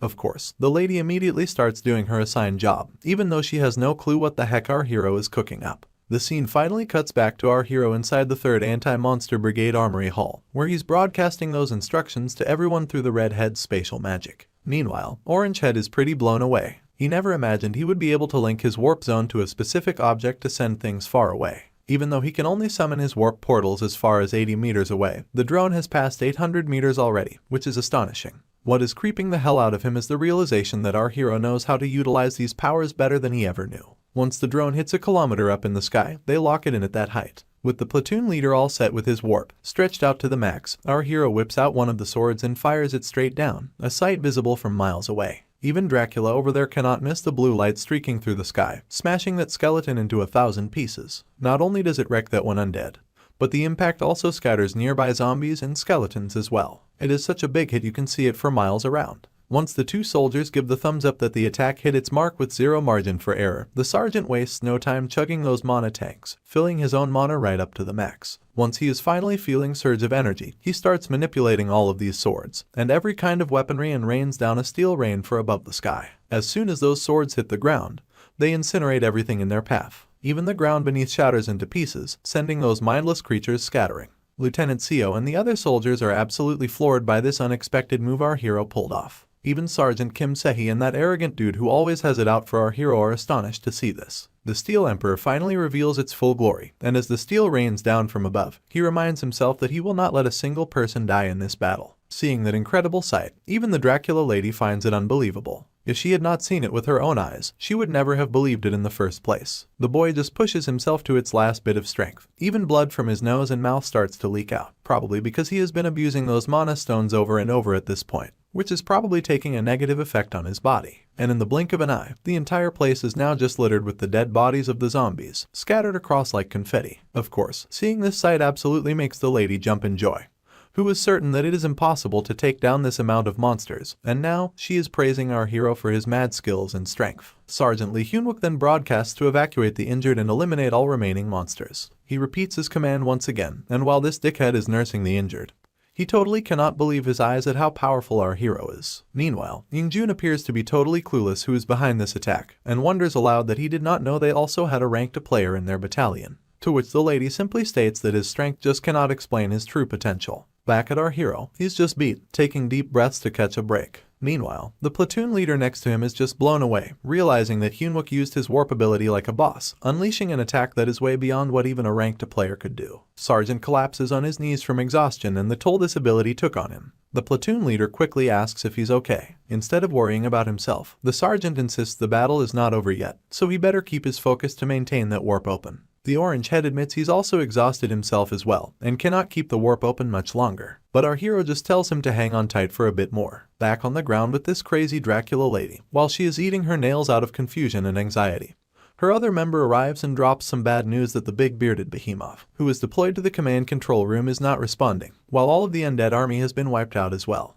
He asks her if they should wait until the last gate is opened. Initially, he gets a cold response from her, telling him to shut the heck up and let her think through this mess. She is sure that this was not the power of the Sword Saint, nor was it a holy knight. She did not get any info about this guy, and with an area-wide attack of this scale, she is almost betting that there must be a high-ranking military executive in the mix. The shady guy speaks up again, telling the lady that there is a scout here, and as she looks behind her, she finds a soldier standing there behind the tree trunk. Once the cat's out of the bag, the Shadow Man immediately springs into action and starts following the soldier, who is running down at the speed of light. The dude then starts yelling, reporting back that Totem has been spotted and gives a precise location. Of course, everyone is startled to hear this unexpectedly good news, but right now the poor soldier is sweating profusely because he's about to get caught by these maniacs. Before he can report how deep in shit he is, the poor guy is immediately grabbed by that monster, and his walkie-talkie falls to the ground. On the other end of the transmission, Lee Hyunwook screams his lungs out and immediately reports back to the command center, telling them to move the drones to the reported location immediately. Lieutenant Seo tells Choi and Jun to reach the reported location right away.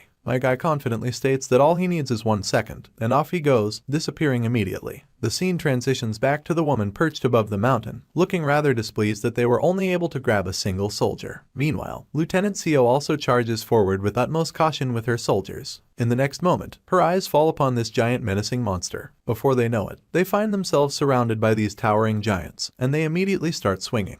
But the corporal quickly pulls up his trusty shield, saving himself and his companion from being crushed. Unfortunately, my guy's shield is not nearly enough to stop this bastard. It shatters with a single blow like it is no big deal, busting the corporal's hand along the way. He screams his lungs out in utter pain. Meanwhile, Lieutenant Seo is also trying her hardest to keep up with those monsters, struggling to maintain her footing. To make things worse, her armor starts to melt away just from the mere touch of that monster. She puts all her effort into flinging the monster back. She immediately shouts at the soldiers, informing them that these monsters are rocking haunted armor. If they touch them, the affected parts will start to rot away immediately. The lady then asks Corporal Minty if he is okay, to which he responds that his shoulder has been dislocated. Meanwhile, everyone finds themselves totally surrounded by these creatures, and they ask the platoon leader what they should do now. Lieutenant Seo immediately commands her troops to stand behind her. Right away, her shield grows wings, which are so huge they can be seen from afar. With those angel wings, she creates a barrier surrounding them. Once these cursed vile creatures step forward towards the barrier, they start to burn. Apparently, this barrier is made of some holy light she calls the Holy Dome. The lieutenant then tells the soldiers that for about 7 minutes, they will be able to receive the holy power inside the dome. If soldiers get a chance to run during the battle, she tells them to prioritize finding the totems. The soldier then points out that these things are so strong, and they would need an entire platoon just to fight one, so they ask if she will be able to handle them alone. The lady gives them all the confirmation they need. Without hesitation, she takes off from the ground, immediately reaches one of the monsters, and with her holy light activated, she thrusts her sword right into the bastard's skull. With a little extra force, she blows away that monster's head. But another monster raises its giant sword and comes crashing down. Seo Yuna jumps out of the way and takes her perch on yet another monster's shoulder. She starts thrusting her sword again, and the holy light shines brightly, leaving the soldiers stunned at the sight of a holy knight in action. Now it makes sense why they call Lieutenant Seo a berserker when she has her sword in hand, because this Giga Chad lady is just smashing down those monsters with a single flick of her sword. Suddenly, her sword loses its holy light, and the monsters come charging at her from the front. Without hesitation, she steps onto the tip of that monster's sword and finds herself crashing into a tree behind, because she cannot afford to touch these monsters without her holy powers. The holy dome surrounding the soldiers also starts to disappear. As the lady struggles to stand up after her crash landing, a system notification pops up, indicating that the curse of Grigori Azazel is spreading and all holy power in the area is being suppressed. Grigori is an organization of fallen angels, and Azazel is their leader. The relic of the fallen angel used by Azazel is an anti-holy power item. Looks like we finally have our answers as to why Lieutenant Seo lost her touch of holy powers. This Dracula lady is exuding an anti-holy power mist, and it seems Seo is really in deep trouble. This Dracula woman is really pissed off, and it is clear she is here to humiliate Lieutenant Seo by making her eat dirt. The scene cuts back to the moment when our scouting soldier was caught red-handed by the vampire. Lady Seo immediately orders Choi and Jun to rush to the reported location. With a nod, he bolts away like a flash of lightning and promises that it would only take him a second to reach there. As soon as he clears the woods, he finally spots the robed vampire. Well, a big smile spreads across his face at the sight of the fiend standing there. Without hesitation, he aims to slice through the filthy hand of the vampire holding the soldier. His blade cuts through, but the hand unexpectedly turns into mist and vanishes, leaving the soldier to fall back to the ground. And Jun rushes to catch the soldier before he hits the floor, and the vampire turns into that mist form. After seeing this fiend turn into smoke, it all makes sense to our drunkard hero as to why he did not even feel like he cut through anything.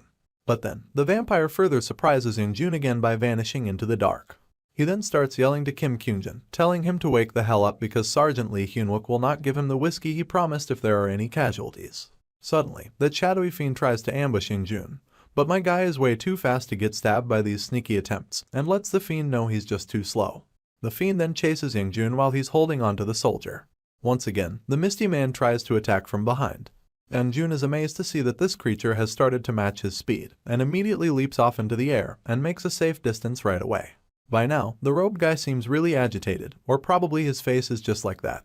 In any case, this grumpy man now has no doubts why this bespectacled dude is a candidate for Sword Saint and how he wiped out the Infiltration Team alone in seconds. But he makes it clear that Jun's abilities are useless against him because he cannot be stabbed by mere swords. Surprisingly, Jun has sustained a cut on his body, and the robed figure suggests he join the League of Vampires, saying it would be a waste if a talent like our tipsy hero died needlessly here. He tries to allure him by promising that gaining the power of a vampire could make him stand at the top of the world.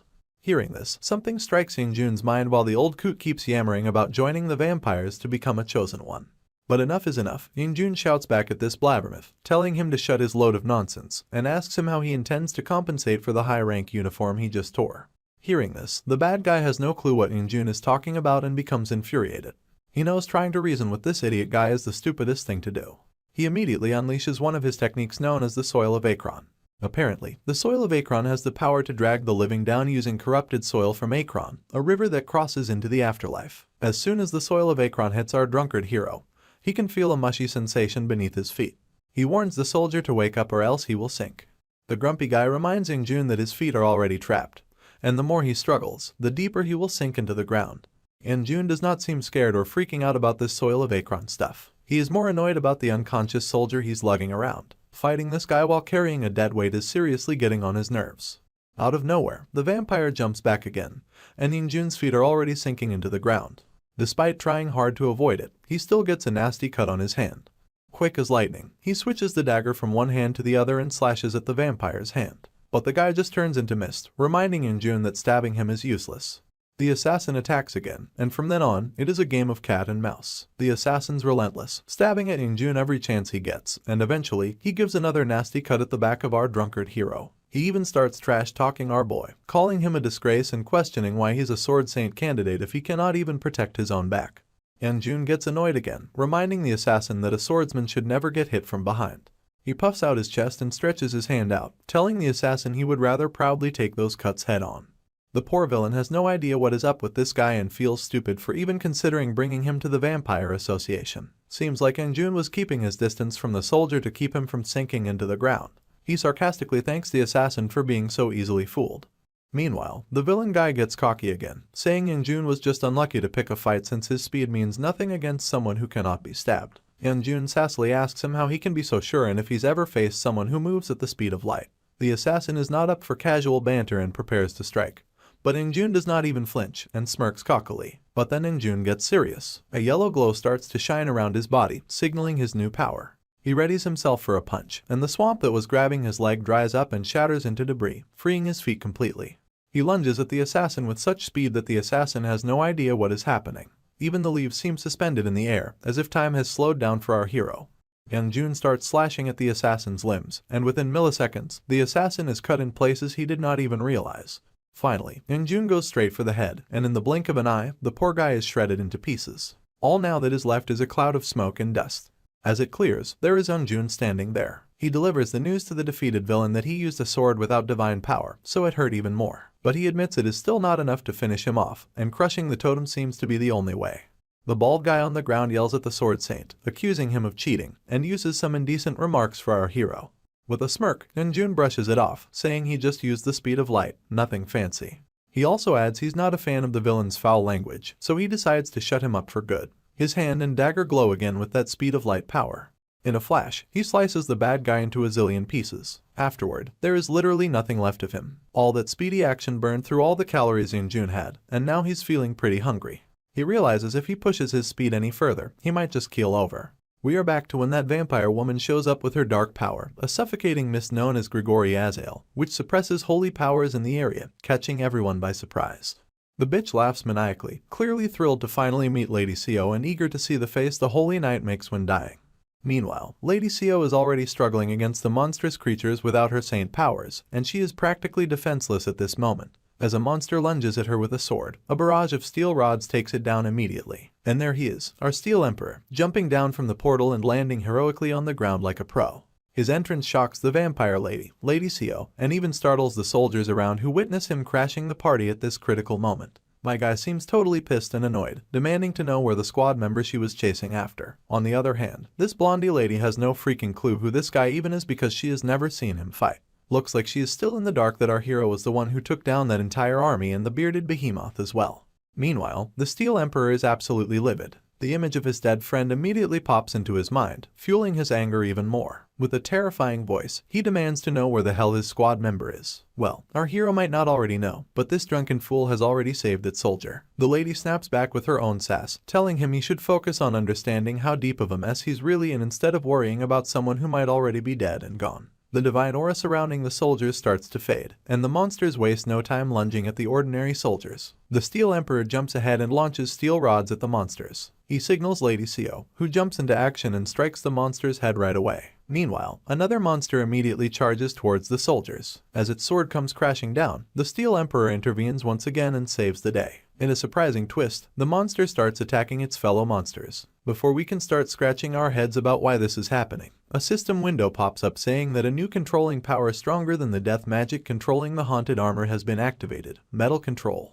It turns out even our hero Lee Hyunwook was not aware of this ability until now. The system notification reveals that activating the new controlling power will disarm the existing control and grant him master authority over the regular living armor. The system asks if he wants to secure this authority and control. Not surprisingly, Lee Hyunwook opts in to control it. The monster growls, and in the next moment, the menacing red aura around it turns into a friendly blue glow. A system window confirms he has secured master authority over the two living armors, but warns that the level of his control power may limit their functions and operational range. The monster immediately strikes, slashing down the head of its own kind, leaving everyone utterly confused. Even the vampire woman is startled by this turn of events. Now she finally realizes this guy's the one who ruined all her fun. But the sergeant's pissed again and makes it clear he's not here to have fun. If she does not give him his soldier back, he will wreck her so hard she will not know what hit her. Meanwhile, Lady Sio accidentally gets too close to the monster and her leg starts to burn. She jumps back immediately. On the other hand, the cocky blonde just chuckles at the sight of our hero, amazed at how full of himself one guy can be. The guy looks around and sees more monsters emerging, surrounding everyone. The lady laughs, reminding him that his fancy area of effect attack earlier was impressive. She was hoping for something exciting, but now she teases him, saying all he did was steal some haunted armor. She goes further, mocking him for not being able to use holy power and wondering what he can really do with just 2 pieces of haunted armor under his control. Did you see that blue energy heading into the woods? That is exactly where my guy is headed next. I guess you noticed it. Even the sergeant admits she is right. He cannot do much to keep her entertained, so he makes it clear he's going to end this as soon as possible. With those words, an arrow emerges out of nowhere, ready to slam into her face. Lee Hyunwook puts every ounce of energy into it. If you do not remember this arrow, let me jog your memory. It is Sir Tristan's fail knot. It always tracks the target and never misses, ignoring magic resistance or any shields the target has. With no choice left, the lady immediately tries to dash out of there while fail knot continues chasing her. The green mist she used to suppress divine powers starts fading away, and Lady Sio's holy power starts returning. Sergeant Lee immediately tells her to handle all those giant haunted armors, and orders the soldiers to find and destroy the totems as soon as possible.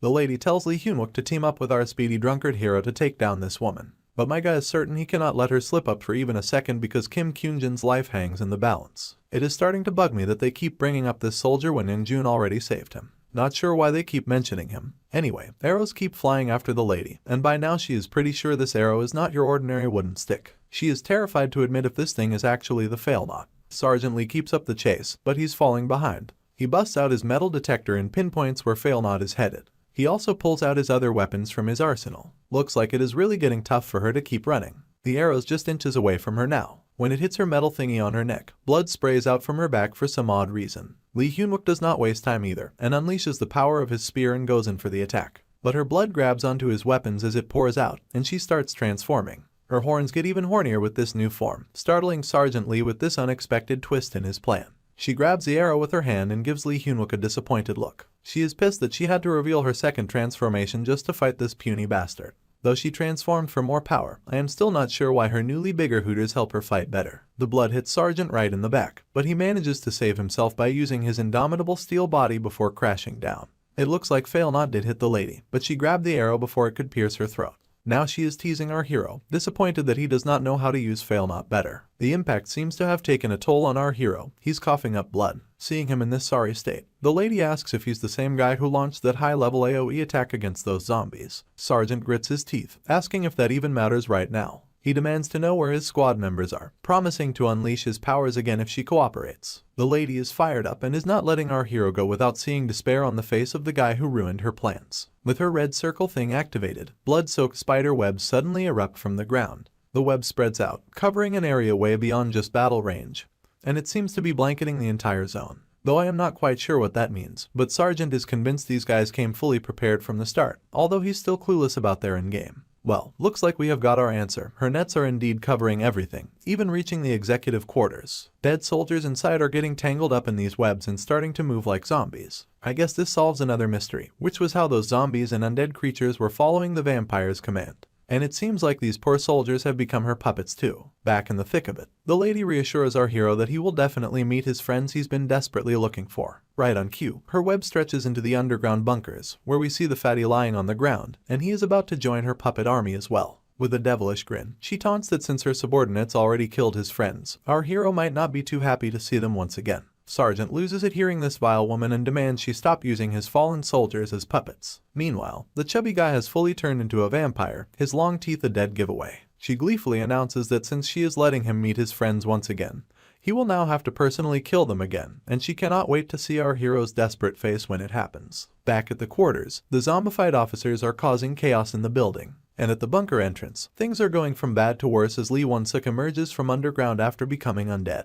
Meanwhile, our hero unleashes the power of his spear again, but this woman just scoffs, asking if that is all he's got. She retaliates with her nets, but Lee Hyunwook tries to dodge the attack and gets pushed back by the webs, injuring his back in the process. The lady tells him not to die just yet because his friends are on their way, and she cannot wait to see our hero's despairing face when they arrive. Lee grits his teeth again, realizing she is a tougher opponent than he expected. He reveals he neutralized Grigori Azazel's curse with fail knot, allowing him to use his holy powers once more, but he still seems to be in hot water. Well, now we all know that the metal thingy on her neck was actually a relic suppressing her holy powers, which is why our hero targeted it first. Suddenly, an unpleasant notification pops up, announcing the Devil's Assembly Zone in the area. Dark attributes are boosted by 50%.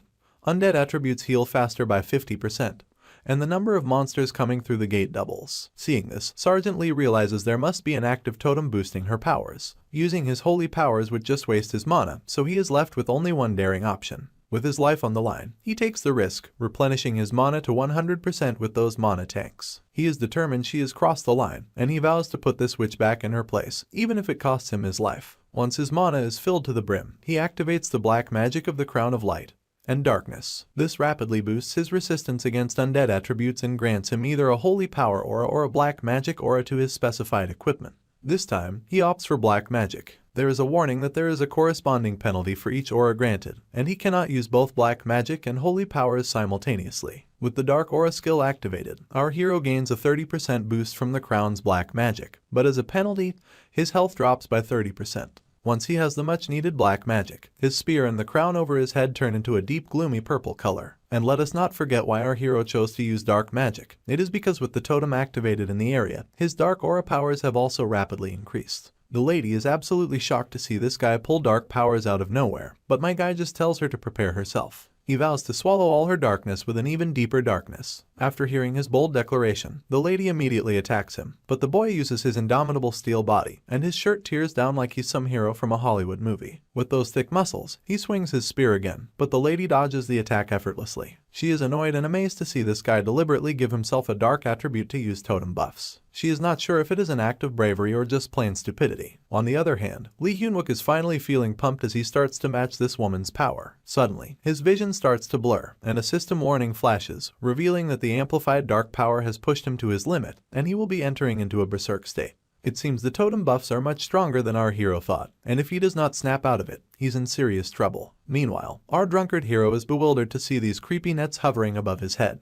Out of nowhere, the zombified soldiers appear right in front of him, and he's thrown for a loop seeing all the platoon leaders at once. This time, he does not seem thrilled about fighting these guys, because he does not want to risk the top-shelf liquor promised by Sergeant Lee. Nonetheless, he takes his stance and lunges at the platoon leaders to secure his promise. Before cutting them down for good, he apologizes for what is about to happen and offers them rest in peace. Back with our hero, he's going absolutely bonkers trying his hardest to take down this lady for good. This time, it looks like he's starting to lose his sanity, his shimmering eyes giving it away. The lady throws another sassy remark, pointing out that he cannot even control these dark powers, yet he's bold enough to challenge her. Meanwhile, our Steel Emperor is becoming more engulfed in dark powers, charging at the lady once more with his spear ready. She is caught off guard by the attack but manages to tilt backward to avoid the blow. Unexpectedly, the transformed fatty enters the scene and lunges at our hero with his giant axe, aiming to obliterate him for good. The impact is colossal, crushing even the ground beneath their feet like a meteor. The fatty persistently presses our hero under his massive axe, but our boy immediately overpowers this muscle-bound warrior, giving him a hard blow with his steel head. The lady gets totally pissed off and decides to take our hero down along with his comrade in one go. She unleashes her webs once again, but Sergeant Lee quickly leaps into the air, charges straight at the fatty, grabs him by the throat, and thrusts his spear right into his friend's chest. It seems like this isn't our hero fighting his friend. Lee Hyun-wook is just trapped inside his own mind, unable to take control back over his body. He starts imagining his other friends, desperately begging him for help. An entire pile of bodies tries to climb our hero, dragging the once Steel Emperor he was right into the river of the underworld. It sounds like the Steel Emperor is regaining control over his own body in the middle of the intense battle. His energy begins to stabilize, indicating his struggle to overcome the dark power's influence. As he manages to release his hand from his friend's throat, a system warning flashes, indicating that his despair and anger have surpassed their limits due to the overwhelming dark power. With a fierce roar, he asserts his dominance, reclaiming control over his body. The system notification congratulates him for meeting special conditions to unlock the hidden attribute of the item. He then unleashes a surge of blue arcane energy, akin to tapping into his own version of Ultra Instinct, which exerts such pressure that it flings the fatty aside. It looks like Lee Hyun-wook has unlocked a new superpower, and a system notification pops up to inform him that he has activated a hidden attribute known as Hellfire Mode. This mode kicks in when the user's dark power exceeds its limit, granting the power of Hellfire that craves darkness. The Hellfire will burn endlessly until the dark power is exhausted. Sure, this sounds like thick plot armor, but who's complaining? This new form of our hero is something entirely new and outclass, something we have not seen before in this comic. Even the vampire lady is seeing it for the first time and she knows she is in trouble. She tries to make a run for it, realizing she is about to get screwed over. However, her escape is abruptly halted when Lee Hyun-wook's spear slices her leg clean off. He does not even move from his place to pull off that stunt. His spear returns to his hand like a boomerang, while the vampire woman screams in agony, her leg pouring out a terrifying amount of blood. On the other hand, Lee Hyun-wook, in his new form, looks downright amazing and terrifying enough to give any fiend the chills of their life. After Lee Hyun-wook slices her leg clean off, he stands like a total giga-chad, while that vile woman screeches at the top of her lungs after losing her limb. Even though he looks like he's on another level with all that power radiating from him, he still appears to be struggling. His regrets and despair from his past life are dragging him down into the depths of darkness. I am not sure if he is on autopilot or if he's fully conscious of his actions, but I am pretty sure he's ready to fight this woman, who seems to be preparing something bigger and more powerful this time. She is so furious that she starts foul-mouthing our hero, saying she is going to rip him to shreds. She summons webs through that weird portal above her and throws them down at him. But Lee Hyun-wook slides backward, while the girl starts picking up giant rocks with her webs and starts throwing them at him. And as you can imagine, he just grabs those piles of rocks with his bare hands like it is no big deal. She keeps piling up those rocks above him, but the sergeant just bursts through them, obliterating her webs. The lady is shocked to realize he burned her spider webs like they were nothing.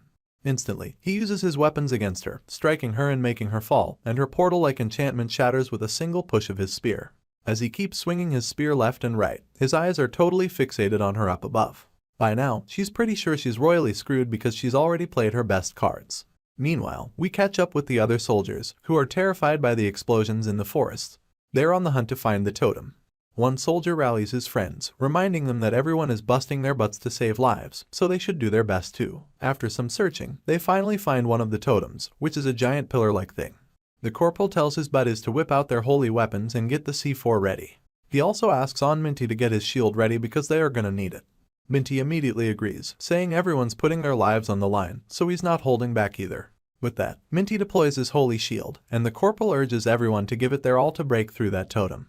Another soldier enhances the holy sword with extra power, confident that the C4 explosion attached to the shield will help push the holy sword against the shield, helping them to break the totem. But they are all worried about the shockwave from the explosion messing them up. Before they can make any meaningful progress, a monster emerges from the portal. Its mere swing of the hand startles the soldiers and breaks their formation. The monster emerging from the portal is so huge that the soldiers look like puny ants beside it. As it stands tall, we learn it is a boss monster, the Gigant Haunted Armor. Its massive roar pierces through the air, audible even to Sergeant Lee from a distance. Seeing this monster appear, the woman finds a little bit of hope in herself. She has no choice but to destroy her own totem, because it is the only way she can deal with our hero since the totem is the reason he's in this berserker mode. She is confident the Gigant Haunted Armor will handle everything in one sweep. She immediately flies toward the monster where the totem is located and commands her haunted armor to destroy the totem right away. The monster acknowledges the command with a growl and raises its sword to turn the totem into dust, while the soldiers await their impending doom. Meanwhile, Lee Hyun-wook is hot on her trail as the lady charges Failnaught. Within moments, she quickly throws it down towards him. As the energy-charged arrow descends, Sergeant Lee prepares himself and deflects it with his spear. However, the arrow immediately changes trajectory and starts coming back towards him, as Failnaught always finds its mark without fail. Seeing this, she turns around only to find the arrow heading straight for her. The reason the arrow is coming at her is because Sergeant Lee is blocking her path from the front, leaving her trapped between him and the oncoming Failnaught. With no way out, she braces herself for what is coming. Just as Failnaught is about to hit, Lee Hyun-wook grabs her and thrusts his spear into her belly. The arrow, meanwhile, strikes Sergeant Lee in the shoulder. Both of them tumble backward, crashing into the forest with such force that even the soldiers are reeling from the shockwave it creates. Shortly after, we see her with a gaping fourth hole in her belly, which is so massive it would put the entire adult industry to shame. The one responsible for this hole is our hero, who stands once again, casually removing Failnaught from his chest like it is no big deal. She chuckles at him, calling him a fool and reminding him he should have let her destroy the totem, as he's just thrown away his chance to end his berserker state. But my guy is not here to listen to her yammering. He is focused on the task at hand, grabbing that necklace-like thing and ripping it from her chest, which is the item that was apparently blocking everyone's holy powers. She calls him a monster who is going to crave death endlessly, warning that the comrades he fought for will turn against him and try to kill him, and she is wondering what kind of expression he will wear when that happens. Well, Sergeant is not about to take any crap from anyone, especially someone like her. So, he does what needs to be done and thrusts Failnaught right into her chest. She starts burning immediately from the effects of the holy power. Even as she dies, she laughs maniacally, saying she will watch him from hell and eagerly await the hopeless look on his face. It is ironic how her obsession with others' despair led to her own death, and she remains stubborn like a brat, showing no hint of despair even as she dies. Once the soldiers destroy the totem, purple energy begins to spread throughout the jungle. The Steel Emperor feels himself being pulled out of darkness. blue energy emanates from him, and as the totem is completely obliterated, a red system window flashes, confirming the destruction of the totem and lifting the effects it had around in the area. As Sergeant Lee returns to his original form, free from the effects of his berserker mode, he flashes his familiar grin, causing her to swallow her own words about his friends turning against him, and makes it clear that they would risk their lives to save him, just as he would for them. With her finally out of the way, Sergeant Lee gazes at the necklace-like thing he snatched from her, and immediately swallows it. While doing so, he checks in with the soldiers about their situation. Corporal Park Junmo reports back promptly, saying Park Sungo is alive, On Minty is injured, and he does not forget to inquire about Sergeant Lee's own condition. In response, Lee flashes that same old lizard-like grin at his comrades. As the relic he swallowed reaches his belly, a system window pops up, indicating he has consumed the relic of the fallen angel known as Grigori Azazel, and it has an unknown effect which has not been told to us yet. Sergeant announces that the core target elimination is complete and orders everyone to regroup with the platoon leader quickly, warning that the boss monster has already been awakened. As he speaks, he suddenly coughs up a copious amount of blood. It seems that he is suffering from the side effects of abusing those mana stones repeatedly. While he struggles with coughing, the monster appears from behind. Without hesitation, he summons his spear back and grabs it, commanding the support squad to evacuate the area immediately. The monster prepares to strike and throws its giant axe at our hero. On the other side, Corporal Park Junmo rushes to save his friend. Meanwhile, Lee Hyunwook attempts to use his indomitable steel body to save himself from the strike, but his system flashes a warning that his caster's body cannot withstand the indomitable steel body, and rejects it. The axe is just inches away, and he braces himself for the worst. It seems Corporal is too far to reach his friend in time, and as the axe slams into the ground, it shatters the earth into dust and rubble, the shockwave visible for miles around. Surprisingly enough, it seems the monster somehow missed its aim. The reason becomes clear when we see a giant tiger leaping in, biting the monster's head clean off. The wild beast clenches its jaws tightly, severing the monster's head from its body, leaving everyone stunned at this sudden intrusion of this massive cat. Once the threat is out of the way, the white tiger lets out a massive roar of dominance in the area. Right on cue, a military helicopter appears in the sky, and someone jumps from it, crashing down to the ground as if it is nothing. And the man in question turns out to be none other than our battalion commander himself. First things first, he raises his voice, asking if everyone is safe. The corporal lights up with happiness at seeing the battalion commander and forgets momentarily to report back to his senior. Another system window flashes, announcing their victory over the undead boss monster, Gigant Haunted Armor, in the Assembly Zone of Evil event. We also get an introduction to the wild beast, Druid, an underling of Battalion Commander Kim Kangseoks. Meanwhile, the battalion command is relieved to see that he was not late for the party. In the background, the sergeant does not forget to snag the relics from the totem. Once he's got them in hand, he starts chowing down right away, and right on cue, the system tells us he's consumed Devil's Metals, known as Legion, with its effects still a mystery. After that, Sergeant Lee gives a salute to his senior. The commander states that he knew Lee had been granted permission to use the battalion's arsenal, but he did not expect him to blow up all of the weapons. He is relieved the battalion terror mess is sorted for now, and asks for a quick rundown of things. In response, Lee Hyunwook promptly narrates that the terror incident involving the 3rd Anti-Demon Brigade's 1st Battalion was a planned attack by 5 players, with 4 eliminated and 1 captured. During the process, most military executives died, and they are still assessing casualties among the regular soldiers. However, all remaining monsters were cleared out by Sergeant Seo, and their anti-terror defense held strong during the 7-hour ordeal. As the sun finally rises, casting its glow over the city, the gorilla tries to crack a smile. He jokingly mentions that Lee's reports always seem to have good news. Down below, the poor corporal stumbles over his words, asking if everything is cleaned up. If it is, he wonders why it is still dark, pointing up at the sky, puzzled by the lingering darkness. Just then, our hero flags down his battalion commander and reluctantly drops some news that might not be so great. The gorilla perks up, and the sergeant spills the beans that there were already a bunch of gates open when he took charge. He grimly reveals that the terror incident and evil assembly zone event were just the start, and the true goal of the enemy is to initiate the 4th wave that humanity has always feared, and the starting point of that wave is right here. Here is the rundown on these waves if you do not know about them. Apparently, they are like the worst disaster in this game. Monsters flood in like a tsunami, taking over human turf and transforming the whole place into some freaky, alien environment. Unlike the unlucky events, this one's completely isolated. No one can enter, nor they can leave. Everyone nearby starts freaking out hearing this. Even the battalion commander clenches his teeth, realizing their enemy has been chasing a totally different goal from the get-go. While Sergeant Lee is practically shaking from exhaustion, the commander instructs everyone to head back to base and prepare to regroup. Lee Hyunwook is supposed to oversee the assembly, but he looks too worn out to be giving orders right now. Right on cue, a system notification pops up, indicating that he's in the midst of absorbing the Devil's Metal Legion. A signal core is forming in his central nervous system, currently standing at 1%. The process may bring extreme pain, and his current physical state makes it difficult to endure. As the notification disappears, Sergeant Lee starts collapsing to the ground. Blood everywhere, shocking everyone present. As he begins to lose consciousness, voices around him fade, and his mind flashes to a moment from his past life. In his memory, Injun asks him if he's sure the fifth wave will start in Singapore. As everyone eagerly awaits his response, he confidently agrees, saying it is pretty simple to figure out.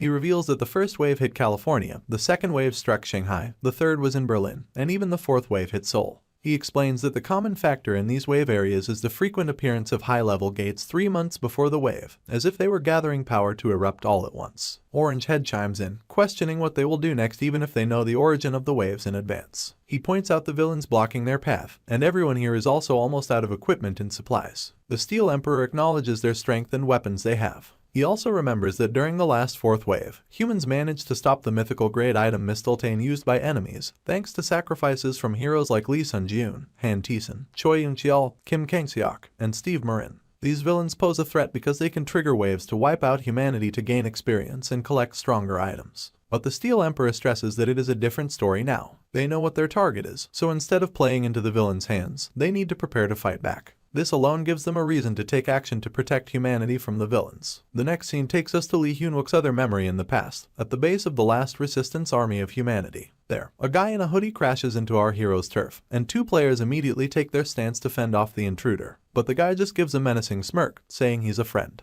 That is when Lady Seo comes rushing in, sternly demanding to know how the Emperor could bring in an outsider at such a crucial time, and reminds him that they have already agreed they absolutely cannot take any risks. Well, in response, Lee tells her to simmer down and vouches for the guy, reminding her that they need him. He points out that if this guy had not risked his life to fund them, they would not have survived, so he's a comrade just like everyone else here. Still, Lady Seo does not seem convinced, and the Emperor perks up in happiness right away, after seeing the newcomer. Apparently, the guy in question is Gordon Precy, the doom of everyone, though they have not realized it yet. Nevertheless, he's greeted warmly by the Emperor, and later, the man has been offered some fine wine. The orange-haired woman laughs with him, mentioning that the orichalcum he sent them must have been hard to get. She thanks him, saying that because of it, they managed to create something truly insane. Gordon Precy expresses his happiness for everyone but asks her what exactly they made this time. She playfully responds, asking why he wants to know, and points out that she cannot just reveal classified information. By the way, she is known as Snow White, the first elder smith chosen by the 7 dwarf artisans. She then asks if he's a villain, catching him off guard with her unexpected question.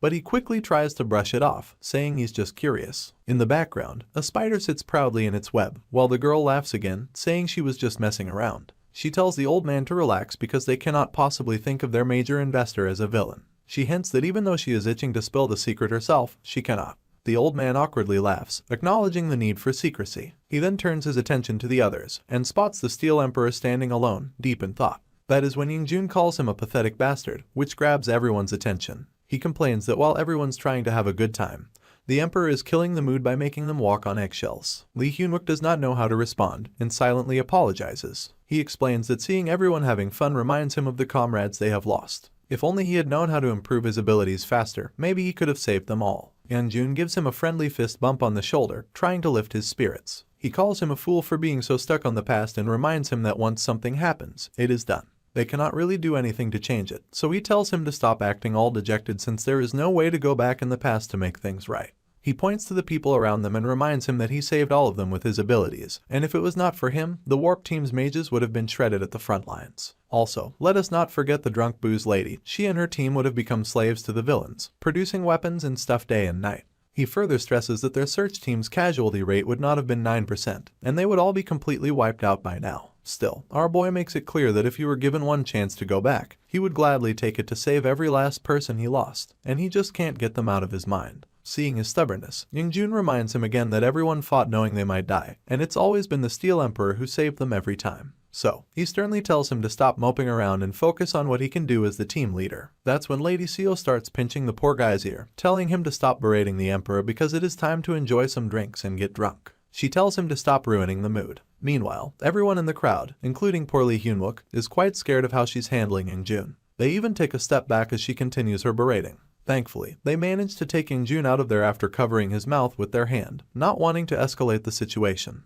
Lady Seo then turns to the crowd and dismisses him as just a loudmouth since birth. She then checks on our hero, asking if he's okay, to which he tells her that what she did was not necessary. Well, here they go again. Unbeknownst to him, he's pushed her last nerve, and she starts her berating once more, emphasizing that they are all here to guard and take care of him. In the background, people chuckle like hyenas, and soon everyone bursts into loud laughter as if she has just delivered the world's funniest punchline. The party is alive with cheer, and even the Goldie seems to be enjoying the gathering. Suddenly, he pulls his hoodie back and quietly heads towards the exit. Before disappearing into the night, he casually mentions how he enjoys being here, despite not quite fitting in from the start. Meanwhile, in the middle of the echoing laughter inside the building, two soldiers are feeling sorry for themselves while standing outside. While everyone else is having a blast, they are stuck with their mundane guard duty. Frustrated, one of them reveals to the other about the instant noodles tucked inside in the latest supply shipment, so he suggests grabbing a few cups to help themselves. But before they can make their move, the same guy with the hoodie appears out of nowhere. One of the guards asks him where he's headed,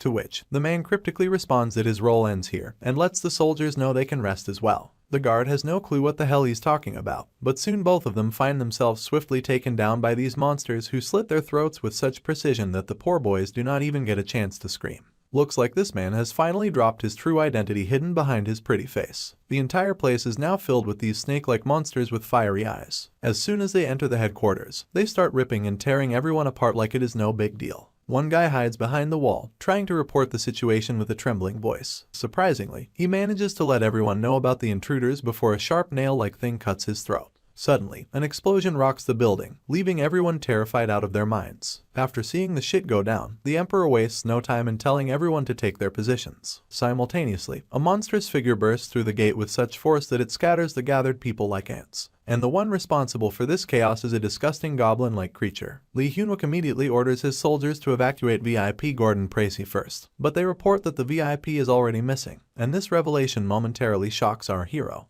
They swiftly begin to forcefully shut down every entrance within the building, though some monsters still manage to infiltrate and ruthlessly attack everyone inside. The orange-headed guy reports that the monsters are moving as if they know the building's layout, and they cannot hold out for long. It seems like Lee Hyunwook has caught wind of the situation, and he immediately tells everyone to abandon the base as he will hold off the monsters. Meanwhile, outside, a giant monster marches forward, with little undead creatures marching closely at front. One of the members of this army is visibly annoyed by the rumbling of these giant creatures and furious that they have sent an entire army just to wipe out a few puny people instead of sending some executives. Especially that guy sitting atop the largest elephant-like monster, he is giving her the creeps of her life. These goblin-like creatures immediately blow their trumpets, signaling the arrival of their master and her army. It does not take Lee Hyunwook long to recognize the trumpet's ominous sound, and a guy with binoculars confirms the presence of necromancers and 5 high-ranking villains. It is clear they are under a full-scale attack by the villain army. It is saddening how these poor guys were just having fun moments ago, now facing such dire circumstances.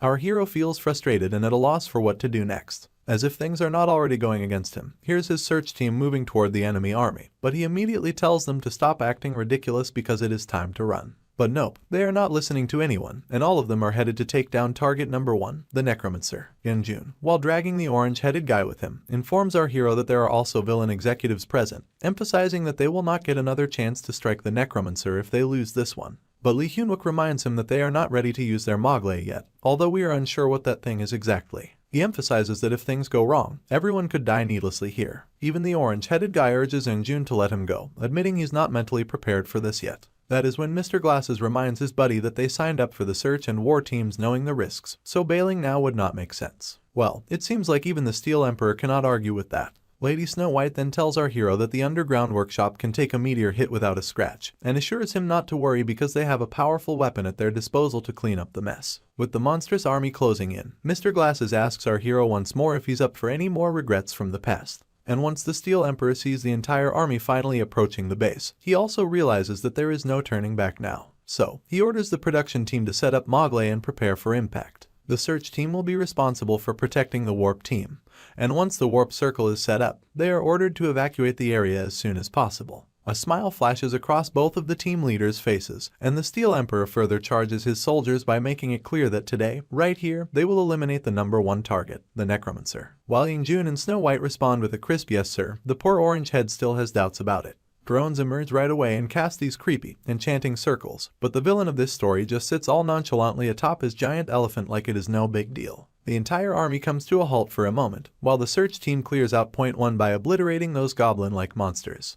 They also occupy points 2, 3, and 4. On the other hand, we finally see this notorious necromancer, who looks clueless about what is about to happen. Back in the basement, one of the men asks the lady if she intentionally withheld information about the incomplete repairs. She admits she did, believing that Lee Hyun-wook would have missed this once-in-a-lifetime chance because of this. Suddenly, a system window flashes before us, warning that metal control has exceeded its limit and mana tanks are maxed out. The skill combo range is also pushed beyond its limit, making casting a powerful spell a life-threatening risk for the caster.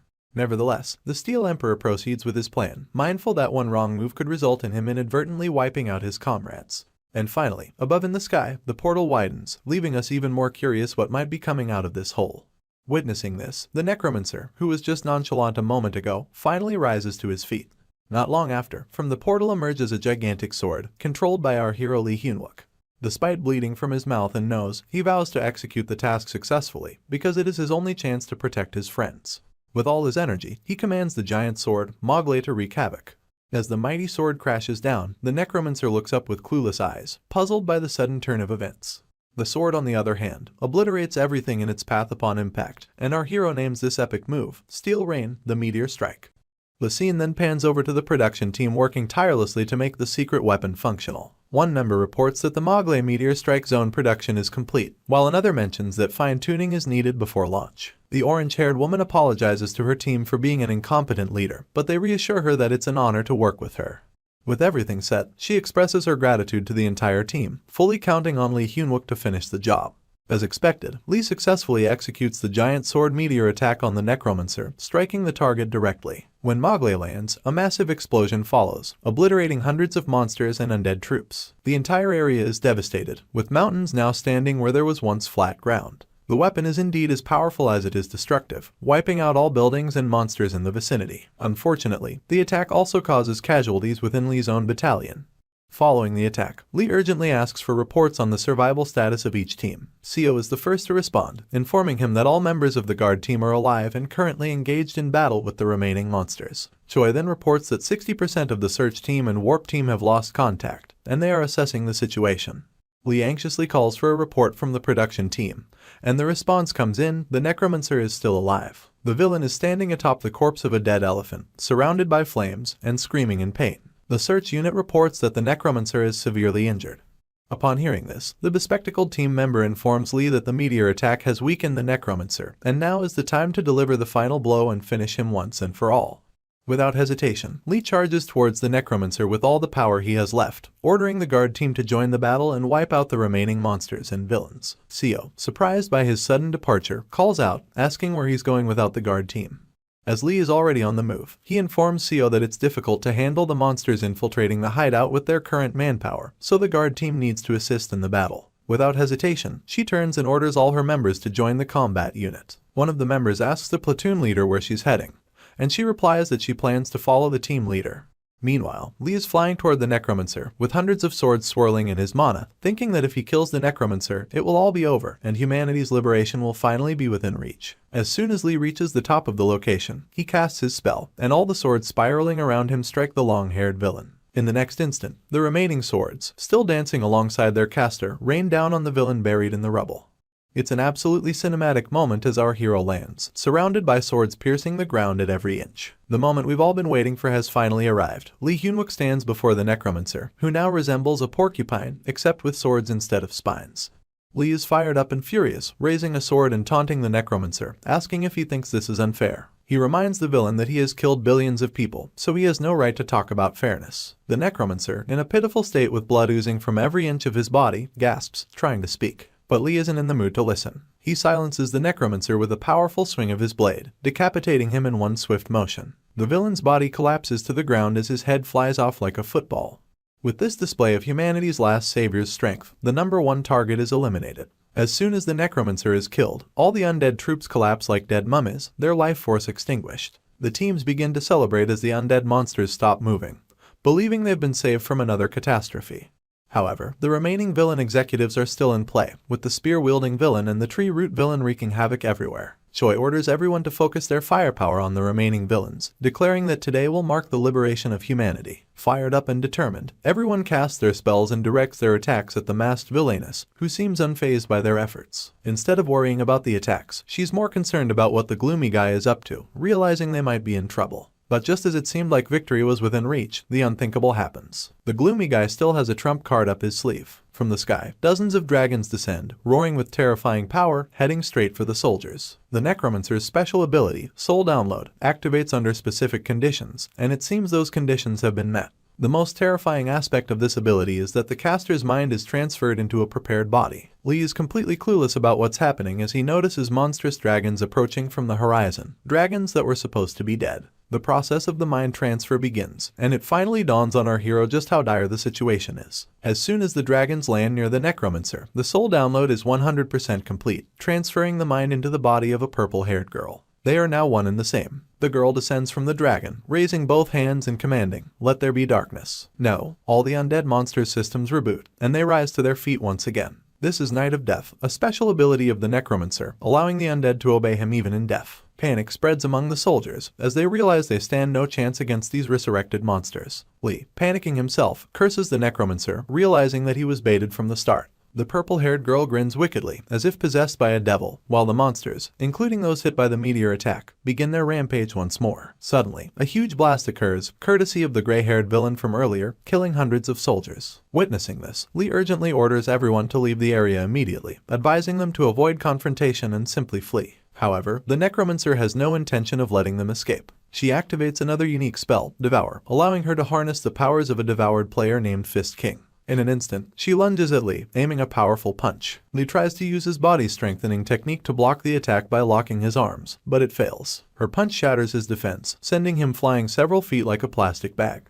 Chaos erupts everywhere, and the hope for humanity's liberation begins to crumble, especially as Lee is brutally smashed by the Necromancer. Now, she prepares to harness another devoured player's ability, Inferno, engulfing herself in flames as she charges a massive energy ball of flame magic. She launches the attack directly at Lee, who lies battered in the rubble. Just in time, Seo rushes to protect him with her shield, urging him to get his act together because he must survive. Lee, realizing the severity of their situation, yells at her to leave immediately, admitting that this fight is beyond them and they will be slaughtered if they stay. But Seo, the fierce redhead, gazes at him with a proud smile, refusing to run away. She declares that she is his shield, his first line of defense. The flames refracting off Seo's shield irritate the purple-haired Necromancer, who realizes that her Inferno attack won't penetrate it. She quickly switches to another devoured ability, Alcide's Hercules. This is her most intense attack yet. The purple lion roars, releasing supersonic waves strong enough to push Seo off balance, causing her to collide with Lee. The Necromancer then follows up with another attack, sending both of them flying high into the air. Instantly, the hammer-wielding villain with the weird mask appears, delivering a fierce blow that slams them deep into the ground. Choi, who witnesses this, screams the team leader's name. But before he can react, a red spear pierces his abdomen, blood pouring from the wound. The spear-wielding villain holds him aloft like a trophy, while the Rudy Octopus-like villain kills the orange-haired boy from the Warp Team. These villains are on an entirely different level. As if things couldn't get worse, millions of grotesque insects start flying around, heading straight for Seo, who is still reeling from the Necromancer's attack. The redhead, not fully conscious, is quickly overwhelmed by the swarm. This is the power of the creepy lady, who, despite finding the wriggling of the insects disgusting, seems to relish the chaos. The team commander, now coughing up blood, tearfully pleads for everyone to find a way to escape and survive, but the prospects are looking grim. This is exactly the scene we witnessed in Chapter 1, where a villain in a white robe approaches the Steel Emperor, who lies buried in rubble. Lee recognizes him as Gordon, the VIP at today's party, and shouts his name in frustration. Gordon Precy. He yells at him, asking if he's the one who betrayed them. Just then, a large blast occurs, its light illuminating the surroundings and the piled-up bodies of citizens. Gordon observes the aftermath of the explosion with a cynical smile, remarking that the designated safe area for civilians appears to have been completely annihilated.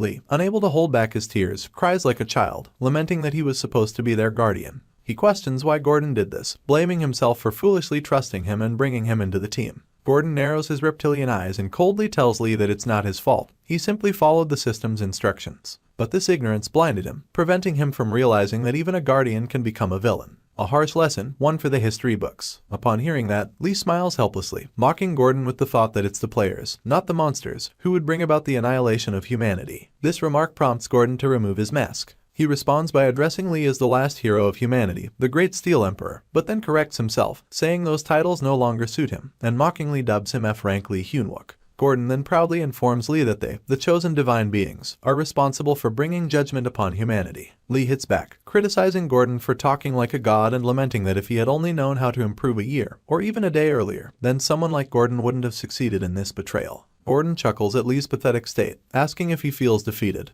and reassures him not to be embarrassed, as the outcome would have been the same for an inept F-ranker like him, even if he had known earlier. According to Gordon, this is the perfect conclusion for someone like Lee, dying at the hands of a hammer-wielding enemy while shouting the name of the good-for-nothing guardian one last time. Suddenly, Lee wakes up, tears streaming down his face. He tries to get up despite the pain. His colleagues, who are all present by his bedside, are relieved to see their leader awake, and they notice that he's crying. They gossip among themselves, remarking that if someone as heartless as their leader is crying, then something must be seriously wrong. At the same time, they express their concern, asking him where it hurts and if they can do anything to help. Lee shouts at them to stop making a fuss, explaining that he just saw a tragic future. Everyone is shocked by his mention of tragic and future. Gazing out the window, Lee vows to prevent that tragic future from becoming reality, and is determined to make the necessary changes at all costs.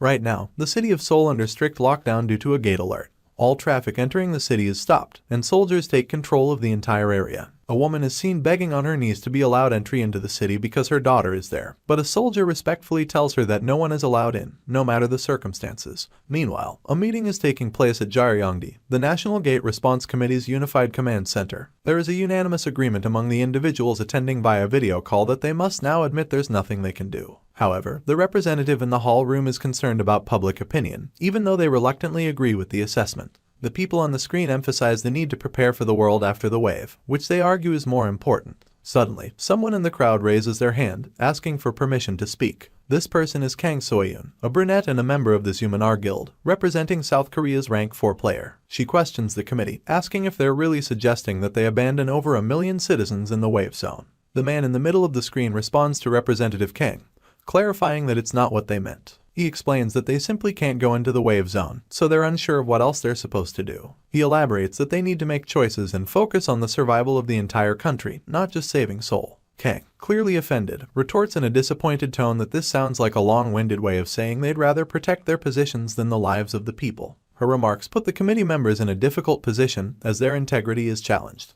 They try to defend themselves, insisting that they all want to save Seoul, but they just don't see a way to do it given the current circumstances. But Kang isn't backing down. She points out that there must be a few guild members inside the wave zone with whom they can still communicate. She suggests that if those guild members work together, they could minimize the damage to the citizens. While her suggestion is a good one, the committee members expressed doubt, uncertain whether the guild members would even listen to them in this situation. Undeterred by their hesitation, Kang boldly offers that the Zumanar Guild will provide hero-grade items to every player who eliminates a corrupt factor inside the wave zone, and a legendary grade item for the most active player. This offer shocks everyone in the room. Kang continues, stating that she can't ask her guild members to hide and do nothing for the sake of survival. The Zumanar Guild is committed to saving as many lives as possible, and she challenges the committee, asking if her offer is satisfactory enough for them. Her words leave the others in shame, and they lower their heads. After making her point, Kang sits down, inwardly lamenting that she has to buy the solution to a national crisis with money, calling it a load of bullcrap. The scene then shifts to the underground bunker of the 1st Battalion of the 3rd Anti-Monster Brigade.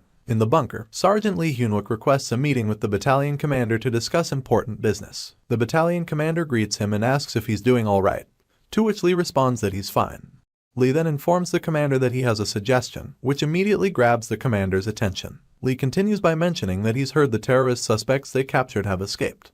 The commander visibly tenses at this, acknowledging that it's a significant problem. Lee points out that the prison is fortified with mana stones and barriers designed to detain players, and unless someone is an S-ranker, there's no way they could escape on their own. This leads him to suspect that a villain is hiding within the military. He adds that Seoul is currently under siege by monster attacks, and many criminal players, including the terrorists, are out of control and roaming the city. Meanwhile, the countless shelters meant to protect citizens from the monsters will be even more dangerous because of these criminals. Lee mentions that, in reality, even their troops, who have suffered the least damage, will need considerable time to deploy. This observation brings a smile to the battalion commander's face, and he curiously asks Lee what his suggestion is. Expecting this reaction, Lee confidently proposes forming a special unit to ensure the safety of the citizens and to stop the waves of corruption. The proposal surprises the commander, who considers it for a moment. After a few seconds, he notes that in this situation, they would need to assign at least a few executives and asks Lee if they will follow his orders. With a smirk, Lee assures him that he doesn't have to worry about that, because they will follow his orders regardless. In the gate, a fierce battle rages between monsters and soldiers. Orders are being issued to prioritize the wounded and stay alert for any remaining monsters. The orange-haired officer, acting a bit cocky, reminds Lee that there's a clear hierarchy in the army, yet Lee is still issuing commands to higher-ranking officers despite being just a soldier. Lee responds by explaining that at first, he also thought it was ridiculous, so he had initially planned to assign only soldiers and no officers to the unit. However, the battalion commander scolded him for trying to build a unit without officers, insisting that he at least take the second platoon leader, whom the commander trusts the most. This revelation surprises the officer, leaving him wondering if the battalion commander really said all of that. Playing mind games, Lee then mentions that even though it was just advice, he couldn't help but be a little greedy about it. This leaves the orange-haired officer puzzled, trying to figure out what exactly Lee is being greedy about. Lee continues by buttering him up, saying that he alone couldn't have executed such a wide-scale attack just by taking down a few pieces of junk, so the officer really played a crucial role in the operation. He adds that if this wide-area attack manages to save the citizens during this crisis, there's a vain hope that the big guilds might compete to recruit the officer. But since Lee isn't interested in that, it's of no use. With that, Lee starts walking away, but the officer stops him, saying that if Lee is acting as an advisor, then it's a different story. Lee, having played his cards well, looks pleased as the officer takes the bait. Meanwhile, the remaining mages are struggling to put out the fire that's spreading to the mountains. The water mages are doing their best to extinguish the flames, with their sergeant leading the effort, though she complains about having to deal with this at the end of her service, wishing she could just take it easy and hide. The blue-haired guy, known for being nosy, approaches her and tells her that she's been assigned to the special unit, but she doesn't hear him amidst the chaos and asks him to repeat it. In typical fashion, he takes his leave without clarifying, thinking he's delivered the message. The guy could easily win the Worst Messenger of All Time award. Sergeant Kim is left wondering what the message was, getting an ominous feeling that her last days of service are about to get messed up. Now the scene shifts to the bunker, where Choi is hiding under a bed, yelling that he doesn't want to hear anything, even though Lee hasn't said a word yet. The glasses-wearing officer is acting like a clown, declaring that he doesn't care what Lee says because his answer will be the same no matter what, leaving Lee momentarily speechless. Choi, almost in tears, complains about all he went through for the Valencian 30 and insists that he's almost done with his service, so whatever Lee is about to offer, he's not going to do it. Lee, sensing his reluctance, pulls out his last trick, blackmail. He reminds Choi that he drank on duty when he was a private and extended the dispatch schedule to a week, sometimes even 2, when 2 days weren't enough. This revelation shocks Choi. Lee taunts him, asking if he's scared, and hints that there's more dirt he could reveal. He suggests that if the battalion commander were to find out, Choi's military service might never end. This tactic works wonders, and Choi gets up immediately, asking what Lee wants, now willing to cooperate. Meanwhile, Lee Won-suk is gazing at his reflection in the water, wondering what's happened to him and why he's in this state. The search operation is ongoing everywhere, with clear orders to kill any surviving monsters on sight. This order makes Won-suk anxious, prompting him to quickly jump to another hideout. Lee, meanwhile, is calling out for the escaped prisoner, thinking that the prisoner kept his sanity until the very end to save Won-suk, but wondering where he might have run off to. He flashes back to Won-suk during training, remembering how he insisted that he wasn't the type to run away. Time proved Lee's judgment correct, but he still wishes the fatty jerk had trusted him a bit more.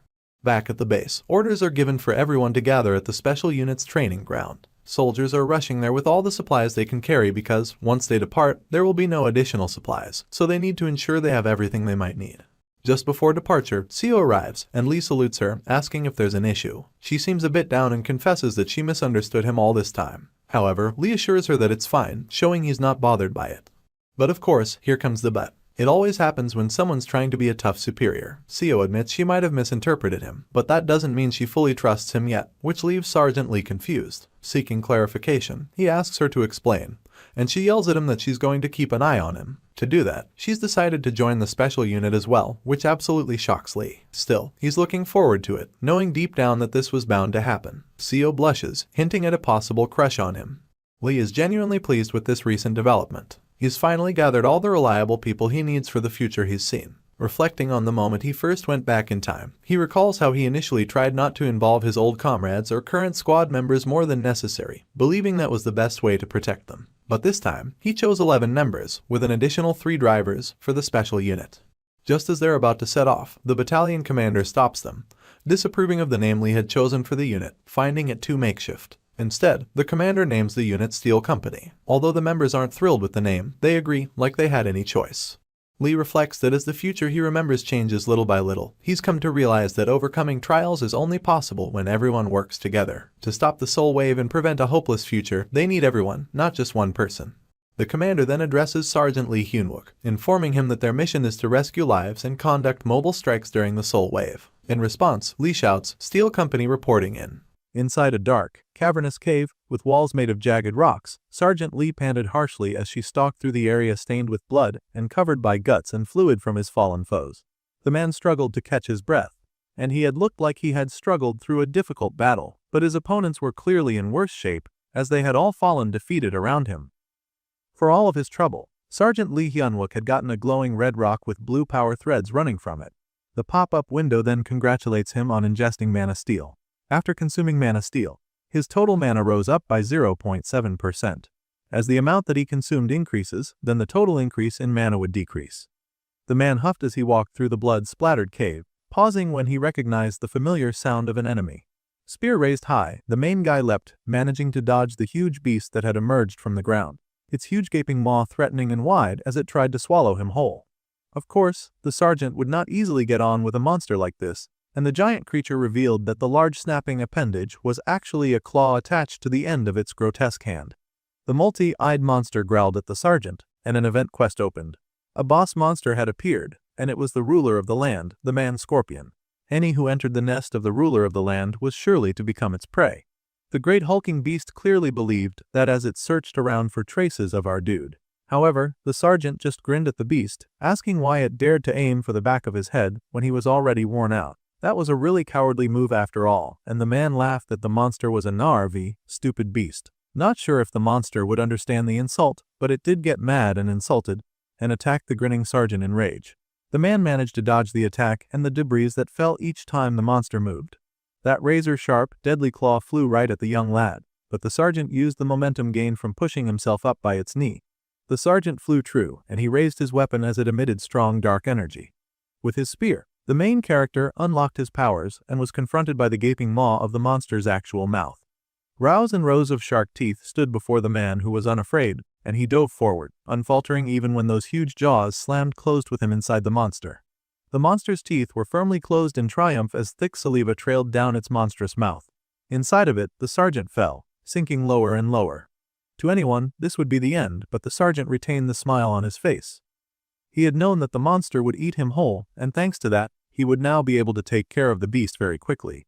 Since the man had used strengthening body transformation to block the digestive acids, then he would now end things with a bang. With an explosive smash, the main character activated his powers and a radiant blue light emitted from his eyes. The Tsar bomb was activated, and the pop-up window warned that it was quite possible for the user's body to suffer damage if fine control over this skill was not managed properly.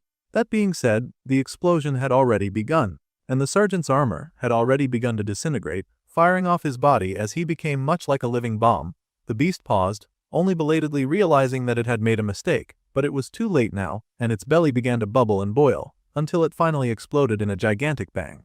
Its body parts went splashing across the cavern walls, adding to the carnage that was already there, and the sergeant emerged from within in a glowing ball of light. The monster could barely cry out in pain as its life was harshly ended in one big boom, and the sergeant now stood nude before his fallen foe.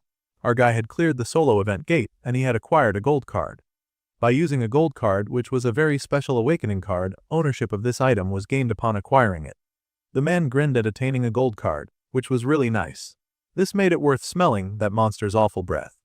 The beasts in this world could really do in investing in brushing their teeth, if just to make it easier for the heroes around. Then, the window asked if he would use the gold card.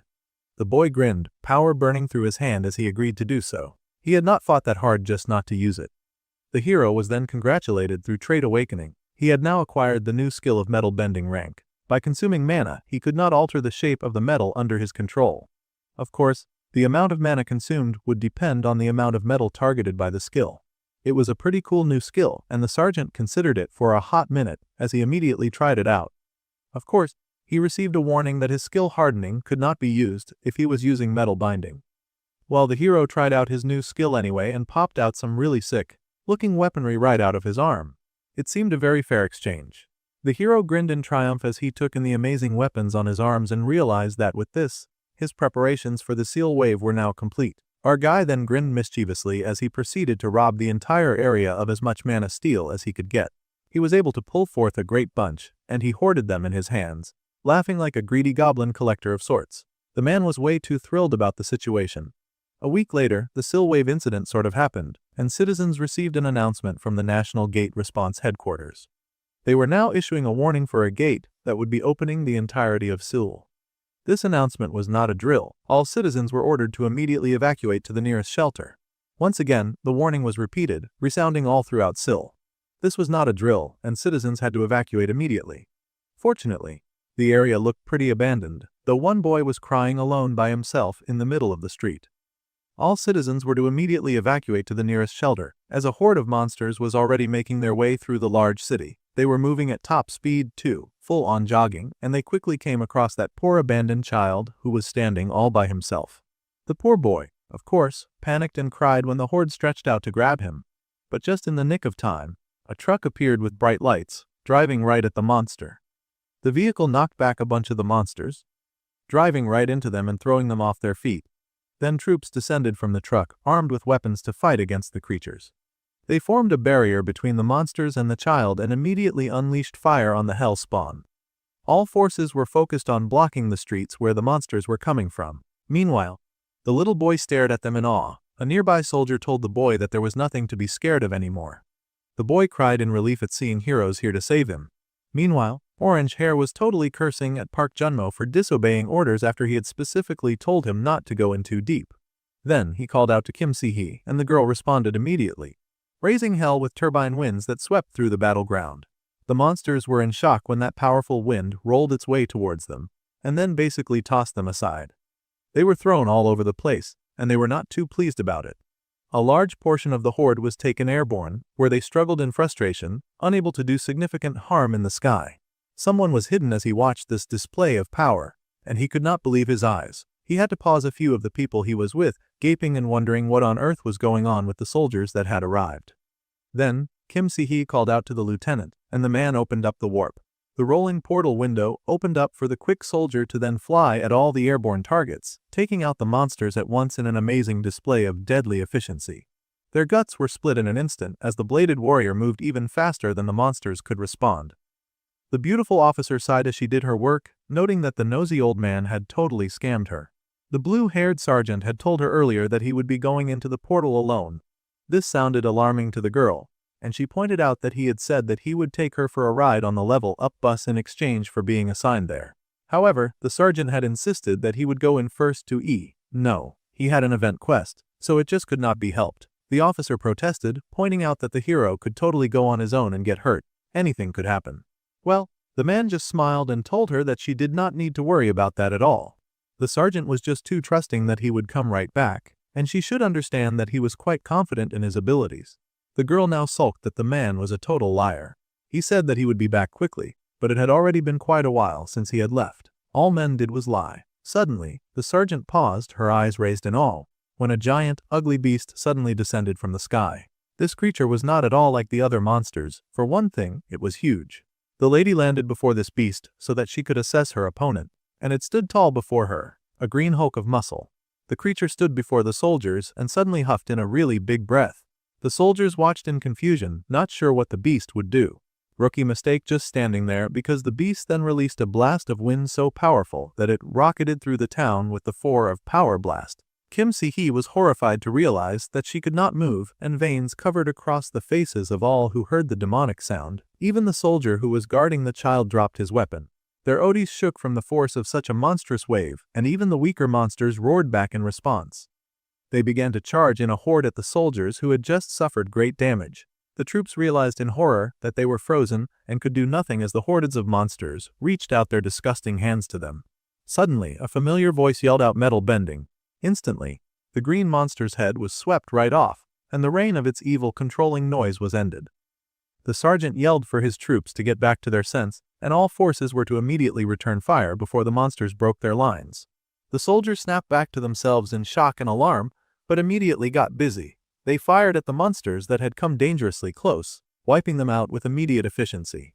The monsters that had swarmed Little Miss Kim were also very quickly dispatched, and she emerged triumphantly from their midst. The lady grinned at finally seeing her favorite nosy old man, and she yelled at him for coming late. If he had been any later, they surely would be in a terrible fix. However, she had to stall her job when she realized what state his dressing was in. It was a horrifying disaster to catch your hero in the nude like that, and for a moment, she could not process what she was seeing. The other soldiers hurried to him with joy as well, but they also paused when they saw the man they respected in all of his glory. The soldier was shocked, asking the man just what happened to him that he would return to them looking like this. It was an eyesore. The sergeant stood there looking very confident with his metal balls floating around him, and he called out to the steel company. All forces were to maintain their position and to attack. The man would support them. To be honest, the team was not sure how much they wanted that support if he was going to give it while having no clothes. The hero then yelled that questions were absolutely forbidden, or he might be forced to kill them before the monsters got them. Then he reminded all forces to attack. So, the soldiers turned back their enemy into the real monsters. Unfortunately, the kid did not have such a convenient distraction, and he found himself looking at the hero's elephant. It was truly a sight watching all the heroes that had come to save him utilizing their powers in an amazing display of strength, skill and competence, while their leader stood there as the day he was born. At any rate, the night ended quite well given the circumstances, and the streets were littered with the bodies of fallen beasts. The soldiers made sure to inspect the area and make sure that no one was dead, while someone finally found the sergeant some clothes to wear. The man zipped up his clothes while his little disciple stared at him with much judgment in her eyes. She had clearly seen way more of him than she cared to. Her little wind sprite had a few things to say in her ear, and she quickly waved it off in horror. Even if it liked seeing her boss naked, it should really keep those kinds of thoughts to itself. The little thing huffed, and Kim huffed right back at it. Then, she asked the sergeant why he had returned looking so goofy when he had gone on a solo quest. The lieutenant then huffed that there wasn't much to look at anyway. And that got the sergeant rightly offended. From everyone's reaction when he showed up, there was definitely a lot to look at. The hero then protested that it was just because it was cold, while the lady then smiled at how her teasing had affected him. Then one of the soldiers called out to the sergeant, asking if he was all right, and just what had happened to his uniform for him to show up in that state. Then the sergeant suddenly noticed something and stopped his subordinate from speaking. He sensed something in the air and then called for everyone hiding nearby to come out.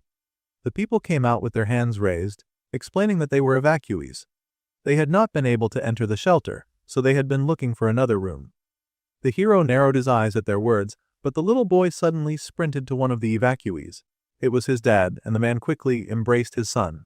The man thanked the soldiers for saving his son. Everything had seemed so hopeless that it was a relief that they were able to come across soldiers like them. However, the hero's eyes remained narrow as he asked the man if he was truly sure that it was a relief. The man asked what he meant by that, but the glowing metal balls had already floated to the evacuees, and they shouted, asking what our guy was doing. See, there was something about this situation that did not sit well with him, and he activated his powers to investigate his suspicions. Lee Hunwook activated Smash, and the little metal balls began to break in front of the people.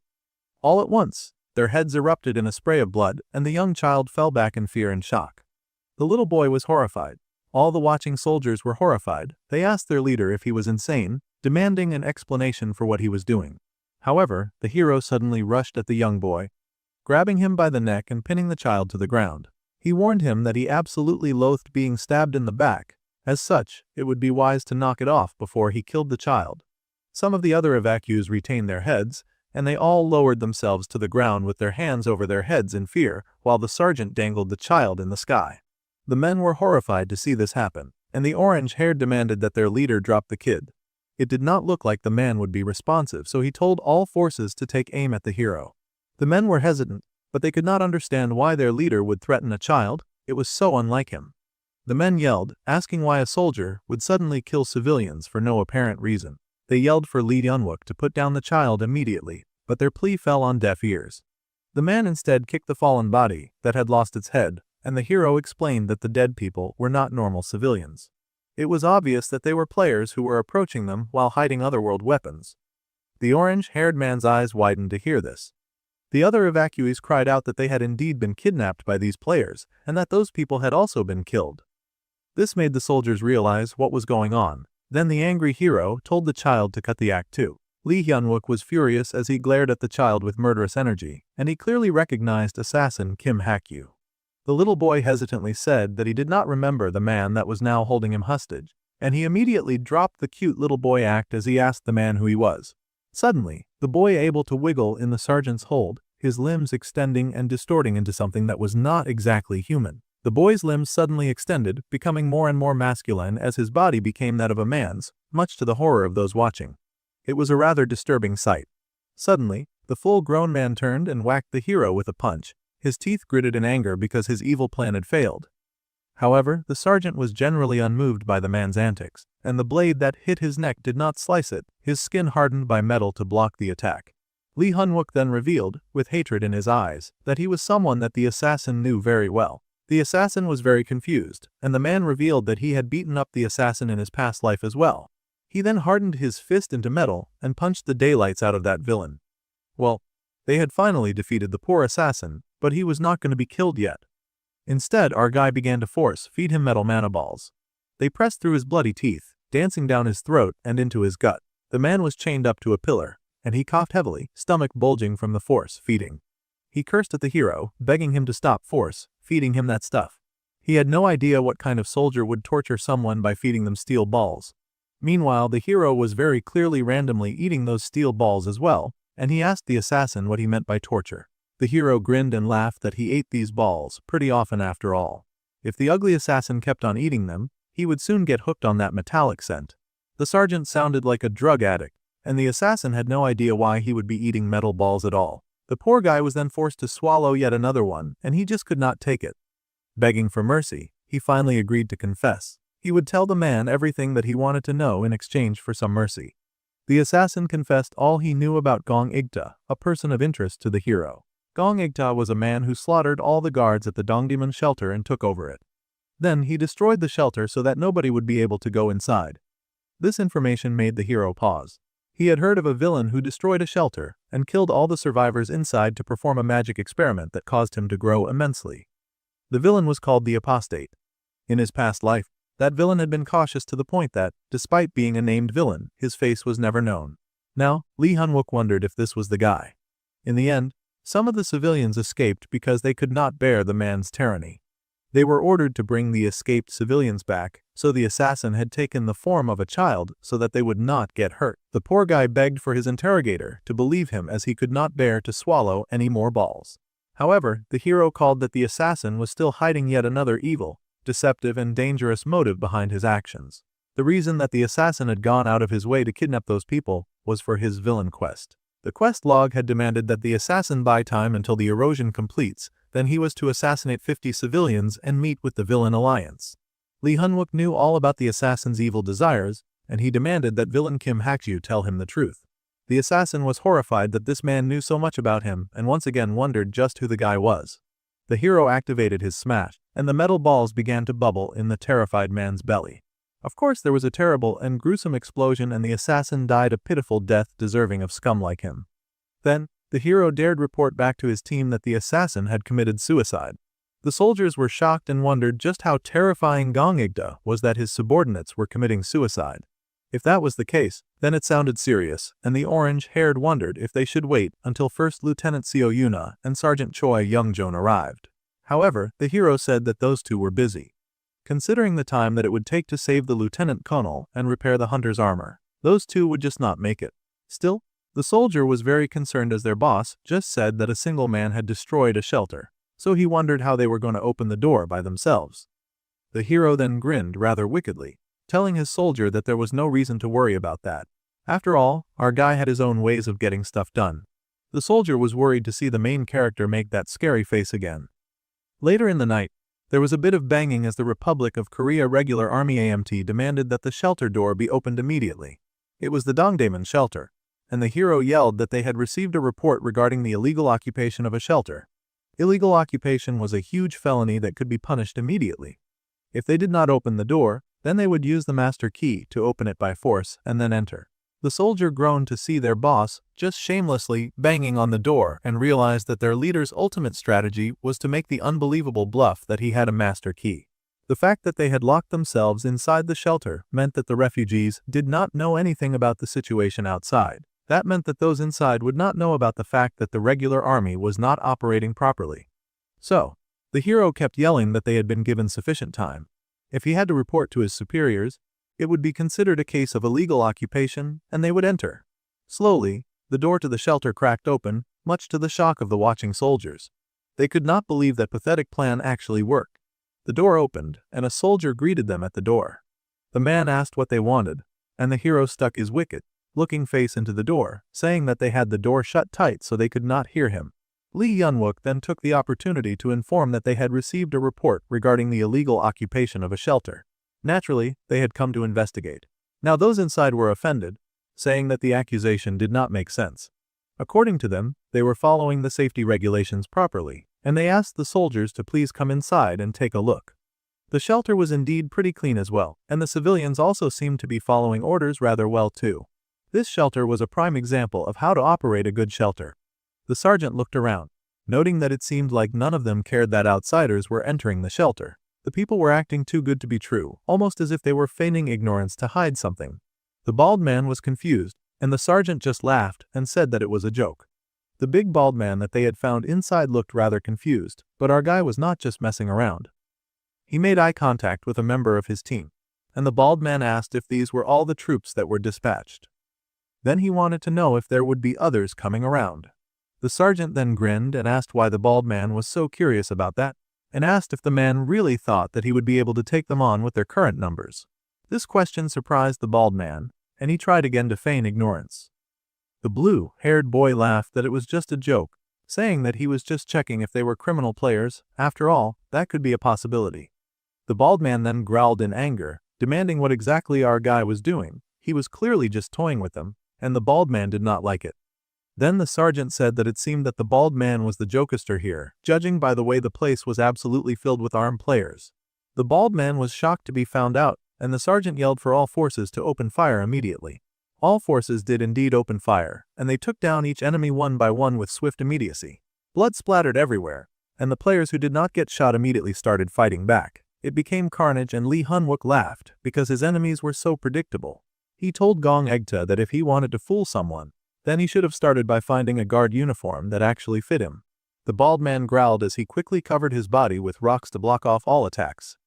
The man roared, calling our hero a trench monkey, which was not very nice of him. He was determined to crush that loud mouth of his, and a large rocky hand grabbed the sergeant. There was chaos in the hall as the fighting continued and blood splattered the once pristine and neat environment. Our guy was then slammed into the wall, and the rock noticed that the boy had gone quiet. Suddenly, the rock man found himself facing a huge impact to the face, and he screamed in pain as blood splashed out like a spring. Sure, Lee Hunwook had been slammed into the wall, but he was just amused that his opponent had a rock-based ability.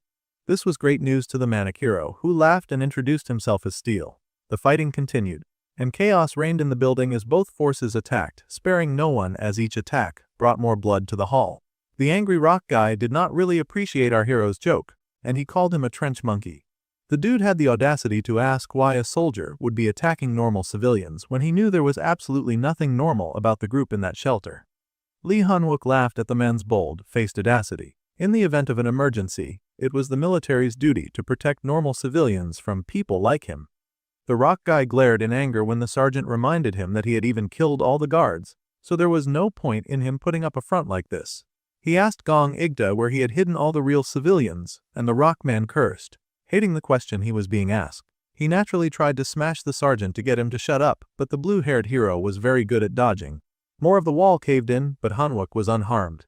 Instead, the military man used the opportunity of the rock head's distraction to activate his unlock power and unleash black and blue fiery magic on the rock beast. Gong Igda visibly struggled with this newfound attack, stumbling backwards as our guy emerged from the hole. Now the sergeant was in serious mode, enraged by the nerve of this villain. He asked the rock man if he had really destroyed the shelter, just so that he could perform experiments on live civilians. The rock man was down to deny all these accusations to the very end, really saying that the sergeant was just spouting nonsense. He pretended that he knew absolutely nothing about the experiments or even about hiding civilians. The rock dude instead complained that the shelter had already reached its maximum occupancy, but the guards kept trying to take in more civilians. The selfish jerk had absolutely hated that. With those many refugees, they would end up starving to death before the first wave even came to an end. The sergeant was a player too, so surely he understood why Gongigda was so selfish and cruel. The horrible rock guy tried to relate to our hero, saying that it would be a huge loss to the nation to lose talented players like them. As if Hanwook would ever sympathize with such nonsense. The hero had already heard another jerk say the exact same thing before. The rock guy was really slow, and he laughed that every day they put their lives on the line to fight, so they ought to be treated more sensibly at times like this. Everything that he had done was based on pure, cold and very selfish and self-serving logic. He was clearly going to go on blabbering rubbish, but the hero immediately put a stop to that, his voice cold and disgusted. The sergeant did not care if the man was an apostate. He would beat the rock idiot first. The hero rushed at the rock jerk, and the man stretched out his fist, hoping to combat power with power. However, it soon became clear who held the most power when that rocky fist shattered. Suddenly, the hero was grabbed as the rock dude had no intentions of going down so easily. He accused the hero of looking down on him, saying that the man ought to know his place. The hero blocked the next rocky attack with his elbow, undeterred by the very inconvenient position that he was in. Sure, it looked like the rocky dude had the upper hand, but Hanwook was still burning with rage. The rocky man told the sergeant to just drop dead and swung him like he was no more than a rag doll, slamming him into the floor, causing it to shatter, creating a hole in the floor. Rocks and debris rose as the rock kept a steady hold on the sergeant, knowing it would be much too dangerous to let him go. He dragged the boy along the floor, giving him a severe beating in the enclosed area. They had broken out of the shelter into a train station, and at that point the blue-haired man then grinned at his attacker, his smile wicked and devilish as he asked if Gongegda was quite done yet. Then, the man activated metal, bending. The rock giant was shocked when the hand that he was holding suddenly erupted in deadly metal spikes. The warning flashed by Hanwook, reminding him that he could not protect himself with hardening while he was using metal, bending. Well, the hero was unbothered by that as he had the element of surprise on his side, and the battle turned in his favor as he caught his opponent by surprise. The sergeant then activated, hardened now that his opponent was down and exposed, delivering a merciless and very wicked blow right at the man's face. Now it was the hero's turn to deliver a merciless beating, and he pounded all of his rage into Gongigta's first. Privileged, self-centered jerks like him were the kind of people that he hated the most. At some point, the big rock guy finally yelled for the sergeant to stop, basically begging with his face blistered and lips swollen as he begged for mercy. The blue-haired hero fell back for a moment, taking some time to catch his breath, when he suddenly detected something that made him freeze. Glancing to the side, the man saw a gathering of people, who looked like the refugees, and they begged the man to please save them. They cried that they did not see anything, and they desperately needed help. They had done everything like they had been asked, so they begged for the man to believe them. The woman begging held a very hungry child in her arms as they begged, and the hero got even angrier when he saw them. He realized now that the rock bastard had actually been starving such a large number of people this entire time while he was clearly healthy and well fed. It was unacceptable. Suddenly, Hanwook realized that meant that Gongigda could not possibly be the apostate. This meant that the man's confusion had not been an act. This man had really just been selfish with the rations this entire time. However, the hero then wondered why the man had been trying to kidnap people at all. Suddenly, the sergeant's attention was pulled to the rock jerk who had now taken yet another hostage, and the man yelled that it was not a crime that he wanted to live and survive. The hero cursed because his moment of distraction had let the rocky jerk slip away, and the man threatened the sergeant to try him. If the man tried to attack again, he would surely kill the old man he had in his hands. The hero gritted his teeth as he was now very sure that this pathetic jerk was definitely not the apostate that he was looking for. The rocky jerk yelled that he had done everything he told him to do, and the hero left him no choice. Before the pathetic coward could call for the apostate, his head split open in an instant. Now the hero watched in awe, blue eyes wide as he took in the end of Gongegda. That had not been his doing. The man fell to his death, and the people watched in horror, gaping at his gruesome corpse. The real apostate had done this. The real apostate had to be somewhere nearby. The hero gritted his teeth, knowing that the true villain was hiding somewhere in that shelter, but he did not know the apostate's true identity. Later, Park Junmo gave a comprehensive report as they had successfully secured the safety for all civilians in the guard room. Of all the 32 players involved in the illegal occupation of a shelter, 21 were killed. The officer's voice shook a bit as he gave the report, adding that there were 11 casualties and all the casualties had been taken into custody. The sergeant cocked his head, asking why Park Junmo had such a long face, and the younger man confessed that even if they were criminals, it still felt like too much to kill a person. It was all just really hard. The hero understood and did not scold his officer, telling him that killing people would never get easier. However, If they did not take any action during disasters like this, then they would not be able to save the powerless, innocent victims. That was their first duty as soldiers. The younger officer was told to resolve himself firmly, and the man gulped. Suddenly, they heard someone yelling about how they wanted to see the person in charge and speak with them. Immediately, Lee Hun-wook asked what all the ruckus was about, and John Mo informed him that it was the civilians' representative. The blue-haired guy was unimpressed, but an older man in a suit stepped forward, introducing himself as a member of parliament, Park Gilsang. He had an order regarding the guarding of this shelter. Another guy stepped forward and said that he was from the Merchants Association. Before that, they wanted to discuss the distribution of rations. Even more selfish guys had shown up, and they kept yelling that the senior positions they held should make them the priority for speaking with the soldiers. They bickered about how they had more right to speak. Meanwhile, the old man at the back was helping other officers pick up the injured and the dead. The man insisted on helping since they had been so kind to save an old man. Even if they were soldiers, they would not be at ease doing stuff like this, so the old man was happy to help them. More importantly, the old man warned them that there was something dangerous in the area. The man was not going to say a word because of Gong Igda, but sometimes he could hear what sounded like a beast's breathing coming closer and closer. It was terrifying, and the old man said that he would spare it if they investigated it quickly, as he was scared that something might happen. The young officer worried that it could be a gate inside the shelter. Meanwhile, those two awful old men were still bickering about who would get to be the representative in the shelter. They argued rank and position and titles, and it was such a headache to the hero. The apostate had clearly used Gong Igda to instill fear among the people, so that he would be free to do as he wished behind the scenes. However, the marionette was now dead, so the hero expected the villain to make a move. They had to be ready, and he did not have time to listen to these old people squabbling like a pair of angry turkeys. While the military was stationed there, the simplest way to take control of the shelter would be by becoming its representative, so he wondered for a moment if the villain could be one of these guys. Then he wondered if it could be someone else manipulating the masses behind the scenes. Lee Hun-wook gritted his teeth in frustration, as he hated stupid games of hide and seek. He wished that bastard would hurry and reveal himself already. Meanwhile, human experiments had already begun, and people were locked in tanks and huge test tubes. There were many bodies of deformed people hanging from the walls, and people struggling inside tubes as they were pumped full of harmful and toxic chemicals. On the floor, the apostate was curled over a person, and he seemed to be feeding on them. Suddenly came the sound of wheels, and then the kindly old man who had offered to help was pushing the trolley with the body. Suddenly, he looked up in fear and saw the terrifying face of a vampire lady. It was the same Dracula lady who had attacked in the past. The old man froze for a bit, wondering just what that growling sound was. Meanwhile, the vampire had spotted him. He had now stumbled upon the body of her prey, and the man was horrified to see the battered and bruised body of a fallen man. While the old man was still staring in shock and horror, the vampire lady appeared behind him and lowered her fangs. It looked like it was curtains for the old man when, in a sudden feat of strength, the man whipped around and grabbed the vampire by the neck. Shocks and shivers, the old man was stronger than he looked, and he cursed at the vampires for touching his things when he had told her not to. 5e, there was blood everywhere. It was truly a disgusting sight, staining the walls, the people, the floor, and the poor vampire that was discarded to the side. The poor lady begged for some blood. She hungered so desperately for blood that had not been contaminated, she just wanted something clean. The poor beast was ignored by the laughing evil man, who looked upon his empire of trussed-up lab subjects in satisfaction and mad glee. The man called the lady a fool, laughing at her plight, and saying that it would be like drinking salt water to sate thirst. She called him crazy and perverted, yelling and asking why he would drag those soldiers in the first cause of the erosion.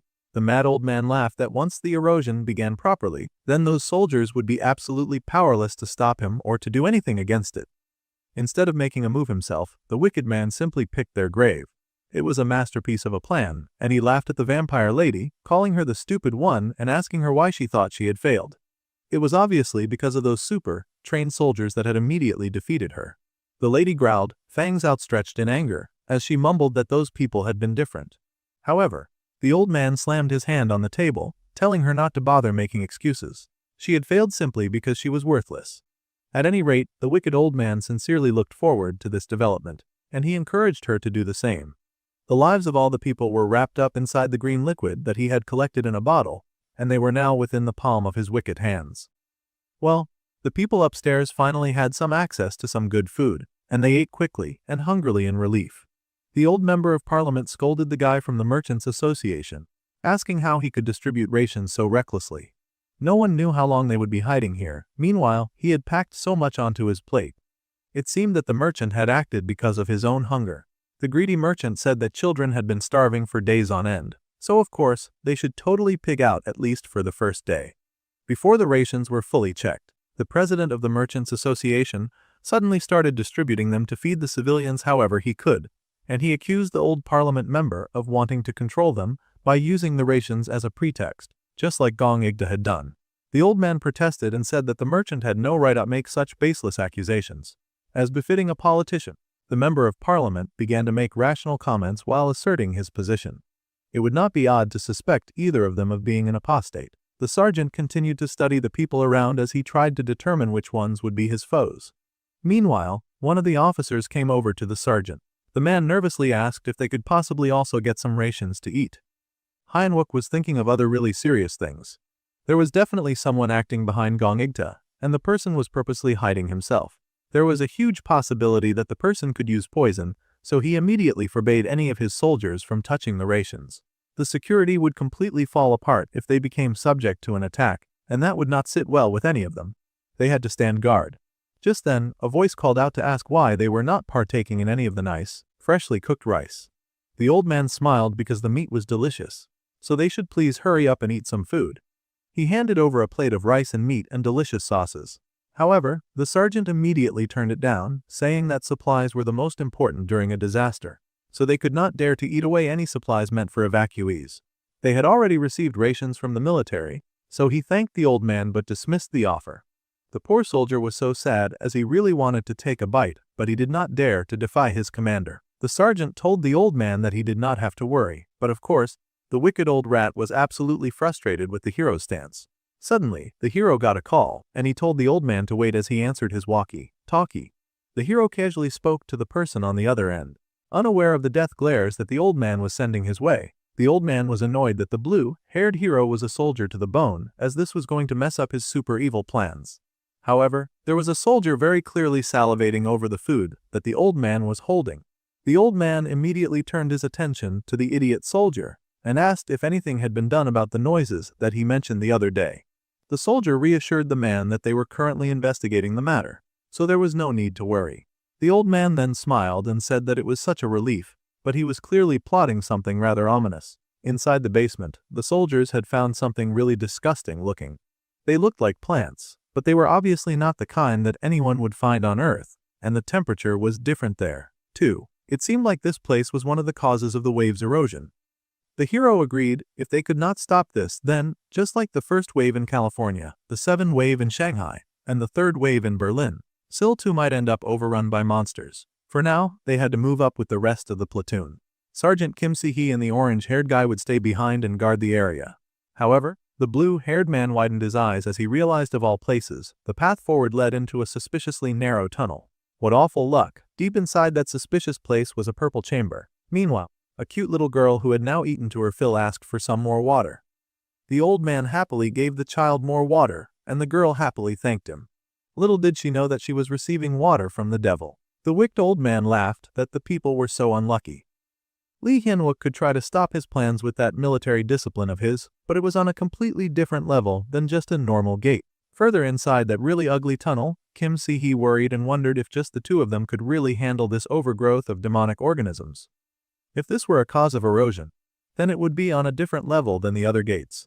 The sergeant agreed that the situation they had found themselves in was definitely different, that was for sure. In the case of a boss monster, the difficulty of the cause of erosion required a group of S rank to form a raid. The floating sergeant then panicked that they were surely on a suicide mission. Just then, a deep purple gate opened inside the tunnel, and they both braced for whatever was going to come out of it. The sergeant grinned, feeling sure that they could stop it.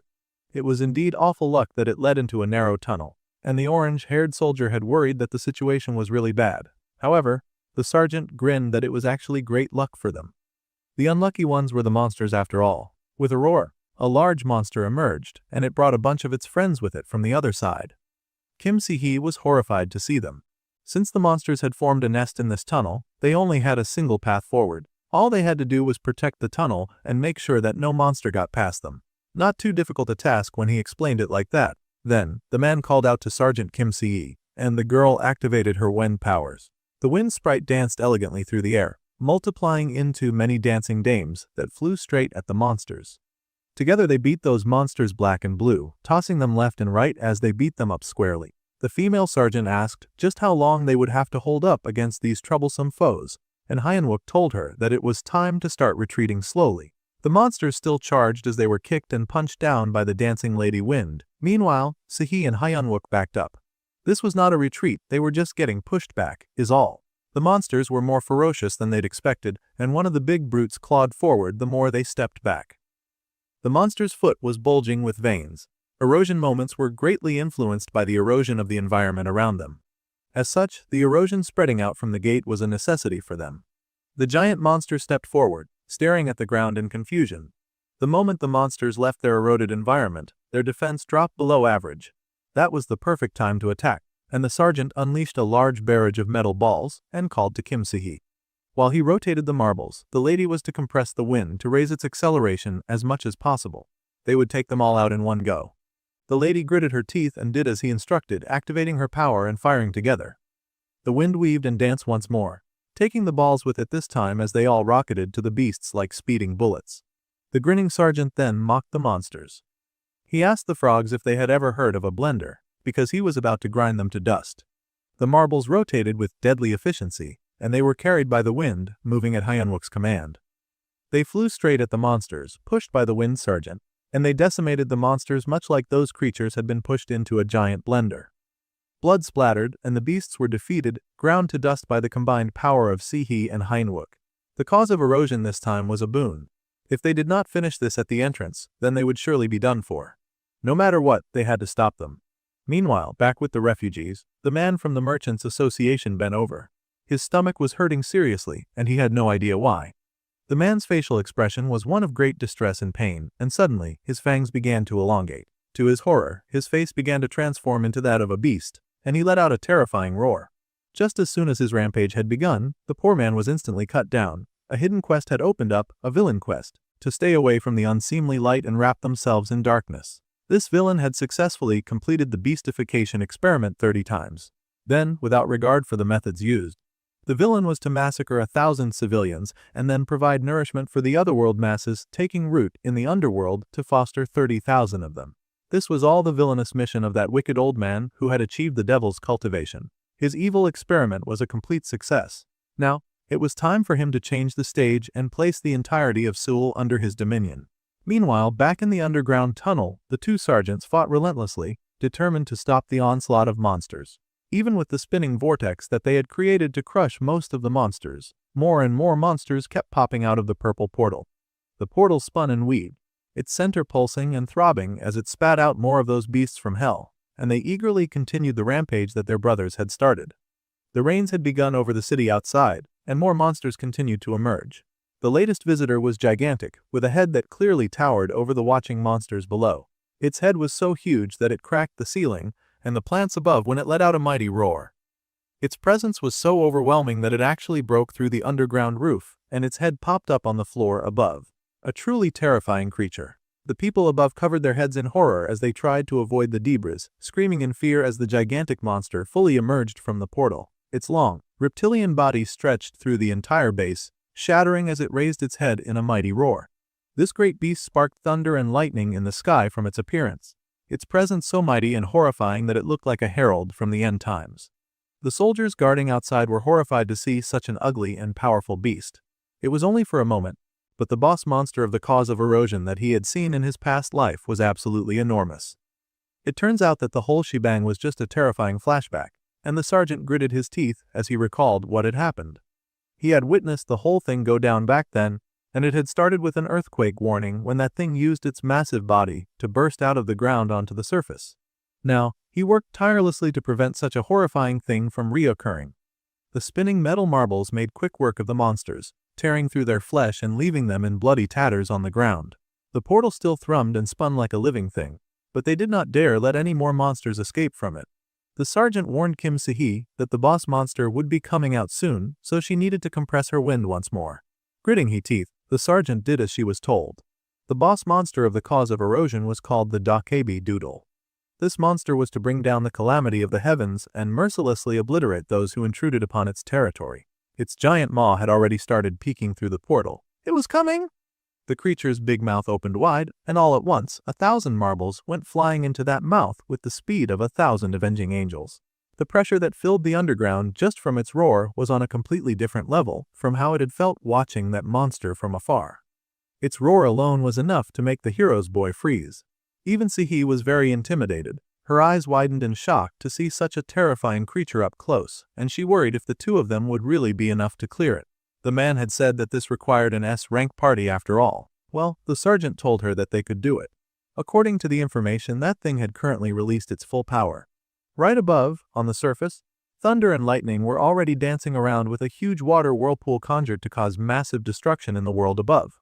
It was more than just one whirlpool, too. It was many massive water tornadoes dancing around on land. They would at least be outside of that terrifying attack's range momentarily. The water tornado swept up many vehicles, tossing them around casually inside of itself. The first cause of erosion was the fortune that the heavens had granted them. The giant monster kept trying to wiggle its way out of the portal, and Lee Hanwook raised his marbles into the air, once again saying that he would be leaving this to his comrade. They had to work together to turn the tables on these monsters. The girl now needed to draw out every last drop of mana that she had. With a focus of seriousness that understood that her life depended on this, Kim Si-hee shouted and expanded her powers. She brought forth as strong a wind as she could manage. If they could just grind down its head, then everything would surely be over. The marbles spun in that wind and flew right at the creature's giant head, slamming into it and tearing as much of it as they could. Bloody cuts and bruises were made on the monster's mouth, and the hero activated Smash, hoping to end this beast once and for all. The monster roared as its head was indeed smashed in by 1,000 bolts of metallic lightning. They both used up as much power as they could muster to bring down the giant and terrifying creature. Even deeper below, the wicked old villain stood with the vampire, listening to the chaos from the safety of their hideout. He smiled that the boss of the erosion had finally appeared, and now they could take a look at how nicely their dear soldiers were dying. That wicked old coot was so sure that everyone upstairs was surely dead by the monsters that he created. The vampire lady was a little worried as the old man had said that it would be over once the boss appeared, so what was he going to take a look for? The old man laughed, asking the bat lady if she was aware of why she got annihilated in the first place. It was clearly because she did not pay enough attention to the details. Her arrogance in thinking that she could never be vested by anything lower than S rank, that optimistic arrogance, was precisely what led to all of her troops getting exterminated. However, the man did not have such a rose-tinted view. So, he asked the little bat to kindly shut her mouth and follow his orders. Meanwhile, a familiar spinning orange gate opened. The gate grew in size, and an officer hurried out. The man panted as he raised his weapon, looking around in the place that he had quickly escaped to. It was, of course, the orange-haired officer, and he cursed Lee Hanwook. Those two had gone ahead to raid the cause of erosion, and he had scolded them, telling them that a red gate did not even compare to that. However, the sergeant insisted that this was why they were lucky. An incredibly narrow, barren cement tunnel, and a boss monster wielding the skies and water appearing in it was an incredibly rare, unprecedented opportunity.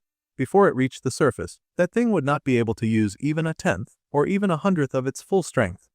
As such, the hero would like his comrade to put a bit more faith in them and do something else. The orange-haired officer was baffled and wondered just what they expected him to do by himself. Well, the sergeant then said that he would like the man to find the hideout of the guy who was controlling Gong Igta behind the scenes. If that villain was up to anything, he would definitely have a personal space somewhere. It would likely look something like a laboratory, and it was also likely that it would be locked up or behind a magic circle, rendering it invisible. So, the officer asked what exactly he was looking for, as a hint would go a long way in his search. The hero then explained that they were looking for an antidote. Considering the way Gong Igta died, it was likely that he used some kind of mana-based poison. The officer panicked in horror to hear about this and asked in fear if they had been poisoned as well. However, the sergeant asked the man to please lower his voice. If word got out, both their platoon and the civilians would be in great danger. The hero and Sergeant Kim would go and dispose of the cause of erosion, even if it cost them their lives. Not sure if Sergeant Kim is aware of this life oath. However, if the officer did not find the antidote, everyone would surely die. The orange-haired officer was the key to this operation, and he looked horrified to hear it. He had to find the cure no matter what. Well, the man gritted his teeth and muttered that he was fine being the key, but how on earth was he supposed to find anything in this huge shelter? He had been opening portals left and right all night long. just searching for an indication of what he was supposed to find. Meanwhile, the big monster fell silent, and it almost seemed like it had been well and properly defeated. The two sergeants paused as they watched the beast's head.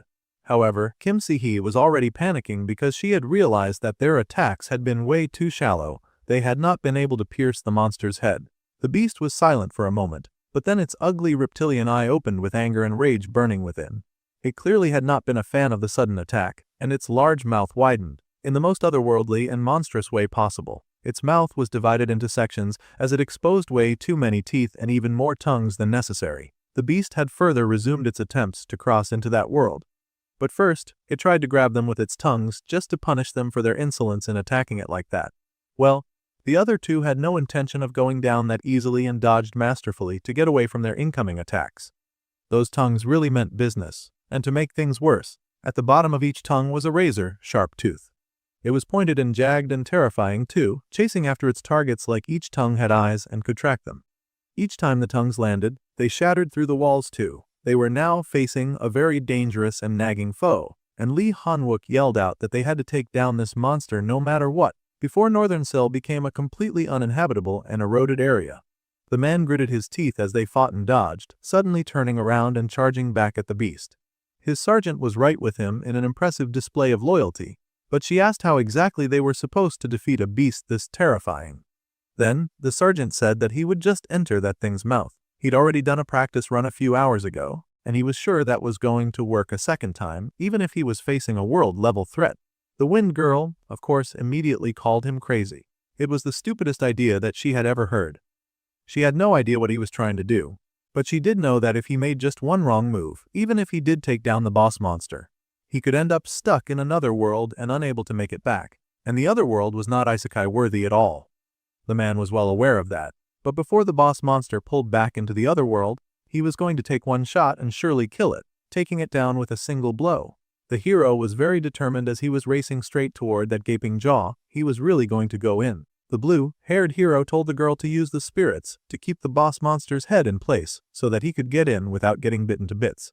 The hero then activated hardening. Up until now, there had not been a single moment when he had not put his life on the line. So, of course, he was willing to dive into that very terrifying cavern of razor-sharp teeth and squirming murderous tongues to defend his people and country. The monster then slammed its mouth shut in triumph at having swallowed at least one of the troublesome humans. There was silence for a moment as multiple spirits manifested and held the giant's head in place, stopping it from moving while our guy did his work from the inside. There were so many spirits, Kim Si did not hold back in expending as much power as possible to get the job done. The girl screamed as she worked hard to ensure that everything stayed in place. But the monster still fought against her. Some of the spirit hands got ripped right off the beast, struggled to open its mouth. The girl's eyes widened in horror, realizing that she was at her limit, but she did not want to give up on the sergeant so soon. Meanwhile, light flickered at a spot in the shelter. Kim Si-hee was heavily traumatized and really exhausted as things had not gone according to plan. Even more confusing was her stumbling across the Bat Lady and the wicked old man, who was just pointing out that one of the fighters had made it back alive. The sergeant was confused and asked who they were. The old man just smiled, telling the Bat Lady that if she did not work, she would not get to eat, and she hissed in anger, telling the old man not to patronize her after he had only let her eat rotten blood for so long. At any rate, the appearance of fresh meat was indeed tantalizing to the Bat Lady, and she noted that she had not seen the flying girl before. It was a good thing that the soldiers from back then did not seem to be here, so she was sure that she could win this fight. Re-energized, the Bat Lady extended her claws and the old man chuckled, saying that the fighters turned out to be tougher than he had expected. Well, given that the Dakabi had to fight with only its head fitting through the gate, the man guessed that it had its own share of troubles. The monster seemed to agree, though it was going through the absolute worst stomach ache of its long and monstrous life. The monster's eye then suddenly snapped open, and it roared, mouth splitting as a huge explosion occurred from within, a glowing light of blue emerging. Those gathered stared in shock and horror, as blood splattered the surrounding area and the monster's giant maw hit the ground in a bloody mess. The congratulations window popped up for our fearless hero, for he had slain the Dakabi. Now, the spread of the membership and the speed of erosion have decreased. In order to completely stop the cause of erosion, our guy now only had to get rid of the core. From the mess of blood and stinking organs, the hero Lee Hyun-wook stretched out a bloody hand, and he tore his way out of the monster's belly, completely nude again. He fell from the creature. and Kim-si gaped to see him once again without clothes. The hero was becoming a nudist with his new method of slaying monsters, but he still sort of managed to land on his feet. Mad laughter bubbled through the area, and the Bat Lady felt a chill go up her spine. She would recognize that laughter anywhere. That terrifying man had been there on the day that she was defeated, and now he lifted his head with glowing, terrifying eyes. The old man was thunderstruck with disbelief, wondering how on earth this was possible. Then the blue-haired man casually called out to the old man, grinning that he finally got to see the face of the villain, the apostate. That's it for this episode. Let me know down in the comments if you enjoyed this series. Until next time.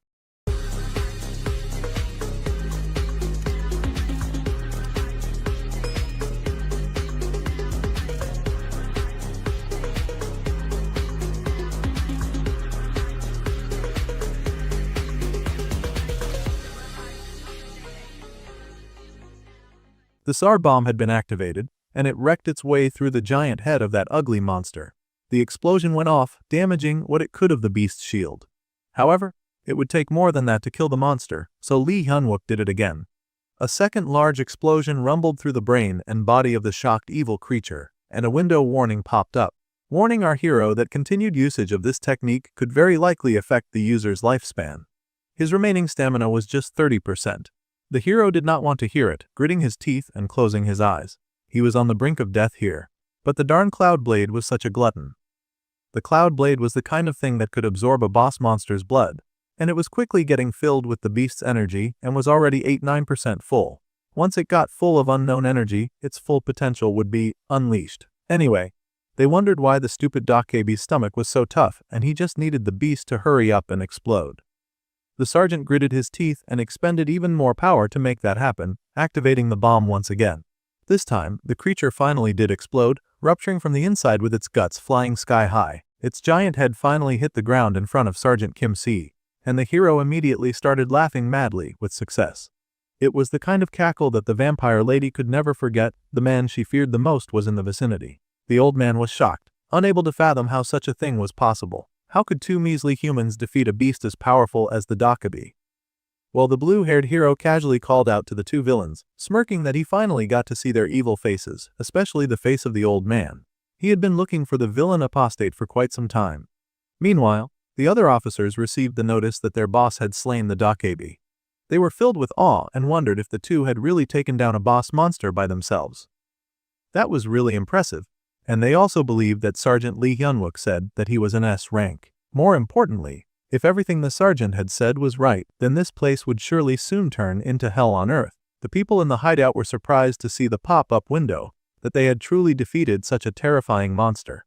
They cheered in excitement. But the officers knew that they had to keep their guard up, because things were about to get wicked. Meanwhile, Kim Si-hee was absolutely shocked to see that her boss was nude yet again, never mind that he had somehow survived an amazing feat. The man laughed that this was not the time to worry about small things like that and leapt swinging at his enemies. The female sergeant did not think that his constantly losing his drawers was a small thing at all, but the hero reminded her that it was nothing compared to their duty to stop those absolutely evil villains. The man charged, and the old man yelled at the vampire to do more than just stand there. Well, the Lady Bat was panicking and having flashbacks of her last beatdown. Naturally, she did not want to get involved with these crazy people a second time. She tried to activate her power anyway, a circle opening up in her eye, but the nude hero did not once stop or slow his charge. He sidestepped the Bat Lady entirely, much to her relief, and instead slid his fist right into the old man's face, as the apostate had committed the most unforgivable sin. The old man had a surprisingly good defense for an old guy, blocking Hyun-wook's attack. Our guy then told Sergeant Kim-si to take care of the vampire. It was like the one that had escaped from the military, and if it was as the report said, then the sergeant's compatibility was high. However, Hyun-wook barely had time to shout out orders because the old man had pulled out the most demonic hand. The female officer yelled for the hero to pay attention to his fight for goodness' sake. The man turned just in time to get choked out by the strong hand of the old man. The sergeant was raised into the air. The old man, leaping with more strength than should have been possible for his age, and he slammed the young hero right into the floor, breaking through the concrete. However, this was not the hero's first beatdown. And the old man found a grinning face looking up at him, chilling him to the bones, and his opponent asked if that was really all he got. The old man laughed, knowing that the hero could turn his body to steel, so many attacks would be useless against him. Well, the old man was prepared for that and slammed the man into the floor again, and again, and again. The old man laughed that he would now experiment to see how long the hero could hold out on consistent pain and concussion. The sergeant was horrified to see what was being done to her partner, and she wanted to help him. But the vampire lady would not be forgotten so easily. The two ladies face each other, one above and one below. The sergeants asked what the man had been saying about their compatibility, annoyed that he did not even have the decency to finish what he'd started saying. If he was going to just end up cutting off the warning mid-sentence, then he should not bother talking at all. See, he was furious, so she told the bat lady to come at her. The vampire growled that she had no intention of getting involved with any of them for long anyway. She really did not like them, and she wanted them to end this quickly. The girl gritted her teeth, but she was determined not to go down quickly. Meanwhile, the orange-haired officer had somehow finally found the apostate's secret lab. All of that searching had finally come to fruition. He was surprised that they would do away with the water storage and turn it into a laboratory. It was a pretty smart location for the illegal lab. Water gushed out of the pipes and into a hole below, and the officer growled as he wondered just how long they had been pouring poison into the pipes. It was likely that a lot of the civilians had already been poisoned, so he had to find the antidote quickly. Quickly, the man began his search, trying to figure out where the antidote would be kept. As the man searched, the bodies hanging around the lab continued to loom behind him. Orange Hair was sure that the doctor would have left at least one antidote for his personal use. But then suddenly the man froze. Now that he thought about it, only the corpses in the test tubes were left alone. All the other corpses seemed to have turned into bloody messes. The man looked back at the pipes that gushed into the vent below, and he realized that it was the water tank. There was no way that it was that simple, even though that seemed to be exactly the case. Meanwhile, the battle raged on in that narrow space. A lance covered with blue energy rocketed through the tight space and headed straight for the old man. The old man somehow managed to twist out of the way as the lance shot past him, but it circled back in a clean blue arc, falling into Hyunwook's bloody hands. The old man chuckled to see that his opponent was capable of both short and long-range attacks. How wonderful. Then the old man demanded that Lee Hyunwook come at him. Our guy assessed the old apostate with hatred in his eyes, and the wicked villain asked if the hero was planning something. The hero yelled, asking why the old man was busy acting so upbeat when the youth was already so darn out of breath. The old man scowled in annoyance. After all, he'd thought the hero was better at using his head and asked if Hyunwook was just useless all along. In the man's past life, the apostate was careful and cunning to the point that he'd never fought in a battle himself. However, right now, the sergeant frowned as he tried to figure out why the old man was now fighting so aggressively. It could be to buy time, and that was an unacceptable situation.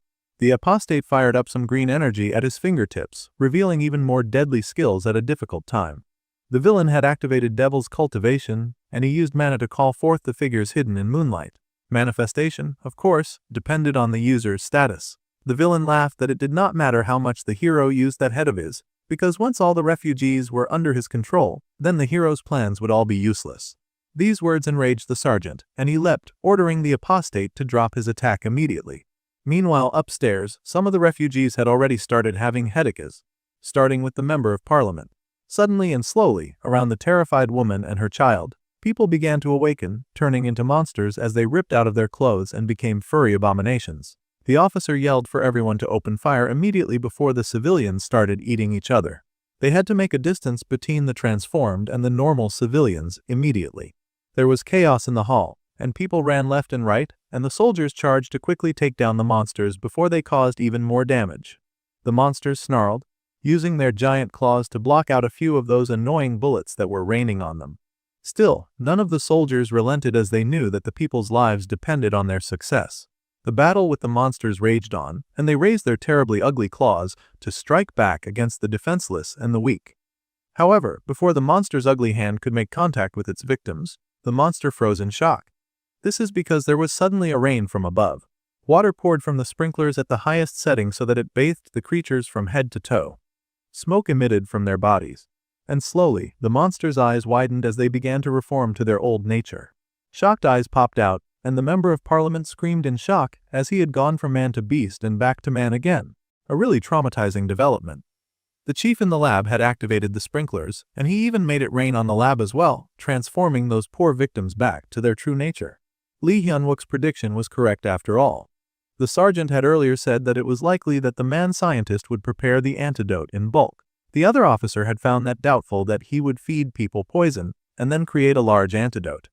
Well, the hero's reasoning was that the apostate's preparations were flawless. If the poison suddenly transformed people, then the mad scientist would likely prepare for a scenario for if the situation became more than he could control.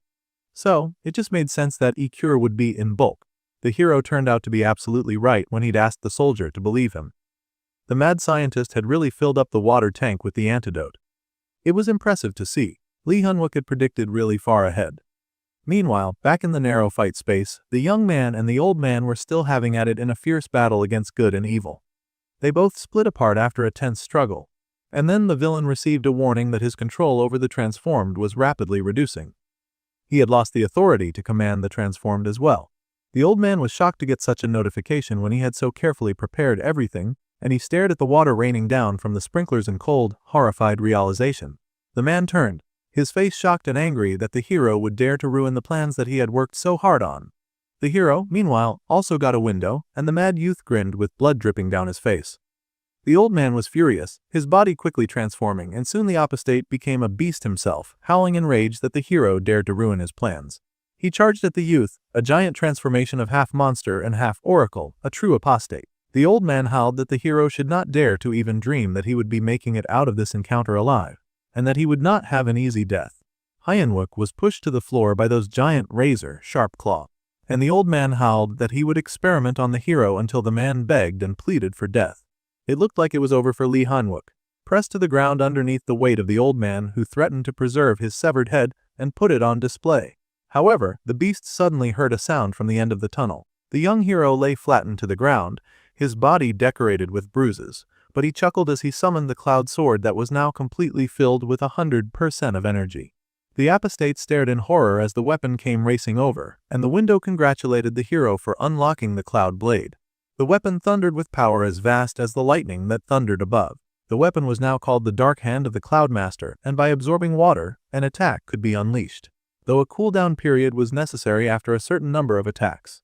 However, Lee Hyunwook did not need to worry about any cooldown right now.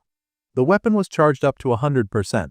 The apostate actually tried to capture the lightning weapon, thinking he could somehow control it, but the sparking weapon was full of so much charge that it pushed the beastly man to the ground.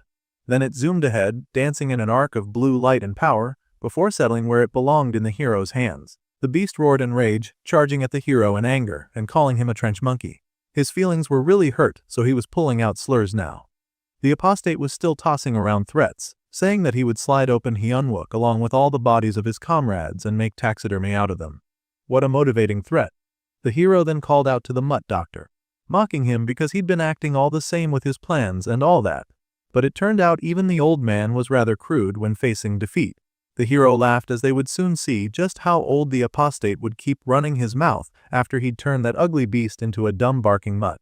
The spirits laughed and danced in the air surrounding the bitter and angry bat lady who fought against them and their wielder.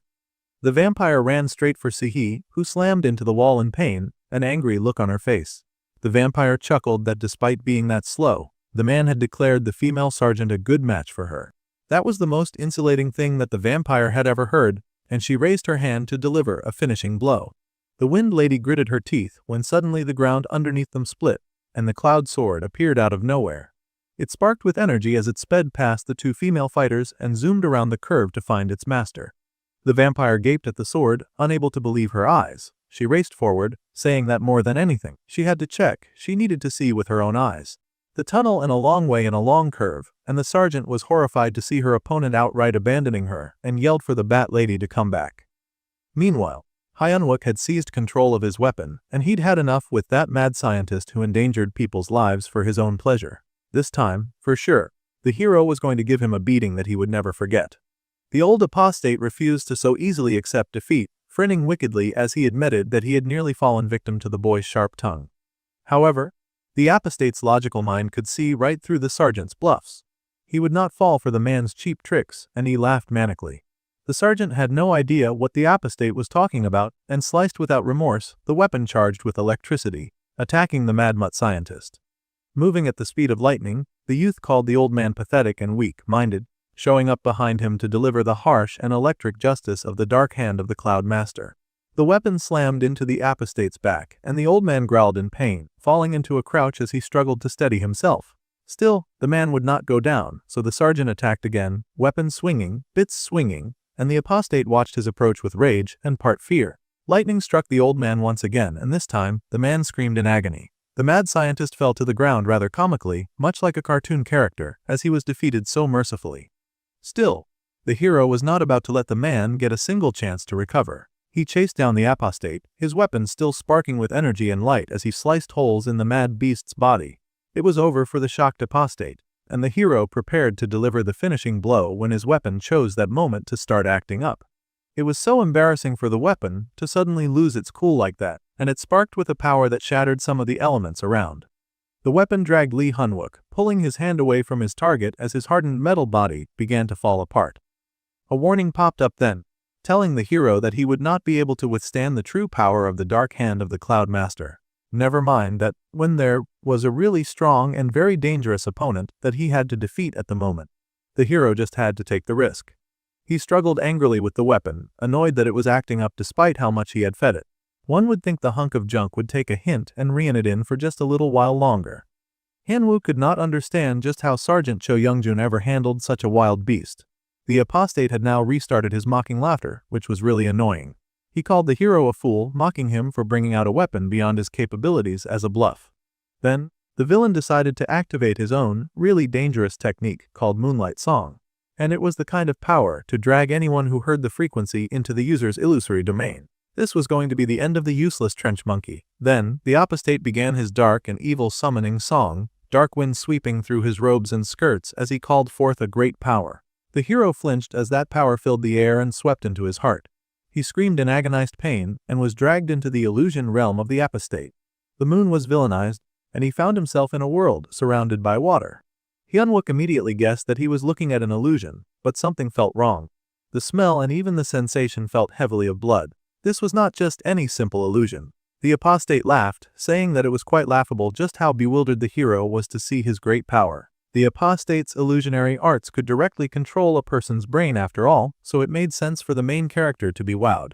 The evil old man had the youth in the palm of his hand, and he laughed that the hero would never be able to differentiate between illusion and reality, like a brain in a vat. Human hand below and monster's claws above. It seemed like our hero was trapped with no hope of redemption as the apostate sentenced him to die in utter despair while trapped in the confines of an illusion. Both hands came down on him, crushing the man between to further break down his soul and his mental state. The man would never be able to escape this perfect technique of his by himself, and this would be an extravagant death for the fool who had shamelessly ruined his plans. The apostate really held a grudge about that, and he further wiggled his hands just to senselessly crush the hero into nothing but ash. Meanwhile, the hero, crushed between one meaty and one furry hand, muttered and asked if all of the mad scientist techniques had to be just like him. Honestly, the sergeant was quite disappointed. He was supposed to never be able to escape this so-called perfect technique, even though he had a few tricks up his sleeve. The hero suddenly attacked, not only breaking out of the illusion but hitting the apostate right in the chest in the real world. The powerful weapon crashed into the beastman, who cried out in fear, alarm, and confusion. The item that had just hit him was called Sir Trissan's Failnot, and it, of course, would attack its target without fail. All magic resistance would not work against such a skill. The old man spat out blood in rage and pain, gasping from the attack. He was quite winded as he clutched his mouth, completely ignoring the chaos going on around him. The apostate cursed in frustration, in plans failed and hope dashed, asking why his perfect plans and even his illusory domain were all in vain. He had worked so hard to achieve what he had now, and his plans had been genius. The man refused to believe that his genius and wonderful plans and techniques could possibly be thwarted so easily by a group of nobody soldiers. However, Hyunwook did not find the man's plans to be either genius or wonderful. Those horrible plans that had hurt the lives of many others were wrought by a coward who hid behind all of his stupid plans just so that he could survive. The apostate yelled that he would cut off the hero's sharp tongue, and the hero full-on dared him to try as he rushed at the beast man without hesitation or remorse. The man used the dark hand of the Cloud Master, and the two noble phantasms' attributes were not compatible. If the simultaneous use of the two noble phantasms was forced, then the user's life could not be guaranteed. However, Hyunwook just grinned, saying that this shitty status window should be a little more tactful. If the hero cared at all about his life, he would not have regressed after all.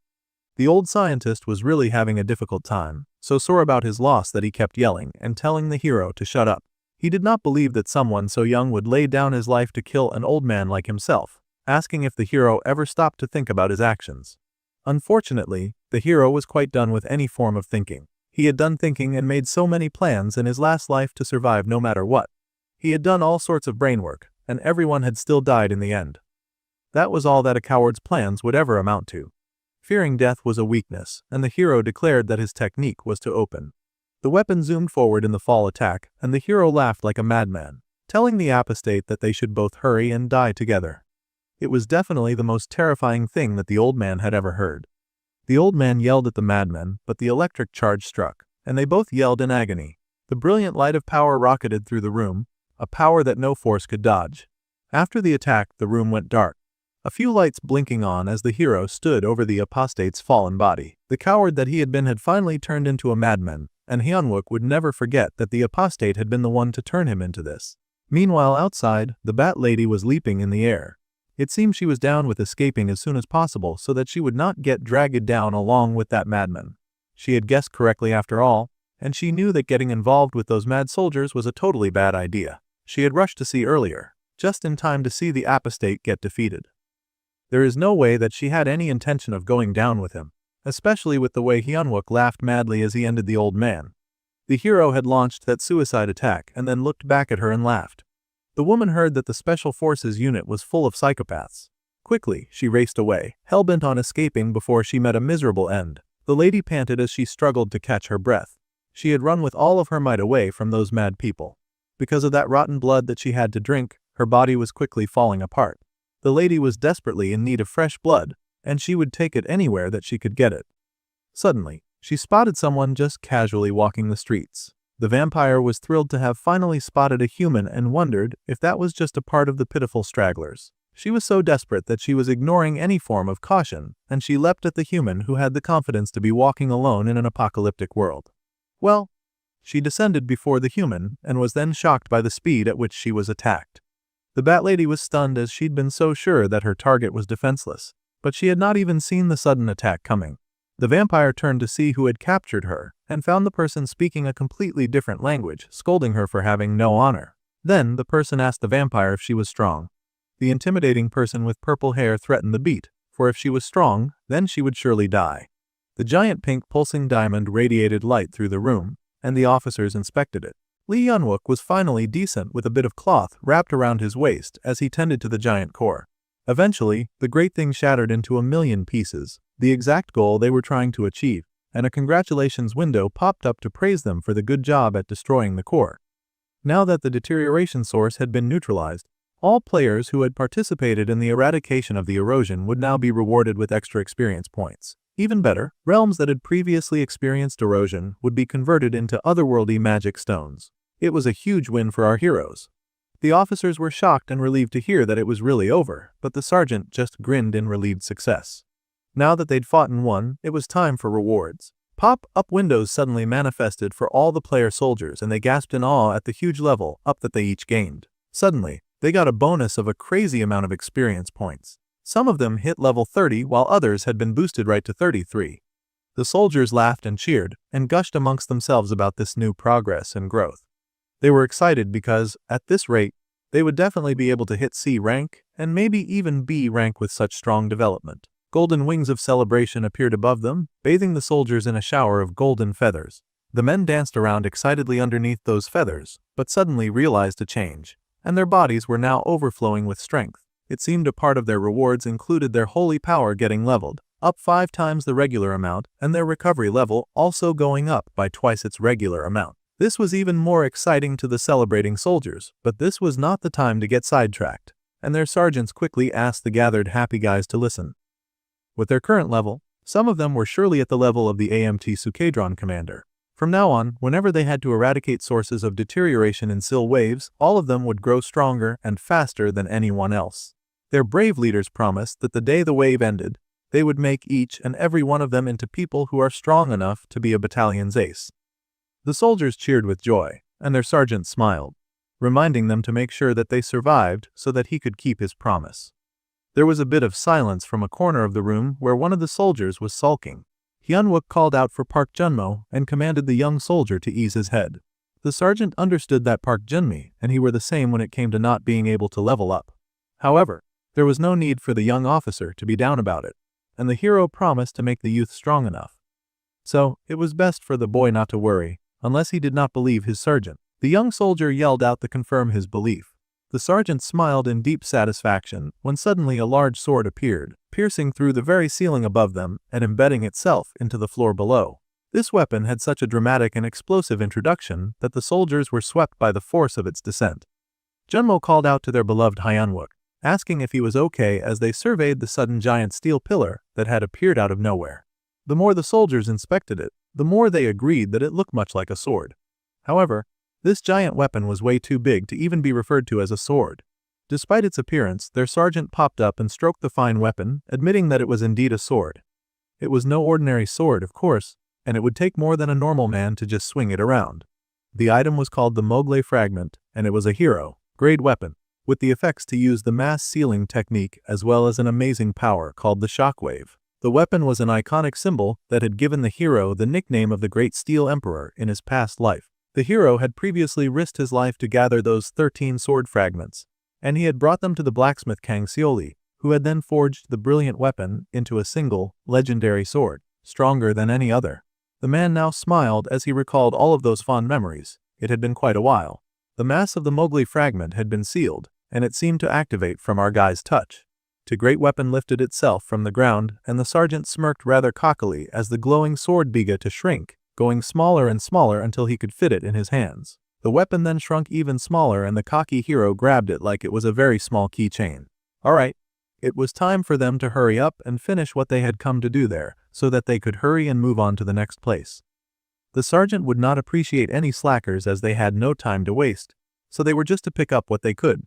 There was expensive magic ore everywhere, and the soldiers marveled to see it.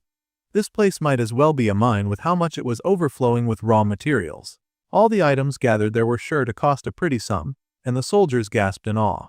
With his money, they would even be able to buy out a normal guild. Then, someone called out for them to bring out 2 duffel bags. It had been a long and hard battle, and now the sergeant, still covered in blood, casually strolled his way to find Kim Si-hee. His fellow sergeant had put up quite a good fight in assisting him, and he asked if she was okay. The lady admitted that she was fine and mumbled that wounds like that were sure to heal in no time. What the man had said about her compatibility with the vampire back then, she had not been able to hear it, and she was still rather down about that. She worried that the man had been telling her that she was at a disadvantage and that the wisest thing to do would be to retreat. The blue-haired hero blankly told her that it was, in fact, the opposite. There was a pretty clear method for her to win against that vampiric fiend, and Kim Si-hee's eyes widened in shock. He noticed the wounds on her shoulder and smiled kindly, noting that she had been a bit taken aback from fighting a player after only fighting monsters. That much was understandable. After all, a battle between players was not decided by rank and compatibility alone. The female sergeant had good battle sense, so the hero was sure that she would understand immediately what he meant if she were to fight the vampire again. At any rate, they should hurry and get them. Still, the wind user was a little downcast since the vampire lady had completely escaped her.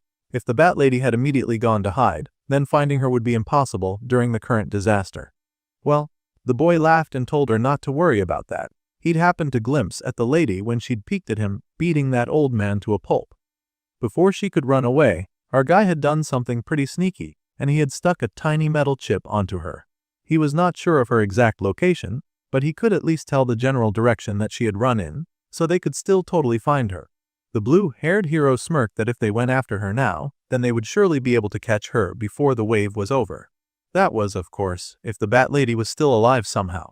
The Bat Lady herself was also wondering if she was somehow alive, and she had no idea why she had not been immediately killed.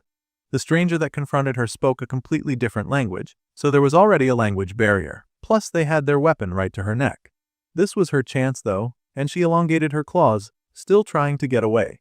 The vampire lady was determined to take off her opponent's head in one go, and the person mumbled to her to ask a question.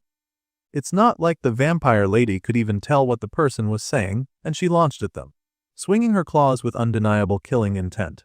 That might have been the exact thing that her opponent was waiting to see, as they easily dodged that sudden strike, disappearing from the vampire's line of sight.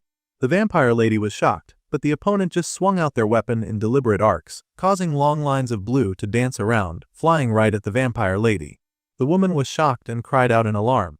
gasping in horror when those gashes sliced right through the surrounding area. Everything went flying, parts of buildings, cars in the street, everything but her. The Bat Lady was confused and frightened, wondering what on earth she'd gotten herself into this time. How could this person have so easily cut down those buildings? It was impossible, she had not even been able to see it. The Japanese stranger kept speaking, like they were unaware that they'd crossed into Korea now. It seemed the opponent understood the vampire's confusion and merely explained that he had placed his sword energy on all the paths that the lady could have possibly taken, making sure that she would not escape. However, it seemed that the bat was at a level where even she could not even see it. Well, all the buildings in the surrounding area quickly came crumbling down around them, and the vampire lady had realized by now that she had some really terrible luck. The fighter made his way slowly to the bat lady, telling her to thank her weakness. Her eyes widened in horror, but the fighter really was going to ignore her, and he walked away, saying that a true warrior would not lay his hands on a weakling. The poor bat lady crumpled to the floor, surviving yet another deadly encounter. Her poor heart did not know just how many more of these terrifying encounters that she could possibly endure.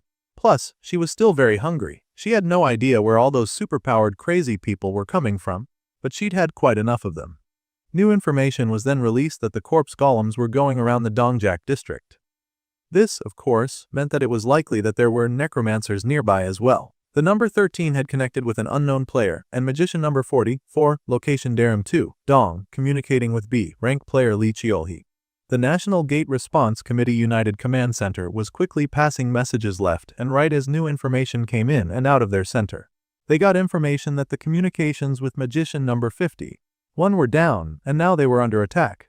A beautiful, curvaceous brunette listened to all of these reports and concluded that they were all too sporadic. Players were getting into individual fights, thinking only of their own survival. This could not go on. It was, of course, Kang Seoyeon, the Zuminair Guild representative, and the South Korean player rank 4. They needed a pivot. A single key figure that would unite the other players during this maddening cell wave. Her attention was then called as they had received new information that the Dongdaemun district's source of erosion had been eliminated by the players. This was absolutely shocking news to the representative, and she asked who could have done such an amazing thing. She thought it could be a famous guild, and she wanted to know their leader and rank. Of course, it was none other than the Namsen position, the 3rd Anti-Magic Brigade, 1st Battalion. It was a small special unit, however, their commander was just an F-rank sergeant. The representative was absolutely shocked to hear this. The lady gaped, asking if they were joking. If there were AMT, then it was likely that they were soldiers, and an F-rank sergeant on top of that. The whole story sounded unbelievable. The lady yelled that information was the most important thing during times like this, so they could not accept silly stories. Someone then asked what they were losing their temper for. Given the situation, it was only natural for there to be such low-tier trash everywhere. This newcomer was clearly not a good person, and Kang was not impressed to see them, as she had thought the person had abandoned Korea. The man in the white suit scoffed at her accusation, saying that he had simply not interfered with a situation that had no better alternatives. He was Ki Baekjun, the South Korean Guild rank 3, Great Mountai Guild Master, and a South Korean player of rank 10. The man said that one of their guild's key raid teams had already finished with the gate that opened in Heekseok district, and it was currently resupplying. Once they were done, they had agreed to go do recon on the source of erosion, much to Kang's joy. They were dealing with a pretty skilled team with an A-rank player as their leader. With that person at the center, the huffy man in the white suit was sure that they would be able to unite the players to save the Sil citizens. It sounded like a good counter-measure. So, they were going to believe in team leader Chu Kyoyong. Meanwhile, the team leader was on the battlefield and it seemed his team had just finished defeating a great beast. Chu Kyoyong was a really ugly guy. It seemed power was the only thing he had going for him. Yet, power was enough in this kind of world because the citizens were swamping them, saying that they wanted to follow the team. The people begged for such a powerful warrior to escort them to a nearby shelter, promising to do anything that he asked them to do. However, the jerk then insulted them, showing that he had absolutely no powers of unity whatsoever. His main ability was monster control, and the wicked jerk said that he would prefer to tie up any loose ends. That terrible, horrible, wicked villain who acted like he was a hero, then proceeded to kill the people using the nearby beasts. That ugly jerk had the citizens killed so that there would be no backbiting. The rains continued to pour heavily in the surrounding area, and a few little girls ran around in the open space. This was clearly not a safe call in a place like this, but it seemed they had to take the risk. One of the girls asked if her friends had heard the weird sound that she had just heard, and it terrified them. They were scared and thought that it could possibly be just a dog howling or something like that. At any rate, one of their members also seemed to struggle with asthma, and she took a deep breath from her inhaler as her friends calmed her. Once they got past this obstacle, they hoped to rest. The asthmatic girl lowered her head in despair, apologizing that they were struggling so much because of her. She was holding them back even though they had to hurry. The girl told them to just leave her behind, but they sold her instantly. They could not just go without her. There was another way, and she had to stop saying things like that. The girl thanked her friends for not giving up on her, as she was sincerely grateful for that. Suddenly, they heard a loud crash and the girls squealed, blocking their heads in fear. It was best for all of them to stay still, but almost immediately, a toxic scent swept through the area and two of the girls immediately went down. The other two ran, abandoning their friends to whatever monster had appeared. That was not very team spirit of them, but they knew that they could not compete with whatever beast had just manifested, and they needed to put themselves first. The other girl told her friend not to breathe, firmly cover her nose and mouth so that they would not go down like the other two. Monsters descended from above, ugly red creatures with billowing robes behind them, and they landed in front of the two fallen girls. Those monsters scooped up those poor children and looked around for more prey that had fallen for their sneak attack. The other girls were still hiding in fear and despair, hoping that they would not be found. The weird red creatures then turned and noticed the alleyway, and one of them began to walk in that direction, much to the horror of the two girls. Then the other girl told her asthmatic friend to stay put no matter what. The girl had to survive and call a rescue team. The bespectacled sickler was terrified at the finality of her friend's words, but there was no reality where they would both survive. With these terrifying words, the girl raced out of the alley, surprising the zombies who had been heading in that direction. She told the monster to dare and try to catch her. Of course, this instantly stole their attention, and the zombies turned towards her. Quickly, they overtook the running and crying girl, and blood splashed in the air. They grabbed the poor girl as well, taking her into the sky with the rest of their prey. The last girl remained hiding, not even breathing, sighing or sobbing as she trembled in the rain. One last zombie remained, and the girl cried within her for someone to save her. She was not strong, brave, or determined like her friends, but then she should not have to be when she was just a little girl who wished that someone would save her. The girl did her best to stay silent, begging whatever magic power that existed to please send help. Anyone to save her at all from the stubborn, ugly creature that refused to follow his friends. And the monster turned in glee as it had finally spotted the poor, terrified girl. The girl let out a final plea in her heart, but before the monster could grab her, something erupted in its chest and bright light shone, shocking both the girl and the ugly red zombie. Its body was pierced with something long and sharp, and the creature fell in a mess of gore before the little girl. Someone called out, asking the girl if she was all right, and the stranger looked like a saint. She stared and wondered if an angel had descended from above, and she begged the angel to save her friends. This angel was, of course, none other than our demonic hero, who seemed angelic from time to time until it was time to beat up villains. The girl fell over from shock, and the man stared at her, wondering what on earth had scared the little girl so much. His soldiers were quite used to his weird behavior, and teased him for making a weird, terrifying face that obviously spooked the poor little girl. The man protested doing such a thing, but they all knew what he was like. He definitely made a weird face. The hero pouted that it wasn't fair and he had not done anything. This was the thanks he got for saving a life. Just typical. Well, there were many of the red-cloaked and red-skinned zombies in the area, it seemed, and they attacked buildings, shelters, and homes, raining down havoc and chaos in any place where they detected life. The people were horrified and hurrying to escape the area, telling each other to run east. One girl protested, saying that they just could not take someone with asthma out there. The girl refused to leave Haimang behind, but the man yelled that they could not help such a fragile child if they got caught by monsters along the way. Still, the lady had held tight to the girl's hand, telling her to run along with her. They had to go just a little further. They could do it. Even as the situation seemed hopeless, that sweet blue-haired girl had continued to encourage little Haimang, telling her that they only needed to run just a little further. With each step that they took, that sweet girl had smiled, saying that she knew the little girl could do it. All they had to do was keep progressing forward, one step at a time. These were all the asthmatic girl's memories, and the last memory she had of her friend was the beautiful blue-haired girl telling her to stay put no matter what. She had to escape, she had to call for help. The asthmatic girl was horrified to see her very kidnapper sacrificing her life for her, even now unwilling to die for he. The girl had wanted to die in her place, but her friend had already taken off, oblivious to her pleas. Haimang now sat up and cried out for her friend Shinjio, but the blue-haired girl was already gone. The girl turned to the sounds of people arguing about what they did to save the students. Lee Hunwook was listening to the stories of the people they had rescued, and hearing how they had picked a bunch of female students and had them escape. The man explained that the monsters kept surrounding them, and defending the shelter was getting harder, so they had no choice. They had tossed out a few girls from the middle school, and the man said that he had decided to save those kids and that sending them out of the shelter was the best option. He was a man from the Great Mountain Guild, serving under the ugly Chu Kyoyang. The hero glared at this supposed good guy, who knew that they were in a situation in which monsters attacked regularly for unknown reasons, and the man had still sent out a group of female students, with not a single player among them, as a response was not a reasonable course of action. The guild member demanded if the sergeant was interrogating them, and they glared that they were not a rescue team. They were the Great Mountain Guild's concentrated attack team, and they were yapping about how valuable they were.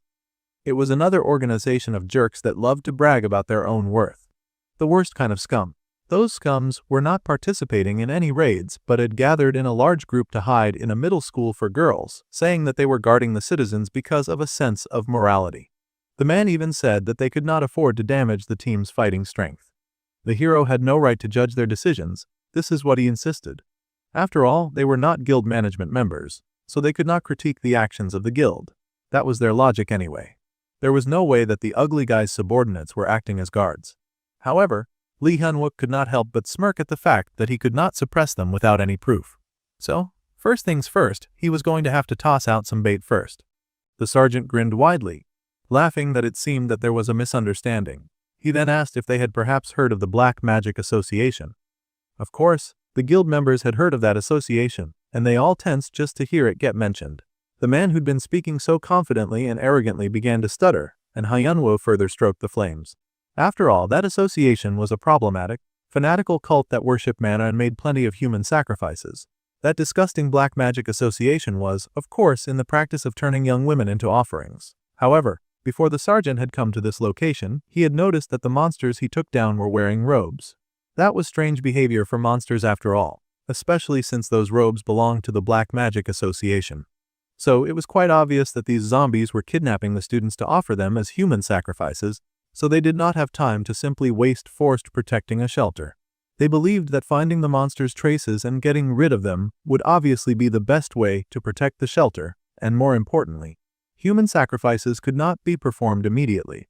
This meant that there was still a huge chance that they could save those little girls as long as they had not yet regained consciousness. The bespectacled girl then rushed out of the room that she had been in, excited to know that her friends might still be alive.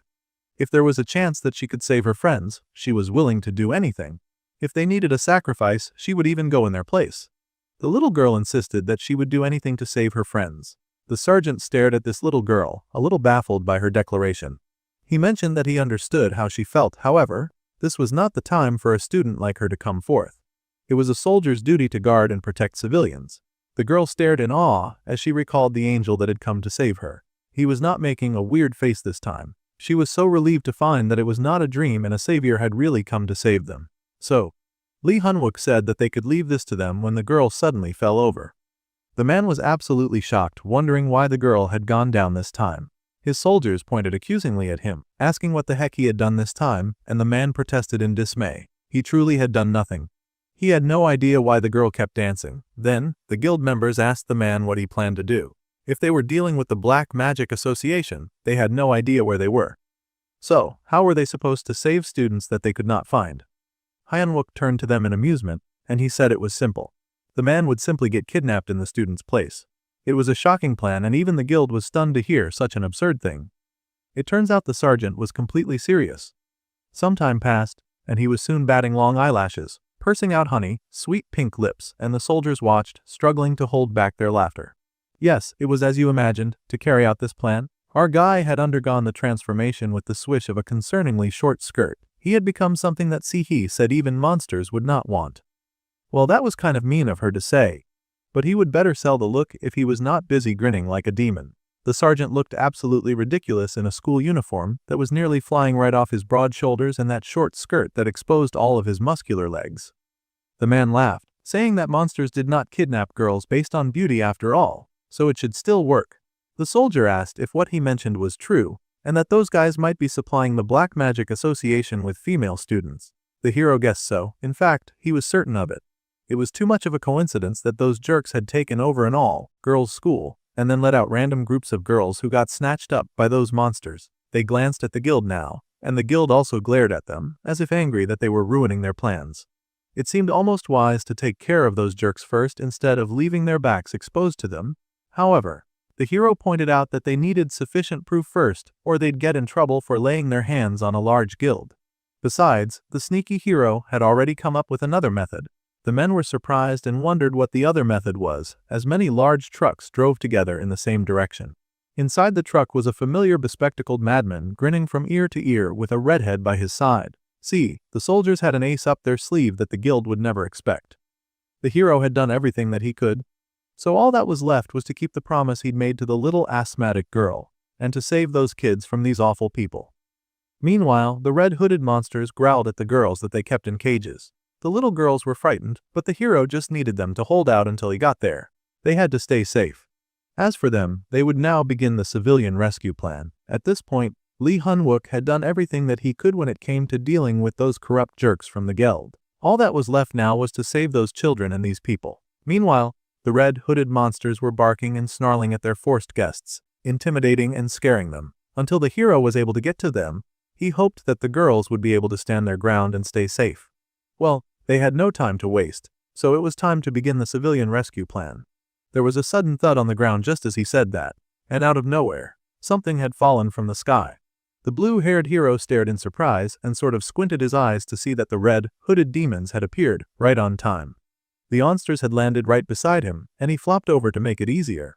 Hyun-wook had already held his breath to make sure that the sleeping gas would not knock him out, so he was just pretending at this point. The guild members watched and asked their leader if it was really okay to just let these soldier newcomers do as they liked. If they let them sniff around, then surely they would find out that the guild was connected to the Black Magic Association, which would be really bad for them. The men had said that they cleared out the first cause of erosion, so it seemed a good idea to just take care of the soldiers while they did not suspect a thing. The leader considered their options as he watched the cross-dressing sergeant get picked up, but the hooded demons seemed to realize something, and they paused. The leader scolded the man giving the terrible advice, asking the idiot if he really thought that was possible. It was clear that the unit that they were facing now had a separate main unit, and if they acted carelessly, they would not be the only ones to suffer. Their ugly team leader, Chu Koyong, was sure to end up in trouble too, and they could not let that happen. The red-hooded figures were throwing up from disgust at how ugly the steel bender was. That was so rude. It actually looked like they would rather leave him on the ground than take him with them. Beggars could not be choosers, they needed every sacrifice that they could get. So, grudgingly they tossed him over their shoulder, though they really looked like they would rather dump him in the trash. Anyway, the guild members guessed that the guy exposing the Black Magic Association on his own would not change anything. On top of that, if he got carried to their base, then they had even less to worry about. See, the wicked guild leader was sure that it was impossible to use any abilities in that place. That was why it was called the Player's Hell. The wicked man grinned and said that once the rescue operation properly began, they would strike down the rear. That was the most natural way for a player to die during an operation after all. Well, the red-hooded figures finally made it to their dark and evil base, and the hooded zombie was more than happy to just toss our dude on the ground like he was garbage. So rude.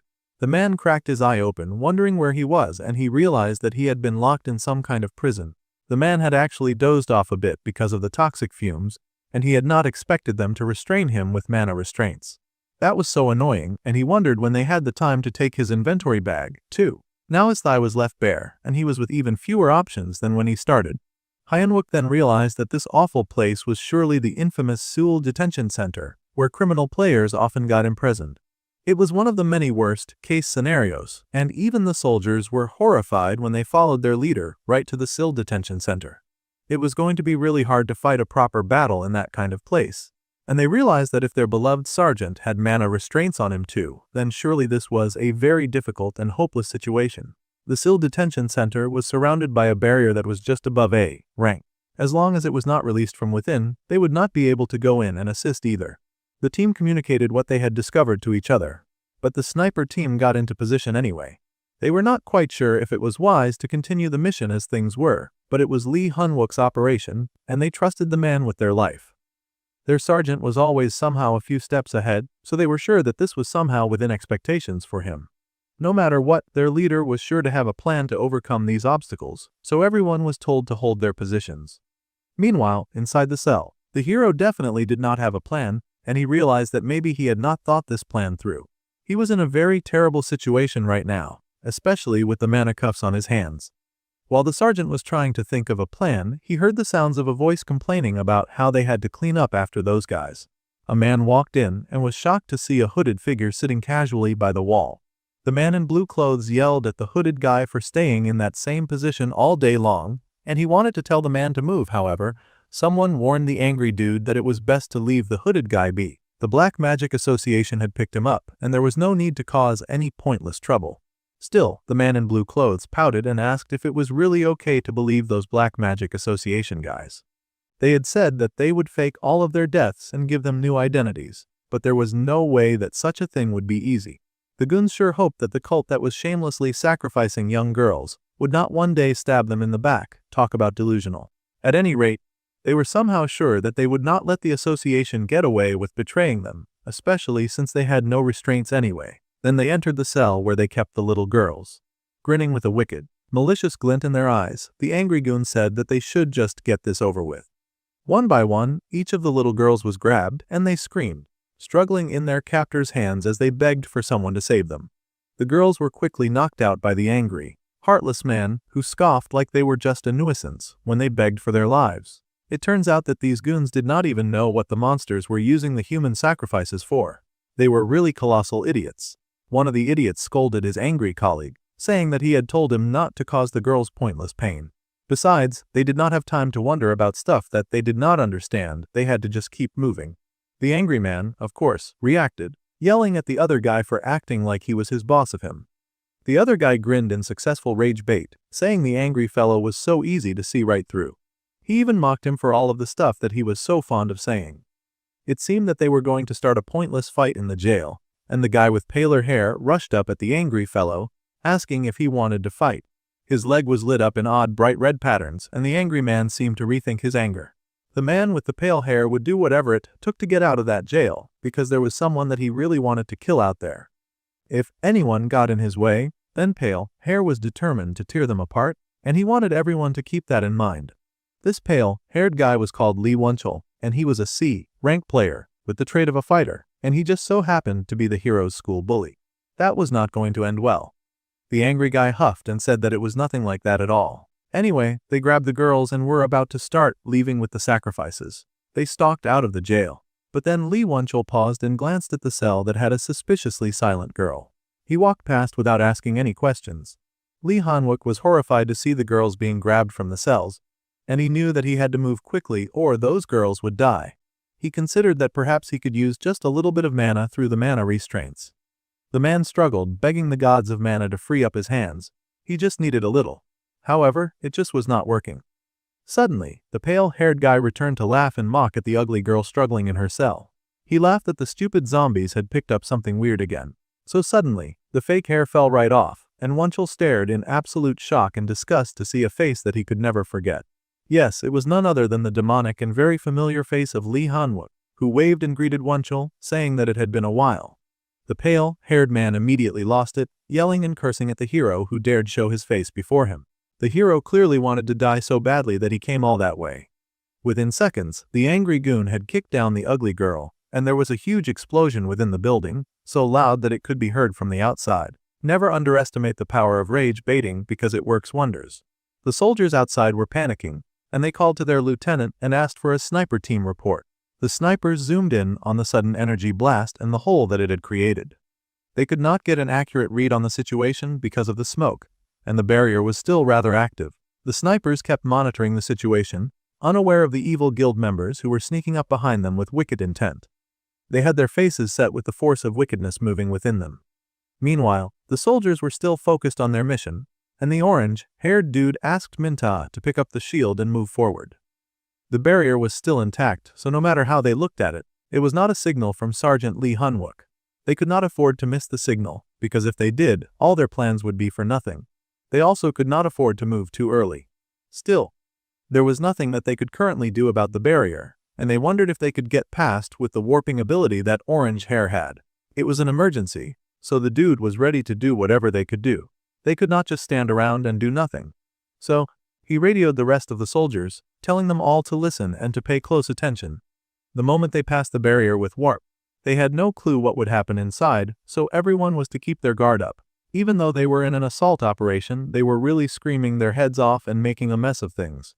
It was rather pathetic, and the leader of the guild grinned, thinking that for sure there was no way that these guys were able to take down the first cause of erosion.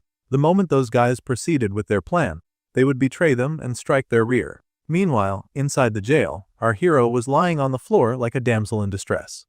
The bully laughed, saying that he had prayed every night for a moment like this, showing that his nights were not very busy. Wonchol had hoped and dreamed for a chance to kill Hyunwook and tear him to shreds. The man cheered that his prayers had come true, and even better, the hero had arrived with manacles on. There was no way that guy could escape, and the bully could not just wait out his sudden dopamine rush. The sergeant groaned that Wonchol was much like a brat who never listened, and that was why his leg had ended up that way. That was definitely a sore conversation topic, as the blonde bully exploded in rage at that comment and accused the hero of being the one who had done that to him. The hero grinned wider as his power of rage bait was working even better than he expected. The blonde came charging at him with a lightning kick, and the hero raised his hands, stretching them out so that the kick would hit right where the cuffs connected. However, just as he was about to make contact, the bully froze. It seemed the man was not the idiot that the hero would have liked him to be. The man laughed that he would not fall for the hero's provocation or break those mana restraints for him. He slammed his foot instead into the protagonist's belly, and Hyunwook had to admit that Wonchol was really not a complete idiot after all. The blue-haired hero slid right out of the jail that the blonde broke and began to race away, so Wonchol called out to the silent hooded figure and told him to grab the escaping pervert. The hooded figure's eyes glinted a malicious red as he heard the command, and suddenly the strange man was on his feet. The hero gasped to see the size of that guy, and the pale-haired bully rushed forward with joy as the big guy raised his hand. The bully laughed, calling the hero a dead tin can, and laughing that there was nowhere to run. He laughed that the hero would never be able to get out of there, and that Hyunwook should better look forward to his beating, because Wonchol swore to take his time with it, and to tear him to shreds. Imagine Wonchol's absolute shock when that fist came swinging towards him instead and sent him flying across the room. The blue-haired skirt-wearing pervert was shocked beyond compare, and he stared in confusion at the big guy who had hit his attacker. Then his eyes widened when he recognized the person in the hood. It was a familiar fae with elongated fangs and red eyes, but an earnest expression that he knew well. It was Lee Wonsook. 10 minutes before Lee Hyunwook and Lee Wonsook's encounter, the rains came down heavily on the building, and a bloody corpse was dragged along the floor, leaving dark trails. It was one of the many corpses of the students that had already been sacrificed, and they were tossed in a dump with other corpses. The evil zombies then asked their minions to bring forth the next offering candidate. They had to hurry so that they could return to the embrace of mana, and all the other nonsense that their cult believed in. The men laid out the newest girl on the altar, and she was unconscious as those demons began to pray with fervor for eternal life. They prayed silently and twistedly for the key that would guide them to be beside mana. They all prayed rather earnestly to be granted the key that they so desperately desired, and they pleaded in their prayer for eternal life. There was a huge spark of energy and power, and the light fell on the poor unconscious sacrifice. The light grew even brighter, and the girl was lifted high as dark tendrils of red smoke encircled her unconscious being. The sacrifice progressed, and the girl's mouth fell open in a tormented scream, eyes lit up like bulbs. The magic grew even darker as the red further spilt from the sacrifice, and it seemed her energy was passed into the corrupt tree that manifested behind the high demon priest. The demons cheered as her energy was sucked away and the girl fell in death, limp on the sacrifice table. The zombies continued to watch, but there was one imposter among them.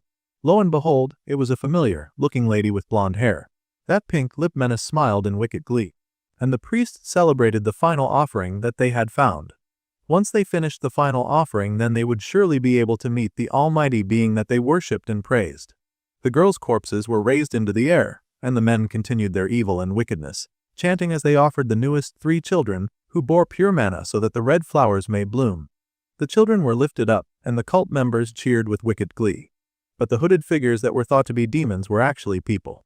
Humans celebrate the death of innocent young girls to fulfill their sick and twisted desires. Corrupt, horrible people who relished in the suffering of others. The lilac-haired vampire lady watched all of their cheering and cursed in annoyance, wondering why these people were wasting so much blood. This was exactly why she did not like cults. All they did was waste the precious materials that he held dear to her heart. Then the explosion suddenly went off in the building, and the vampire lady tensed. She had felt the impact just now, even though the Na'vi fools behind her were still cheering blindly. That noise worried her, but the hand of the priest raised to silence the crowd, and all those cheering stopped in surprise. There was a silence that stretched between the worshippers and those who led them for a moment, no one saying a thing. Before the suspicious-looking blonde then licked her lips and grinned at the holy believers of mana. Before the red flowers would bloom, there was one thing that they had to do. Her suspicious request had to be put on hold as we went back to the cause of that noise in the first place.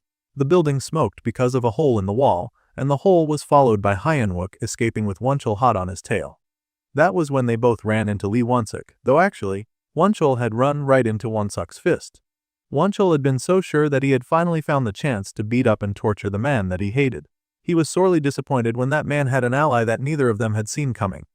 The blonde went flying, and the sergeant looked up at the big guy in awe to find a familiar face. His eyes widened, and realization set in, and his mouth fell open. The last thing that Hyanwook had expected to see was Lee Wonsuk in the enemy base. The man Lee Wonsuk then turned to the sergeant, asking him how he had gotten in there in the first place. After all, he had not noticed the cross-dressing man get dragged in and tossed like a sack of potatoes. The cuffs were quickly removed, and finally, Hyanwook was free, which was a relief because those things had been messing with his aura. The big guy had never imagined that they would meet again like this, though he was really shocked about the hero's weird outfit. The hero was also rather glad to see Wonsuk, but he stared at his friend in a painful realization, and asked if his friend was really an accomplice in kidnapping children. Wonsuk was horrified to hear the accusation and shook his hands in dismay. He was actually trapped there because of the barrier around the player detention center, and he begged his sergeant to believe him, and that he had not done anything after coming there. Then, the blue-haired guy asked what was wrong with his appearance, and he asked how the big guy had even gotten to the detention center in the first place. It was a really awkward story, and even the big monster could not really remember it. The whole thing had felt like a dream, and when he opened his eyes, he looked just like them. With this appearance, forget other players, he was sure that his own comrades would attack him, so the poor guy had fled, having no choice but to run far away from them. In the end, he had run till he was out of breath, and then he just collapsed out of exhaustion. The big guy stared at the sky with tears welling up in his eyes, having no idea what to do or where to go now. He was in such despair at the fact that he would have to live as a vampire that he just lay there motionless. Some of the passing cult members had noticed him and figured that he was one of the failed subjects, so the two leaders of the Black Magic Association had appeared. He lost consciousness after that, and then he woke up in a strange area. The sergeant was shocked to hear that there were two leaders of the Black Magic Association when there was only supposed to be one. Now, he wondered just who the other person could be. Poor Wonsuk begged his sergeant to believe him. He really had not done anything wrong. The blue-haired hero narrowed his eyes in deep thought, and then he turned to the big guy, saying that those children were the most important part. He asked the big guy if he knew what had happened to those children. The man guessed that they were likely on the top floor of the building, since that's where most of the sacrifices were held. Once the blood of 3 children with pure mana was spilt on the altar, it was said that a red flower would bloom. The big guy understood that the children were offerings, but he did not know what they meant by the red flower. That was everything that he had seen and heard so far. He knew nothing else. And he begged again that he had nothing to do with these sinister activities happening here. The sergeant stared at his friend for a moment and assessed the big vampire that he was seeing. The poor guy was already on the verge of tears, which was rather on brand for the burly guy. The sergeant then punched him on the shoulder as he often did in the past, and the big guy flinched as usual. The hero then grinned, saying that, of course, he believed the big guy. Hyanwook believed in Wonsuk, so the big guy didn't have to worry about anything. These words were a huge relief to the big vampire, who immediately started crying in gratitude, though the blue-haired man scolded him for being so ugly. Suddenly, someone banged at the door and asked why the door was locked. They needed it opened immediately, and if it was not opened, then they would just break it down. Then, the sergeant turned to Wonsuk, and with his quick thinking, he had some orders that he would like the big guy to carry out. They had to split up and take advantage of the current situation. First, the hero would head to the top floor quickly to stop the sacrifice of any of those innocent children. Then, the big burly guy would head down and figure out a way to turn off the barrier activation device. The AMT was standing by outside as support. He asked Lee Wonsuk if he could do it, and the big guy was eager to please. Right before they split up, the sergeant just needed to fix one more thing, and then he was gone, taking off while the big guy prepared to face those trying to break down the door. Eventually, He succeeded, and the door fell apart. About a dozen men appeared outside, all with their player powers activated, and they wore the blue clothes of those who worked for the cultists. The giant vampire greeted them when they entered, and they were confused about why he was suddenly standing and why he looked like he was going to fight them. The creature would not even give them his name, and now he wanted to get in their way. They did not take too kindly to that. That was fine with the big guy though, and he roared as he faced those jerks before him.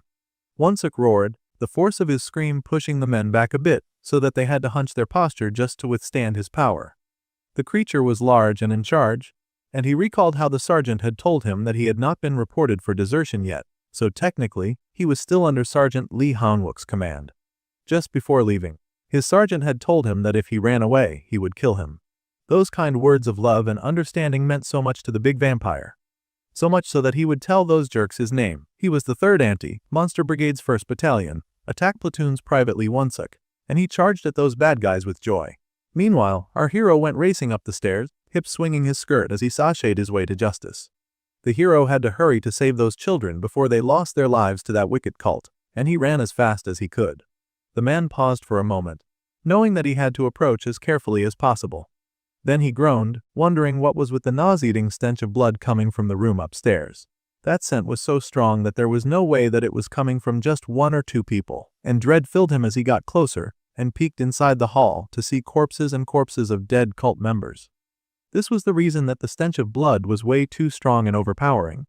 Lee Hanwook stared in horror to see that the Black Magic Association had been massacred. They held the 3 girls captive and suspended in the air, trapped in dark threads of mana, and a familiar blonde glanced back with a red glint in her eye. The blonde asked who would dare to approach the sacred altar.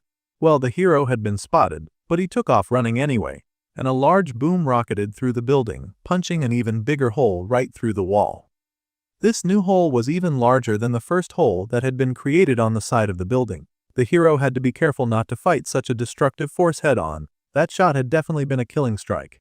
However, hovering nearby was the suspended body of one of the young girls who used her last strength to ask for salvation. The blonde leader chuckled, saying that our hero was much like a rat, and she licked her lips again, which seemed to be a thing for her, and threw back her hood to reveal herself completely.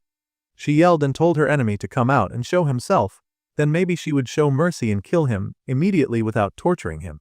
Then the blonde changed her mind, telling the hero just to keep hiding, because then it would be much more fun to play around like that, and she licked her lips again. This deranged blonde was Park Ji-yeon of the Sil Detention Center, and she was supposed to be its warden.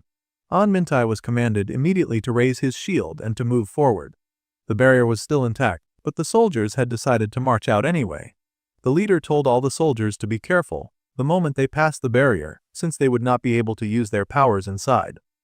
They had no clue what would happen, so everyone had to keep their guard up. Even though they were in the middle of an assault operation, they were screaming their lungs off and making a mess of things. The wicked guild leader could not help but laugh and call them pathetic.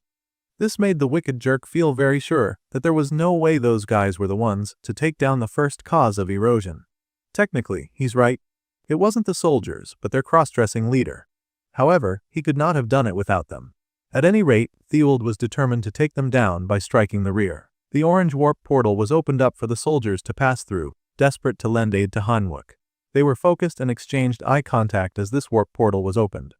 As they slipped in, they recalled that their commander had told them to use a deception operation.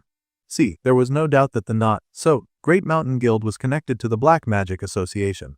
Even so, the reason they or the soldiers could rashly attack the other was because they were a guild and they were a military unit.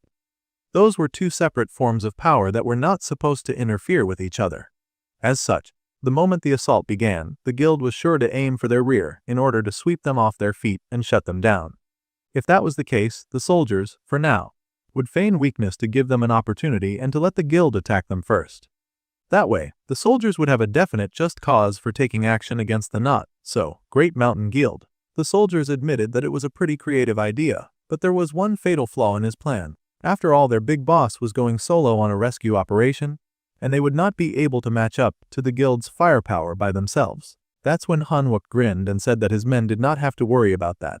They just needed to focus on buying time. Then, he turned his attention to the key to the operation, the lieutenant, who was a little caught off guard by this sudden burden. Once again, it was all up to him. It wasn't easy, But all of the men were determined to carry out this plan flawlessly in the name of their supreme sergeant. So, they would not begin the deception operation. The snipers stood at the ready, and the guild members began to close in. Above the attackers that moved in on the sniper flew Kim Se-hee in an overpowering move of playing chess while the guild was playing checkers. The unimpressed Wind Lady glanced down at them, and then she soared, taking down those jerks in one fell swoop as she knocked them right off their feet. In a whoosh she was off, taking them down without letting them make a single sound. She was a light and unstoppable assassin, moving at speeds that their eyes could not keep up with. Se-hee took one hostage, threatening him not to move. She ordered the man to send the signal that the assassination plan had succeeded. The girl pulled down his sleeve to check his watch, and the signal was sent. The guild rejoiced that the sinner's assassination had been complete, and the idiot grinned with satisfaction. The man said it was now time for the strike team to go in. The guild then leapt into action, fighting in a very cowardly and disgusting style of combat. The guild leapt as one, sending so many men to attack the small circle that was huddled around the portal. A very cowardly move, as expected of barbaric rats. The lieutenant then got the message that the sniper team was secured, and the guild closed in on them hard, drawing closer and closer. Then the lieutenant shouted for An Minty, and the man raised the shield, opening it to cover the men behind him. Then the soldiers were ordered to fire. It created a protective barrier, Minty at the back as their shield, while the others fired at the guild relentlessly. Albeit a temporary barrier to the guild's large numbers, it was able to buy the soldiers time. The leader of the guild roared in rage, wondering when the enemy had realized that they wanted them dead. Not one to accept defeat, the guild leader yelled for the sorcerer team to get in there. He would not be outdone by a team that he considered to be less than gutter rats. The sorcerers marched out with determined looks on their faces, feeling sure that they could take down the men before them. There were actually too many sorcerers. It was like bringing a gun to a knife fight. All at once, the sorcerers blazed out purple fire and shot it in the direction of the soldiers, intending to burn them alive. Minte kept his shield in place, blocking the fire from making contact with the men behind him, but the flames were intense and strong. They burned hot and seemed to consume the entire team, much to the wicked guild leader's pleasure. The man, whose heart was as ugly as his guild leader's face, laughed that all the AMT members were burned to death in battle by a Black Magic Association player. That was the lie that they were going to happily feed to their superiors. A very nice and clean report. The fire raged hard against the cornered soldiers, but in the middle of the barrage, one of the sorcerers suffered a headshot and suddenly went down. It was a surprisingly shocking occurrence for the sorcerers, but more was to come because the snipers were alive and ready for them. The target was acquired, and the snipers would provide backup from the roof. The guild members were shocked and horrified, wondering where the assassination team had gone and why the snipers were still alive. He yelled for the tanks to block the snipers immediately, and the barrage continued on the soldiers from all sides. However, the soldiers they were aiming for had already warped to another location, shocking the guild leader even more. At this rate, the man might get a heart attack from all the surprising things happening around him. The lieutenant yelled for the soldiers to get into position A and fire ahead. They unleashed gunshots on the tanks, but that was no good. The tanks were built to act as shields after all, and the soldiers only had one shield. Most of the bullets bounced off the tanks, and they were mostly unharmed. The guild leader growled that those jerks had been aiming for them from the very beginning, and he was determined to make those soldiers pay for not trembling at the sight of them and making a fool of their nonsense guild. The guild leader was so heated that he suddenly and loudly declared that he, the leader, would kill them all. Suddenly, a large tornado seemed to manifest out of thin air within the area. Now this development was shocking for the soldiers as the large apparition bubbled and twisted and turned unnaturally heading towards them. It was a conjuration from the guild leader, and he dared them to try planning all they liked in the face of his mighty whirlwind. All of their plans would come to nothing, and they would get swept away and killed. It was indeed a powerful summoning, rather frightening and large in size when compared to the common men. The lieutenant was horrified to see such a terrible thing coming right at them, and wondered just when that hidden card that Hyunwook had told them about would come into play. It looked like they were about to get swept away by the wind. Meanwhile, inside that building, a dude lay beaten up and unconscious. This was, of course, the work of Lee Won-suk, who had been very busy, and he panted for a moment to catch his breath. The big guy then pushed the final button of victory, and he got a caution warning that the barrier surrounding the facility would deactivate. Yeah, that was exactly what the big guy was trying to achieve, and he recalled a memory of his beloved sergeant telling him not to run away, and that he should fight. He was to protect his comrades like a true soldier would, and then his comrades would protect him in return. Once again, The caution warning about the barrier sounded, and the man, now a vampire, called the name of Sergeant Lee Hyun-wook.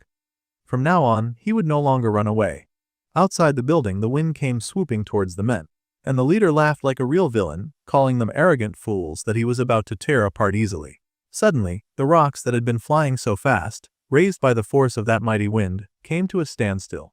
It was so odd how everything seemed to slow down and stop moving at the same time. Suddenly, a voice called out and asked the man not to get in his way. It was Glasses, and he told the jerk to move. The poor guild leader did not even have the chance to respond before he was absolutely decimated by the impatient man in glasses, and the guild leader yelled in pain, falling over. Much to the horror of the guild and the joy of the soldiers watching, a new player had stepped into the scene, and it was Sergeant Choi Youngjun, the nightmare of that one vampire lady. In a flash, the sergeant had easily swept the guild leader away, and the bespectacled man took off his hat to yell out the name Lee Hyun-wook. It was quite a mighty shout, and shocking to all the soldiers who stared at him in surprise. They had to ask Youngjun what was wrong, and the man grinned like a crazy person, asking where Hyun-wook had gone. Well, the soldiers were not sure if it was safe to answer that question, but they finally pointed towards the detention building, explaining that their boss was inside. This turned their attention to the building before them, and they watched in awe as the barrier began to go down. The sergeant in question was currently hiding from a demonic blonde lady, and the man with the glasses grinned, asking Lee Hyun-wook to wait for him because he planned to cut him up alive. We continue from the huge hole that was made in the side of the building as soon as the warden discovered that a stranger was sneaking around inside her building. The blonde laughed that the man hid like a rat, and the little girls begged for salvation as they hung suspended in the air. Then the warden licked her lips and made her threat, telling the rat to show himself quickly so that she could kill him with mercy. However, if he preferred a chase, then she was also more than happy to wickedly oblige. It was so much more fun that way after all. Those were the words of Park Ji-hyun of the Seoul Detention Center. The caution signal went out that the barrier surrounding the facility would now deactivate, and the snipers watched in awe as the barrier began to come down. Finally, they could move ahead with the plan. Kim Se-hee watched the barrier descend at the ready for any commands. The villain arc was the worship of darkness, where the villain had to recruit 500 zealots to worship the darkness. That was complete. Then the warden had also slaughtered the zealots as an offering. It was then time for the warden to bloom the red flower and raise the land. The blonde said that she would take care of this place, so all they needed to do was to go ahead and finish the ritual. She tossed her hood in joy, much to the surprise of the person with her, but Blondie had wanted an excuse to let loose for quite a while now. She had started getting bored with the villain quest, so it was now time that she had some fun after all of that hard labor. Meanwhile, the hero was stunned. According to his knowledge, there should be only one person leading the Black Magic Association, but surprisingly, there were two. Facing two villains at once was too great a risk, even for him. A big purple ball spun above, sucking the life and blood out of 3 student sacrifices and stealing the blood of the zealots below. The core of the erosion continued to thrum with bright brilliance as the evil grew stronger and stronger. Hyun-wook gritted his teeth because he had spotted the core. Really ugly roots had started growing out of it, and they spread all through the room, ugly and thick as they pushed their way into the world to spread corruption and suffering. The figure that remained hooded stayed to oversee the process, while Blondie would leave all that to them. Meanwhile, Youngjun paused when he noticed something odd about the building, and the lieutenant's attention was also pulled towards it. The situation was even worse than they had feared, as they saw a giant tree sprouting suddenly from the top of the building. That gigantic thing was large. It was almost impressive the way it just sat on top of the structure, but it was also very clearly evil and wrong. Once the blood of the 3 children with pure mana was spilt on the altar, a red flower was supposed to bloom. This flower would bloom because the children were offerings, but the worried Wonsuk had not understood what the cult had meant by the red flower. Now, Hyun-wook understood why they were using the blood of children with pure mana. The red flower and this tree that grew out of nowhere were scarily connected. The children remained suspended in the air, unable to escape as the hooded figure continued the process. The hero had no idea what these jerks were planning, but he had come to save those girls. Before that red flower thing bloomed, he had to save those children. The man gritted his teeth in annoyance, determined to come out and help those in need, and thus Blondie found him. She was quite excited about it too. She'd been very bored. You see, the hero gritted his teeth in annoyance as he had completely forgotten about her for a hot minute, and she swerved to smash him, bringing her pointy weapon down. Obviously, our guy easily dodged that. He was not about to go down from one hit, even if it was a new enemy. The lady twirled around, unbothered that he had dodged the first attack, and she powered up yet another attack. Now, Our guy realized that it probably would have been wiser for him to look for his inventory bag first. The blonde laughed, asking why he was wearing such a perverted outfit. She was going to arrest him for public indecency. Her great shimmering and sparkling weapon came swinging at him, and he immediately activated hardening to stop his skin from getting smashed. The ball of power came closer and closer to his skin, but oddly so did some very strange green hands. Those hands were familiar after all, and one of Sihi's spirits blocked the mad lady's attack, tanking the explosion. The hero immediately recognized the wind spirit, and this meant that Sergeant Kim Sihi was on the scene. The sergeant was ready, as she was still a bit sore about losing her last battle, so she was determined to make it up this time. She asked if the hero was all right, hoping that she had not arrived too late, but he assured her that she had arrived just in time. There was one more to fight aside from her. He would go after that person, so he would leave the girl to Sihi. The blonde licked her lips, and she had the gall to call someone else a pervert with how much her mouth watered. She was glad that a replacement for the pervert had shown up, and the girl's eyes widened in surprise when her spirit was immediately chained down by the warden. A spirit from a lump of mana was a tasty treat for the blonde, it seemed, and she had the poor spirit tied up instantly and devoured it. The poor thing cried out in pain, and the warden commanded her weapon to eat up the spirit completely. Sihi roared in rage and charged. There was no way she was going to sit back and watch her friend get eaten. The blonde was expecting that exact approach, and she raised her weapon in preparation. Seeing right through that attack, Hanwook grabbed the girl and told her to dodge.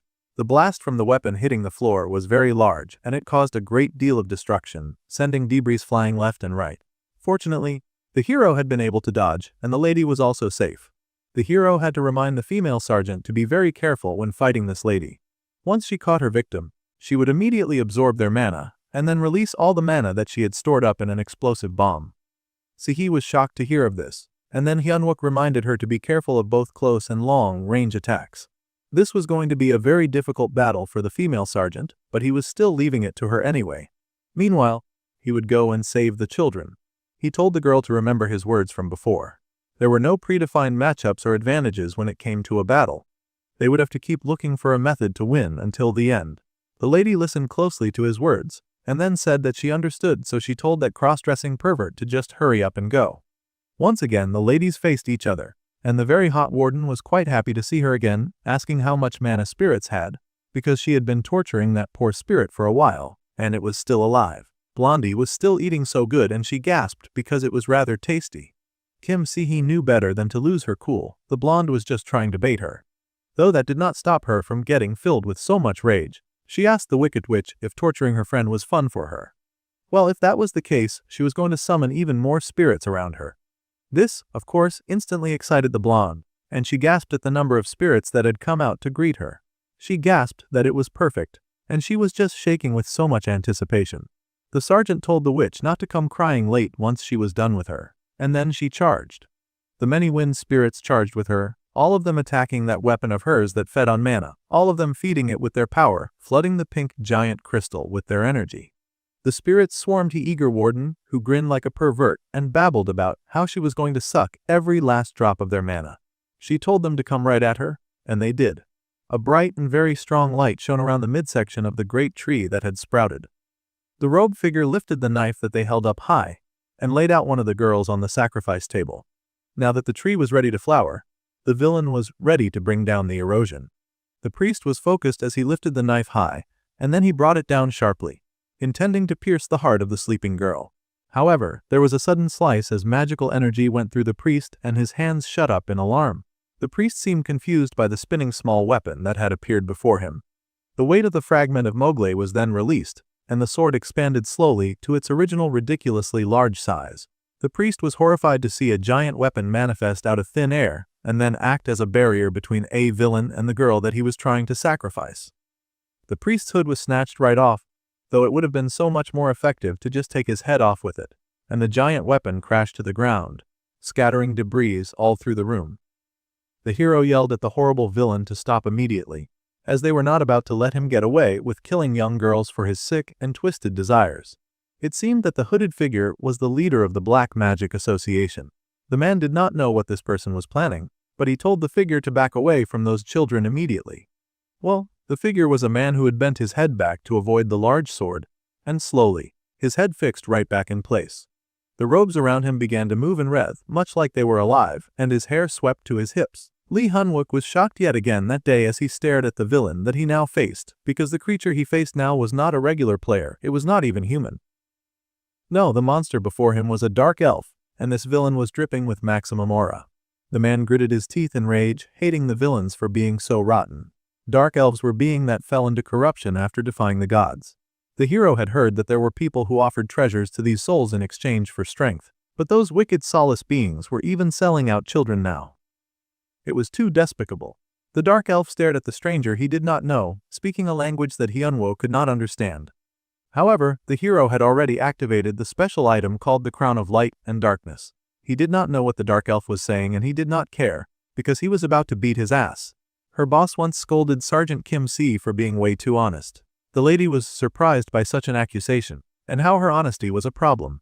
Hyunwook sighed and said that it was not just her either, this went for most soldier players as well. In the military, players are educated according to their capabilities, that was why they tended to treat textbook rules as the answer to their problems. However, while the textbook did say that one should avoid disadvantageous battles, the man asked what they would do when they could not avoid such a situation. A time like that was sure to come for soldiers. And the lady sergeant looked thoughtful as she considered her response. When a person could not avoid a disadvantageous battle, she wondered what that person would do. Back to the present, Sergeant Kim Si-hee was currently facing a very disadvantageous battle. The Mad Warden laughed, cackling like a mad person as she saw so many wonderful spirits had appeared to greet her. The wicked lady was overjoyed and shook with anticipation, desperate to devour them all. Kim Si-hee charged, telling the lady not to come crying later if things did not work out for her. All the spirits charged along with her, flying at her command towards the enemy that greeted them with joy, raising her huge hammer that sparked to feed on their mana. The blonde declared that she would happily suck up every last drop of mana that the spirits had to offer, and she joyfully called for them to come to her. Then, she released the glowing pink ball at the end of her dangerous weapon, tossing it towards the approaching spirits, who were blown back by the force of her attack. The tree that had reappeared from the rooftop continued to glow meanwhile, and the fight continued as the warden then restrained multiple spirits at once, eager to feast on their power. Then the warden laughed, telling Si-hee that it was such a shame because she wanted to play some more. However, the sergeant was not in front of her as she'd expected, but leaped from above and swung her sword in an arc to kill. Unfortunately, the warden saw her coming and swung her weapon up, much to the horror of the sergeant. A huge blast of mana was released, bathing the room and the sergeant in a huge blast that threw her back. The warden wasted no time in further hurting the spirit beneath her, and she looked up almost cutely to see the sergeant fall to the ground. This was a huge disappointment to the warden, who thought that the fight so far had been very boring. It was only fun fighting someone of similar strength, but this battle was way too lame for her tastes. Here she was looking forward to a grand fight, but her opponent had gone down too easily, and her opponent was also pretty mad about that. The warden then laughed and said that they would play a different game, raising her mana hammer with a wicked grin on her face. She asked the spirits if they enjoyed playing hide and seek, and she lifted her weapon, suddenly activating it, and its glow became brighter. Rocks and debris were lifted from the ground, exposing C to her sight. Yet more and more rocks were lifted and raised into the air. The sergeant wondered exactly what her crazy opponent was going to do now. But then her eyes widened in horror when she suddenly realized that she was submerged in darkness. The item name was Manavalan, a hero rank weapon, and it could sense all mana within a given radius, restrain a target, inflict pain on them, and then absorb their mana. It could, of course, also release the mana to create a strong shockwave. That was the weapon wielded by the evil warden, and she grinned maliciously, eyes flashing with a deadly light. The lady could easily sense all of the spirit victims that she had captured just lying around the rubble. Blondie had indeed created a twisted game, blocking out the light. She had activated her mana sensors so that she would have the advantage in this battle. Now, only she could find other people by following the light of their mana, while the sergeant was submerged in darkness. In this kind of fight, Si-hee could not hide from her, and the blonde grinned wickedly, asking the lady if she was quite done hiding now. She was coming, and she would give the sergeant no time to prepare. This was frustrating for Kim Si-hee, who had to hold back her breath when she suddenly got sliced in the side by a protruding branch. She covered her mouth to stop her scream, especially when she could see the corpses of all who had died uselessly in that building. The warden searched for her, calling out like she actually expected Si-hee to respond. It did not take long for the blonde to find her, and she cackled in glee, launching at what she thought was Si-hee, but was actually yet another spirit. Blondie sulked about missing her shot, but she was not discouraged. She laughed madly. asking why her opponent was hiding now when the brunette had been so spirited earlier. Perhaps the brunette was now the one who was crying in the dark, and the blonde went silent as she went back to spirit sensing. The brunette quickly realized then that she was at a huge disadvantage in this fight. The blonde was finding each spirit in complete darkness, and she was definitely using some kind of special search skill. Once again, the blonde screamed in victory that she had found her target, but it was yet another spirit that she so casually knocked aside. The blonde laughed that she was still having so much fun and wondered if that was bad. Pink light zoomed as the warden whipped around all through the room, dancing from left to right as she took out spirit after spirit. Even if the brunette just went into hiding, it would not stop the warden, who planned on eating up all the mana that the spirits had to offer. She would happily devour everything, much to Kim See's horror and alarm. The spirits, her companions, were suffering as the blonde warden continued to target them and cut them down. One by one, slowly but surely, the brunette was losing every advantage in this fight, and the blonde laughed that the sergeant must be going crazy from how powerless she was. Then, she suggested yet another game. The warden asked the sergeant to come out, get on her knees and then beg for her life. The lady laughed, her eyes glowing pink as she jeered at the brunette, asking her to get in front of her and begged desperately. This further angered Sihi as she hated the desperate situation that she had found herself in, and she especially hated the warden.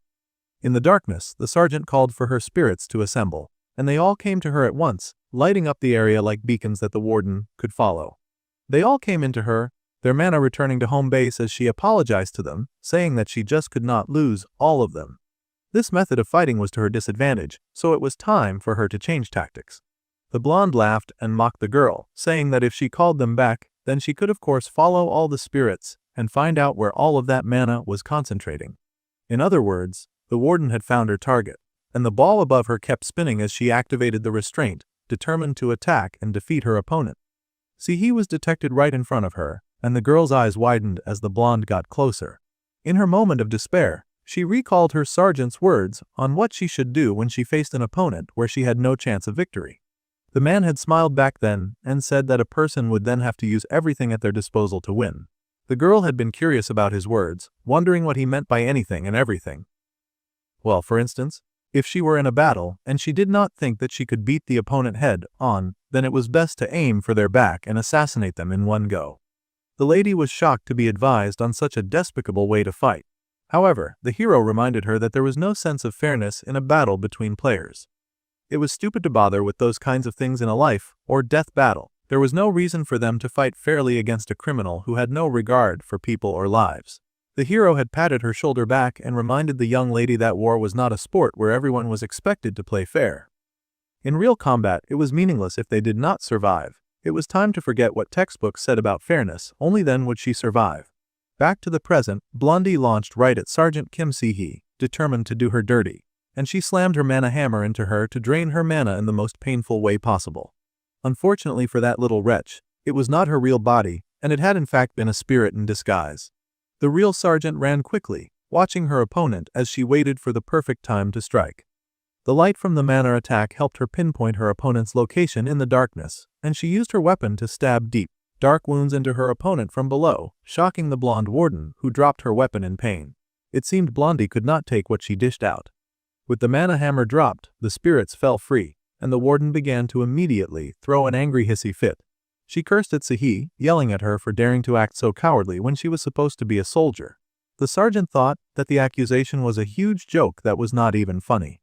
The likes of a villain like the blonde did not have the right to say something like that after all the horrible things that she had done. She has covered everything in darkness and sucked out mana from other people like a disgusting mosquito. Even if Si-hee was a soldier, there was not a single soldier out in this world who would fight fair against people like her who would kidnap children and sell them out. The blonde yelled in protest and anger. She was really upset that someone dared play her game with her own rules. And she said that she would kill the sergeant with her own 2 hands. Well, that did not seem likely as she was quickly finished by the sergeant, and Blondie's body fell back, blood bursting forth from her wounds. The spirits were free from their entrapment after enduring hours of torture. It was the worst. The spirits were so happy when their bidding fell off, and Kim Si-hee stood over the body of her fallen opponent. From now on, the lady swore that if she were up against a villain like the blonde, then she would not mind becoming an assassin. Meanwhile, our guy could not believe how rotten those darn villains were. After all, they had dared to sell even children just for their desire to gain power. The dark elf stared at the hero, not even slightly bothered and exuding maximum aura, as he muttered something in a language that Hyunwook could not understand. The man activated metal, bending and growled right back at the elf because he had no idea what the creature was saying. However, none of that really mattered to him because he was still determined to slay the dark creature anyway. The monster pointed its mighty weapon at him, its eyes dark red and threatening, and the hero matched its aura for aura. The little girl's life was on the line, and he refused to mess that up by charging at the elf in his skirt. The dark elf also raised his weapon to greet the hero, and they began their clash. However, just as they began their clash, Youngjun appeared out of nowhere, cursing the name of Lee Hunwook. The sergeant was absolutely pleased to see his bespectacled friend, hoping to fight by his side again, just to get straight up attacked by the angry officer. Glasses looked downright feral as he grinned in victory at finally finding the blue-haired man. Lee Hunwook was both shocked and appalled, trying to tell the sergeant to calm down for a second and listen. However, Youngjun shut him down, calling the hero insane, because if he were not insane, he would not have done Glasses so dirty. Suddenly, Glasses turned and saw the dark elf shamelessly attacking while they were both distracted, and they both had to jump their separate ways, splitting before the mean attack could hit them. It shattered the debris behind them, but the two sergeants were mostly okay. A huge wind blasted the debris from the force of the attack, and yet another hole was blasted in the wall, creating such a beautiful view. The hero was stunned that the monster had the power to blow away a tree that gigantic without even using a mana blast. This handsome elf would not be easy to defeat at all. He was dangerous. Despite the very serious situation, Youngjun refused to get his head in the game and was still somehow trying to attack Hyunwook. It was like the sergeant's presence was more curse than blessing. Now the hero was wondering if Glasses was even more dangerous than the darn elf. The bespectacled sergeant yelled that he was doing this in vengeance for his precious children, whom he would not trade for anything in this world, and they were the result of his blood, sweat, and tears after being dragged into this absolute nightmare world. The hero tried to insist that this was not the time to have this kind of fight. Glasses were being exceedingly ridiculous. Meanwhile, Kang Bakseal, also known as Snow White and the student and granddaughter of Kang Jongdu, and the one who would make master-grade items in the future, gasped in awe as she was introduced to such a large array of hunted armors. She had never seen such a display before. Her grandfather understood her excitement as these kinds of monsters were usually boss monsters in gates rank B and above, so it was hard to collect a lot of them, and this was remarkable. Kang Jonggo was a master amongst masters who made countless of items until his death, which was in 4 years' time. The happy granddaughter turned to her big sis to ask if they could modify these as they saw fit. The redhead admitted that they could, since they fought those monsters to rescue these two for that purpose. The happy girl gushed, saying that she had thought their rescuer was just some rich guy, but to think that he was also a high-ranked soldier made her gush. The woman then hurried to clarify, but the happy girl was already far one, thinking that if she could smuggle a few arms and legs, she would make so much money. She gasped at the beautiful Orihalkan alloys. It was insane, as there were also magic links between the helms and the swords. The Bakseal gushed and showered adoration all over the giant metal suits. Her grandfather warned the girl not to run and fall. He was worried about her after all. Then, the redhead glanced at Choi Youngjun, spitting at the man trying to sneak around, and she asked where he was going. Glasses mumbled that he was just going to take some time to take care of himself after returning from the mission, and that he had a lot to do, and he wanted to weasel out of any more work. But he was speaking so fast that the redhead could not hear a word that he said. The man then spoke up that a combat deployment and civilian rescue, right after he got back from leave, was way too much. He knew that he could not rest as much as he did during the waves, but he needed some time for himself, or at least a drink every once in a while. He did not even have the time to open any of the whiskey that Hyunwook had so kindly given to him. Suddenly, they both got a message. The message was for the platoon leader, and it was from Hyunwook. They had finally gotten a signal, and they requested for the blacksmiths that he had asked for. They were looking at the hunted armors in that moment, and Glasses begged for the platoon leader to tell the hero that he was dead. Everything was working out perfectly for Hyunwook, and he requested that the blacksmiths disable the magic link of some of the armors first. Then, he asked the lady to take those armors and weapons from the armory and come to support them. They also needed to bring Sergeant Choi Youngjun as well. As one can imagine, the sergeant in question was horrified to hear this. The man yelled that he did not want to go. After all his missions, he had been in combat for a month straight. He refused to go. The hero had then grinned wickedly as he recalled coming across Choi Youngjun's private stash of booze. The officers with him were worried that he'd kill them if he found out, though that was the exact kind of passion that Hyunwook was going for. Lifting the communicator to his lips, he mentioned that when they were packing supplies, They just might have accidentally packed up the man's box full of alcohol that he had been babying for the last 2 years. If something happened to them in the mission, then they would not be able to return the box to him. It was such a pitiful situation, and there was nothing they could do unless the sergeant came down to help them. They were holding his precious alcohol bottles hostage, naturally. Glasses would not forgive them. The bespectacled man was in shambles, asking what they were talking about. He screamed for his babies, asking the hero if he wanted to see him go insane. Suddenly, the hero cut off the call and giggled, pretending that they had lost the signal to further trigger the already enraged Youngjun. Well, he got what he wanted, and now Glasses was furious to demonic Cheshire Cat levels. She had dared to smuggle away his precious alcoholic babies, and he would not stand for that kind of behavior. The man asked the hero to speak the truth, yelling that he was sure that the hero had drunk some of it. Hyunwook was exasperated when he retorted that he did not drink, especially during missions. The two bickered back and forth, and Glasses insisted that he had seen the sergeant drinking that one time. It would have been way more hilarious if the dark elf wasn't watching them fight like fools in front of him. The monster was confused at being ignored. They had stopped his ritual for no good reason, and now they were fighting among themselves. Well, if they carried on like that, it was beneficial for him anyway, and a dark, ugly face suddenly opened its eyes. The dark elf activated something dark and deadly, an ugly creature on the furs of his outfit, and he launched it at them in an attack. Youngjun was still busy trying to bite his way through Hyunwook for daring to steal his precious bottles. The hero desperately yelled out that an attack was coming, right in front of them, and they could not just ignore it. The creature had extended 10 long ropes from its body, and those long extensions went sky high before the two players. Then they suddenly arched downwards, and Glasses groaned like the fight against the dark elf was just an annoying inconvenience. Then he asked the hero if he could fly. It was best that they take care of the beast in front of them and then fight later. The hero admitted that he could not fully control his flight yet. Well, Youngjun tossed him as the extensions came right for the bespectacled sergeant, and the hero wondered what Glasses was planning. The bespectacled sergeant lipped, managing to dodge out of the way of those wicked extensions that tried to grab them and crush them. The extensions were really targeting Glasses for some reason, and he pulled forth his weapons to shoot at the long, red, persistent limbs, finding them so annoying. The extensions danced along with him, and together they weaved and bobbed, each battling to defeat their opponent. Youngjun was doing pretty good at dodging the attacks. Slipping out of the attack zone at the nip of time while Debras went flying around him, he managed to land a hit on the red extensions, but it did not seem to be doing much damage, and he was right back to dodging in the next second. Meanwhile, the hero came in from the back while Glasses was distracting the monsters, and he summoned that giant sword of his. Mass from the Mogle fragment had been sealed, and the sword swung in the area. This was at the nick of time because, at some point, the red extensions started picking up in speed. They came zooming at Youngjun faster than he could dodge, and once came so close to piercing his glasses. However, just before it could make contact and skewer him through the face, another mass from the Mogle fragment was released. The giant weapon came down.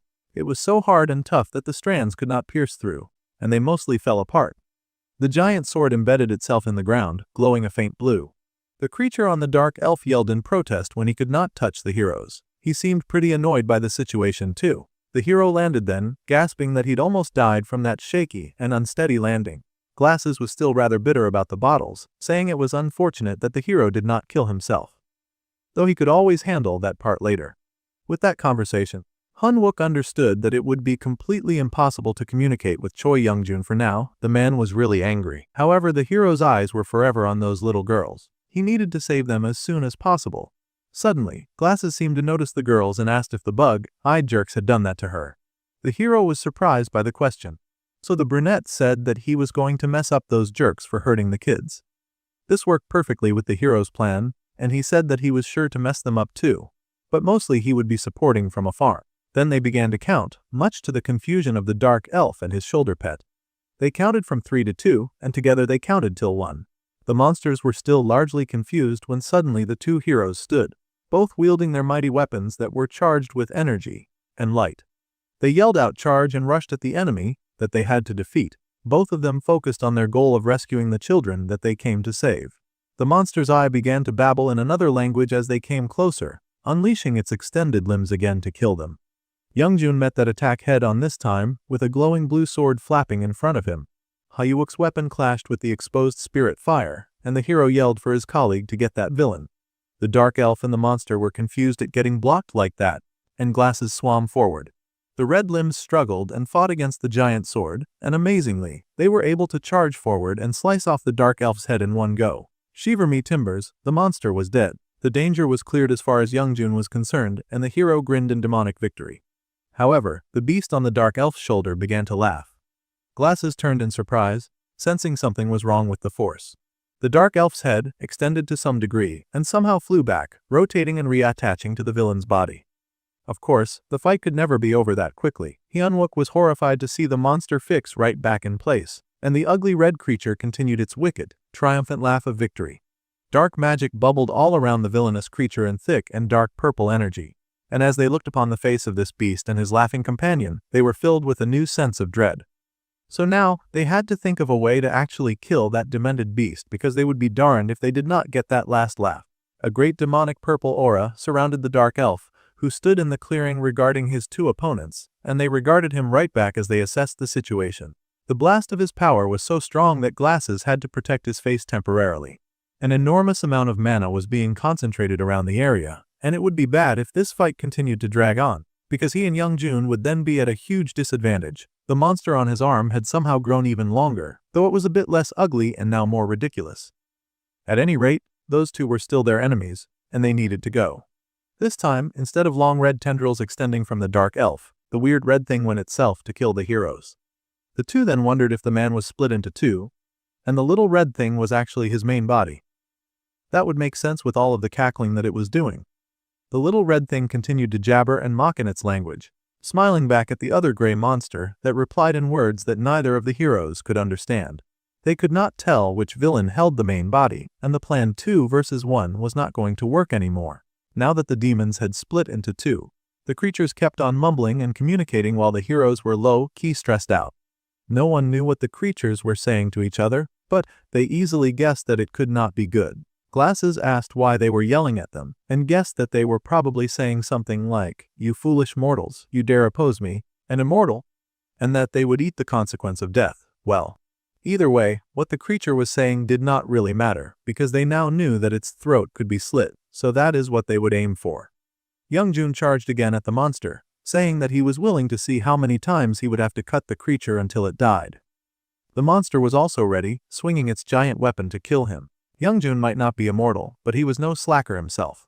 The boy was fast enough to zoom out of the reach of that blow. The smaller monster faced Hyunwook, who eyed it carefully.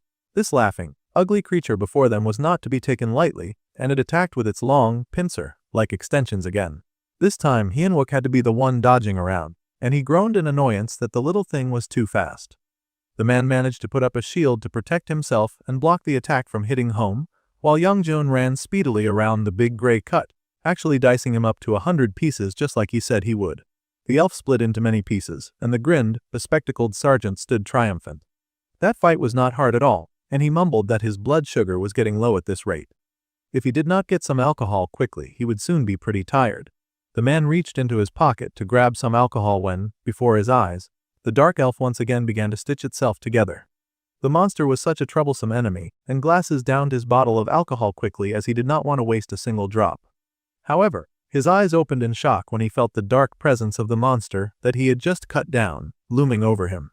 The creature pointed its deadly weapon at the surprised sergeant, who just managed to dodge that attack. His helmet and his alcohol bottle got sliced up, and the hero as well got thrown back by his own opponent.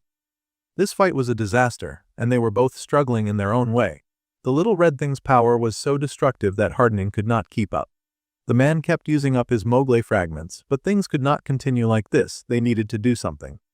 The sword waved around, and the hero pushed himself to his feet.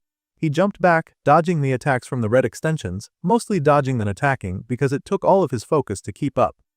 The red thing kept grinning, and it was so ugly. Meanwhile, the handsome man spoke to Youngjun as if he were telling him to just accept defeat. The bespectacled sergeant was quite something for a human, but in the end, he was only human. From now on, they would meet the true wrath of an immortal. Or at least, that is what Glasses figured that they were trying to say anyway. The raging alcoholic laughed that he was translating, so the monster had no reason to suddenly stop talking. Well, the man pushed himself back to his feet, bracing himself for the tipsiness of the booze. However, because of a certain someone, he did not have any more booze to drink. That situation was downright unacceptable. The dark elf stared in confusion, unable to understand just how much Youngjun treasured his drink, It did not matter if the beast he was facing was indeed immortal or not. If anyone messed with his booze, then he would surely seek revenge. Even if the elf did not die, surely it still felt pain. The ugly red thing kept grinning, and it was finally pissing Hyunwook off, and he said that they would soon see just how long that stupid creature would keep smirking, because he was about to wipe that smile right off its face. The man summoned up a sword, and the red thing turned in confusion as the Mogle fragment was released, and the small sword began to sparkle and spark before the ugly red thing. The thing suddenly grew in size and strength, cutting the ugly laughing beast in half. However, the ugly thing still smiled, its long extensions spread out, attacking Hyunwook full force as it seemed unfazed about the lower part of its robe that got cut off. The hero panted in annoyance, wondering why the creature was laughing again, and why it looked like it had something up its sleeve. The monster's extensions wiggled and wobbled around, and the hero gritted his teeth in anger when he saw the beast sew itself back together. Just as he feared, the tiny red thing would regenerate too. The monster laughed in its full ugly glory, and Youngjun laughed as well since there was no point crying. Both battles raged on between two impossibly strong foes that refused to die, no matter what our heroes did. That sort of battle could be really exhausting. But they did not dare give up for the sake of the kids, and because of the erosion that these monsters would cause. The big dark elf was now starting to gain as well, the more times they failed to kill him, and Hyunwook gritted his teeth in annoyance at their insane mana regeneration. No matter how he looked at it, these creatures were truly immortal. They could not win this battle by brute strength alone, so he began to think. Lee Hyunwook racked his brain, thinking of all the countless battles that he had been in. Monsters would often hide their true selves, so the creature was pretending to be immortal to hide its weakness. If neither the big gray dude nor the small red dude was the main body, then it had to be somewhere else. The heroes thought very long and hard about the opponents they were fighting, the small, ugly red one with a terrifying hat, and the big, handsome, broody one with the muscles. There had to be something that those two were protecting with everything in them. Suddenly, realization hit Hyunwook, and he found their weakness with joy. Injuries to the same body part were not regenerating. So, the problem was not just killing them but killing them together. The battle raged on, and he needed to get this information to Youngjun so that they could put his new plan into motion. The reason why the one-eyed wretch was separated was that they were both real. Those two villains were, in fact, one entity, and they had to be killed together to die. However, the problem now was Sergeant Choi Youngjun. His stamina was lacking, and he had started to rush things. The hero wondered if the man would really listen to him. Well, they needed to end things with one strike, and they had to communicate that immediately. So, the hero yelled out to his colleague about the weakness he had found.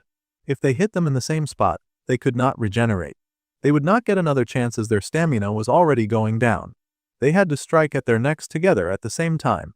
Just as the hero feared, Glasses was being a little difficult and wondered where the hero got off giving him orders. He was not letting those jerks have a quick death, and this was the absolute worst part about working with the bespectacled surgeon. They really needed to coordinate this attack. Lee Hyunwook yelled at the other man to get a grip. They did not have time to play around when children's lives were on the line. They had to save those children. The tree had already grown to some degree, and they had to stop the flower from blooming. So many things were more important than his desire for petty revenge. Glasses groaned, muttering that he could stick to the plan, so the hero told him to stop whining so that they could put it in motion. The two villains they faced would obviously not make this easy, so they both needed to lock in. The hero ground as the halo around his head brightened. They would only get one chance, so they needed to concentrate. If the two monsters realized what they were doing, it would become even harder to take them down. Well, the gray-skinned elf pointed its large weapon, and it charged. Meanwhile, Hyunwook activated the metallic transformation guard. Then, spinning like a princess in that skirt of his, the hero made his attack, moving faster than those long extensions to catch the red monster off guard. Then, he shouted that it was time and launched the key part of their plan. Youngjun also locked in and lifted his weapon, charging for the great gray beast. At once, the metal bender pierced the head of the shocked red demon, and the angry alcoholic did the same with the gray monster. Both were beheaded effectively as they roared their protest, but it was far too late for either villain to do anything about it. They beheaded them both at the same time, and a great light spun through the tree that had emerged from the building. The congratulations message popped up, and the heroes were praised once again for eliminating the source or erosion, called the Pastor of Darkness. They would then each receive an offering that they had received from their followers. It would be a random offering. The prize was great and all, but the heroes needed a moment to catch their breath. It had been a really exhausting fight. The rate of erosion had slowed, so now all they had to do was destroy the core.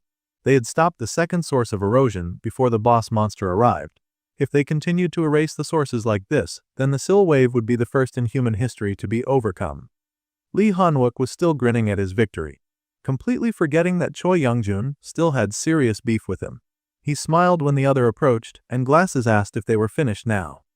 The hero went ahead and said that they had managed to get through that, so yeah, they were done, and it was all thanks to the other sergeant. Glasses did not care and asked the blue-haired freak if he was quite done with his insubordination. The brunette was confused, but the bespectacled sergeant was quick to remind him of his alcoholic hostages as he raised his sword high with rage. They had barely recovered from a fight, but Glasses was rearing to go for another one because the hero dared to talk nonsense to him. He wanted his babies back immediately. The brunette cried out for the sergeant to calm down. The booze was safe between the supplies. He did not want to have to fight after a victory. Lee Won-susk even showed up at some point and asked curiously what they were doing since he walked in on the bespectacled sergeant trying to strangle the hero. The brunette immediately asked for some help, and Young-jun also loudly complained about somehow not being able to slice the hero's throat, which was such an inconvenience to him. The hero loudly insisted that he had not lain a single finger on the booze. He swore it. He had only taken one whiff, but he had not disturbed its contents. Suddenly the bespectacled sergeant stopped moving and the hero wondered what that was about. Sergeant Choi slipped right from his shoulders, exhausted from their little back and forth, and sighing that he was so tired. The poor guy had spent too much time moving around, and he glanced towards the unconscious, unharmed girls. As long as they had achieved their objective to protect the kids, that was fine with him. So, after the man got some rest, he would take care of Hyunwook for sure, he promised it. Then Glasses closed his eyes and began to drift off. The hero could not help but smile fondly at the man who dozed off. Yes, Sergeant Choi was the hardest to control, but he was also the most reliable man that he had. Things were going nice and the hero was not starting to see traces of the man from his past life. They had all done some great work and Sergeant Choi's rest was definitely well deserved. For eliminating the Dark Pastor, they would now receive an offering that they had received from their followers. The hero's reward was ancient coin from an underground kingdom. Hyunwook was impressed as he marveled at the coin that had appeared before him, realizing that this was the coin of a gnome, a very beautiful round thing. Gnomes, the creators of the legendary Hextech, their traces had mostly been found through items and objects, because they were an ancient civilization that never appeared in his past life. Due to this, gnome items were astronomically expensive, but also very effective. Lee Hanwook could get an ancient gnome item with this beautiful coin, so he did not dare eat a metal so wonderful. The man instead harnessed the power of the coin in his hand, clothes and skirts flying as he channeled it. The window then congratulated him for having awarded a devil's medal, called Legion. The man beamed with joy at seeing the pop-up window. Legion had taken quite a while to digest, it felt like months, and he had even received a new skill from absorbing the elite item, and its name was Signal Core. A rank skill that came with transcendent sense and increased mental control. It also came with a Centurion Force, which would increase the maximum number of followers. The hero was shocked to see Centurion Force as this power was great for controlling others and amassing followers. It was a great skill. The hero's ability had no relation with creating followers, yet he had achieved a cheat skill like this. It was amazing. It was not that the hero understood how that jerk from the past had been able to control such a huge army. Just thinking of the Necromancer made the boy grit his teeth in rage and annoyance. Their current controllable metal had the weight of 85,000 plus grams, and Transcendent Sense was 30% active. A wide grin stretched across Lee Unwook's face, and his eyes narrowed with glee now that he could absorb all of his enemies' abilities now going forward. Lee Won-suk came closer, asking with worry if Sergeant Choi was really alright, and the hero just explained that the alcoholic was known to sleep when he was tired, so Glasses was fine. The man's reward had been Gnome's moonshine, so he held tightly to it in his sleep, mumbling that he would never let go. It was a fitting reward all the same. At any rate, the big guy warned Sergeant Hyunwook that although they had succeeded up here, the battle below was still raging and they should probably go help them. Sounded like solid advice, but the sergeant said there was no need for that as he changed from skirts into pants so that he could fight a bit more comfortably. The big guy was confused by that response, but the hero was right. Below, the soldiers were already busy handling matters, and the lieutenant told everyone to prepare for the warp. The giant orange portal opened up before them, and the soldiers got ready. They held their ground still, fighting off the sorcerers of the guild who refused to back down. The guild attacked relentlessly, shooting blasts at the soldiers, determined to bring them down so that their wicked ways would not be exposed. Providing reinforcements was difficult for the snipers because of the casters, and their location had been exposed. Still, the reinforcements persevered and shot at the guild members. Taeyong was yelled at to get moving, but the man protested that they could not leave their comrades to fight by themselves. The guild leader was so focused on making sure that every soldier just died, and his comrades were concerned, wondering if they could really do this. However, the other guild person insisted that they had to try.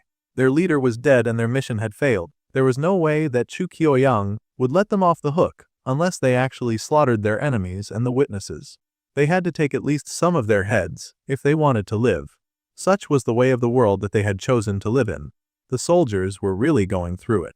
They put up a brave fight, but there was only so much that they could realistically do against magic casters. The lieutenant panicked as he watched his men begin to fall, and the casters were gaining ground on them, coming closer and closer, to the point that they were terrifyingly close to the man who held their shield. It was a scary disaster. However, like a miracle, a loud noise hooted and honked in the area, and a car ran right into the main caster that stood at the head, throwing the man away from the small circle that the soldiers had formed. It was a shocking occurrence for both the guild members and the soldiers, and they stared at the car in awe. Out of the vehicle stepped out a healed Shu, and the guild panicked in horror when they saw that Shu was attached to the Dark Paladin of all people. The lieutenant was ecstatic to see Seo Yuna had come for them. Yes, the beautiful redhead Seo Yuna had arrived at the battle, and she stood between the soldiers and the guild members. Violence against the military during times of disaster was ground for summary execution, and she faced the guild, ready to conduct those executions immediately. Lee Won-suk was impressed that even the attack platoon leader had come around. It seemed like everyone was here. The big guy grabbed the unconscious bespectacled sergeant, and Lee Han-suk walked forward, wondering where the blue-haired sergeant was going. Well, the man guessed that blue-haired vampires were likely hiding somewhere in there, and nothing about this felt right. It did not make sense that she did not run over to the next source of erosion, since she seemed hell-bent on showing up at each one. Just as the hero was pondering this, he felt something strong, like a strong presence. And even Lee Won-suk noticed a change in the air. Lee Han-wook turned as well, pulling out his weapon just in time to block the attack of a lady who showed up out of nowhere. The hero had pulled out his weapon just in time to block Kim Si-hee's attack, and he spun around to stop her from gaining leverage on the ground where they fought. The lady sergeant was confused, wondering why her colleague would stop her from taking down the vampire that terrorized them. The man yelled at her to calm down as well, because Lee Won-suk was not their enemy but their friend. Now this was unbelievable information, and the lady wondered just when they started making friends with vampires. She stared deep into the hero's eyes and they seemed to both notice that their faces were very close. She pulled away with a blush, figuring that the tall man had his reasons, so she would not question it anymore. The man thanked her for agreeing with him, promising that he would explain properly at another time. Right now, the Wind Sergeant had done exceptionally well. Thanks to her, the pastors were all dead, and now all they had to do was remove the cores. The second source of erosion was now all over, or so the hero believed. The female sergeant watched her friend with a soft smile on her face, which was when they heard the familiar voice to ruin all of their joy and happiness. Yes, these were the events that led up to that one very unfortunate moment, and the two little girls were instantly killed as sacrifice offerings to the second erosion.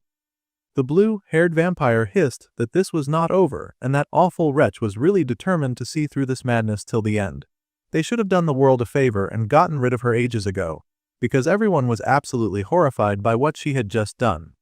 The monster before them grinned in wicked triumph and laughed, saying that their nightmares were now only just beginning. She had offered a sacrifice to the altar of the sky, and the red flower bud would soon rise at the altar. 2 children had been killed, 2 sacrifices that made an eerie shaped bubble from the tree above the building. It was indeed a wicked flower bud trying to sprout before their eyes, a terrible omen indeed. The flower's mouth opened, revealing rows and rows of teeth within the petals that summoned forth a large purple circle sparking with deadly lightning. Inside of that portal rose yet another very disgusting and deadly mouth of the beast of the erosion as it prepared to claw through the portal. The guardian of hell, Cerberus, was now enraged at the fissures at the gate of hell, and it was now being summoned, much to the horror of everyone present. Just as anyone would expect, the demonic creature of 3 heads roared and bared its teeth at the second gate, letting out a cry so wild and sharp that it burned the ears of those who heard it.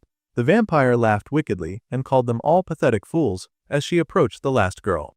She giggled like a little beast, saying that she had been waiting for this moment for a long time, so she told them to cry tears of blood and watch as her victory came down. Her long nails advanced towards the last girl, the final key to free that monster from the rose. And then they would see their precious Syl burn up in hellfire. A bit too much of this beast's head was out, and it was already preparing to release a fire bomb down below. The creature kept charging up the blast, and the blast grew and grew and grew, sparking in dangerous hues as it set off an intense fire, destroying some of the nearby buildings, setting them on fire. This power, this might, it was all fitting of a beast from the underworld, and the hero cursed that of all the things that could have happened, of course, that wicked witch showed up at a time when their guard was down. The three-headed monster raged and roared, baring its ferocious teeth as it unleashed havoc all around. It was truly a sight. The beast unleashed a huge blast, fast and terrifying, that broke through various nearby buildings. It was actually really sucky that things would turn out this way again, and this was the worst. The man immediately commanded Sergeant Kim Si to take the children away from there, and many spirits had already arrived to spirit away the last girl. The Wind Sergeant did not need to be told twice, and the hero charged forward, yelling that they needed to stop the final sacrifice no matter what. The vampire bat watched the man come closer in alarm, and she gritted her teeth at the wind spirits, asking who told them to do that. The item being used now was Sir Tristan's fail not to attack a target without fail, and the hero fired at that pesky vampire who started dodging all over the place.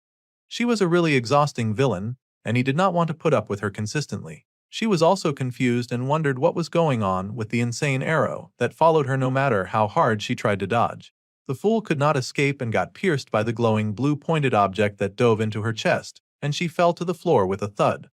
While the hero distracted her, the female sergeant made away with the last sacrifice, having secured the only survivor from the incident.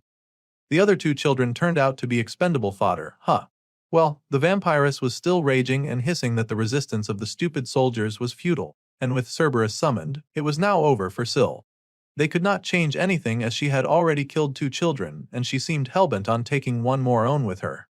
She was such a troublesome woman. The hero ignored or activated the crown of light and darkness that appeared like a halo over his head and granted an aura to specified equipment. Lee Hunwook was determined not to lose at a place like this, and he declared that he would, in fact, take Cerberus down and save Seul. No matter what her horrible plans were, he would stop them. That was his oath as a hero. The man then unleashed his Saint Aura and got a buff activated. To her horror, the arrow within the vampire's bosom began to spark and twist, and it bubbled with divine fire that had the horrible witch screaming in pain. This plan that Hyunwook had was a gamble, and he could not execute all of his missions without losing any people. He had to know that by now, as he had learned a lot from his past life. Even so, it could not be helped that he took losses like this to heart. No matter how many times he went through it, he could not bear it. So, no matter what, he had to make this work. The hero was fired up, and the dark Cerberus beast kept howling at the moon like no tomorrow. It was quite a demonic creature, trying desperately to tear itself from the portal, and they received a warning that Cerberus had torn a rift in their world and was now attempting to enter. They surely could not allow that to happen. He then yelled that it would not be best to bash the dog's head in like the sergeant had done before with the Dakabi goblin from last time. Well, they had stopped the last sacrifice from taking place, so it had not been properly summoned. However, right now they needed to find this beast's weaknesses and then use that against it. The Wind Sergeant wondered if they could even find the weakness for a creature like that with so limited time. Even if they did find it, what were they supposed to do with that information? That fierce beast was getting even fiercer, and the worst part was that it seemed like more and more of its head was managing to break through the outlet. Now all 3 heads were very visible, and it would not stop its incessant roaring. It was rather annoying. The redhead paladin raised her head and took note of the gatekeeper of hell trying to tear its way into their world. That could not be a good sign, and she was alarmed to see it. Even the soldiers were quite alarmed to see such a horrendous beast trying to enter their world. To absolutely everyone's horror, Cerberus broke free and leaped right from the portal. That awful demonic creature managed to make its way into Seul, and the hero gritted his teeth, saying that he had prepared for something like this a long time ago. Now he would make it work no matter what. No matter what he had to sacrifice, he would have to overcome this beast. The great beast roared as it leapt from the top of that giant building, freeing itself from the portal above. The creature then began to charge up even more bombs to shoot out because just its ugly appearance was not enough. It also had to have a very ugly attitude. This was the source of erosion boss monster named Cerberus, and the spark from the bomb that it was summoning was so large and wide that the entire surrounding area was lit up in pink lighting. The Wind Sergeant panicked to see such a beast walking among them, and she asked if Hyunwook was sure that they could do something about such an evil, ugly beast.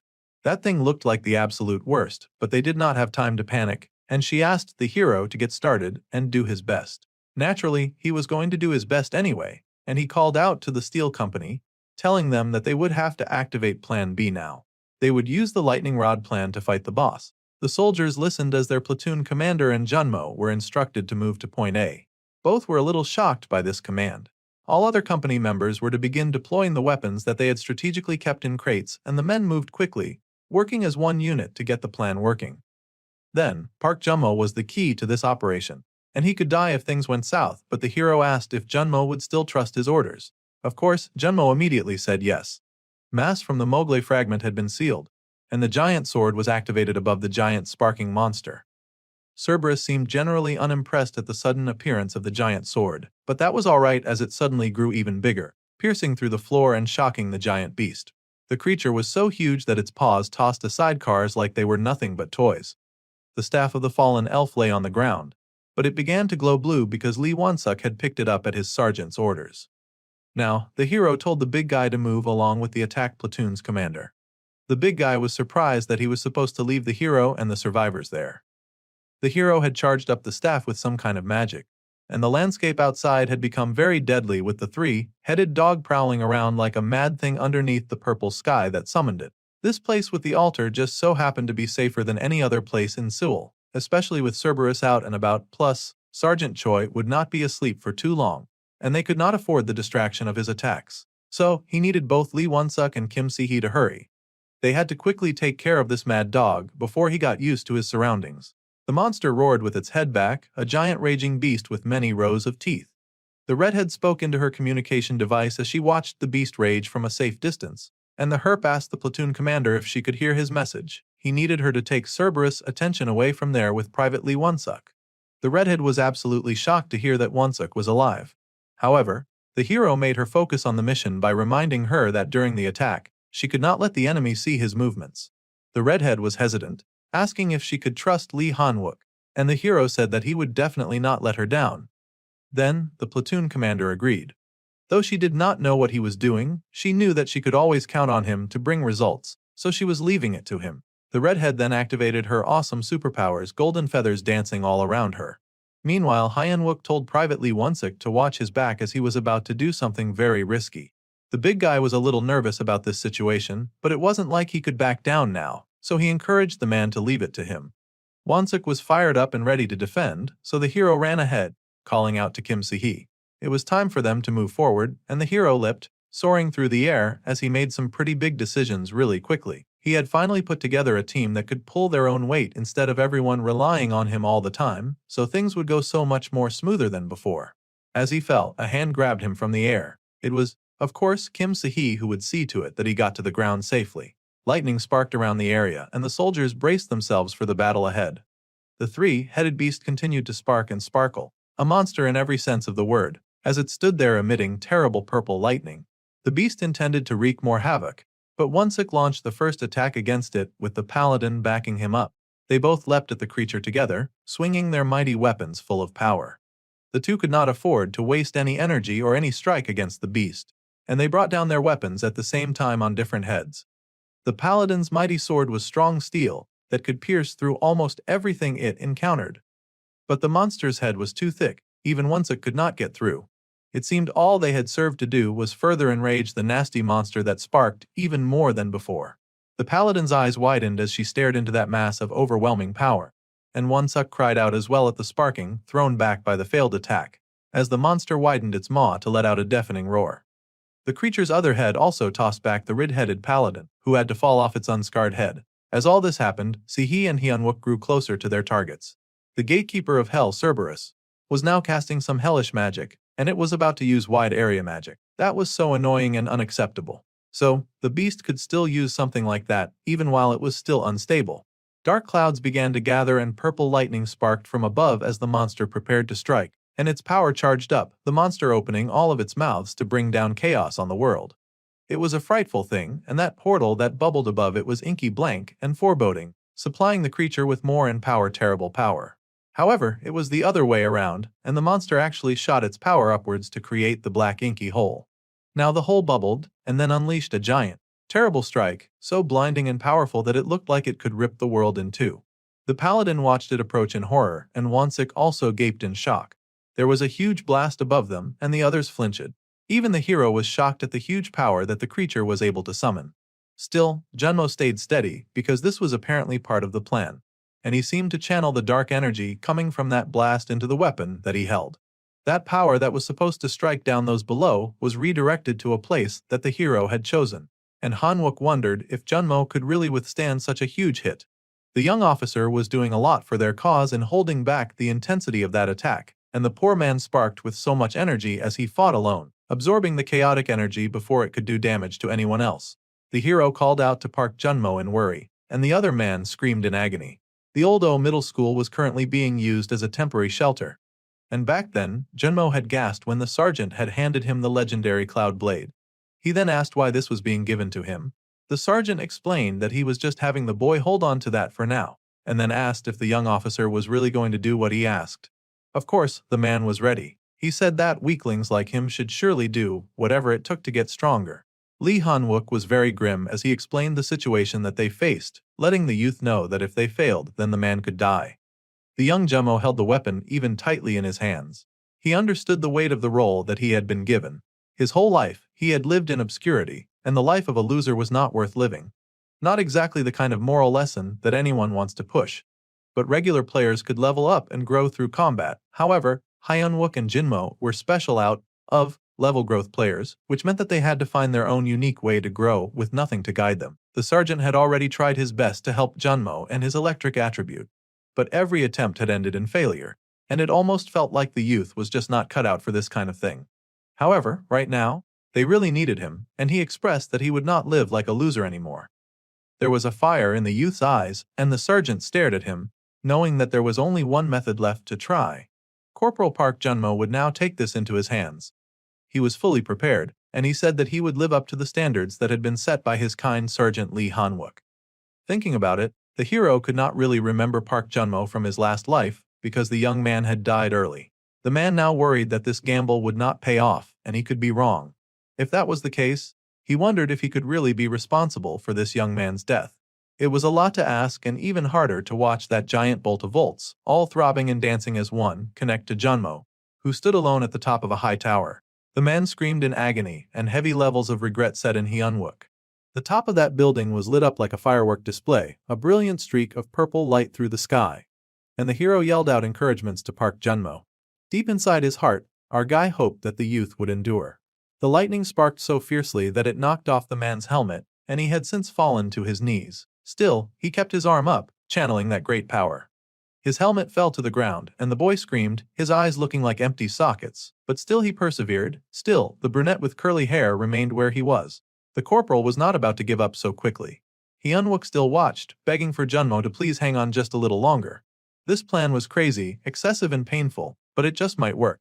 The light in the sky eventually fizzled out, the sparks reducing in intensity until it faded away. This was when a screen popped up to congratulate Junmo for discovering how to level up his ability. He now had 9 seconds left to absorb the electric current.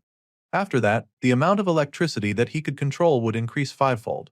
The youth remained on his knees, absorbing the very last fragments of that electric attack, his expression set in a serious determination, even as his whole body sparked.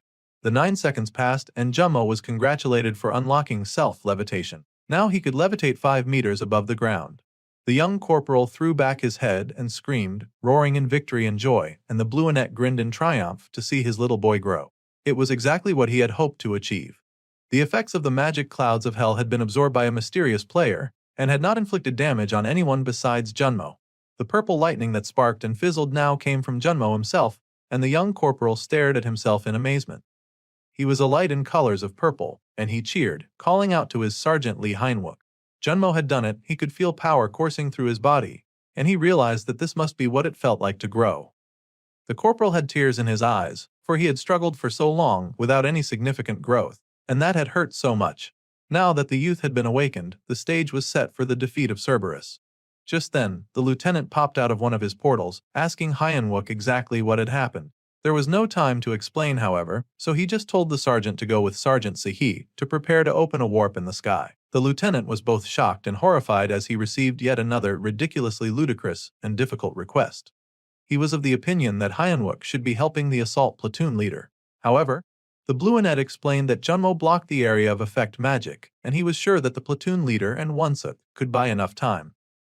Meanwhile, he was going to go ahead and tame these goodies in the meantime. The sergeant hopped into a truck and got to work on some special items that he had ordered for this occasion. The machine came alive and began the link with the 100 armor's black magic. Now the man could use the hunted armor's magic once they were linked.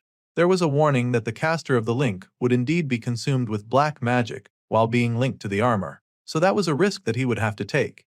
As he expected, the armor would not be tamed so easily, and dark purple lines already started growing over his face, trying to corrupt him. The man quickly activated his aura skill of a saint to counter the effects of that darkness that was trying to infect him. His halo returned and the devilish angel grinned in triumph, saying that he had his own ways of victory. Now, he would utilize metal bedding.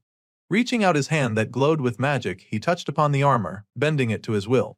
Meanwhile, the great beast Cerberus was not so happy with its plan to electrify the place, getting tossed up in smoke like that, and one could even say that it immediately sought revenge. Easily, the ugly creature located where the source of its attack had redirected to, and it found Jummo. The ugly giant creature still had a bit of fire left in its arsenal, and the fire head opened its large mouth to release a ball of flame. However, Wonsuk was unafraid of the ire, and he came charging in, determined to stop the beast no matter what. That one ball of gathered fire energy was huge, and Junmo felt greatly intimidated by such a nuclear blast coming so close. Wonsuk yelled for that scared loser to duck, and he swung his giant weapon, aiming the staff at the huge monster and slicing accordingly. Wonsuk glanced back, gritting his teeth when the monster fired anyway, scorching a hot and burning path through the atmosphere as it unleashed its fire blast. Even from a distance, the heat of that attack could be felt, and some part of the city was set on fire. Jummo fell flat on his butt, and the most important thing about this was that he had not been hit by the fire, and he was safe. This pleased Wonsuk greatly, and he laughed with joy, saying that he was going to be the next player here. Suddenly, the monster's giant paw appeared above him, and the big vampire was slammed right into the ground. He had clearly started boasting a bit too early, and the poor guy now spat out blood for his folly. Things were looking bleak for the big guy, but that was the moment that Golden Wings appeared on the horizon. It was the dawn of the Golden Paladin, a wonderful addition to the fight as she activated her divine and holy wings. The monster roared, trying to understand what it was faced with. Its ugly face looked like it was leaking as the Golden Wings drew close. As the monsters of destruction that they were, the monster immediately tried to bite the wings, knowing nothing but violence. Wait, those terrible monsters were onto something, because those large and sharp demonic teeth actually succeeded in shattering the golden wings that had attacked. The paladin was absolutely shocked that such an evil, vile and undead creature was still able to do damage to her holy weapon. The lady had used all of her mana on those holy wings, yet they had not been enough. She almost could not believe it. This monster they faced was far out of their league, and it roared in anger and annoyance, still trying to snatch the heroes into its jaws. The redhead put her all into dodging, but the creature followed her everywhere. It tried to slice her with its long claws, and the beast tried to eat her up as well. Jummo quickly realized that the platoon commander Seo Yunho was in danger, and it would be a crime to let a beauty like that fall. Though he was hit by a moment of insecurity, when he wondered if there was anything he could do when he had just barely become awakened. The lady bounced, somehow managing to get back on her feet before she hit the ground. Even an officer like her was having such trouble against the three-headed mutt, so the corporal did not believe very much in any of his chances for success. That ugly monster from the pits turned its eyes towards the redhead, while this loser continued to monologue in his head about how he had been a loser his whole life. Still, the redhead stood tall, holding up her shield, determined to fight the beast till the very end. Seeing her like that finally reinvigorated the loser brown ender, and he clutched the weapon tight in his hands. He would surely continue to be a loser with that kind of mindset. The man launched himself from the roof, yelling out that he could definitely do it, and if he was not sure how then, he would figure it out someday. Then a warning came out that the gatekeeper of hell had finished acclimatizing to Earth. It was the worst possible scenario as the hero had waned anything but that to happen. Now the monster had gotten used to its surroundings and it was ready to unleash more of its terror powers. The beast threw its head back, roaring out in anger, and all 6 of its eyes blazed with the promise of violence and suffering. Such a terrifying creature it was, and its hostile eyes turned red with darkness. The creature opened its mouth to reveal jaws dripping with drool and hungry to devour the earth and everything within it. The redhead was concerned as she did not even have any more holy mana, and Wonsuk had been knocked down.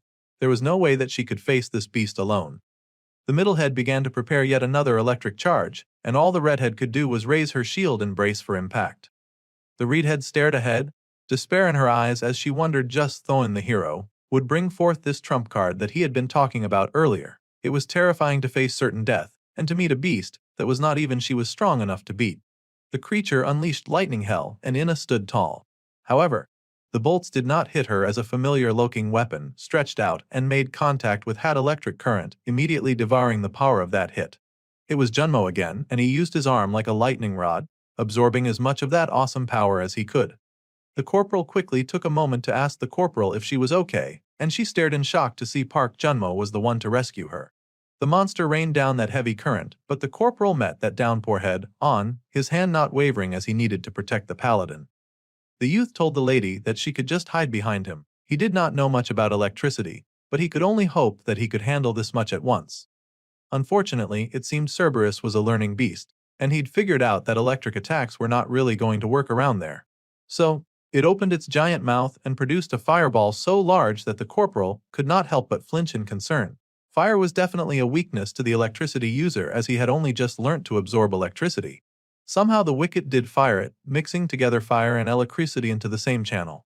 It was impressive, but it was still their enemy, and impressive or not, they would be better off if that monster was dead.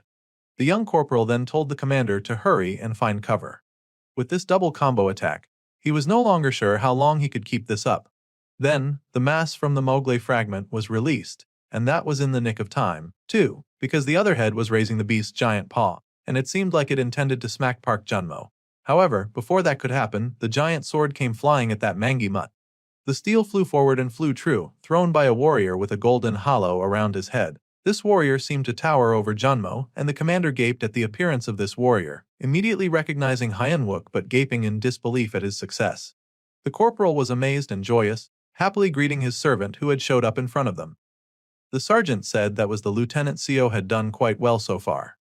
It was now time for her to leave them then and to stand back. The sergeant bid farewell to the lieutenant. However, the sergeant then called out to Corporal Junmo, asking the youth if he had enjoyed himself. He also asked the young corporal if he thought that he could handle it, and the corporal confirmed that he could. Finally, the brunette could at least hold it back with her cloud blade. The villain then grinned rather wickedly and told the young Brunner to keep distracting the enemy for as much as he could. The young corporal activated his maximum electrical output. The sergeant noted his consideration, but it was time for them to move ahead with the plan. The mass from the Mowgli fragments had once again been released. The hero now fought against the deadly beast with two giant swords. The young corporal charged up with all of the power that he had amassed from the great beast and just managed to shoot its shoulder. Meanwhile, our guy swung the big sword over his head, and the great monster suddenly turned its head into a hide-and-seek game of chess. The Mowgli fragment had been released, and yet another giant sword descended from above. The hero did to waste time in grabbing eye, and he launched at the beast once more, determined to at least be hated. The sword screeched against one of the thing's heads. Hyenwook called out for the giant dog to just hurry up and die up. He also called Cerberus a coward. Purple lightning continued to spark throughout the sky, and the monstrous beast below continued to rage, casting fear into the hearts of those who fought in this hopeless and one-sided war. Not only were the humans fighting against a beast that was 10 times their size, but the beast could also charge up balls of fire and electricity. It was a pretty unfair advantage, and the whole fight screamed of unfair circumstances. The hero had tried evening up the battlefield a bit when he'd rocked up with his giant suit of armor and even bigger blade, but he cursed when he misjudged the first attack and missed. Now that Jinmo had achieved and activated the new skill of self-levitation, he drew closer to his bellowed sergeant Lee Hanwook, and he blocked the very next charge of lightning that the mangy dog shot, protecting his superior officer. With this much electric charge, the amount of current that the corporal could control was increasing exponentially. Now it had increased eightfold, and if he continued like this, he would eventually unlock his hidden skills. Concerned, the corporal asked if the sergeant was okay, quickly volunteering to take care of the jerk with electricity for him. Hyenwook was not the type to try to carry every burden, and he happily left the electric monster to his colleague, while he would handle the fire, breathing, horn jerk. Naturally, the monster did not take too kindly to being underrated and unleashed its own attacks. Simultaneously, the electric head and fire head shot fire from their mouth, roaring flames attempting to consume the fire in front of them. Of course, Lee Hanwook had no plans of going down that easily, and he protected his face from the blast when it came. Suddenly, the Steel-Born of Flames blessing skill was activated, followed by a warning to beware of dark magic erosion. The flames raged hot and powerful, an overwhelming and painful force that was just as the blue-haired man expected. If it were not for the hunted armor, he would surely have been burnt to a crisp. The dragon was very passionate about unleashing his fire. he just kept his mouth open and unleashed death. Meanwhile, one of the released fragments sailed up to the creature, and it was revealed that the Mowgli fragments had been released. The giant blade curved through the air, manifesting as a shield to block off those awful flames, and the monster was pushed back from the force of the blade. Still, it caught itself. It was not about to be outdone by a human. The creature glared, its eyes blazing in rage as it stared in anger at the youth. All their attack techniques were just not working, and none of the strikes were getting through. Naturally, such an occurrence was really frustrating, and the hero needed to find a weak spot soon to hurry and end the fight. Suddenly, his lightning officer called out and said that he was holding back his attacks somehow. The man was really sparking up there, but he was also doing majorly well. However, the man would also appreciate it if the sergeant could take the monster down in one swoop. They needed something big to take it down. Even an idiot knew that, but they did not exactly have any big thing available, and the hero wondered if Lieutenant Li Manhe's warp was there yet. For now, things were impossible, and the sergeant had to order a tactical retreat. They would make no progress if they continued like this. Well, the beast did not seem interested in letting them get away, and it also seemed annoyed that they were preventing so much of its carnage. Suddenly, the giant thing started to run, which was not good. They could barely handle the creature when it was standing still, and now it was sprinting. Totally not good. It seemed the gatekeeper Cerberus had properly acclimated and was now accelerating the erosion, which was one thing that they did not want to hear. Fire and electricity raged through the town, and the soldiers called out to send a status report that the flames were spreading, target moving towards the bombardment zone. It seemed the large creature wanted to maximize all of the destruction that it could cause. And I was such a disaster as soldiers ran left and right to avoid getting caught up in this thing's attack. The Great Warp was finally complete, so the lieutenant could call out to Kim Si-hee to prepare the weapons. The weapons were finally prepared, and then the Lieutenant Miney called to Hyeon-wook. They had only one chance and they really needed him to succeed. The warp gate appeared on top of the burning area, and the beast Cerberus was still busy attacking Jinmo and Hyeon-wook. The creature was absolutely terrible, but the electric corporal was able to continue absorbing its shock power and protecting those behind him. The man screamed out from the effort to block the attack, and the sergeant came swinine, asking him to move out of the way. The man hopped away, and the hero yelled for their plan to work already. It was already getting tiring just fighting this beast. The Mowgli fragment was released, and the large sword manifested again, landing on the ground. The toughness of the creature's skin and its speed were all above the sergeant's expectations, and naturally, that was all very frustrating. The creature was also quickly getting used to this environment, and it was getting stronger. If things continued like this, it would end very poorly for them. They needed to find its weak spot soon, but where could it be? Suddenly, the hero noticed something. Now that he was paying attention, he noticed that the horned head was protecting the incomplete head. That was right, there were supposed to be 3 sacrifices on the altar to summon the monster breathing fire, electricity, and toxic gas. However, right now, the monster was only using fire and electricity. That incomplete head that looked like a melting pot of ash had to be its weak spot. Hyeon-wook surged forward, finally with a plan towards success, and he called out to Park Jummo, telling him that he had found the weak spot, and now he just needed the electric corporal to distract the monster. Just then, Junmo's current used electricity usage had exceeded the required amount, and a new hidden skill was unlocked. The electric corporal was shocked but also very pleased, and he told his sergeant to be careful as he activated his amount. Cerberus was also not the kind to back down without a fight, and he fought hard, saying that the target was 5 kilometers away from the bombardment zone. The warp gate was opened, and all officers were prepared to do what it took, until a negative report reached them. They had a problem as the drones could not reach the target altitude because of the excessive lightning strikes. The target was now 3 kilometers away from the bombardment zone, and the lieutenant cursed, telling them to just get it as high as possible. The target drew closer and closer to the bombardment zone, and the soldiers waited for their chance as Cerberus was lured into their trap. The target had finally reached the bombardment zone and the open area, which was exactly the result that they were going for. All the key players were in place, working together to bring about its downfall. All attack forces were now moving to the warp's bombardment zone. Si-hee was surprised that they were continuing with the original plan as things were, but the lieutenant said that they would just have to trust the sergeant. There was nothing else that they could do about it. They would continue the plan and move the weapons towards the warp. So, all of the weapons were moved towards the warp. As directed by the wind sergeant, the weapons flew into the warp gate, and the sergeant was lifted to the portal overhead by one of the wind sergeant's spirits. Everything and everyone was in place, from the mighty hero to all their weapons and the monster that was their target. It was time to activate the initial stealth rounds. The monster stared at the approaching man, growling in anger, and its ugly face seemed to grin up at him, but as the man watched, the deformed face was hidden underneath the fully formed face of bone. Attacks rained down on the monster from above, the bombardment unleashing hell on the frightening beast. The hero was annoyed to see that the creature was protecting its weak spot as expected, and it was too low for the surprise attack to work. So, he was determined to crush them with sheer volume of attacks. The man roared as he pulled every weapon in his arsenal and rained the steel down on Cerberus. The monster cried out in pain as the steel came down, but still it persevered and even tried to attack the hero. Despite their efforts, the attack landed short, and the hero cursed because he could not get an angle from there. This was his last shot, and he had to make it count. The power in his hands began to charge up, and the hidden skill was uncoke. Electric breath from Jummo was ready to use. The creature screamed as it was suddenly raped with electricity, and the young corporal dominated the attack against the monster for a hot minute. Then, he called out to Sergeant Lee Hyunwook to attack now. The sergeant was impressed with Junmo's work, saying that he never doubted him. Then he launched an attack that went straight through the white bone head and into the weak head below.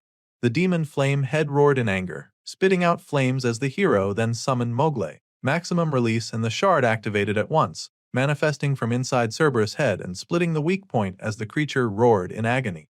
There were irregular mana waves of unknown origin that were suspected to be a second boss monster in the area. All members of the Tayson Guild who were supporting nearby shelters were suddenly unreachable.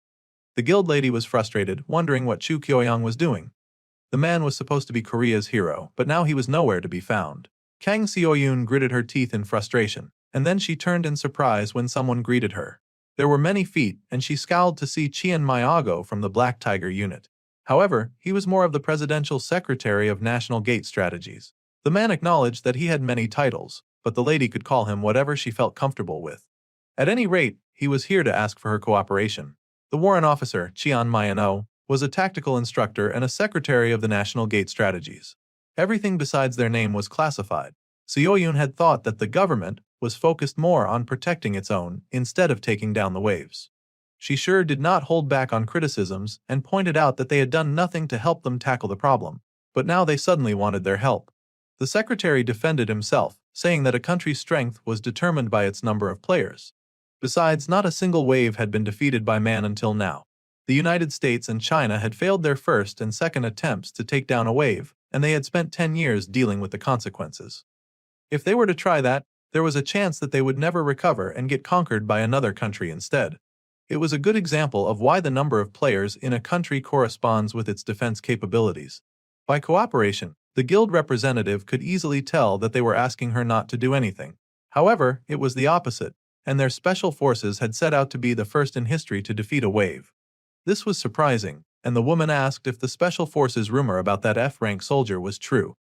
Indeed, the lady was correct, and the young man was finally a light at the end of this long tunnel. Seoyun could not believe what she was hearing, and she wondered if they could really turn the tide this time. The military man was confident that the situation had changed, so he would ask again. He asked if she would cooperate with them in defeating the first wave in human history. Lee Hyunwook was on the battlefield, fighting to prove his boss right, and he activated Mogle, releasing it in maximum mass, creating a scene so gory and so brutal that the creature seemed to implode from the inside out. Using Aura Saint, it added 10% of the crown's divine powers onto a target item and multiplied the divine effect by 5. The creature was struck 5 times by the amount of holy power on top of getting its head speared into 2, and it screamed in agony. The hero was frustrated and already quite tired of fighting Cerberus, so he begged the ugly creature to just hurry up and die. Still, the monster was of course trying to get in some last-minute shots.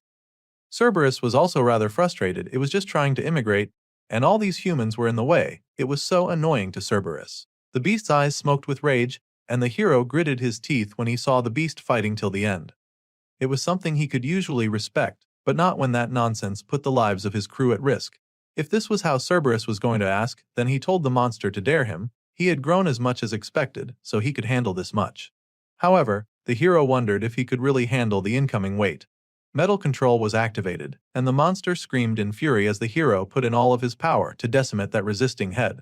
Finally, after hours of agonizing and relentless battle, the congratulations window popped up, telling them that they had defeated the gatekeeper of hell. The erosion would now decelerate rapidly and would cease as soon as they destroyed the core.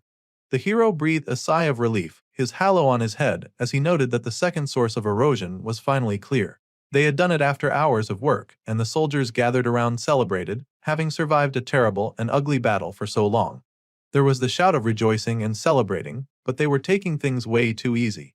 Suddenly, the hero received a warning that the hunted armor's dark magic corruption was increasing. It was time for Hyunwook to take off his spooky clothes.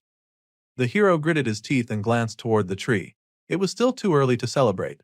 They had to hurry up and find that core immediately. This was no time to relax. After the nonsense that vampire lady pulled, they should have checked to make sure that she was dead. The sergeant took Junmo with him, and they hurried to find the core so that they could destroy it. The rest of them would find the survivors and prepare to move. The soldiers understood their command and began to pack it up. Inside of that tree was the core that they sought, and it was shattered to the relief of everyone around. Finally, the final congrats window popped up, and they had destroyed the core. The erosion had ceased, and all who participated would receive experience points, and magic stones would appear in the areas of erosion. Lee Hyunwook stared with a serious face at the shattering core, unable to really celebrate since 2 kids had ended their lives on his watch. They still received a reward, and it was the seed of Mistiltine. Once the seed took root and grew, it would grow to be a god tree of divinity. Now that was great, and the electric corporal stared at the seed in awe. They had finally destroyed the source of deterioration, but all they got was a stick. It seemed sort of lame in comparison, but the sergeant knew what that stick really was. It was a god-killing weapon used to kill the god of light Baldur. Since it was so powerful, it never dropped as a complete weapon. They would need to plant the seed to get it to sprout, and they would have to continue to look after it until it became the god tree. It was an annoying item, but it was better to have it than to let it fall into the wrong hands, in his opinion. Then the corporal glanced at his boss in confusion. There was no reason for Hyunwook to look so serious after they had successfully destroyed the source of erosion. He expected his boss to be celebrating. Jummo now knew how to level up as well, so all they had to do was take down the last source of erosion. Still, the sergeant knew that taking down the last source would not be easy at all. They had struggled greatly against the 3-headed Cerberus, and the monster did not even have its 3 complete heads. There would be yet another boss monster, and other monsters who had been hesitant this whole time would come flooding down as well. They could not just worry about only the gate anymore. Sil would soon be flooded with monsters, and this was terrible news to the corporal. The sergeant then turned to Park Junmo and told the youth to keep the fact that he could level up a secret for now. If someone asked, he should tell them that he received a skill by completing a mission. The boy was shocked. He had waited his whole life for this moment, but now he could not even share this with his friends. The sergeant said with all seriousness that this was because Junmo was just not strong enough yet. If people found out that he could level up at this point, then every organization of every country and every guild would come for him. Hyunwook understood that he wanted his team to excel, but for now, he wanted the youth to wait until he was strong enough to handle it. He recalled what it was like when he first discovered his powers, and he knew that the other guilds would kill him if they could not have him. The corporal was horrified to hear this, and he quickly became sober. Meanwhile, the hell window above the world finally closed, and everyone gathered could breathe a sigh of relief. The sergeant zipped up his clothes in relief, and the survivors gathered together, everyone getting prepared. Monsters would surely now appear in areas without gates from here on out, so the attack platoon leader would make a path for them with Lee Won-suk. Platoon leaders Park Junmo and Kim Jeongjin would stay behind. Everyone else besides these 3 was to go to the temporary shelter to protect the survivors. The soldiers were a little shocked to hear that, and some of them protested, asking if they would not take part in the taking down the last source of erosion. They wanted to go too. However, the sergeant reminded them that fighting was not the only duty of a soldier. There were no players in the temporary shelters, and they could not just let the survivors die. The soldiers lowered their heads in shame as they had not thought about that. Then, everyone got ready to mount up in various transport vehicles. They would leave as soon as they were all on board. Then, Kang Kang-cheol was called by Chun Myung-oh. Sergeant Hyunwook was the one to receive the call, and he announced that he had been waiting for the man's report and asked if his request had been approved. It had been really hard for Myung because of the man's irregular request. The battalion commander had also put his job on the line as well. The Bluinet grinned as he was rather thankful for the man's obsession when it came to moments like this. They had finally gotten approval from the president, and they could now use all military armories, the presidential armory. This was great news.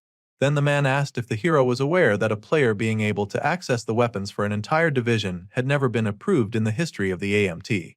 However, Lee Hyunwook just bowed his head in thanks, telling his superior to station a caster in each armory that could cast a warp spell.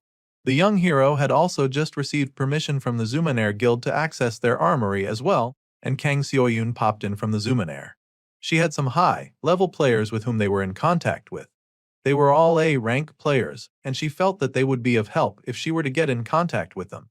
There were also some S-rank players as well. Hyenwook interrupted the lady to tell her that if she had some plans, then she better get them done fast because they did not have much time.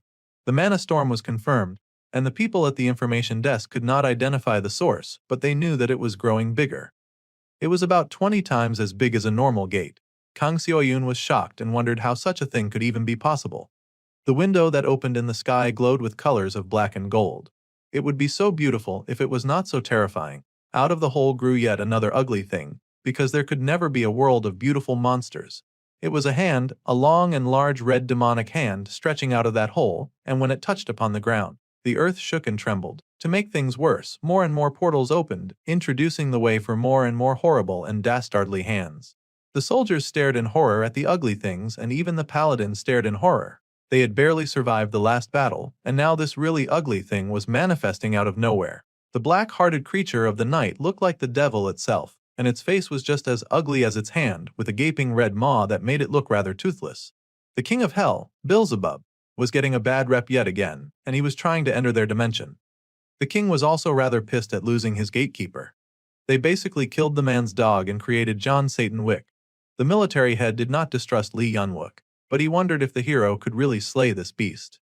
The king of hell's arrival was delayed due to the incomplete erosion, but that was not going to stop the monster from trying to force its way in like a toddler struggling with its baby seat. It was a horrifying beast, and the time until its appearance was relatively 6 hours. Lee Hunwook declared into the communicator that they could do it, and he would be the one to end the cell wave. It turned out that Youngjun worked part-time as a teacher, and his students asked if he was really going off to join the army. The children were really excited and wondered if he was really going off to find monsters, and they bet it would be really fun leveling up, just like in a game. Yes, these kids were delusional and had no idea how horrifying a real battle could be. The man even laughed at them for acting like the army was a joke. He was going off so that he could protect little brats just like them. The kids then asked if he was really going to protect them. Then why did he fail? The scene changed, and what had been a sweet and adorable scene a few seconds ago suddenly morphed to a picture from the underworld, as the sweet angelic faces morphed into dead faces of despair. Youngjun had arrived too late at the school to find all of his precious children dead. His eyes had widened in horror, and now his eyes snapped open, awake from a terrible nightmare. The officer with him quickly checked on him, asking if he was okay. The man groaned and rubbed his head, wondering where the heck he was. Before any of that, he needed to know what happened to the kids. It seemed that all of the children they had tried to save had died, except one little girl. It was a very familiar nightmare as he vaguely got the picture of the vampire lady puncturing the hearts of the other two little girls. The man was horrified and asked why Lee Yunwook had not been able to protect all the children. Of course, it had been a surprise ambush, so the sergeant could not have done anything about an attack like that. Besides, they had a different situation to deal with at the moment, and the officer opened the door to reveal what they were facing. There were hordes of monsters dancing around and roaring, large, scary, scaled monsters running into the area to attack. They were taking advantage of the fact that the boss was gone to run rampant and ravage the area. Junmo was holding them back for now, but he knew that the beasts would eventually catch up. Lee Hyunwook knew that they had no time to dance around with a few monsters, and he told the corporal to get the monsters off their back. They needed to get to the Rendezvous area on time. Suddenly, an even bigger monster showed up. It was just like the others, just bigger. The sergeant was about to do something about it, but fortunately, Wonsuk showed up to solve the problem. The monster was not a big enough problem to possibly think that it could mess with them at a time like this, and the big guy hurled it away. Hyunwook was grateful for the assist, and Wonsuk cheered himself as the future ace of the squad. The big guy really had an ego when he got down to it. The fighting of the monsters continued while the cars drove straight ahead. The heroes and players had to clear the path for the vehicles of people to move unharmed so that they could make it to the safe area. The red-headed paladin was also a part of this fight, and she fought gloriously with golden feathers dancing around her. They had to hurry because Beelzebub was still struggling hard to enter their dimension. That demon was one heck of a pest, but his advent was delayed by the incomplete erosion. The great monster had its huge arms stretching from the sky to the ground, so it was quite easy to tell that the ugly thing was massive and also quite mindless in its urge for destruction. They now had about 5 hours and 30 minutes until that thing became a really big problem. There was a box. It was Youngjun's treasured box of booze, and while the officer updated him on the A-rank players gathering, the man groaned and just asked for some booze to cure his headache. The officer was surprised, so Glasses repeated himself, in no mood to joke around as he demanded his bottles. The alcohol was over there, and the sergeant got to his feet, immediately gulping down the alcohol with relief. The officer was worried as he watched Glasses, knowing that the sergeant was about to go to battle. He worried that drinking alcohol might not necessarily be the best course of action. However, Glasses just tossed the bottle aside and told the man to think of them too, since they would be heading into battle with him. However, the sergeant's grip on his weapon was now tight and sure after having some alcohol, and he said that he would go in alone. As he was now, he needed to go into battle alone as he had always done since he became an A rank. The officer was surprised and confused about that, so Youngjun explained. All of the other fighters were just too slow after all, so they would just get in his way. That was why he went into battle alone. The other fighters just did not get it sometimes. They did not understand how scary it was to protect someone. With these words, he leapt into the fray. The man charged at all the monsters in front of him, and the monsters charged right back. However, they were no match for the A-rank hero who sliced through them in seconds as they were nothing but cannon fodder. Hyunwook was shocked to see Sergeant Choi and asked where he was going since he could not leave formation. Glasses grinned at the hero who had dared to lay his hands on his precious babies and told him to be silent. He was going to do what needed to be done, so he asked the other sergeant to clear a path. The sergeant called out to him to follow procedure, and just cursed when Choi did not listen to him. A military man who was bad at following orders was not the best. Ever since losing all of his students in a previous operation, Choi Youngjun has avoided working in teams and has stuck to working alone all the time. Hyunwook was rather frustrated about that and wondered how he was going to control a man who still suffered from heavy trauma. Meanwhile, Sergeant Choi went ahead to do whatever he wanted. He sliced and diced all of the monsters in his path, and every monster that he laid his eyes on. He was working fairly well as a one-man path, clearing machine, but he also dove around into town to identify a few people trying to escape. The man paused when he saw them, and also spotted a tiny little boy struggling to get away from a monster. The creature opened its giant maw, intending to devour the child, but children were the hero's weakness. But before it could even think of calming down, Glasses had ripped that thing in two. Without any hesitation whatsoever, that creature was gone. The man then landed, asking the little boy if he was okay. The child was shocked but not crying, almost a surprising reaction from a child, but he had probably seen many monsters in his life. At the shock of being saved, tears quickly welled up in the boy's eyes, and Glasses begged the child not to cry. The ginger looked around, wondering where the child's parents could be, but a glance to the side and the blood spilt quickly answered that question. The boy's parents were clearly dead, and like a newborn chick, the boy quickly latched onto the person who had saved his life, basically dubbing the sergeant as his new mother and father all wrapped into one. Glasses had no idea how to react to that, but he could not very well push the kid away. Only a monster would do that. Then, he asked again if the child was okay. Of course he wasn't, he'd just become an orphan after all, but looking down at the child, he got a flash of the nightmare he'd had earlier that caused his hands to shake. Still, the child clinging to him right now was alive.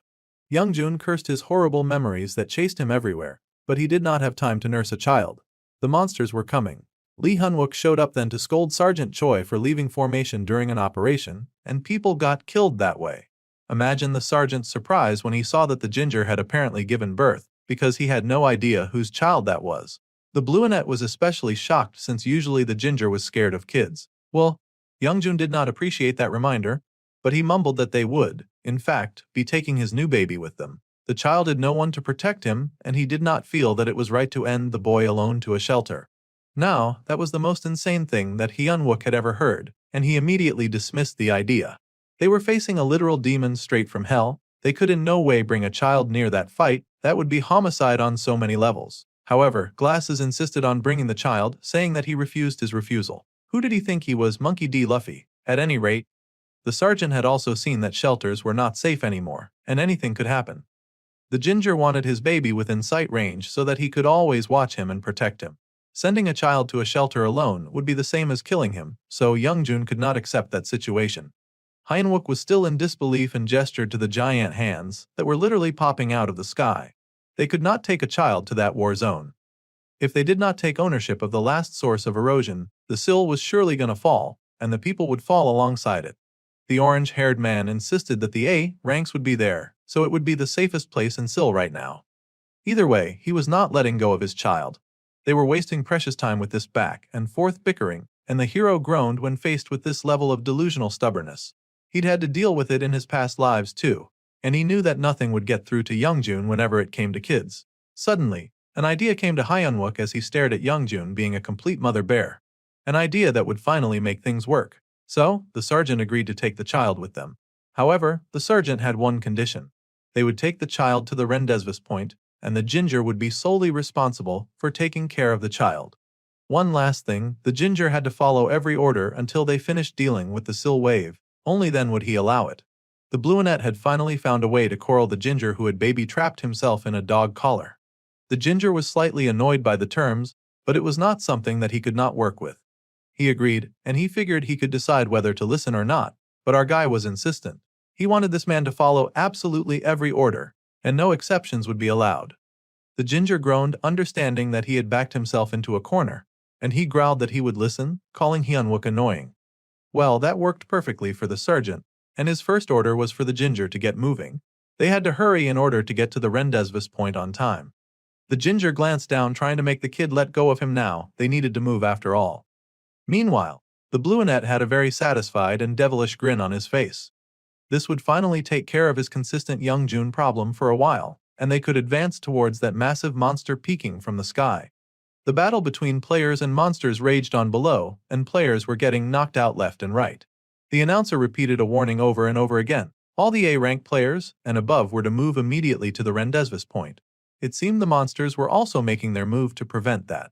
An ugly guy laughed at the announcement, calling the whole thing a joke. They were calling an emergency gathering when there were barely any players left. It was, of course, the ugly Chu Kyoyoung, leader of the Great Mountain Guild and the supposed hero of Korea. The man yawned with boredom as three large, ugly monsters gathered behind him. He was somehow even uglier than those monsters, and the hero laughed that a lot of players would never make it to that point. He smashed up the communicator, and it seemed the hero was in fact working with the monsters, and his intention was for nothing to go according to their plans. The giant hand remained protruding from the sky, like a thief trying to snatch some good from a window. While that looming monster remained an ever-present threat, most of the heroes had gathered together at the unofficial Soul Wave Response rendezvous point. Finally, the Steel Company had arrived as well, and they were greeted by a very hearty welcome, as much as could be managed during an apocalypse. Some of the gathered soldiers whispered about Lee Hyunwook being 2 meters tall, but the team had supposedly gotten rid of the source of erosion. They wondered if this was truly the legendary group. This group of heroes was a lot smaller than people expected them to be, and they gaped in disbelief as the team approached. The Steel Company presented itself, and there seemed to be only 9 members present, including the ginger's new kangaroo baby. The company reported for duty, and Hyunwook saluted the commander. The big man was absolutely thrilled to see the Bluenet, and he pulled him into a big hug, saying that he had completely believed in him. The Bluenet was still trying to be professional as he explained that the fight was not over just yet. The big guy and the sergeant stood in the light while the rest of the team was obscured in a rather foreboding shadow, but it seemed everyone had frozen because of a deafening sound. It was the sudden surprise sound of a monster arriving on the scene at their rendezvous point. The monster rode on the top of a vehicle that had no regard for human life, since so many soldiers were rushing just to get out of the way.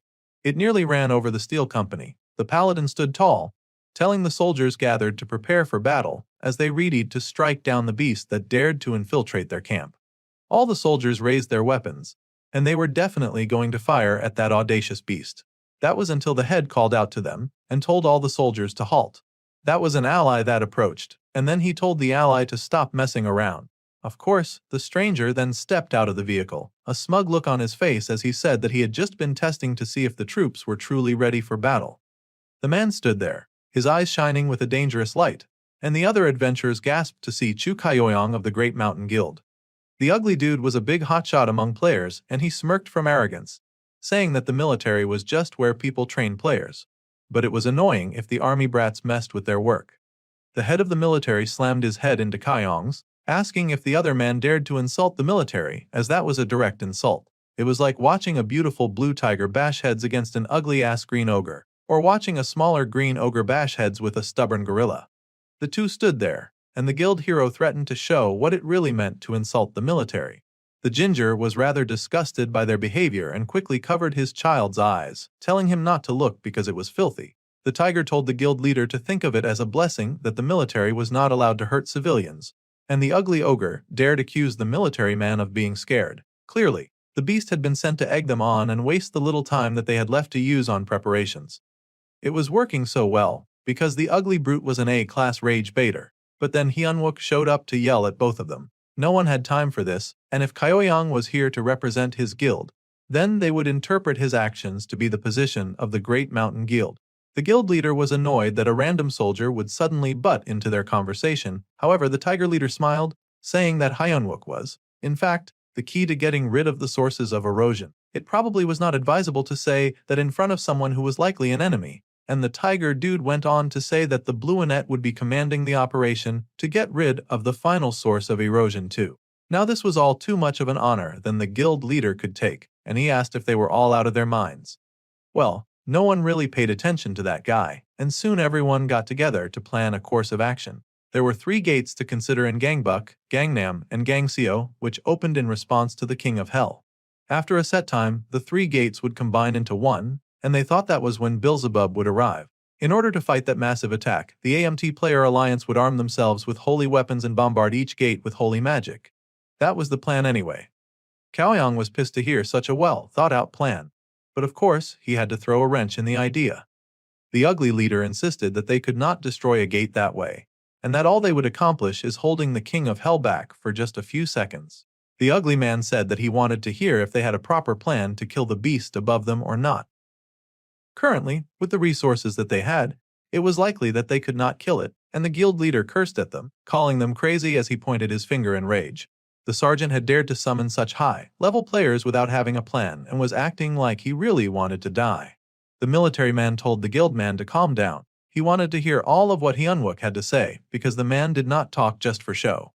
To be specific, according to the Bluenet's plan, they would be fighting an unstoppable monster that could not be properly slain if its body was on the other side of the gate. However, they could still manage to amputate the body parts that came across Seul. Ugly giggled wickedly, saying that they could not kill the monster, but apparently, mutilation was definitely an option as he had heard no verbal objections. However, Kyoyang did not believe they had anything to gain from doing that, if harming the beast was even possible. Hyunwook remained rock solid in his belief, saying that he had seen parts of the body that had been exposed because of his incomplete body. They could limit the creature's movements with a magic bombardment, and if the high-ranking players were able to concentrate their attacks on that area, they could chop off its limbs and stop the advance, which would die before the complete erosion anyway. Plus, if they were able to destroy the core on top of that, then the main character was deadly sure that they would be the first in history to conquer a wave. The military man considered this option for a while, as it seemed possible. The way a person defeated a wave was not by killing the beast, but by destroying the core, which caused the erosion. However, there was just one problem, and that was that there were not enough A-rank players. The military man then asked who they needed to destroy the core if they found it, and if it was still possible. If they were to gather all the C-rank players and above who could attack it directly and take turns striking, it was possible, but it was easier said than done. The gate system had never allowed attacking monsters inside so easily. Whether it was the arm or the head, the system would make it much harder to beat them. Well, Lee Hyunwook was quite tired of the pigs whining. All he had done all day since he got there was complain, so the blue-haired sergeant was now ready to follow Kyoyang's fine idea if he even had one. He was open to any idea that would let them attack all 3 heads at once. The pompous hero laughed and stretched out his hand, saying that the Blueanet clearly had no experience at all. The Tiger Man just smirked, saying that things like experience did not matter when it came to their beloved sergeant. Well, Kyoyang was still laughing when it was revealed that the young man standing before them had led the team to clear the Red Gate and the Sil Station. He was also an F rank. Naturally, the pompous guild leader laughed and found the whole story very far-fetched. He mocked that this whole deception was getting too obvious now.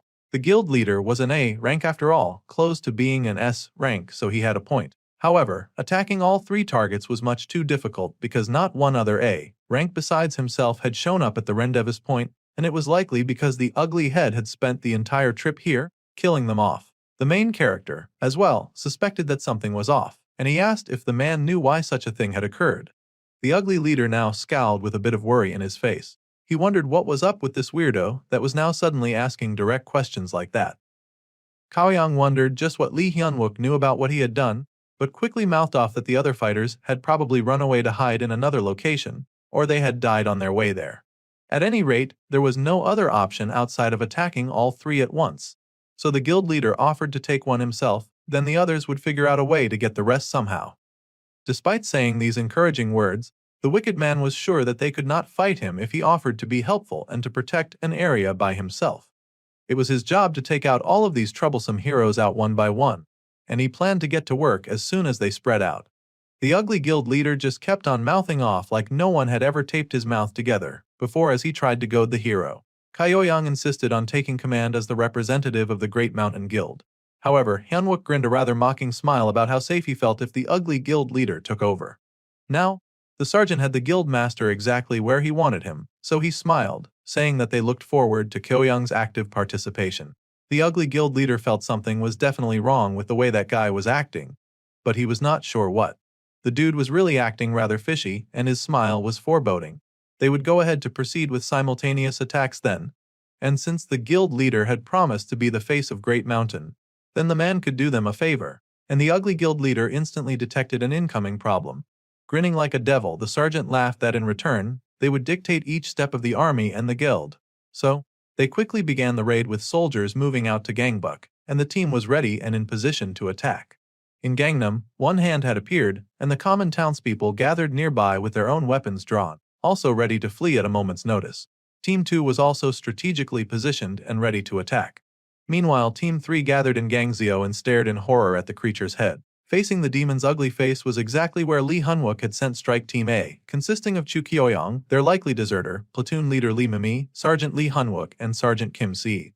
Jummo, Sergeant Choi, and Seo Yunha made up Strike Team B. Right before Youngjun had left for battle, he told his little baby boy to listen to the soldiers and not to get separated from the adults. Lee Hunwook had stood in the meeting room, meeting the eyes of and enrapturing anyone who put him in a trap. Finally, the Gangnam District C was formed, and the man asked who would take Beelzebub's left arm. Naturally, the only one fit for the job was Han Taisen, their S-rank Fist King. The angry man was shocked to hear this and wondered why they had not seen such a powerful king until now. They had a trustworthy source that said that the Fist King would surely return from his training within an hour. On top of that, the gate that he would return from would open in Gangnam. Of course, there was no such trustworthy source. This was just from Hyunwook's memory. He had seen it over and over in the report of the Sill Wave, so he knew exactly when the player would appear and where. The records of the Fist King, who single-handedly continued to fight against the King of Hell. Thanks to that, the sergeant now had a lot of information concerning the King of the Underworld. Then, the smaller man said that he wanted the big guy to take care of the bombardment with him. The commander immediately agreed, though he was worried about whether this was okay. The Wicked Guildmaster was quite known around these parts for being sneaky and behind. Yet, if it were a friend, what if it were a man under the bus to achieve what he wants? Sure, right now the villain's plans made sense, but that was only until they had let their guard down. Lee Hunwook did not trust Kyoyang, and he had considered all that while making a plan, which was why he had put the Confusion A rank hero in the same category as himself, if just so that he could keep an eye on that noisemaker. Then the strong commander placed a hand on Hyunwook's shoulder, calling him by name, before saying his apologies as his voice shook slightly. The big guy felt terrible for putting all these burdens on the Blueanet, but the hero just smiled. Hywook reassured the commander that he already had so many opportunities to grow through all of this, and this wave was the one that he would try his best to defeat. These words helped the big tiger commander to smile with confidence. Then, the big guy called for his team to fire everything. Everything was indeed charged up into a big and beautiful glowing ball, and they hurled that thing and many more beams at the monster's parts that were peeking out of the sky. All those yellow sparks of energy found their mark as they were launched into the air, and they blossomed out on their target like flowers in a garden. More and more attacks were rained on this demonic beast, but it did not even slightly flinch. While this was happening, the Sergeant Lee Hunwook called together the platoon leader and told them to take Kim Si-hee and Private Kim Kyunjin and move to Point P. They understood the command, and Team B began to move immediately. More and more bomb flowers blossomed to distract the team as they got moving. The bombs continued to fire, and his team advanced, but the sergeant still had work to do. He and team leader Chu would move closer to the gate. The sergeant warned his boys to stay silent. If they were to make any noise, that was the end of them. Plus, there were a lot of monsters nearby, so they had to move very quietly. Suddenly, the guild leader chuckled that it made sense that there were a lot of monsters in the area, and he signaled to his big green thing associate, who grinned at its summoner. Lee Hunwook paused when he noticed a hesitation from team leader Chu. However, before the hero could do further investigating, one of Kyoyang's bodyguards suddenly attacked him, smashing him to the ground, and the ugly old man laughed. He planned to say that the show-off F-rank soldier died in battle after one strike during the mission. It was all so unfortunate, but the ugly A-ranker did not mind. Meanwhile, the F-ranker actually pushed out of the rubble by himself suddenly, muttering about how much he hated getting stabbed in the back, and Kyoyang could only just stare in mortified shock. Yes, the ugly old rat had moved exactly the kind of way that Lee Hyunwook had expected him to move. However, the youth also warned the ugly old man that he would never get away with it. 1 month ago at the Bundang-o Park gate, a man trembled in fear. This is because they were under attack from some very fearsome bear-like monsters. The man was also and could not possibly fight these creatures by himself. Suddenly, the bears got knocked out right in front of him, and a whole band of ogres moved in to knock out each of the bear monsters one by one. The wicked guild leader smirked with joy because he loved to use human bait to lure out the monsters that he was trying to hunt. There was nothing better to get monsters to gather. The bait was relieved to see that he had survived to see his team leader and was just about to thank him when he got slapped and tossed aside. The leader growled that human bait was the best, but it was so annoying to him when so many people watched. The big green ogres hurriedly got rid of the monsters. However, as they fought, the boss monster, the lava bear, appeared, and the lava bear was a big alpha red bear that moved to secure its territory. The guild leader then scoffed that he did not care at all about the stupid bear's territory, and he was interested instead in the bear itself. The giant bear was furious as it was pained down by many of those ogre warriors. The big red bear was infuriated and tried to charge at the pompous player, but the man then immediately activated his monster breaking, a teamer skill. He could gain control of monsters by taking their hearts, and the monster's consciousness was fading. As the beast struggled, the player then stretched out his hand to create golden markings down the beast's chest. The monster breaking had been successful despite the red bear's struggles, and the ugly old man grinned as he held that golden heart in his hand. He then quickly pocketed it, of course, and now his dominance training began. The monster would not have to accept the skill caster as its master.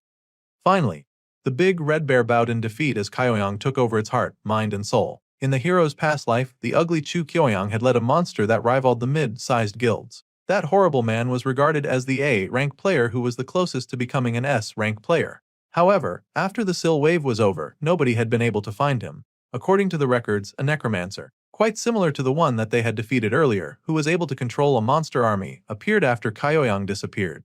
Now, Lee Hunwook could not help but wonder how those were related, and if Chu Kyoyang would eventually awaken as a necromancer. Well, none of that mattered right now, because the guild player had just betrayed them. That stingy, selfish maniac had been willing to risk their survival just so that he could hug all the glory, and he planned to pretend that the sergeant had fallen in battle. The man pushed to his feet and asked the guild player if he really thought that he would get away with that. The guild leader was shocked as he had been really sure that he would get away with it. The sergeant was not supposed to survive that very first attack after all. Then, the hero quickly activated some metal bending and got busy cutting down the foes around him. The man then leapt up and yelled at the cowardly guild leader. He could already guess that the evil man had killed all the other A-rankers just like this too. Then, Hyunwook asked if that had been ordered by Great Mountain, or if it was all just part of the man's greedy desires. The gathered monsters stood, ready to go at the command of their wicked master, and Kyoyang stood there as he reassessed his option for a moment. Then he smirked, asking if the hero really thought that he could handle him alone. The man was ugly, but he had risen through the ranks due to his amazing power, and it was nothing to sneeze at, especially since he mostly had his monsters do the fighting for him, so he barely ever got a scratch. Chu Kyoyang was not the kind to be held back by his affiliation like a soldier. However, the ugly villain was a little irritated that the hero seemed to know way more than he should, and that really pissed him off. So naturally, Hyunwook had to die no matter what. The monsters then all rushed over, determined to cut the hero down. They did not have time to waste on a useless battle like this when they were all prepping to battle the beast. However, the hero stood his ground, and the ogre swung down in rage and anger. The two fighters dashed by each other as they fought, and the metal bender leapt at the other gathered monsters, taking them down one by one. It was a lot of monsters to deal with, but he skipped by most of them, arriving at the center of the target he desired most of us, the ugly and wicked redhead Kyoyang. The hero would just have to beat Kyoyang's intentions out of him since the guild player was so bad at answering questions. The leader looked shocked by how close the hero had almost come to hurting him. However, Hyunwook's attack was blocked and the sergeant growled in annoyance. A hand had come to hold his weapon in a standstill. It turned out that the ugly leader could fight just fine, even if he did not have monsters at his beck and call. The monsters were just a convenience, that was all. The monsters raged, using the hero's moment of distraction to launch an attack from the back, a very cowardly move. It was the giant red bear that the ugly backstabber had worked hard to recruit, and it was about to slice Hanwook up. However, despite the creature coming, the sergeant did not move from trying to barrel through Kyoyang's defenses, so a part of his arm got caught in the monster's claws. The giant creature could easily swing its mighty paw and shatter rocks within seconds, and it was truly a fearsome beast. The hero had to slide away after all, giving the evil guild leader some distance. The hero had not seen any special abilities from Kyoyang besides his monster control until now, so he had to be careful on how he attacked this evil person. Clearly, Kyoyang was not above using dirty tricks, and now the sergeant wondered if the guild player was only able to control monsters because he had not awakened yet. If that was the case, then it was rather concerning. There was also the possibility that the guild player was not the necromancer. There were too many unanswered questions concerning this scenario. Meanwhile, Kyoyang was also rather pissed at all the unanswered questions surrounding the Bluinet. The man was clearly not an F ranker, not with that much strength, and he asked why the hero was acting like such a loser. Meanwhile, Hyunwook had other things on his mind. The necromancer, who was an out-of-level growth character, had quickly grown in notoriety due to their explosive growth. That meant that Chu Kyoyang had to know about the growth potential of F ranks. However, the guild player was having an entirely different type of conversation, telling the hero that if he was trying so hard to kill him by going as far as to hide his real rank, then there was really something to the soldier that he just tried to murder.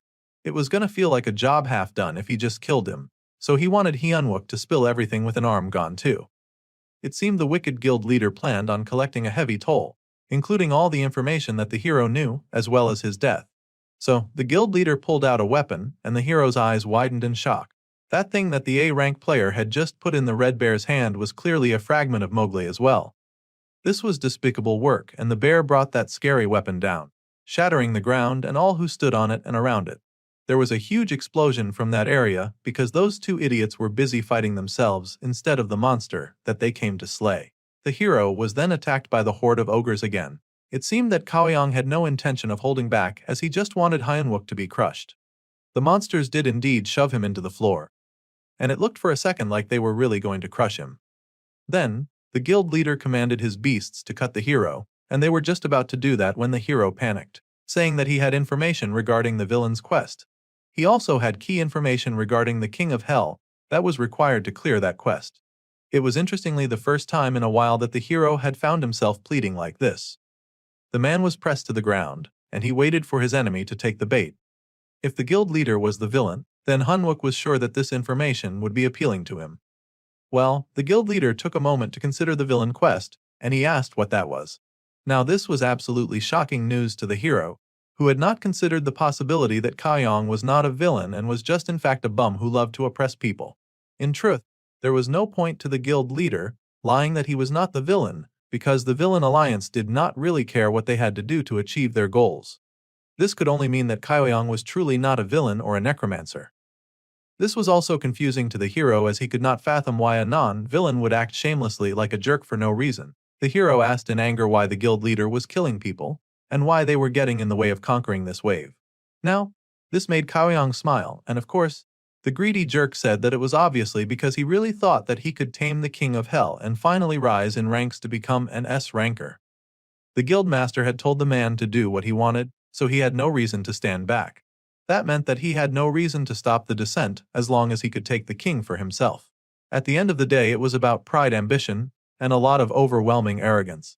Man was out here feeling sure that he could somehow tame the devil, and the hero cursed at the awful dude.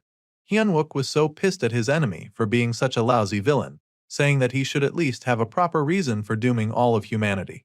Yet, this jerk was out here just killing people because they were in his way. Now the sergeant was twice as infuriated, and the guild leader chuckled, seeing no reason why he should do otherwise. All the players and all the monsters were busy killing each other in this insane world, so why should he not take the opportunity to kill whatever he liked? That seemed reason enough to a selfish man like Kyoyang. The hero was sure of it now. There was no more reason to probe. This greedy jerk was definitely not the necromancer, and the sergeant activated his own Mowgli release. The giant sword materialized before them, slicing right through the red bear that bellowed in pain and rage. The guild leader jumped back in shock, staring at that giant sword that had come out of nowhere. With Koyang distracted, the hero activated the fail knot, and the arrow shot into the eye of the monster, holding him down. The hero was really upset, and he unleashed attack after attack from Mowgli to fail knot, and then even the spear of Achilles. The monsters screamed and shouted as they got electrocuted. Cloudblade has also been activated, and the dark hand of the Cloud Master finished those monsters off immediately. The monsters howled in agony, but there was nothing to be done for their pain, they were trapped. Then the man stood there with the spears dancing around him. As he stood above the guild leader, his expression etched in rage and anger. The guild player was shocked as he stared at Hyunwook, cursing at him but also wondering just what the heck he was. The angry sergeant glared back and called Kyoyong trash, who could not be the necromancer. He did not need a pig like that with no information. Thus began an epic beatdown with lots of flashbangs. The beatdown was so epic that it happened off-screen.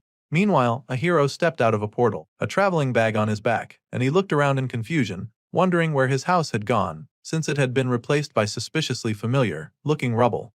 This enraged the hero, and he turned with anger towards the monster that dared destroy his house.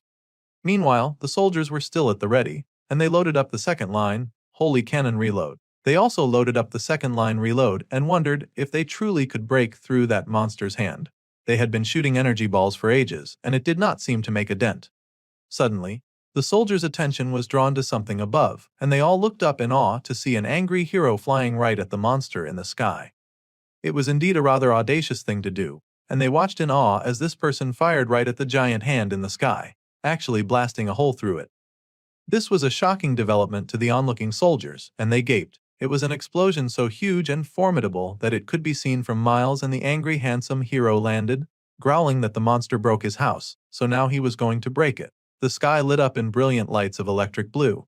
Hyunwook looked menacing, lit up by that glow, and he glared down at the guild leader, who was quite shocked at the monster that he was facing. The hero had confirmed now that a piece of trash like Kyoyong could not possibly be the necromancer, so he had no need for a pig with no useful information. Kyoyong was a little shocked by this new display, then lowered his head with a little chuckle, saying that it was really cute. It seemed that he had been taken for a fool, and he did not like that at all. The hero was confused at this reaction, and then he leapt back just in time as something rather demonic suddenly appeared. It looked much like a chain ascending from the ground, and it was ridiculously long. The hero just managed to dodge it. The hero gritted his teeth, wondering just when the guild leader had the time to summon such a beast. That thing was too big to get so close without making any noise. It was a really ugly monster with many long chain-like tentacles, definitely something out of a nightmare, and the hero leapt back. Imagine how amazing it would be if they could use that monster on the demon instead of fighting against themselves. The piggy called out to the soldier boy, telling him to observe why the world thought he was as powerful as a medium-sized guild. The long monster extended to concerning heights as it danced around the surrounding area, but our guy just managed to dodge it. However, he could not focus on that monster alone as yet another ogre manifested, and this one was even uglier than the ones that he had been dealing with earlier. The creature attempted to crush him, but fortunately, Hyunwook dodged out of the way. The monster roared in anger and raised its huge club, leaping after its smaller target, intending to do damage. The club was spiked too, so that would hurt a lot if it hit, even with hardening. Suddenly, the long chain erupted right through the ogre, spilling its guts everywhere, even though they were supposed to be fighting for the same team. The chain had used the ogre as a distraction and launched at the sergeant, who just managed to dodge that too. It seemed that both people and monsters were just disposable tools to the guild master Kyoyong, and that really pissed Hyunwook off. However, he really had to deal with that annoying chain creature and its many tentacles. Even as the man was fighting that, more monsters popped up out of nowhere, and bulls controlled by Kyoyong came into play. This was a ridiculous amount of enemies being wasted on someone who was not the king of hell, and those monsters were ferocious too. It was such a pity. The chain monster was doing way more damage to its own people than it did to the hero, though, and its brash attacks helped Hyunwook level the playing field to some degree. It would have been wiser to launch that ugly chain creature after the other monsters had at least dealt proper damage to their opponent. With every creature attacking like this, there was no coordination. Kyoyong was a powerful A ranker, but he did not have a lot of battle sense at all, the way he was just tossing aside useful pawns. Well, the hero found an opening to summon his Mowgli shard to himself, and Kyoyong walked around since he had nothing better to do. The pig leader noticed a satchel on the floor, so he grabbed it, muttering that the army was a joke with a lot of lies these days. They said that the man he'd be going with was an F rank, so Kyoyong had expected the sergeant to at least be C rank. Yet this man was somehow managing to overwhelm the stampede of monsters that were trying to kill him.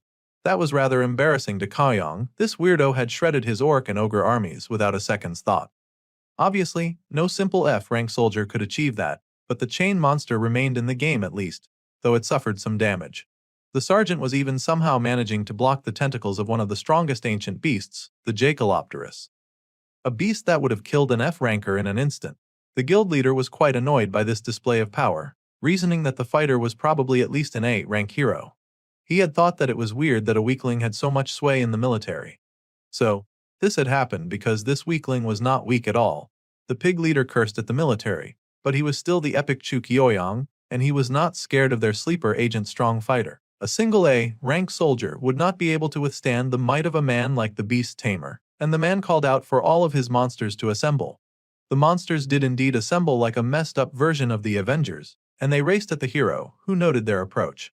The monsters were ferocious, carrying the anger of the one who summoned and controlled them. They were vast in number. It was more than just a 10 versus 1 battle. The gathered beasts numbered almost to 100 and none of them were slackers in strength. It was rather concerning. Then the beast tamer laughed as he got the chance to show them firsthand why they called him the A rank closest to being an S rank. Kaiyong was really proud of that particular title, and he was going to make the hero struggle against his sea of monsters. The hero was quite annoyed to see that Kyoyong had called forth all the monsters that he controlled.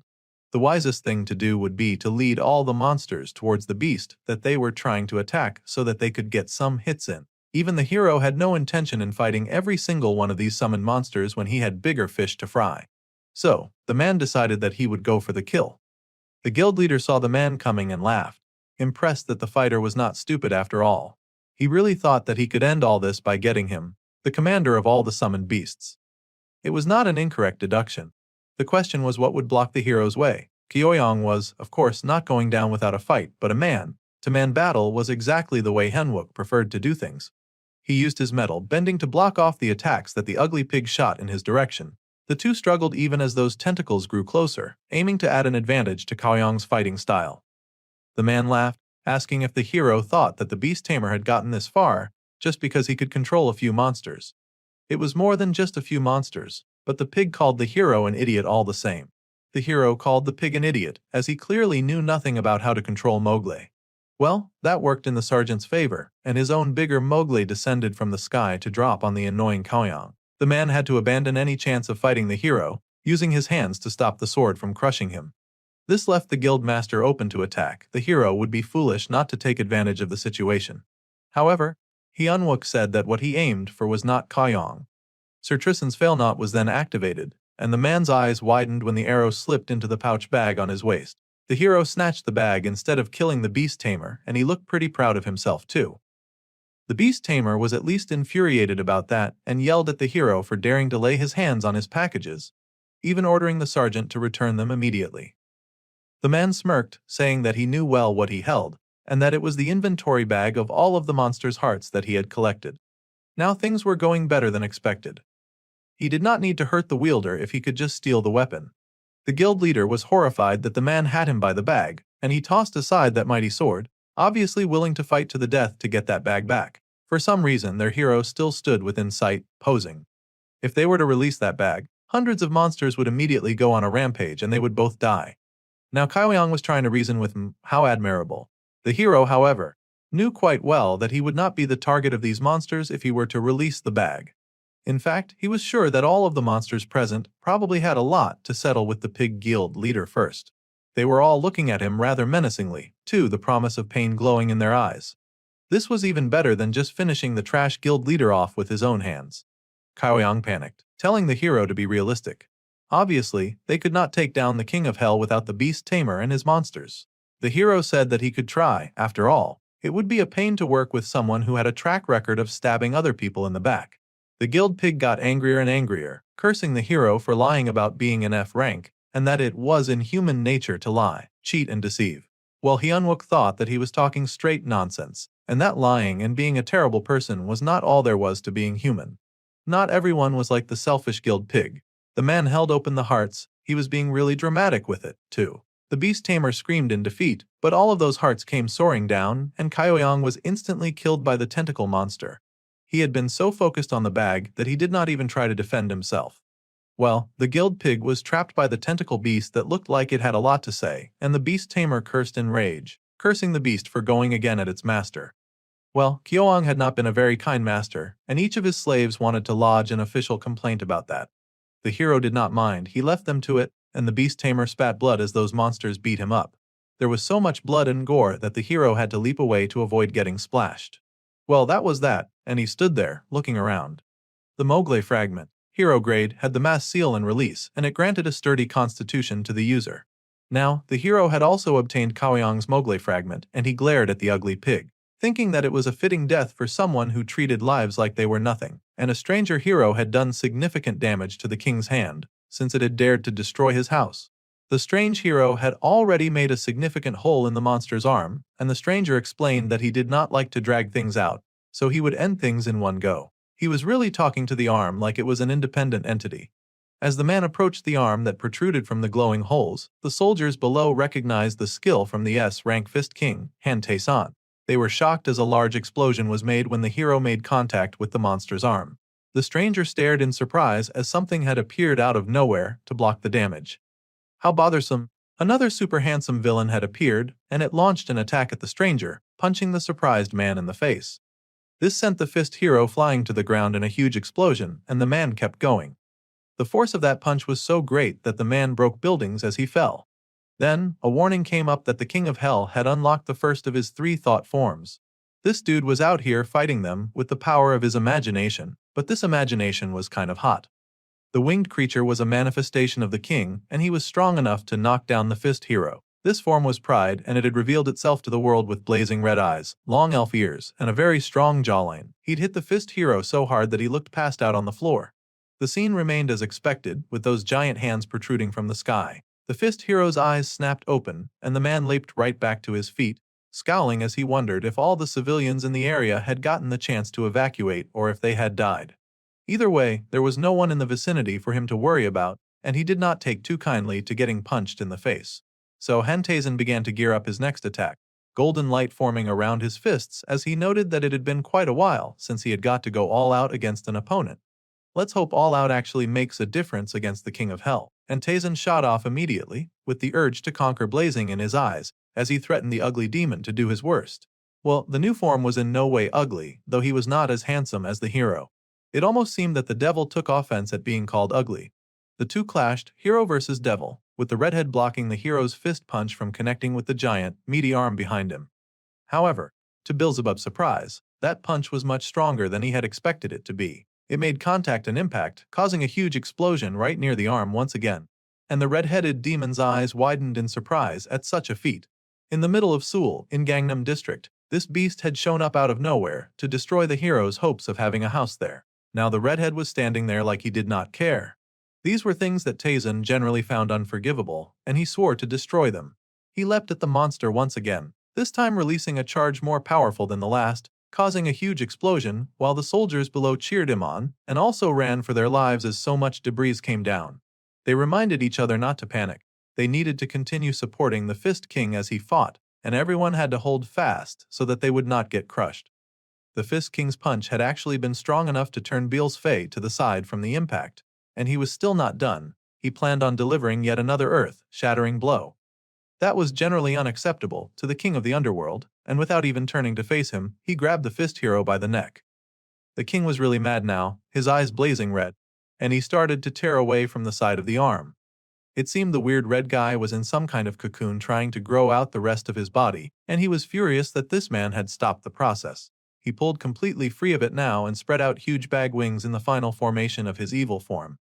The King of Hell was rather large even in his humanoid form, and he held Tae-san dangling in the air. The fist hero was shocked to see that his opponent had wings and wondered if this was the jerk's true form.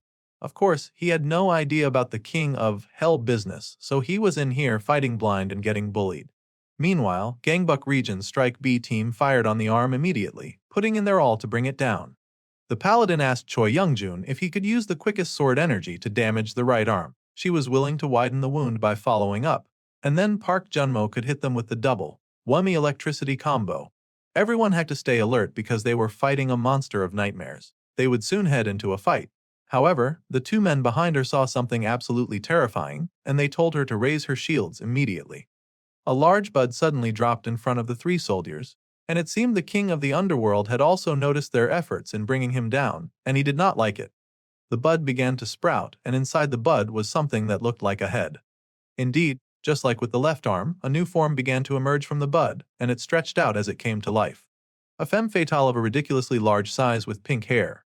Sensing the danger, the paladin immediately asked all of them to get behind her shield, and they did because the approaching storm had just begun.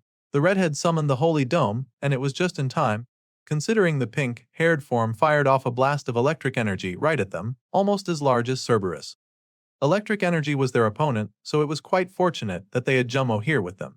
The paladin did her best to keep the shield up, protecting the other two from getting decimated instantly by that lightning. The beautiful pink devil smiled at their resistance, and the warning went out a tad too late that the king of hell's second of three thought forms had materialized. This was, of course, the thought form of envy, and she had revealed herself to the world. Meanwhile, in the Gangseo region, Strike Team A was fighting for their lives when a mysterious bud materialized out of nowhere. The bud broke apart before it even hit the ground. Like this form was in a hurry to get all the ceremony done and over with. A blue gem manifested over its head, and it blossomed into a cheeky-looking youth with sparkling blue energy. The King of Hell's third thought form had been born, and this was, of course, the form of gluttony. The commander called out to the strike team and told them to immediately expand the holy protective field or things would get ugly fast. The field began to rise immediately as that last form shot blue power at it and seemed intent on bringing down the shield. The fire that shot out was actually immense, but the shield managed to stay up. The power shot by the enemy was so large and bright that the first hero could see it from where he was busy fighting Pride. The form of Pride then raised some very dangerous-looking fists, and once again, he slammed that hit into Tayson, holding him in place so that he could smack him again and again, sending shockwaves through his body and face. The fist hero was horrified that his handsome face was getting beaten like this, and this was what happened when you turned out finer than the Pride of Hell. The hero was sent soaring into the ground once again, decimating a building as he landed, but this time, Pride was actually pissed enough to follow him down. It seemed the redhead had had enough of the fist hero, but the feeling was mutual, and the fist hero cursed at the redhead in rage and annoyance. He'd told Pride to stop already, and he growled at the demon that dared to hit his handsome face, charging up his fairy attack to bash that monster's head in. Tayson was putting up a great fight, and he actually landed a hit on Pride once again. His style was a bit too chaotic for anyone to just jump into the fray for an assist, but he was holding up on his own to a manageable degree. His latest attack caused yet another huge explosion, and the handsome hero gritted his teeth, telling his enemy to wait for him for a second. Of course, the redhead had no intention of doing anything like that and was back for more within seconds. However, Tayson had expected that, and he was ready when Pride showed up again, yelling that he would get his payback like a true man. Somehow, at hearing those words, Pride smiled, and my goodness, it was the first time a smile made a person look even uglier. The first hero shot out his attack, beating the form of Pride as much as he could in the state that he was in. Still, the terrifying demon smiled despite every attack that landed on his face. That cocky expression inspired one on Tayson's face, and the two continued to do battle in the middle of the air. The fist hero had to admit that it was fun that he got to go all out for the first time in such a long time, and he was truly enjoying this battle. However, the more it progressed, the more beat up he became, while his very resilient and inhuman opponent remained ever nonchalant. Tayson fired an even bigger final blast at Pride's face, hoping to at least make him tired in some way. However, this was just a thought form, so while the redhead did suffer many attacks, he was able to snap right back into place, grinning from ear to ear. Now, the fist hero was concerned to see his opponent laughing. He understood that it was not human, and that became even more so apparent when that man rocked forward and slammed his head against the hero's head. The impact of that blow was just as great as if the redhead monster had punched him in the face, and Tayson went flying right into yet another nearby building. It was almost fascinating that any buildings were still standing in this situation. The fist hero had caught himself on his feet, though, a rather admirable stance, and he cursed at how fast his opponent was able to recover from damage. That was really pissing him off actually. As soon as he got used to fighting at full strength, he swore to kill that little rat. However, Pride had no intention of waiting for him to get to full strength, and he just descended from above, grinning like a madman as he brought his feet down on Tayson. They shattered buildings and landscape in their wake, and the fist hero coughed blood from how much damage his human body was taking. There was only so much that the human body could give and receive, and he snarled for the ugly demon to get his dirty, disgusting feet off him. Those feet were so huge that he could squeeze Tazen's neck between his large toes, and the Fist Hero doubted that this ugly beast washed his feet. However, the Fist Hero was so pissed that he was willing to fight to the death with this creature. The form of Pride seemed to silently agree with him, although it did not speak, and it raised its dangerous claws like it intended to deliver the final blow to the S-rank hero.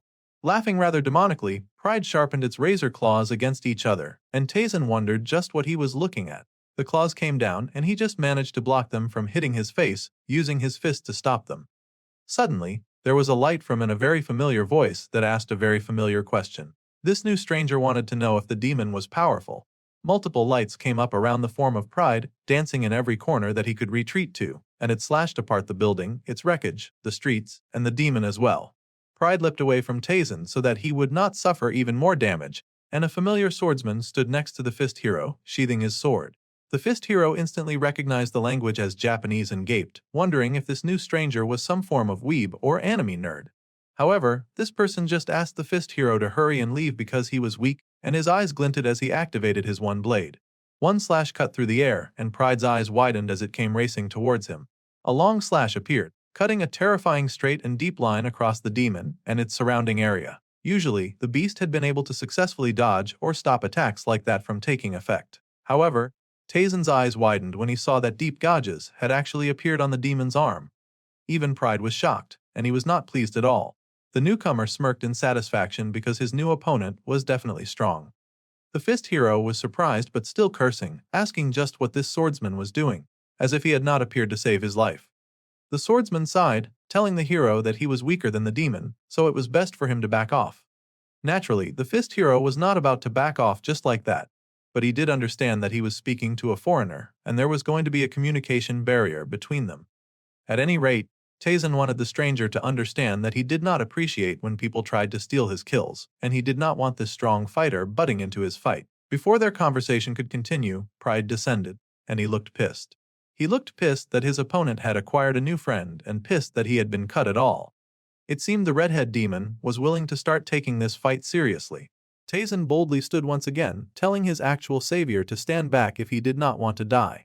The man had pride for sure, especially when he was facing the pride form of the King of Hell. The Fist Hero was not about to wait for the devil to finish warming up, and he leapt at Pride as he was, his fists dancing with fire and power. The devil roared, ready to meet his head on approach, and the swordsman sighed to see that he had come across such a stubborn fighter. There was a huge explosion as both powers made contact, and as they clashed in the middle, the swordsman appeared with his mighty sword that carried such a large destructive aura. Unsheathed, his weapon was monstrous, and it came down on that area where the two fists connected. One slip and he risked injuring Tazen as well. However, the swordsman was careful, and both fighters seemed to sense the deadly intent of his sword, because they both leapt back before that sword could hit them, and it sliced up everything in its wake. The Fist Hero landed a safe distance away, and the demon found himself a little unsteady on his feet. It seemed that he'd been scarred slightly by that last attack. Tazen thought for sure that the swordsman was insane.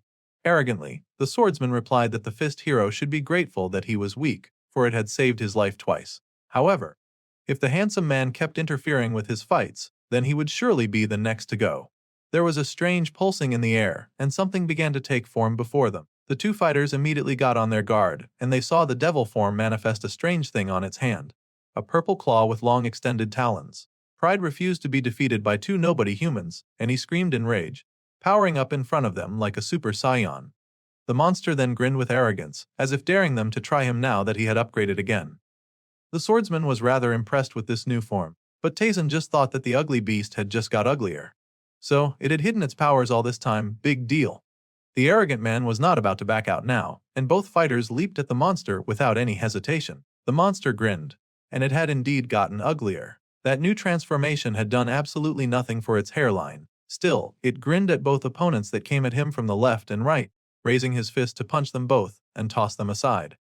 There was a huge explosion from the combined attack of the three, throwing both the monster and the fighters in different directions.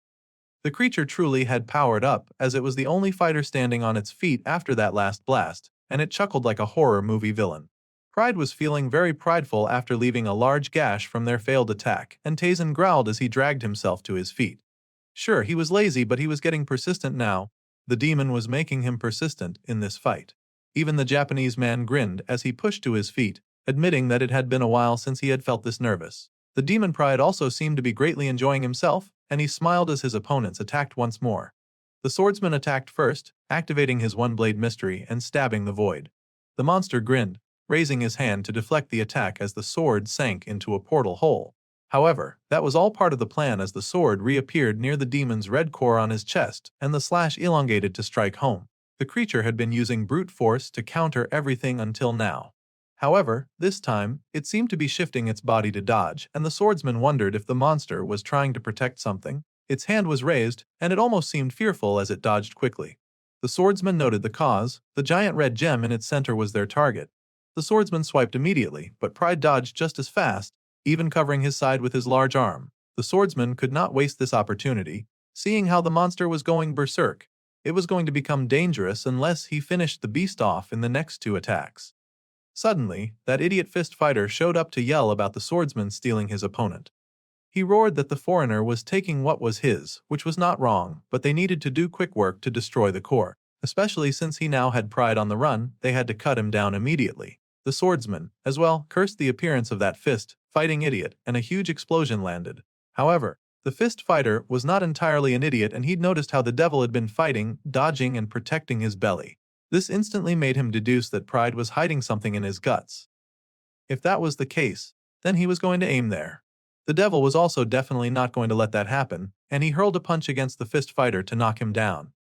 That punch caused a huge explosion as well. It was a battle of explosions and fireworks. However, the fist fighter had noticed that the devil immediately blocked its midsection during their fight. So, there was indeed something precious that it was hiding over there. If that was the case, then that was exactly where he was going to stubbornly target for the rest of their fight. Taisen grinned that once he set his eyes on something, he never let go. There was only one time something had slipped away from him, and he threw a punch directly into the Pride's midsection. Still, the demon stubbornly protected its gut. What an annoyance. Pride found the consistent attacks rather annoying too. The demon could not continue just being on the receiving end, and it actually raised a third arm like the cheater that it was. Taisen flinched when he saw that incoming attack, but he was not about to move away from the spot that he'd now found to target. However, Pride forced him to let go with a strike that pushed the fist fighter to the ground. The man spat blood from the pain of that hit, and the demon intended to finish the hero off with one blow. That fist made contact with his face, many fists made contact with his face, and they barreled down on the S-rank hero with the rage from the underworld. The punches were so malicious and earth-shattering that purple fire burned the more Pride hit him, and the devil's fist was soon dripping with the hero's blood. The hero was in a rather sorry state, and the devil grew out 4 arms, double times the cheating to cheat the man once and for all. Finally, its other 2 arms lowered, and the red gem on its midsection was exposed. The demon laughed in victorious triumph, sure that his opponent would now eat the eternal dust of death. The swordsman watched the fight, thinking that the fist fighter was surely a simple-minded idiot. However, the fist fighter had fought bravely against a stronger opponent with only his strength, so he had to recognize the man's warrior spirit. He took back calling the S-rank hero weak, and he thanked Taisen instead for the opening that he had provided. The demon smirked, focused entirely on the fist fighter, and the swordsman lipped. Unfortunately, the demon noticed him and immediately covered his midsection again with 2 arms. Undaunted, the swordsman activated the one-blade extreme mystery, and he slashed in that confusing way that he usually attacked. It was like the blade had split into 2, and multiple voids appeared as he slashed through the void. Pride panicked a bit, but he still kept his midsection covered as the gravity blow descended as well. The demon began to panic as its hands crumbled under the multiple slashes that hit it over and over again. They just needed the creature to raise its hands. One shot on that stupid gem was all they needed. Pride was so stubborn. This was the end, and it could not surely fight them anymore. However, Taisen was still conscious, still muttering about all the jerks that came to take his kill. The fist hero leapt forward, much to the shock of the soldiers. However, the handsome brunette was not about to let a foreigner steal his final blow. The demon of Pride panicked as his hand completely shattered and Taisen drove forward to hit home, the place they had needed to touch all this time. The gem in the center shattered, and the resounding explosion was legendary. Pride wailed in anger and despair and pain, and the conflagration screen popped up, hailing them for killing off one of the King of Hell's thought forms, and they had also destroyed one of its cores, which was the source of the erosion. Thus, part of Beelzebub's forcibly descended body had broken off. As such, the arm that had come down from the sky fell in front of them, and the 2 had done it. They had brought down one of the arms. Meanwhile, the two heroes who should be celebrating seemed to be starting an argument with each other. The swordsman scolded the fist fighter, saying that he thought the man had the warrior spirit and he'd told Taisen to back off. The Korean had no idea what the Japanese man was saying, and he muttered that he was already annoyed that the stranger had interrupted his fight. He thought that the swordsman should be apologizing for his rude behavior.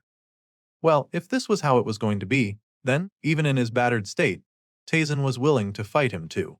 The swordsman threatened that the fist fighter better be strong, or the next few attacks were going to hurt a lot. While those two were fooling around, Envy watched the arm of Pride go down. The demon smiled, not at all bothered by the loss of just one of her 3 forms, and then she turned to her opponents, deciding that maybe she would take her battle a little more seriously. Junmo was all fired up with electric charge. The paladin had entered her dangerous mode, and instead of these two idiots fighting the enemy, they were somehow fighting each other instead. This was why Envy was so relaxed. She was getting the two heroes to do her dirty work for her. We go back to the moment when the creature first manifested and launched its first attack against the group with the red-haired paladin and the electricity corporal. The group gritted their teeth but were mostly unharmed behind the safety of the paladin's barrier. The demon was unbothered about them blocking her attack, smiling cutely as she assessed the situation and the opponents that she had to deal with. The team remained hidden, but even the redhead knew that she could only protect the group for so long. It seemed that Envy could maintain her attack for quite a while, so the human team was going to spread out at the redhead's signal. They waited for her command, but Youngjun realized with horror that cracks were already appearing in the shield around them. In fact, the shield had already started to break apart, and they could not afford to wait too long. Gritting her teeth, the redhead understood that they had to split up sooner than she'd expected. She immediately told him to disperse from the arena, but her eyes widened when they suddenly met the gaze of an even bigger blue eye. This eye was charged with electricity, swimming within the brilliant blue, and was clearly activated by the demon of envy. She had looked at him, transporting the shocked paladin to a place that she did not really recognize. The redhead looked around in awe, wondering where she was for a moment, as she seemed to be in a room with mirrors for walls. From within one of these walls, a familiar voice spoke to her, chastising her for failing to become a leader. This person was disappointed in her. He had always told her that a knight's commander's daughter must never know failure. The paladin was horrified to come face to face with trauma mid-battle because it was her father's voice. Her father, who did not accept mistakes because he thought of those to be weak nonsense. It was a shame to the whole household to make a mistake when she had the full support of their knight household. Another figure manifested in the glass, telling the paladin that she was the same as ever. To the new figure, the paladin was as cowardly as ever and too scared of what people would think of her. The older redhead asked the paladin just how long she planned on staying in her shadow. The redhead yelled that those two did not know what they were talking about anyway. All of this hurt the redhead too, and she was tired of always being compared to them and getting looked down on. Then a voice called out to Seo Yunha, reminding her to be careful and to always steel herself. It was the dark version of herself, and it had told her to never reveal her pathetic emotions to the world. The world behind the mirror shattered as the dark figure leapt at the paladin, charging at her with their sword raised. The paladin cried out as she got stabbed by her figure's sword, shocked that she could feel pain from something that she thought was just an apparition. The paladin stumbled, and suddenly she was transported to a completely different place, with a swish skirt, looking much like a high school girl. She stared down at her wound, shocked that it had followed her to the new manifestation. Yunha could detect that there was something very off with the place that she had landed in, and now she had come to the dueling room, where one chose a student leader. Meanwhile, Jummo found himself in a very similar situation, being confronted by the dark version of himself, and he flinched away from that scary person who asked what he was doing. He had appeared in the gym, and the shadow version of him asked Junmo if he would do it or not. The voices in the gym were loud and accusing, acknowledging that he had awakened but still laughing and calling him a failure. They demanded that he fight already, like a crowd already partly bored with the show that they had come to watch. Jummo was the show, and the people jeered, saying that they wanted to ask how an awakened loser would fight. The corporal was horrified, flinching as he recalled that Sergeant Lee Hanwook had told him to keep it a secret.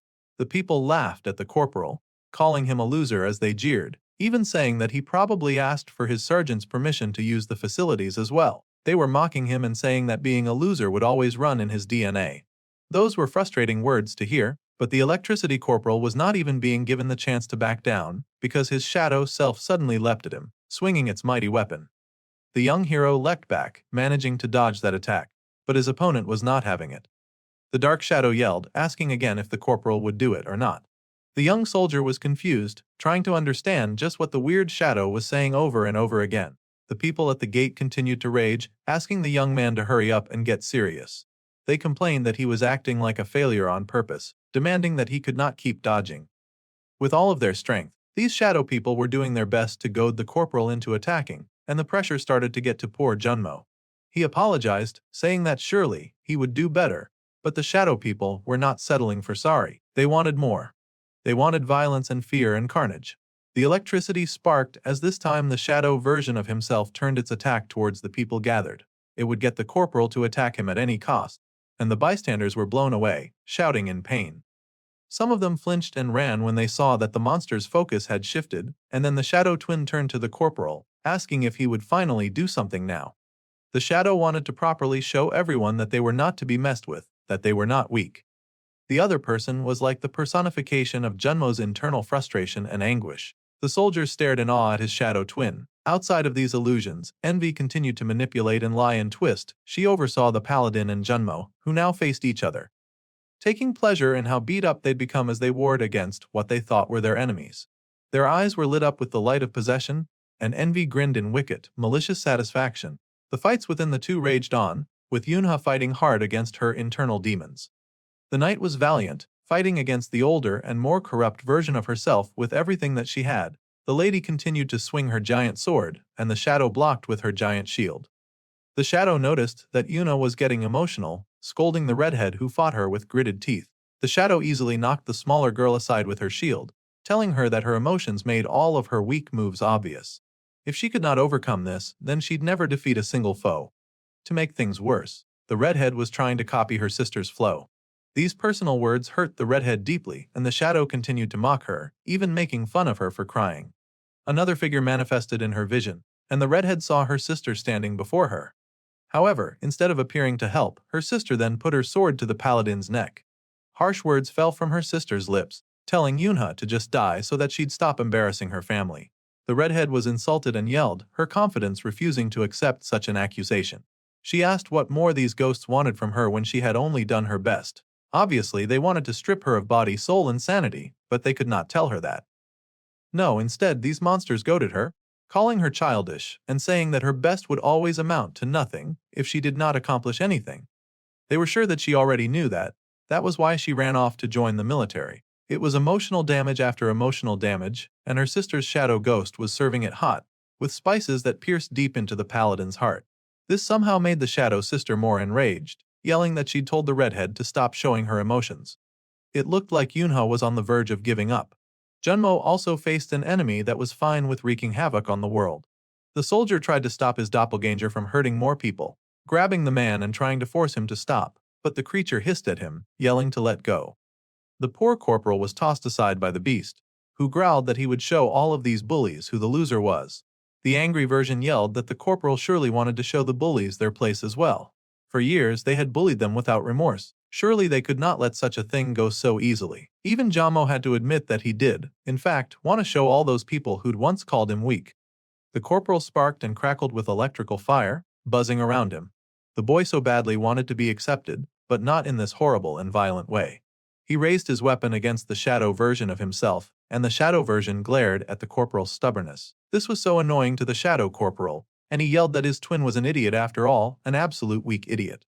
However, Junmo did not care what he was called. Their electric hammers met each other in the middle, and sparks flew as they fought. The shadow yelled that the brunette would just continue being a loser if he acted like this, and he would be a nobody forever. However, that was perfectly fine with the young lad. His trusted sergeant Lee Hyunwook had told him to wait. He was not above or below waiting. Now was not the time. Still, the shadow grinned wickedly, still trying to rage bait as he asked the corporal to be honest. The wicked twin then smirked, saying that the person that the corporal hated most of all was definitely Lee Hyunwook. Suddenly, the jerk turned into Junmo's boss, switching names and faces. Hyunwook sure had a convincing devil face. The shadow demon did not even have to try that hard to look evil as he mocked the young soldier for looking up to a man who hid the way for him to grow and only told him when he needed him. The young lad had risked his life to awaken, yet his sergeant had told him to hide it. That was definitely unfair. Still, Junmo protested, saying that he felt no bitterness towards his sergeant. The sergeant insisted that he was hated, and that the corporal had to live as an F rank just like his sergeant. But his sergeant was always one step ahead. The battle raged on, and the young coral fought hard to defend himself from the same stuff that the paladin was trying to defend herself from. Neither of them understood the opponent that they fought, and neither of them knew that they were hurting each other. The clash was deadly, light sparking with feathers around it as electricity danced through the sky. The two were so strong that they somehow managed to keep up with each other, Junmo screaming a war cry while Envy continued to watch in satisfaction. The redhead was confused, frustrated, and tired, still she fought, and Envy grinned to watch them struggle. She had really manifested on Earth just to make the humans put on a fun show for her. Low-effort queen that she was, because the heroes were really doing all the work for her, and they charged at each other again. They yelled and screamed and ran at each other. Suddenly a voice remarked on the demon of envy, and he had really poor taste. This surprised the pink-haired demon, and she looked down to see that she'd missed one hero. Yes, she had completely forgotten about Choi Youngjun, and he glared at her from where he stood. It seemed that he had also been wrapped in an illusion, his eyes glowing pink, and they were wide from whatever it was that he could see. The man had found himself catapulted back to the darkest memory of his life, where people cheered and praised him for saving the day. The soldiers around him cheered for the bespectacled ginger who had once again defeated a monster. They called him a national treasure. If it had not been for him, they would have failed this raid, and he had contributed to most of the raid's success. The soldiers were sure that even A, ranked of great levels, could not achieve this much, and they thought that their boss was a superstar. They even called him the strongest among them. However, there was one internal voice that thought that Sergeant Choi was nothing but an idiot. It was not just one, it was many, and deep down inside. The soldiers hated how often he showed off. They looked at his expression and felt like it pissed them off just looking at him. They even thought that he was scary, almost sure that someone like him would definitely become a villain. One by one, their words were like knives scratching his senses and clawing through his heart. Beside him, his shadow self goaded that this was what people really thought of him despite the praise. Sergeant Choi could hear them just fine, and he turned to his shadow self, asking what was new about envy or jealousy. In fact, the shadow self pissed him off even more for having the same face as him. That was something the bespectacled ginger could not stand even for a second. The shadow seemed absolutely shocked about getting attacked right away, as Choi Youngjun did not even hesitate to behead himself. With the mirror image shattered into a million pieces, the ginger found himself before the demon of envy, finding his teammates fighting amongst themselves. Whispering in his ears was something that he thought was an unforgivable sin, and the demon of envy stared curiously at this strange, lone hero. Then, the ginger raised his head, saying that no matter how he thought about it, he just could not bring himself to like something like her, and he could not let her live. Whispering in his ear with his own face was an abomination, and envy was actually shocked to see that he really broke through her spell. She made him absolutely ick, and he leapt at her, getting angrily close as he spun fast, slicing up circles around the summon of envy. No matter how he looked at it, she made him really uncomfortable, and he diced her up like a chef slicing onions. The demon had been caught off guard and her core was exposed, but Sergeant Choi was not focusing on that. Instead, he laughed in madness, saying that he wondered what he could cut off from her to make himself feel better. Meanwhile, inside the mirror world, the redhead still fought her sister and herself. Position, speed, strength, all of her abilities were a mere imitation, and the shadow mocked that she would never reach her sister's level. Those were harsh words, harsher than the girl could usually bear. Still, the redhead showed no mercy, attacking again and again, and she mocked her, saying that on top of all her failures, her emotions were also ruining her sword path. The redhead gritted her teeth as she fell back, indeed losing to this foe despite her best efforts. Still, she charged forward, slicing at the monster in front of her with a sharp attack that sent debris flying into the air. The fight was one of rage and violence, and the paladin had suffered great damage to her clothes and body. Still, her shadow self was unimpressed, asking Yunha if she thought that all this was enough to close the gap between her and her sister. The ghost of her sister then decided to step in, muttering that it could not even be close to enough. The older redhead then released a shot of purple magic so huge and sharp that it cut down an entire side of the stadium, bringing it down before them. The paladin had to cover her face to protect herself from the debris, but her sister still mocked her. The older redhead had no intention of putting up with this anymore. Co Yuna was to stop whining and find another way immediately. She believed that it was long past due for the girl to stop clinging to her sister's bootstraps. The redhead gritted her teeth in annoyance, staring at the pillar of a woman that she had once respected and then at the shadow version of herself that continued to mock and goad her. The negative thoughts told her that she would never catch up to her sister. The hatred within the shadow was incredible, and she yelled at the paladin to just give up already. Of course, Yuna was not about to cave to such a silly suggestion. She was supposed to give up. Perhaps that was the sensible thing to do in a battle that seemed to rage endlessly. Giving up seemed like the best option, and the charging sword pierced right through her gut, slicing her as she fell. Meanwhile, in Junmo's world, he still fought harshly against the shadow version of Lee Hunwook. The man also had to endure the shadow whispering nonsense in his ear and telling him how much he hates his sergeant. Still, the corporal stubbornly denied this accusation. The shadow mocked him, saying that the youth had a long way to go, so he was still hiding his emotions. The brunette could go ahead and keep hiding them until the right time. The brunette raised his head in surprise at this sudden vote of confidence from the creature that had been tormenting him for ages. However, it was of course a trap, and the brunette sneered, telling the boy to keep himself hidden away until he called for him again like a good dog. Those words stung. Junmo pushed to his feet, knowing that he had awakened after risking his life, and his body sparked with energy as he powered up. He finally screamed, asking how much longer he had to stay hidden away. It was too much for him to bear, and the apparition laughed, saying that the brunette had finally revealed his true self. It was just as he expected. The youth wanted to show off to others after all. Large bolts of lightning bubbled inside Junmo, and the apparition spread its arms in laughter. The brunette finally admitted that he had indeed been jealous. He wanted to be acknowledged like the sergeant, but he had always been forced to walk behind. The brunette laughed, saying losers often gave him the chills, and he laughed, adding that Junmo always acted like he didn't need what they had. However, the corporal was twisted to the core on the inside, which was what the apparition believed as he launched at the brunette, who was getting all powered up. The apparition attacked, and this time the brunette took on the hit full force, his head smashed to the side from the force of the blow. The apparition was shocked by this action, cursing and wondering how this was possible. Even the redhead apparition was furious, asking the redhead why she was standing still.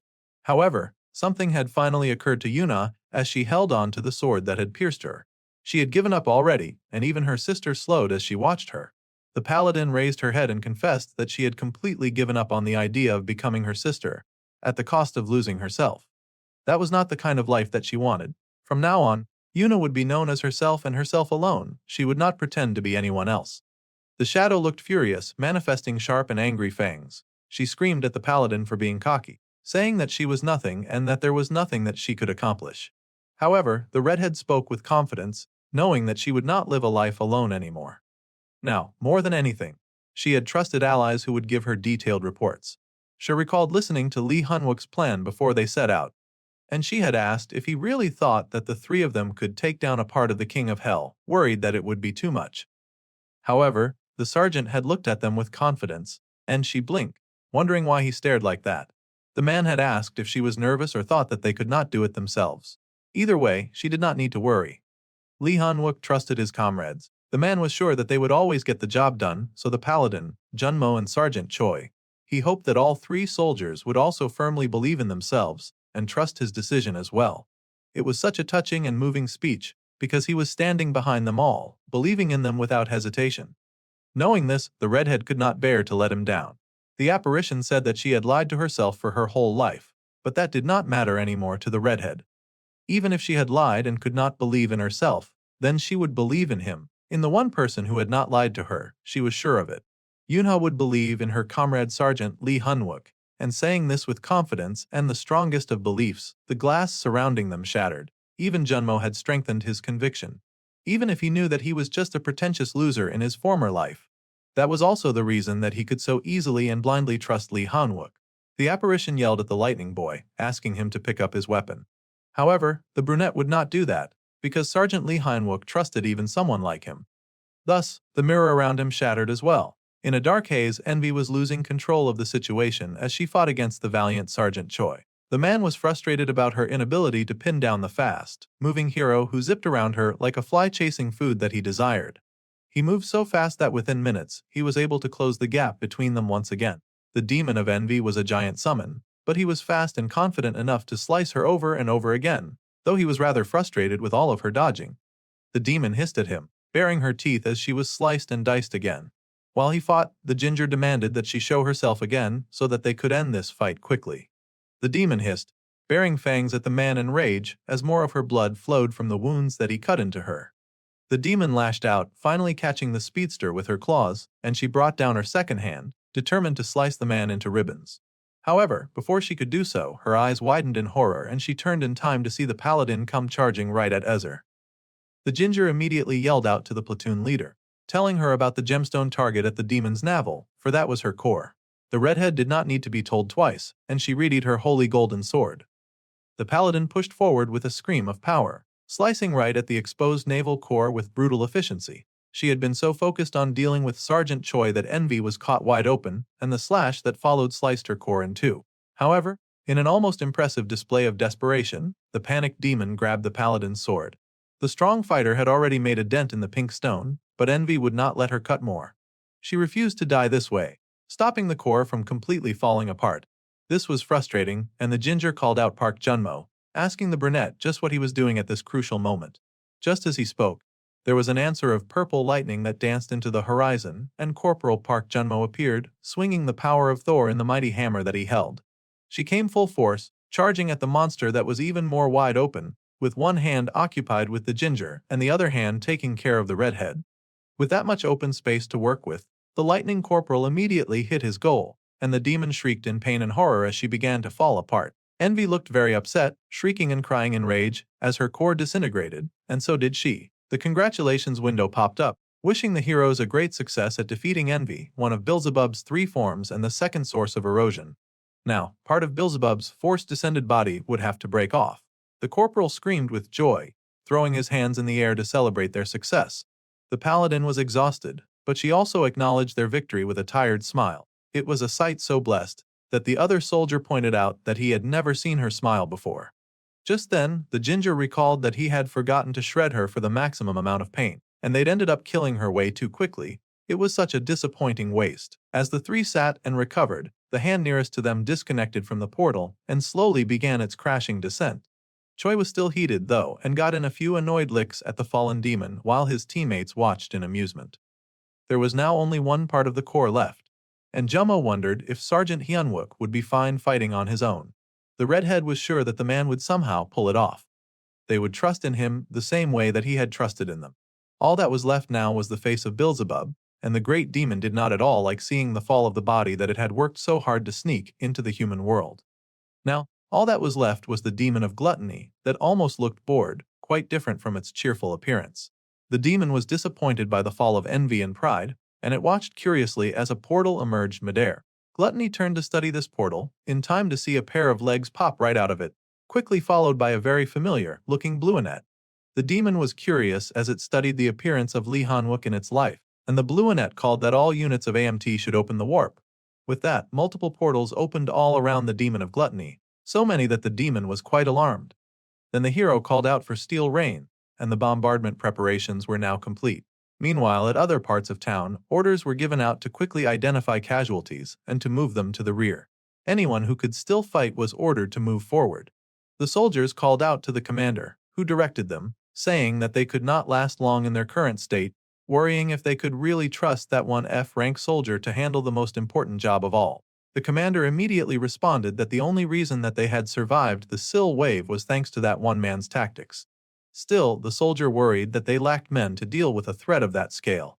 However, the commander responded that this was exactly why he trusted Hyunwook. The sergeant always found a way to bring the best out of a small number of men. The commander and the entire army had bet the future of Seoul on Sergeant Lee Han-wook, and they were all quite sure that they'd be cashing out on that bet in gold. The Sergeant Tin question hovered above the multiple open gates, confronting Beelzebub's final form, and he called for the descent of steel rain. Just as named, out of those portals came a hurricane of steel weapons descending from above. Gluttony watched the approach of these weapons with a bored expression on his face as expected for Beelzebub's last standing form. The rain came down on the demon that had manifested in the form of a child, and multiple parts of the King of Hell were pierced through by these razor-sharp instruments. The demon looked annoyed that these puny humans would dare attempt to injure him when he was seated quite close. It was an eyesore to him. Still, steel rained down from above, leaving heavy bruises all over the King of Hell. The onslaught of steel was relentless as all AMT forces contributed to supply their sergeant with as many arms as he would need. The lieutenant cursed as he kept the portals open, unable to believe that Hyunwook was really using an entire armory's worth of weapons in one attack. Kim Se-hee was pretty relaxed in her trust of the captain's abilities, so she was mostly unbothered by the whole thing. Still, the lieutenant worried, wondering just what on earth Hyunwook was doing. The sergeant did not even account for distance, and it looked like he was just wasting it all. The brunette stood tall and confident, screaming as he directed every piece of steel into the monster's flesh, making sure that it was pierced, injured, and hurt. The soldier frowned in concentration as he made each shot, and Gluttony suddenly disembarked, detaching itself from the home base. The little demon shot forward like a tiny blonde bullet, its core located at the center of its head, a very dangerous and obvious position. The tiny demon flew straight at our guy, sliding off a platform of ice, and it stretched out its hand, a frown on its face like he was saying that he would not let the heroes win against him so easily. As soon as the little demon came close enough, Hyunwook slipped into a portal to escape, and the tiny blonde thing threw a furious childish rage at its prey escaping. The lieutenant was shocked to see the hero retreat so quickly. He'd thought for sure that Hyunwook would at least try to damage the little demon a bit. They would not win if they kept failing to hit it after all. The blonde seemed to think the same, and it charged up a magical attack in its eyes, a determined look on its face. The soldiers were alarmed to see that their enemy was making a move, and the amp drone squad was alerted at once. They had to disperse to their designated locations immediately. The soldiers immediately dispersed to their designated locations, and the blue demon fired a brilliant bolt that shot power into what seemed to be empty space. That shot went far and long, causing a particular area to explode into nothing. Gluttony had a deadly attack power, almost similar to a nuclear weapon, it seemed. The people were shocked to see that the last demon was definitely much more powerful than any of the others that they had faced, and Junmo worried that they should hurry to go assist the sergeant. However, the paladin did not forget that said sergeant had told them to stay out of that fight no matter what. If they joined, they would only distract the hero. Besides, she was sure that the hero had come up with a plan to take that guy down. The angry demon of gluttony still threw its tantrum in annoyance, seeking out its target that had run away.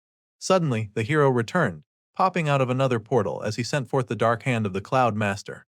The lance that he shot flew forward and true, targeting the little goblin. However, Gluttony saw the attack coming and just managed to move out of the way quickly before he got hit. Then, Hyunwook called out to Armories 3 and 4 to reload their weapons. Armory 3 and 4 instantly got to work, soldiers running ahead to comply. All weapons were reloaded, and both armories stood on standby, waiting for further instructions as they replied that the second bombardment was ready. Blue lightning arched through the air as the Cloudmaster stayed on Gluttony's tail, chasing that demon through the streets.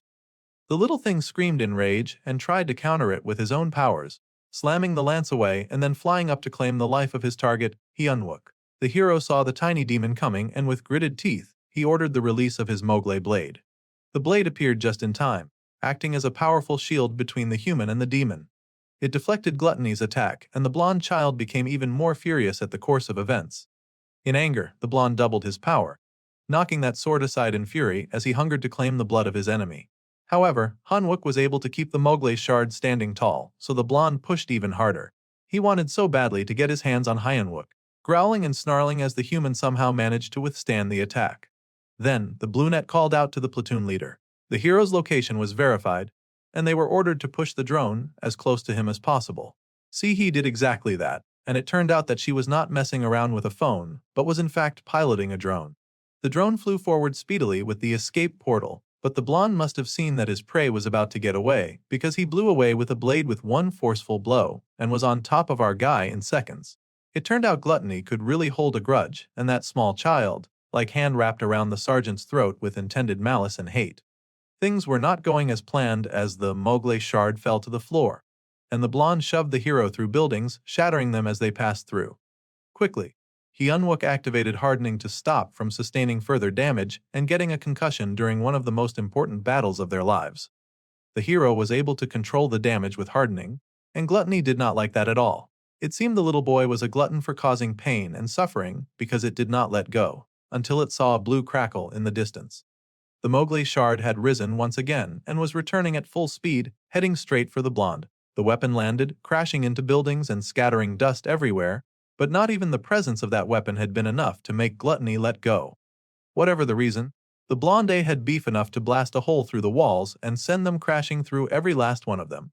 It seemed determined to undo Hyunwook's hardening, and when that did not work, Gluttony did not let go until the hero stopped moving. Then the tiny demon hovered over the fallen soldier, staring at the hero with a sick and sadistic grin on its face that tore its face in almost complete halves.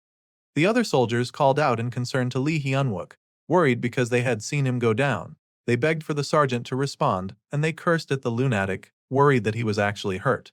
The maniac had really led the demon all the way to the target area, and the lieutenant cheered on for the sergeant, hoping for the bluinet to rise. Multiple golden portal gates hovered in the sky, and the soldiers called out that they had set the bombardment point high, all zeroed in just as he had planned. All they needed now was his signal. The target had reached the target area, and this was great news to the commander. The tiger-like man yelled for all of the men to maintain a wind speed of 0.2 meters per second within 20 kilometers of the target. Then, they were to cast the wind speed spells. All soldiers fell into place, all casting wind spells at once. Wind rose in the area as expected of multiple wind spells activating at the same time, and fog rose too. Now they were all prepared, and they needed Lee Hyunwook to speak to them and give them the final order. The lieutenant called out to the man, asking him to respond. They cried again to the bluinet, who had gone radio silent, needing him to be ready for the final phase of their plan. Suddenly, the sergeant's eyes snapped open, a grin of amusement on his face as he joked that he would surely go deaf from all of the care that they directed his way. The demon of gluttony growled in anger to see its prey open his eyes. Well, the hero just laughed and pointed at the angry little demon, and he told the creature to prepare itself, because this was going to hurt. With that, he pulled forth all the weapons from the second bombardment, and Gluttony was alarmed to see steel rain down once again. However, this steel was more potent, more powerful, and came down at a faster speed than ever, destroying everything in its wake. The fallen lance that the demon had dodged earlier also rose from the ground, and the weapon spun in the air, finding its target. Gluttony looked up just in time, the blue gem on its head glowing as it glared in anger. Hyunwook dared the little monster to try and dodge this little attack, because that entire area would be destroyed. Steel rain came down like a thunderstorm, the biggest hurricane of weapons that anyone had ever seen. From far and wide, the great sped-up rain could be viewed, and the commander watched with a hand to protect his face from the intensity of the harsh winds that brought those weapons down hard and fast. The man watched the complete decimation of the target area, soldiers nearby making a quick retreat so that they would not get caught up in the storm. The soldiers were both awed and amazed as they watched the steel rain come down, and it destroyed everything from buildings to cars to the very landscape of the area. The entire place was leveled, and after the rain came the silence that stretched a mile. The budding point of Gluttony's birth had been completely pierced, and Lee Hyunwook stared with gritted teeth to see the appearance of a particularly weird-looking tentacle-like creature. Right? The creature was called Gluttony for a reason, and it seemed its really small head had exploded into what seemed to be a gaping mouth. The commander called out for a status report, and the hero watched in horror as that tiny, greedy pig swallowed all of the weapons that they had just sacrificed to kill him. It seemed there was a reason that gem was on Gluttony's head after all, so that the tiny demon could eat whatever dared to challenge him. Beelzebub's thought form was unfortunately still going strong, thanks to its weird eating habits, and the thought form had consumed all of their weapons. It was a really concerning mix. The little monster grinned in wicked satisfaction, taking great pleasure in dashing their dreams. However, Hyunwook quickly activated the Crown of Light that would rapidly boost resistance against undead property. The hero grinned just as well, asking the little demon what he was smiling about. Now he had the brat's eating patterns figured out, and he grabbed the boy's stomach, but to the demon's shock and rage. The demon would pay for its gluttony, the sergeant swore that much. There was a buzz of blue weapons coming together, and the hero could still feel the steel inside the demon. Using his abilities, the man activated Metal Smash, and the demon cried out in agony as the metal inside of its body began to smash. This was the result of eating metal without a furnace to properly digest it. All of these metals consumed within Gluttony's body burst out at once, shattering the stomach of the tiny demon as the weapons found their freedom. It was a gore-filled sight as the creature's eating habits made a mess of it, and Gluttony fell to the floor. The hero stood triumphant before his enemy, unwavering and brilliant as his weapon danced in his hand. This would make the end of the Darnsill wave. The beast Gluttony lay on the floor, delirious from pain, and the hero activated the item Sir Tristan's Failnot. He was going to put an end to the beast once and for all. The arrow shot forward to the target that the sergeant desired, and it came closer and closer to the gem on its head, but was then swallowed by Gluttony. The creature had no intention of going on a diet even when it was near death, and the hero was mortified by the creature's sudden attack. This was why long-distance attacks sucked, and it was best to just kill the thing by getting close. Gluttony continued to grin, its mouth wide open, and the man received a warning that Gluttony was now starting to regenerate. They had put their all into bringing that little blonde a demon. They could not risk starting from scratch again. The soldiers watched in horror as all their efforts slowly went down the mud as the little rat began to reform right in front of their eyes. Gluttony laughed as it did indeed reform, and it became something much bigger than it had been before. It seemed the little blonde baby grew up into a menacing monster, and it pointed its hand at the hero, firing a shot so destructive that it raised fires from hell. Fortunately, Hyunwook dodged that attack, but the demon was not about to give up so soon as it fired attack after attack, more and more flames shooting from its fingers, its only desire to destroy and end the life of its prey. The beast then raised its attention to the drones above, carrying each other portals, and disabled them in a sweep of its finger lasers, bringing down any outside assistance from getting anywhere near the battlefield. One by one, the drones fell due to an intentional sabotage, and the commander yelled for all units to cease operation immediately. All the soldiers were to evacuate the area quickly because things were not looking good. The men yelled that they could not see Lee Hyunwook, and some of them wanted to go in and try and find him. They needed the man alive if they were going to strategize for the next battle. However, they suddenly heard the Mowgli release, and the giant sword manifested above the gluttonous monster. The little blonde demon had the nerve to look enraged that the hero refused to give up, but he was equally enraged, smashing the sword into the ground, annoyed that the monster dared to dodge once more. 2 of the Mowgli shards had fallen at once, and the Bluenet screamed for all units to halt and hold their positions. It was critical that they all stick to the plan, no matter how badly things looked right now. Platoon leader Lee Man-hee was asked to warp as close to the thought form as possible, which sounded like madness to the lieutenant. The hero insisted that they could not retreat at this crucial time, because there would be nothing holding Gluttony back if they left now, and the awful creature would only learn to get stronger before they could strategize. They had to hold down the ground that they had now. All of Seoul and its citizens would become this demon's food, and they could not allow that. Lee Hyunwook knew what would happen. He had seen it in his past life, which was why he did not dare give up now. That monster back then, they had fought valiantly against it, soldiers standing side by side as they tried to bring down the grinning beast. However, all their efforts had been in vain, and people had died in front of his eyes. Lee Hyunwook could not bear to see that happen again. They could not run, and they did not have time. The commander grits his teeth, struggling with this very difficult decision. The King of Hell's advent had been delayed because the erosion was incomplete, but they had a limited amount of time left. 36 minutes was a deadly amount of time. The commander raised his walkie-talkie and reported that all weapons were ready to use. Lee Hyunwook had to make it work. This was their last shot. The hero heard the call, announcing his name and his title, and he swore to complete the mission no matter what. The man then, once again, called upon the steel rain. The rains came down, all falling as close to their target Gluttony as possible. The monster saw the rains coming down again, but it smirked since it had seen this attack before, and it knew how this story went. Once again, Gluttony opened its ugly mouth to consume any attack that dared try to hurt him, and the steel rain came down, its mouth open and ready to receive that hurricane of weapons. However, it seemed like most of the weapons were missing their mouths, and the demon was startled with confusion. See, one of the drones had flown a little closer, just as the sergeant had commanded. It came all the way down to the very center of that creature's mouth, and the drone now flew as close as possible, but the demon was sure to destroy it soon, as the noisy drone could not be hidden for long. However, that position worked just fine for the hero, and he told the soldiers to hold their ground. He would warp and dive close to it. This was the only way to take it down for sure, and Lee Hyunwook ran into a nearby portal, intending to fly right into its stomach and take it out with its Zarbomba. However, the demon suddenly popped out of the portal, surprising the hero instead as it gutted the sergeant with its razor-sharp claws, laughing with evil joy as the man spat blood. The lieutenant screamed out in horror at what he saw, and the demon of Gluttony stood triumphant over the fallen body of the sergeant.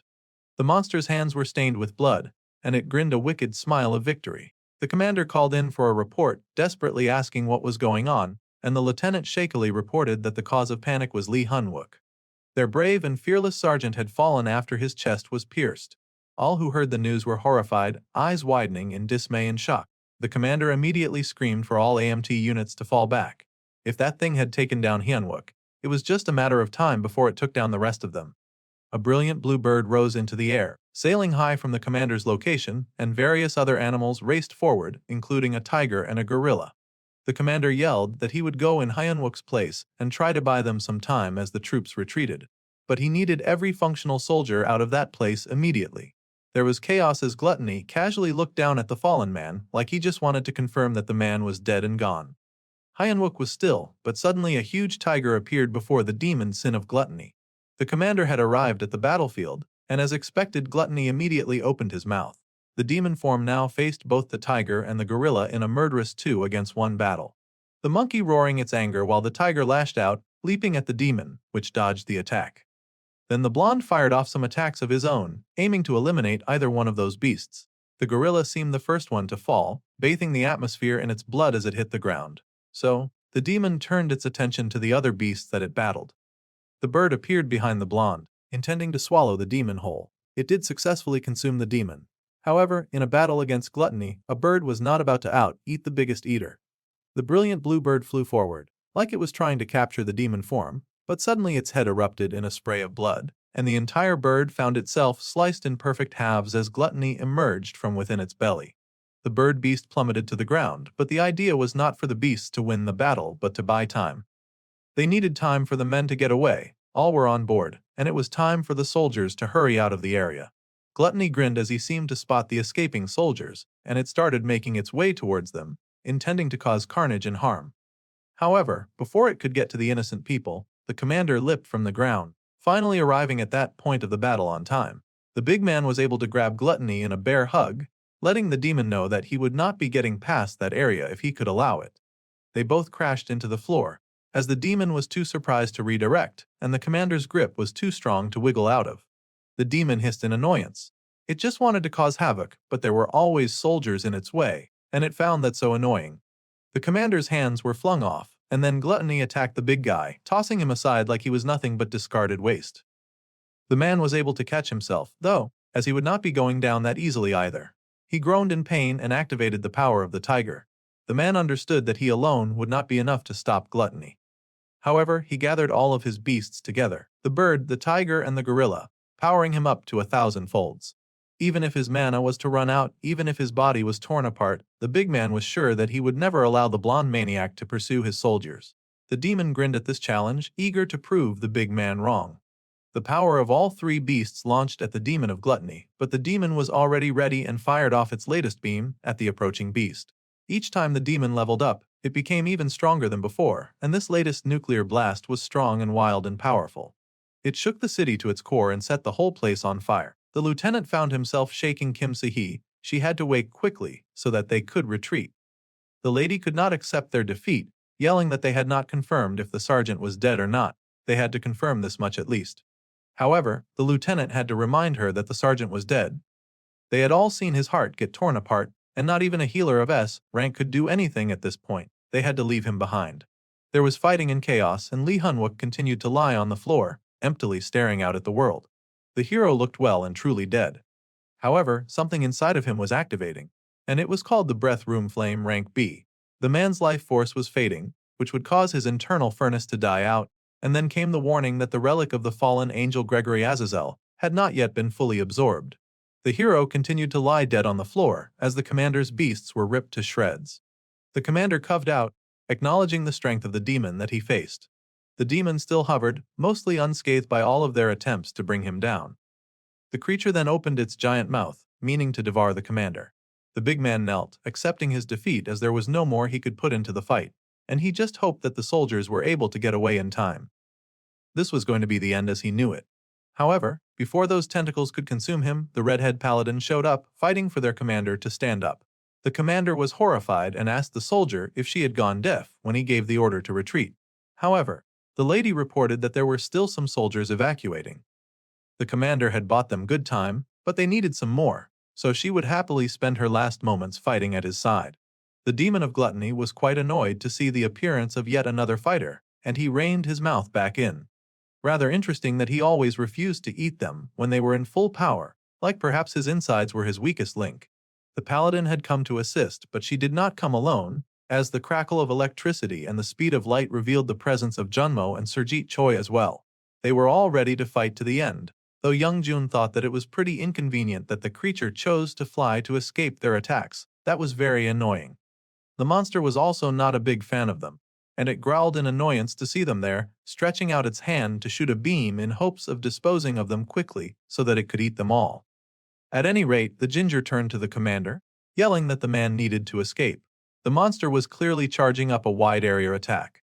Realizing how horrible that would be, the paladin grabbed the commander, and the demon of gluttony launched its attack. A rain of thunder and fire fell from the sky, and the soldiers stared in horror at such a wide attack.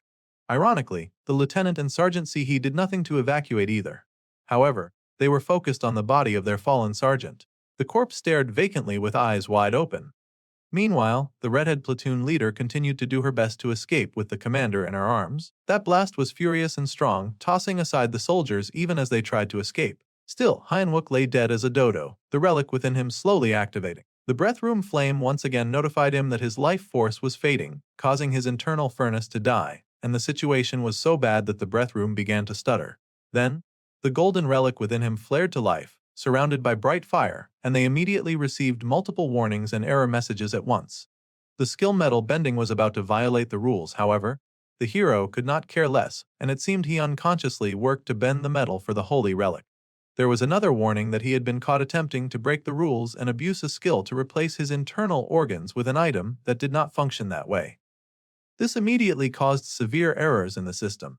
Still, the man continued to metal bed, and he replaced his missing organs with the holy relic that was floating inside of him. The errors and the warnings continued as the player was ordered to immediately stop all actions that were threatening the system. But the hero couldn't care less about that at all. His body continued to knit together as the holy relic worked to replace his heart and began to pump blood back through his system. The relic began to pump slowly like a heart, beating up and down, and a bright light filled the space, rising from the floor to the sky, and it drew the attention of the lieutenant and Sihi, who watched with mouths agape.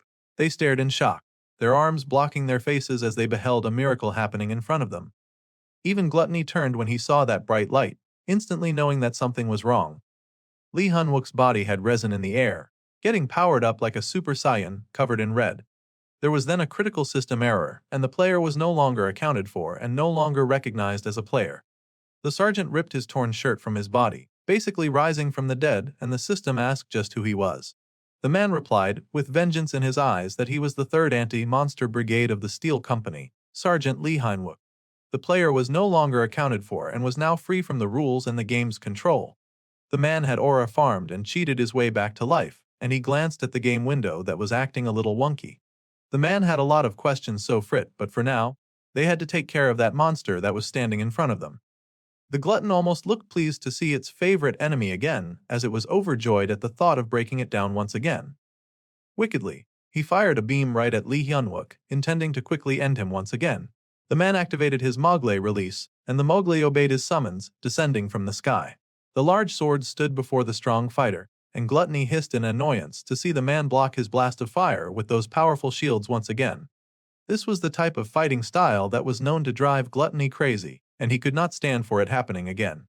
The monster charged up his power, getting ready to shoot again, but Hyunwook swore that he would not be regressing twice, just because of that one idiot monster. The blonde demon shot his beam of hate, and the commander and paladin watched in confusion. That big beam was coming straight at them again, and the other fighters stared in shock to see that Sergeant Lee Hyunwook had entered the battle. This was overwhelming news because they could have sworn that they saw the man die. There was no way that he could have survived that attack, and the ginger was in awe at how the man could possibly still be standing with no protective spells. The only protection that the blue Annette did have was Grigori Azazel's necklace, a legendary rank weapon that provided protection from curses and darkness, and nullified all attacks born of mana. The wide area attack made the hero's heart pound so hard because they could detect the man with that power. Now the Grigori Azazel's necklace had been bound to Lee Hyunwook, and a large amount of mana was being supplied automatically throughout his blood. However, if the user's mental control weakened, the binding would fail, and it would break his body. This was the price for immortality. If that was the case, then the blue Annette was willing to shoulder that problem. Gluttony glared at him in rage, but the monster was the last person who had the right to be upset about their current situation. The demon again fired 2 heavy pink lasers at the hero, who used his sword as a shield because he was not about to get beaten by an angry blonde tyrant.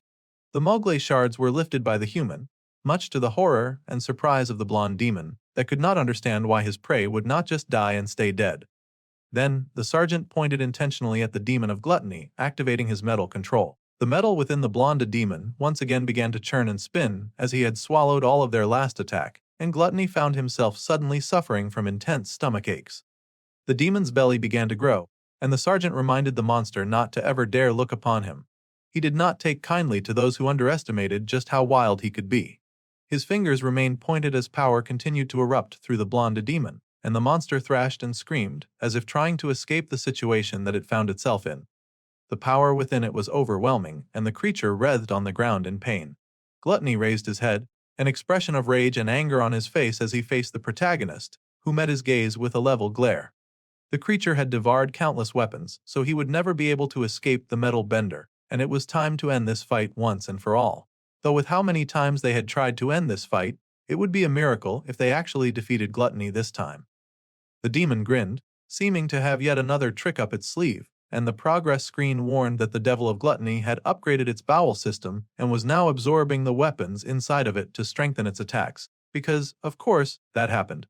All the metal in the demon began to glow, and its body began to change color, leveling up the beast into a new purple hue. Gluttony screamed in triumph into the sky, seeming very pleased with this new evolution that it had manifested for itself. The thing now looked even uglier than ever, and the little boy that it had started as was long gone. The hero looked rather taken aback by yet another upgrade, and it seemed he wasn't the only one who could keep discovering cheats in a fight. So, the demon of Gluttony wanted to play that game. Hyunwook could not detect metal within a 135 radius, detecting over 500 grams of metal. The giant had somehow absorbed all of the metal in its body, just like it threatened to do. Therefore, accidentally turns itself into the hero's own personal giant puppet. It was so ludicrous that Hyunwook could not stop his grin. It seemed the sergeant was not out of cheats just yet. The man stretched out both hands this time because he was dealing with such a large mass of metal and activated metal control. Gluttony was shocked to see the protagonist's control suddenly come over him, and he tried to shake it off like it was some kind of bad dream. The demon was confused and he roared in protest as if asking for an explanation behind this sudden attack, even though he had gotten stronger. The hero's eyes widened, and he noticed the creature's mouth open, once again trying to devour him.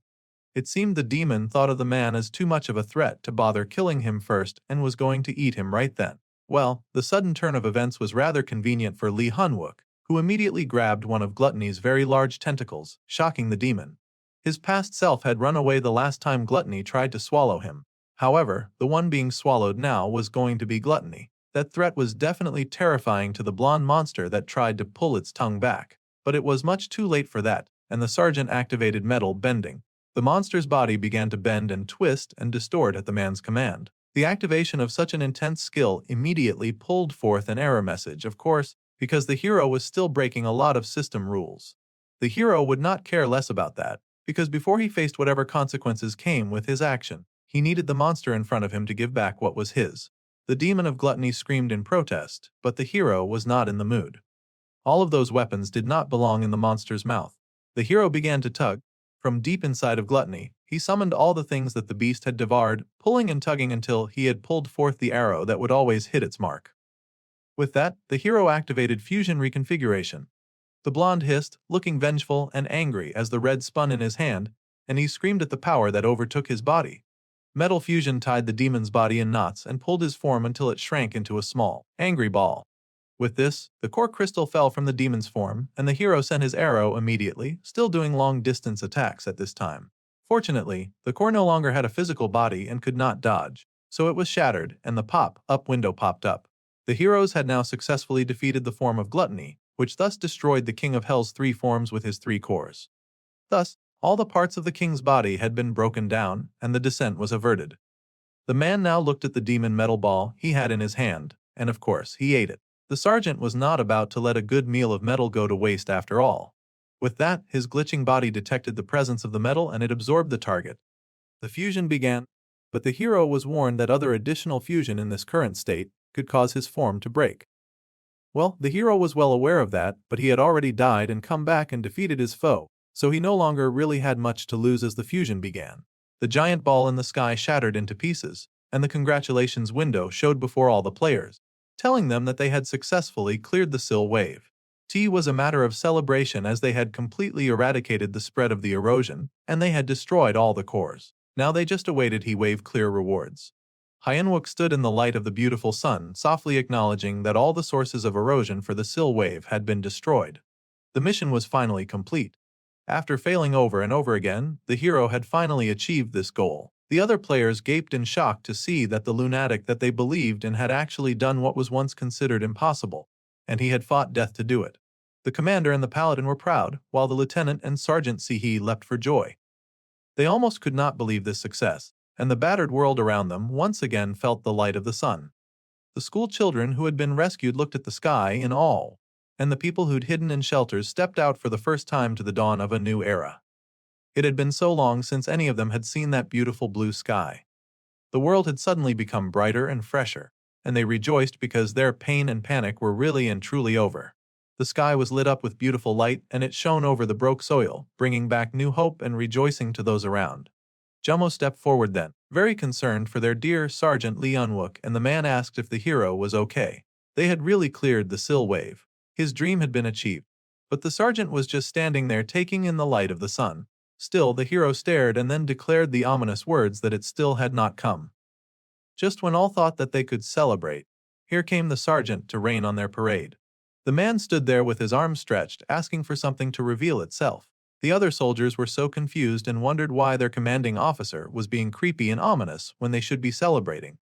Unfortunately, it seemed that something had heard the man's summons because the people watched in shock and horror as something began to rise. Something weird and large popped out of a giant portal in the sky, and it looked like a big floating island. Now this was something new, and the land hovered over the entire city of Seoul. The soldiers watched with both awe and apprehension, wondering where on earth that giant castle had come from, and it was on a floating island of all things. The soldiers panicked that even at this stage they had to face even more enemies, and no one was looking forward to doing anything like that. This giant floating island sparked with great power, but the sergeant just watched it come, knowing that this was the artificium of the sky Laputa, an unidentified object of ancient metal language. Laputa requires the ownership of the master key artifact to unlock, and it seemed to be talking about the key that our bro just swallowed and made into his heart.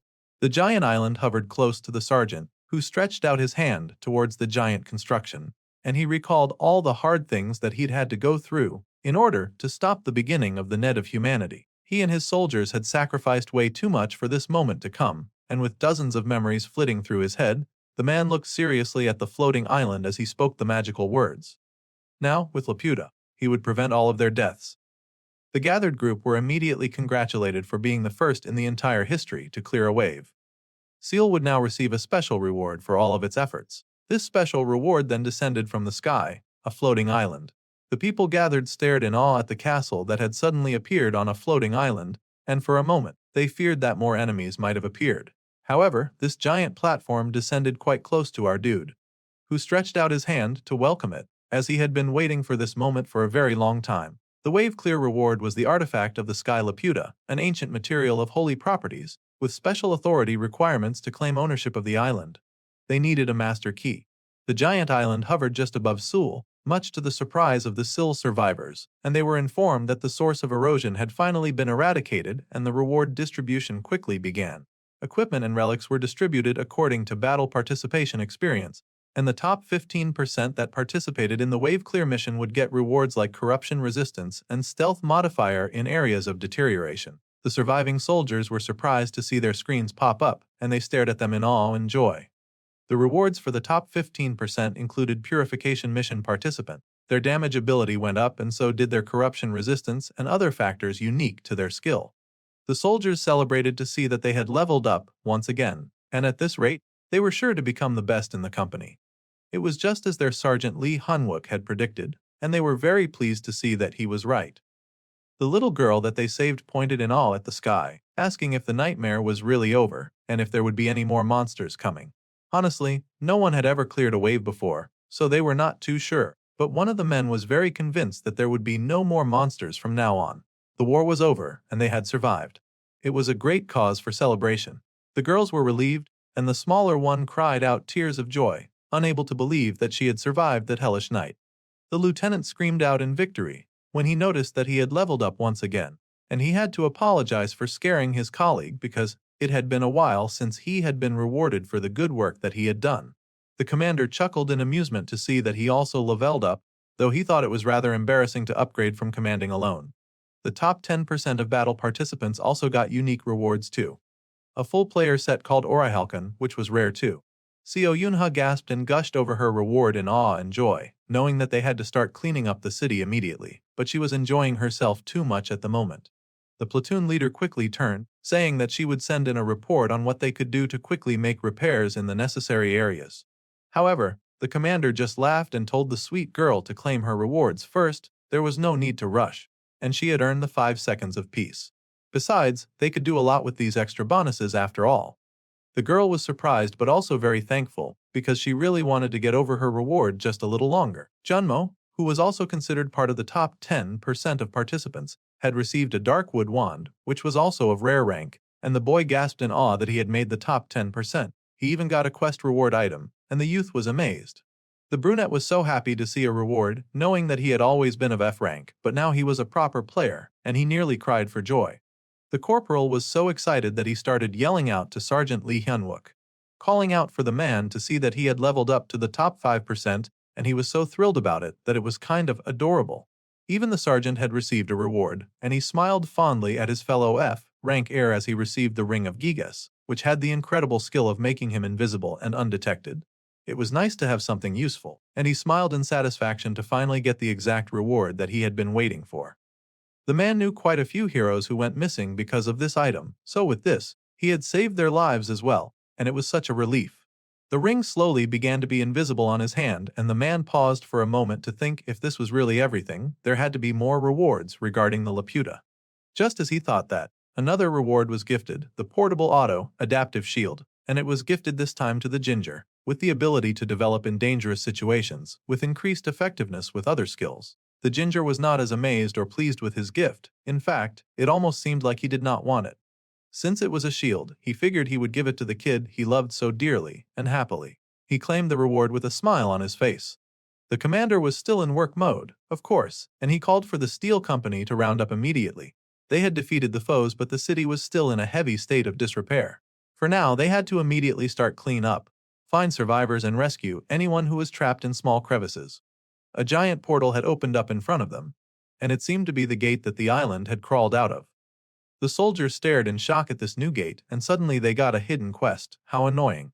The gate wanted them to take the part of the ancient civilization's successor. As the greatest contribution to clearing the wave, they now had the chance to succeed in ancient civilization. Only one person was allowed to proceed, of course, and they were to explore the ruins of the gnome and conquer the guardians of the ruins to stop its operation. Then they would verify the master key with the ancient device and gain access to Laputa. It was exactly what the hero had suspected, and he gritted his teeth to see a hidden quest. It would be nice to rest first before rushing into battle, and he stared at the gaping hole, cursing the system for not making any of this easy. Then, the brunette, fresh from battle, turned to his commander and apologized that he would not be able to help with the clean-up process since he would have to do this first. The commander was rightfully concerned and asked the suicidal maniac if he truly would be alright going in alone. After all, the man did not at all seem all that great.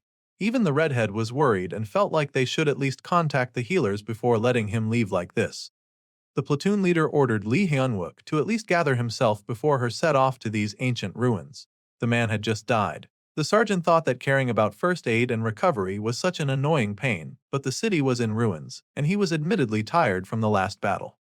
Meanwhile, on the other side of the city, the first hero, Tazen, had been gifted with new equipment, the Demon Claw Greaves, to make his punches even deadlier with demonic class resistance.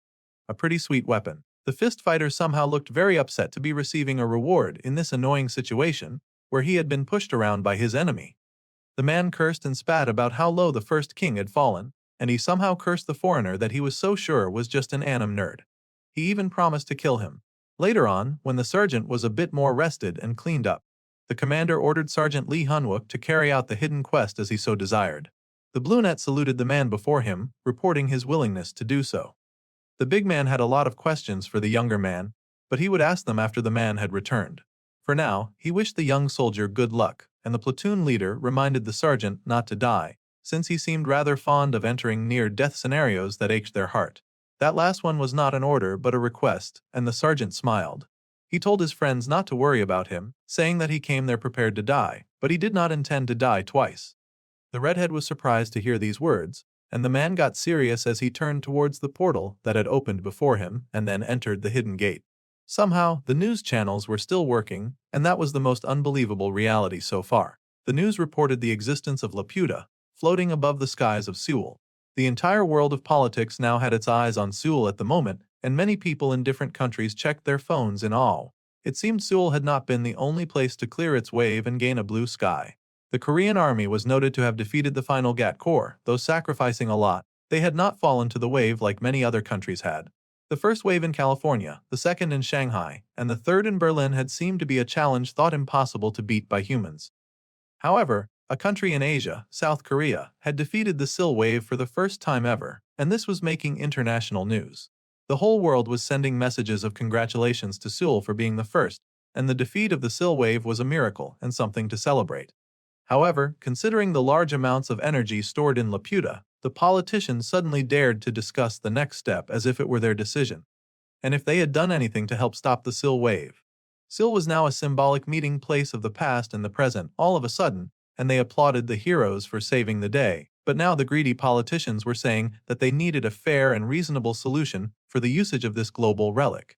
Every international political leader was saying this, saying that Sil's victory was a cultural blessing, but they needed to take a calculating approach in dividing the fruits of the victory. All these entitled jerks were acting like they had any say in how Sil's rewards would be divided when they had not fought for it or sacrificed anything to achieve it. All those jerky politicians continued to go on and on about how Laputa should belong to the human race, as if the human race contributed anything when it came to helping Sil. The Koreans had fought on their own for a long time, and here these jerks were trying to steal their rewards, saying that Laputa was a gift for humanity. More and more politicians came on the news saying this greedy and selfish nonsense. Their confidence to claim someone else's win was honestly very embarrassing. Of course, in America, something else was going on. In the U.S. Special Operations Command, a soldier marched through the compound, a gas mask on his face, as he walked into a room lined with other soldiers at attention. They all stood steady, of every shape and size and race, and the soldier walked into the premises and also stood at attention before the others, taking off his mask in the safe area. According to the intelligence, because those sneaky jerks were already doing this own private investigation, nobody had gotten the master rights to Laputa. Under the current world order, they were constantly towing the line between peaceful balance and war. Trust humans to always find a way to fight each other, even with literal monsters around. Depending on who owned that floating fortress, the world would see a new leader, I lost technologies, and would fight to see who would get that ancient relic. Many countries around the world were already gunning for the opportunity and sending special forces to Seoul, because stealing was apparently fine if they did it for their country. Political leaders were so shameless, but the army man said that they would not take what was not theirs. They were going to protect the glory of the great America. Despite saying all that, he then said that they were going to secure the master rights to Laputa for the sake of world peace, and he sent his soldiers off, darkly returning the mask to his face. This man was Colonel Garrett Whitman, commander of the Special Forces in the United States and an A-rank player. There was so much death in the area of Seoul, but it seemed one person had survived. How lousy of the monsters to do such a bad job that they did not even successfully tear apart that stupid pig.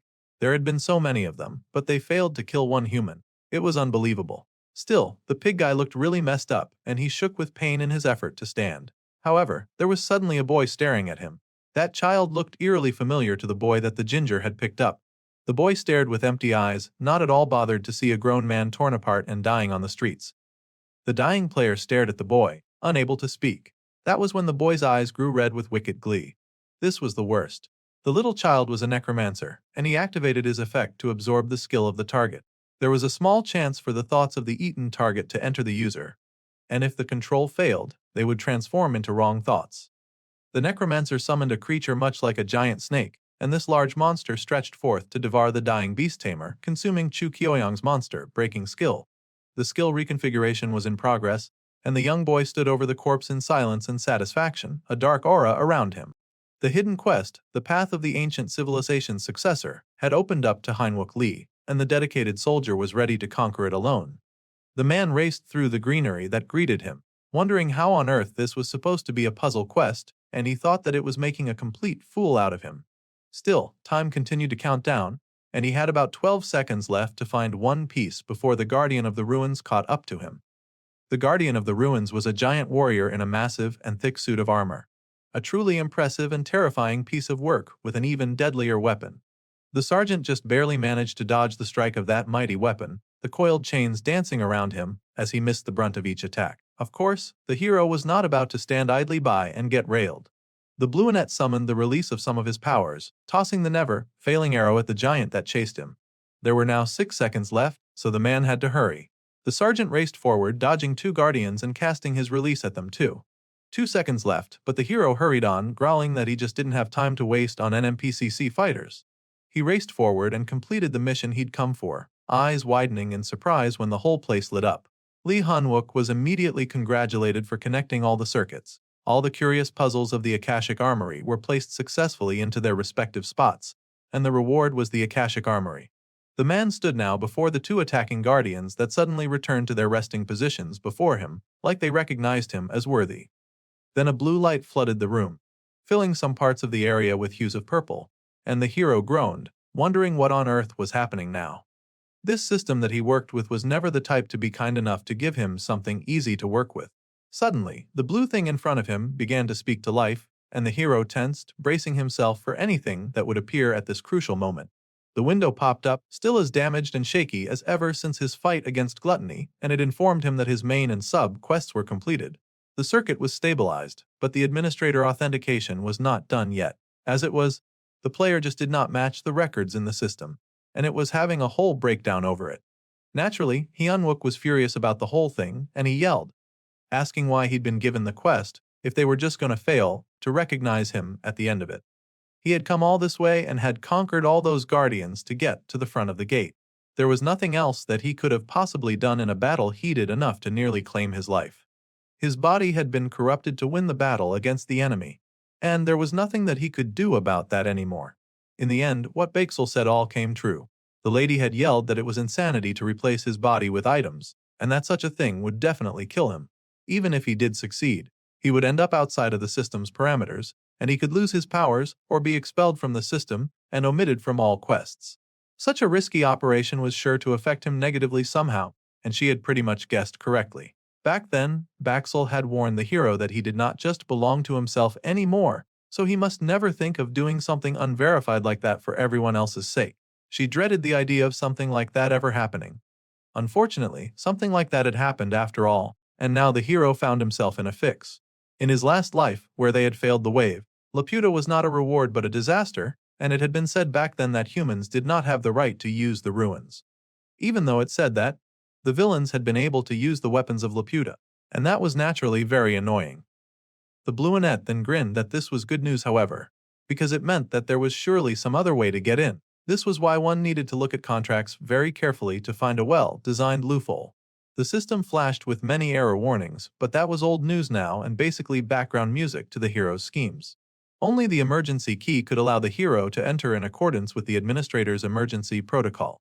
The reason that the man had visited that tree jerk in the Sill Station gate was just so that he could obtain key number 2 for the Akashic Armory, and he grinned like a devil as the golden key popped up in his hand. No matter if access was restricted or not, the man was determined to go in since his people would need those tools anyway.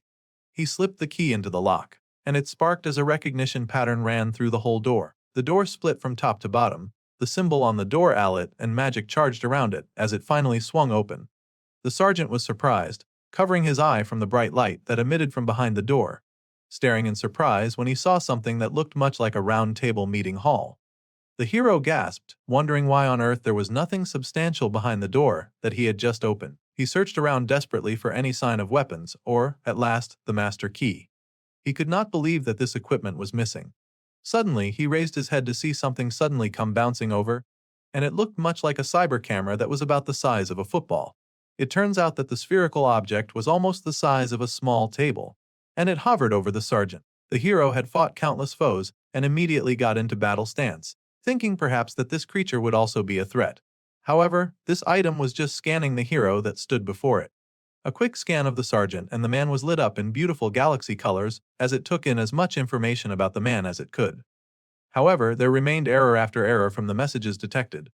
Although the scan results stated that the player had the right to be the successor, he had also lost his identity, and they just could not work with that. They were so particular about this nonsense that identity theft seemed to be the only way to go from now on. In accordance with the emergency protocol, the system would not conduct additional tests for the Bluenet to prove himself. Of course, that happened. The man now had to survive against summoned entities for a set number of times, and more of those guardians popped out of nowhere. The error screen still wobbled its way through the instructions he would need to survive this game. Additional tests were to be conducted to identify him, so now he had to fight the defender of Laputa. The whole exercise was to test his survival and suitability. Passing the test would grant them temporary ruin succession access. The Bluenet was shocked, But the Guardian was not about to give him even the time to complain, and the giant-formed figure launched right at him. Lee Hyun-wook jumped quickly out of the way, quickly studying his opponent.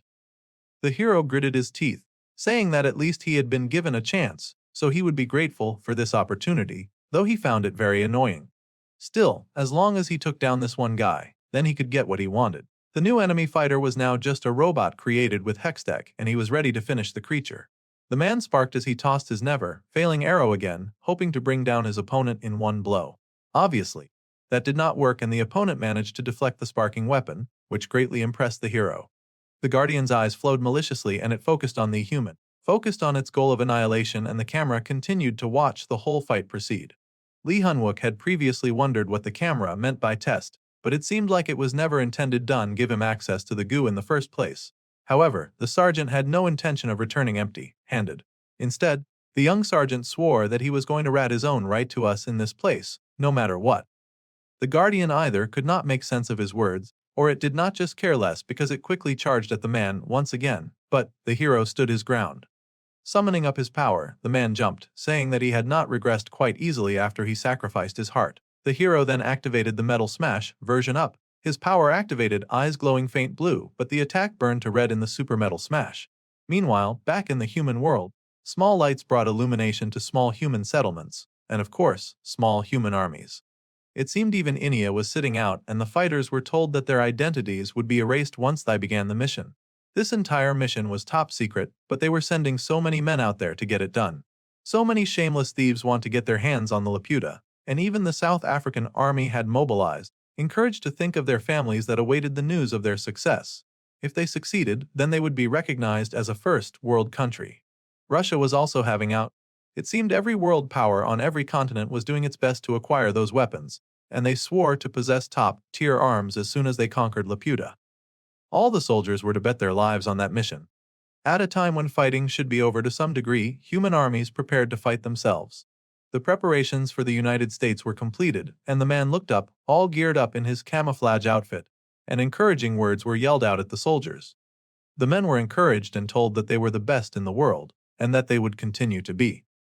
They had to be proud and to conquer the ruins that they desired, the ruins that Hyun-wook was currently trying to conquer.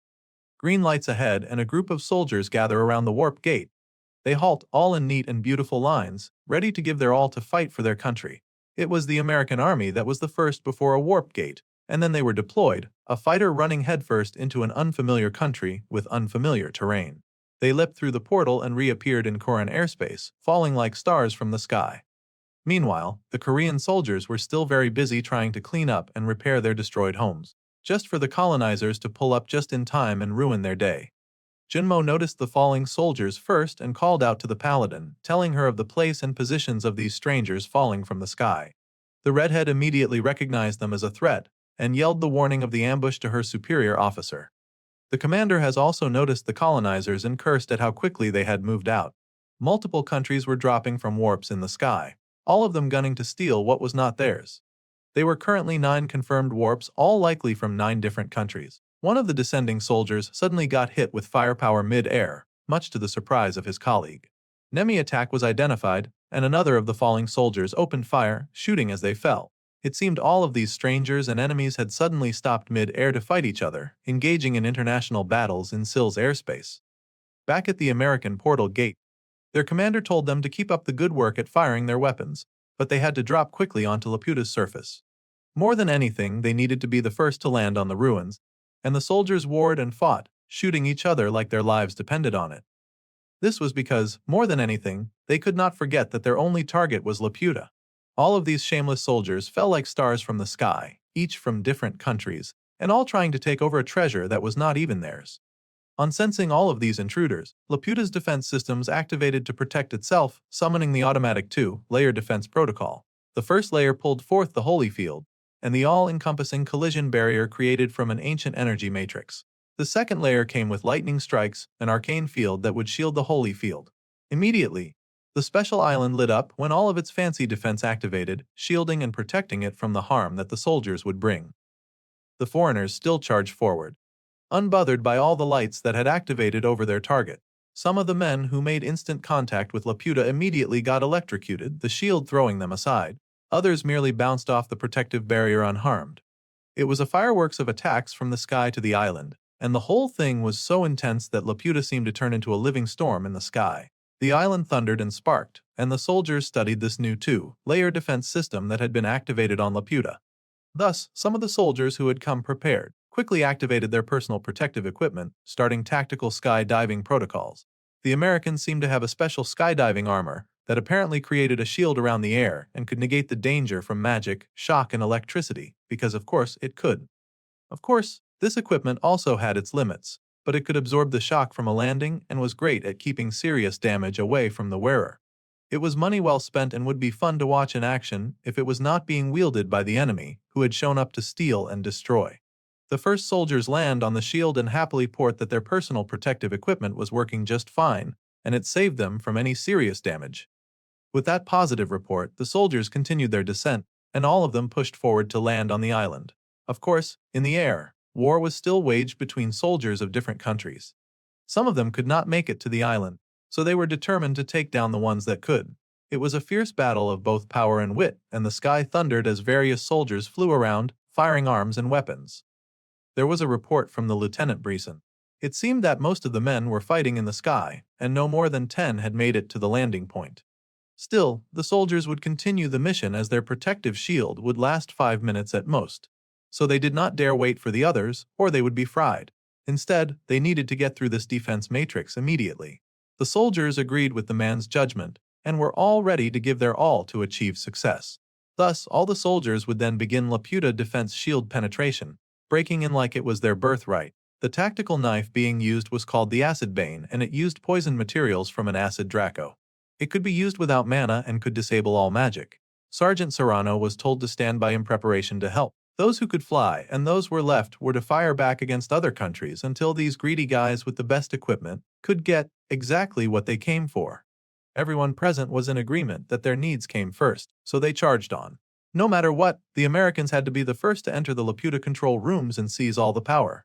Meanwhile, our guy was already deep inside the Laputa, having no idea what was going on outside, and he activated his metal bending to fight against the foe in front of him. His power activated, burning to dangerous red and shattering the creature before him, the one that he fought against.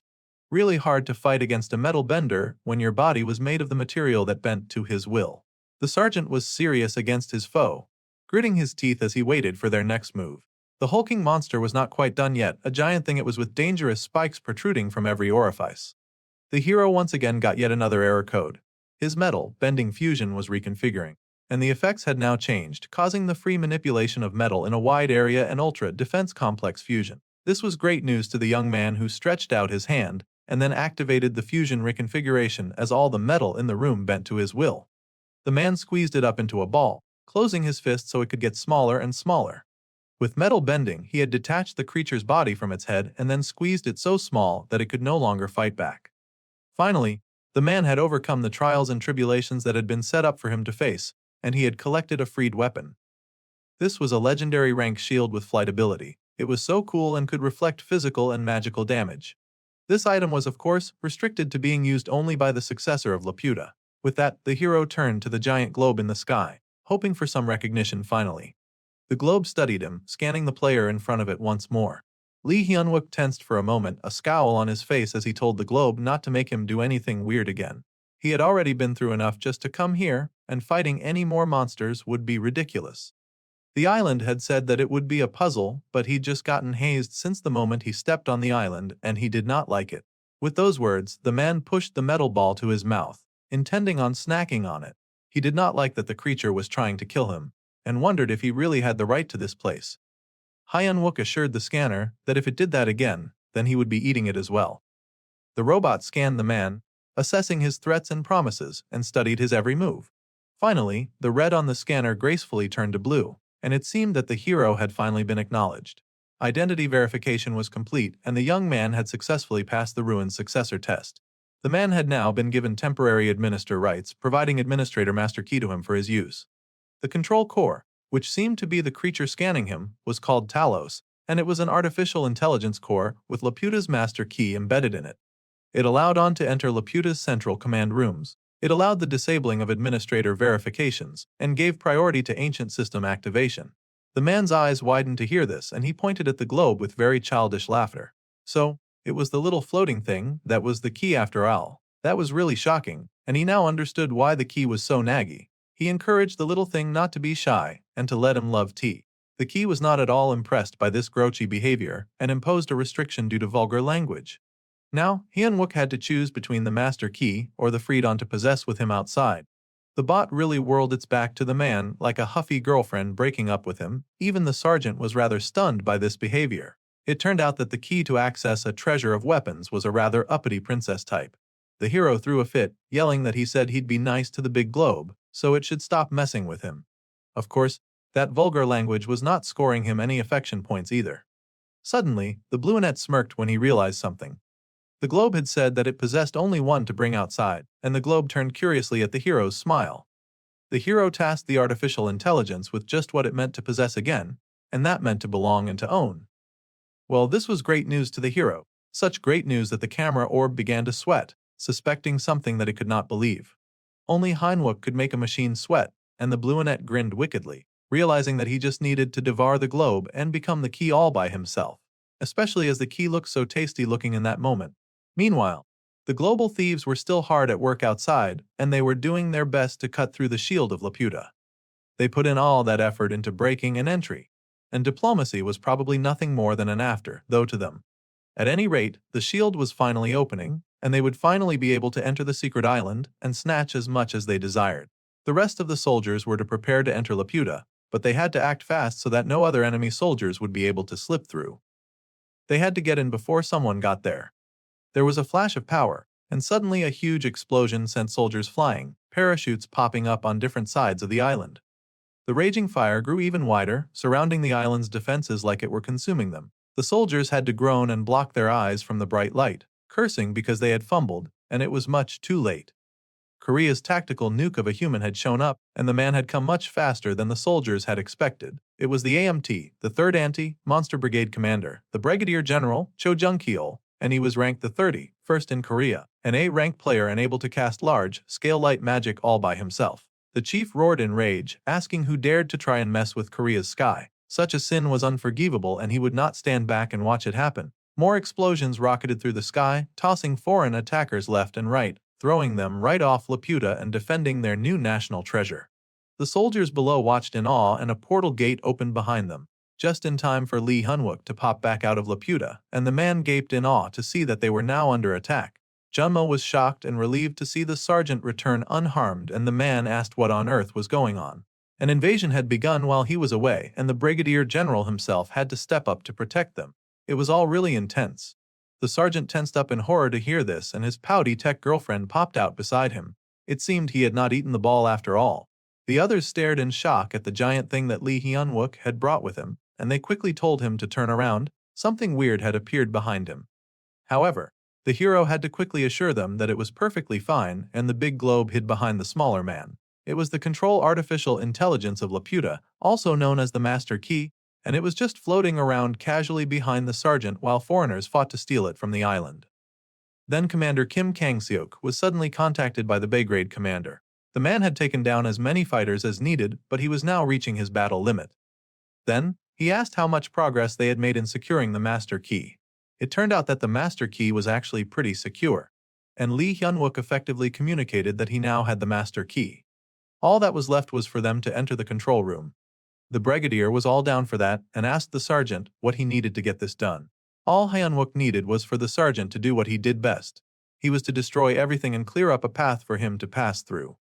The Brigadier was beyond happy to hear that. So happy that he remarked that he really liked that about the man. Thus the man summoned the biggest explosion that he could, charging it up around the island as the sergeant watched. The power was so large that the very ground shook beneath them, and the Brigadier laughed that he would be going all out. The explosion that the man conjured up was massive, and he was going to show these jerks clearly why they should fear a tactical nuke. The sergeant declared that they must do what they did best and destroy everything to clear a path. Thus, explosions flew into the air, shining golden light over the chaos that bubbled in the sacred place.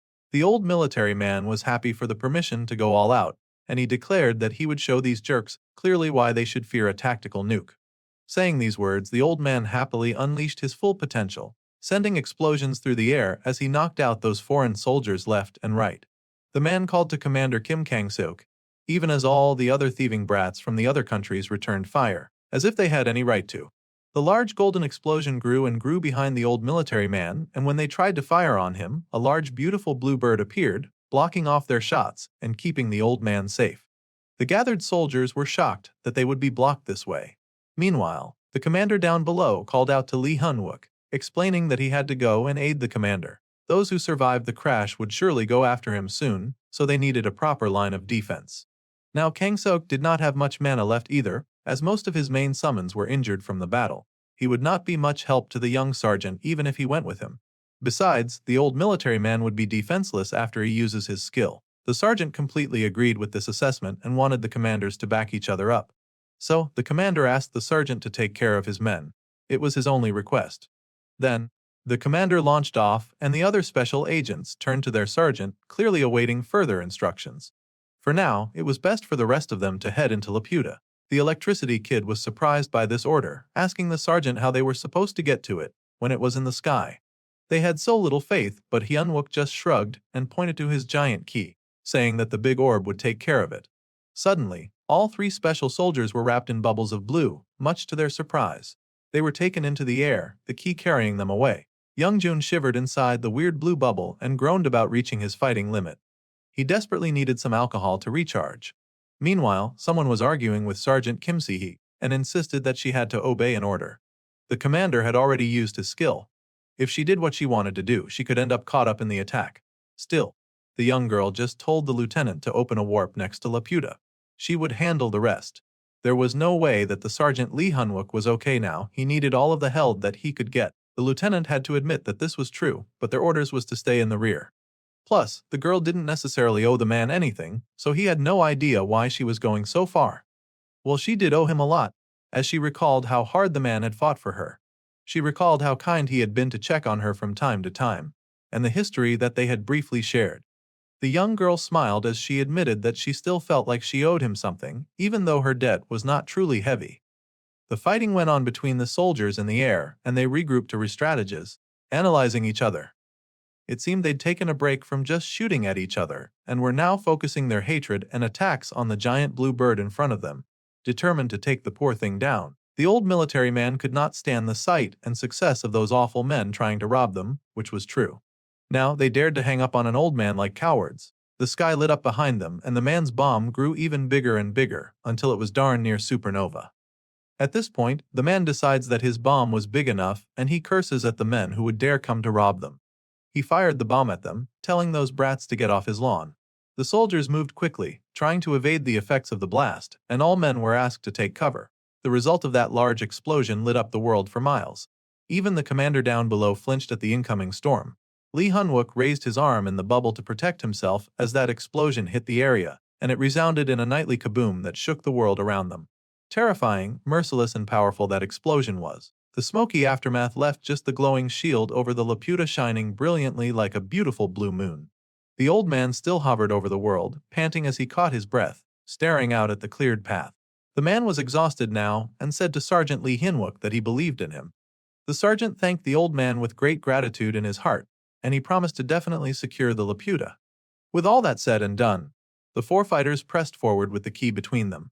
The Laputa interim administrator was confirmed and the threat of the external breach at 7%, partially disabling defenses and securing the entryway. A piece in the shield had opened, and the sergeant's team progressed towards it, hurrying so that no one would catch them off guard.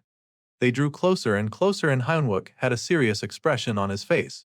They drew closer and closer to that opening, and they finally went in. The team hovered over the very gorgeous and beautiful city of Laputa that the foreigners were trying to wreck.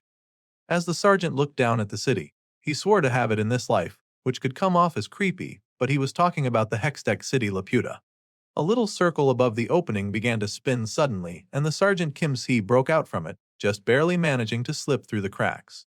Meanwhile, in the Golden City down below, the other members of the team had just landed and were looking around in awe. Junmo was amazed as he had never imagined that there would be a city like that on the Sky Island. He had even thought that these ruins were ancient, but everything around looked new and expensive. Youngjun continued to die from alcohol deprivation behind him. The system began to set off a warning, telling them not to touch. Any damage done to this beautiful city would surely result in immediate execution, which was for the best. Junmo immediately pulled his hands away in shock and surprise. Laputa could designate a Balabalber to create a wide area blessing and hexdeck buff. This was what a special hexdeck zone was called. Additionally, Laputa, unlike the rooted world tree, could travel anywhere and was able to not only defend but also bomb its targets. It was the pinnacle of hexdeck. That golden island that shone with light and wonder, and the cream of the crop technology of the ancient gnome civilization. Everyone was asked to handle it all with care. Simply put, Laputa possessed the ability to bring about massive wealth and power for whoever region takes ownership of it. It also means that the owners of this floating battleship can attack anywhere in the world. Then the sergeant grinned at the key, pointing out that it seemed to talk a lot when it was time to brag. The key had nothing to say to that. They had arrived at the entrance of the control room, and the key asked them to please validate their interim administrator authority that would grant them temporary permission to be there. They had come before yet another beautiful glowing structure. The sergeant turned back to the team and explained that only he could enter the control room because he was the administrator. They were to please wait outside until he came back, and he would be back soon. Suddenly, the man paused when he saw multiple metal readings. The man screamed out, warning his team about the 9 o'clock ambush just as attacks were fired on them. It was just as suspected. The enemy had used the brief opening to slip in as well. The paladin pulled forth her shield, blocking the attack as gorgeous feathers of light surrounded her and formed a shield against a rain of gunfire. The holy dome suffered multiple damage as that gunfire continued, and the paladin was left gaping in shock when the dome finally shattered. Suddenly, someone yelled for the gunfire to cease, and it stopped. The Korean soldiers looked up in alarm and confusion, and that was when the enemy declared that this was a warning shot. The man had no desire to cause any unnecessary bloodshed, or so he said after breaking and entering into someone else's earned artifact. The military man demanded that they hand over the master key and surrender, then he would let them live. The servant grit his teeth in frustration, noting that these jerks had destroyed the holy shield in one attack. More than that, he had not even realized that they were there before they attacked. These bandits were not threats that could so easily be overlooked. Plus, that warning shot proved that they were not bluffing. These guys were strong. There were about 3 of them, standing armed and dangerous in built war suits, and the man wondered if they were from the Villain Association. Then, Hyunwook tapped Junmo on the chest, signaling for the soldiers to wait for his command. They were not to make any stupid moves so as not to provoke the enemy. The head thief then demanded that they hand over the master key. However, the servant just smiled, thinking that the enemy was rather unfortunate. They should not have come to face him in armor. The sergeant rushed forward, telling all the soldiers to spread out at his command. They were to get to their rear and commence anti-personnel combat. The enemy leader was confused by this seemingly foolish assault, and the gunman prepared to fire once again. The main character reached out towards the enemy's metal and got the usual error message as he activated his skill. At any rate, all those pop-ups would have stopped him from using his power, so he went right ahead and stretched out his hand to activate fusion reconfiguration. The error message once again warned of unforeseen results if he continued in this manner, and the error got higher. There was confirmed multiple usage of unregistered skill. The unidentified player was also the source of errors, and the system began a purge. The extermination was in progress at the worst possible time. It would be best to wait for them to at least deal with the Americans. However, the extermination did not care, and right before them, the sergeant began to disintegrate. The soldier had taken too many risks, and it was now catching up to him. The armored attacker took advantage of the moment of confusion to unleash a punch on the sergeant, and the man was too distracted as he was currently fighting with his glitching body. The redhead paladin was shocked to see him fading away. Even the electricity boy was shocked. They called out for their Sergeant Lee Hyunwook as he suddenly exploded in a cloud of white mist. However, taking his place was a wind spirit that blocked the attack from the big armored soldier. The man looked up in shock at the beautiful figure of a soldier in the air. Immediately she was recognized by her peers, and the main character was surprised to note the appearance of Sergeant Kim Si-hee. The lady had come to render support, and she called out to the other sergeant, saying that she was here to save him. The brilliant, beautiful figure of the glowing spirit had appeared to fight off the enemies that threatened to overwhelm them. Sergeant Hyunwook was surprised to find that Sergeant Kim Si-hee had come to their rescue after all. The younger sergeant called out to her superior, declaring that she had come to save him, of course.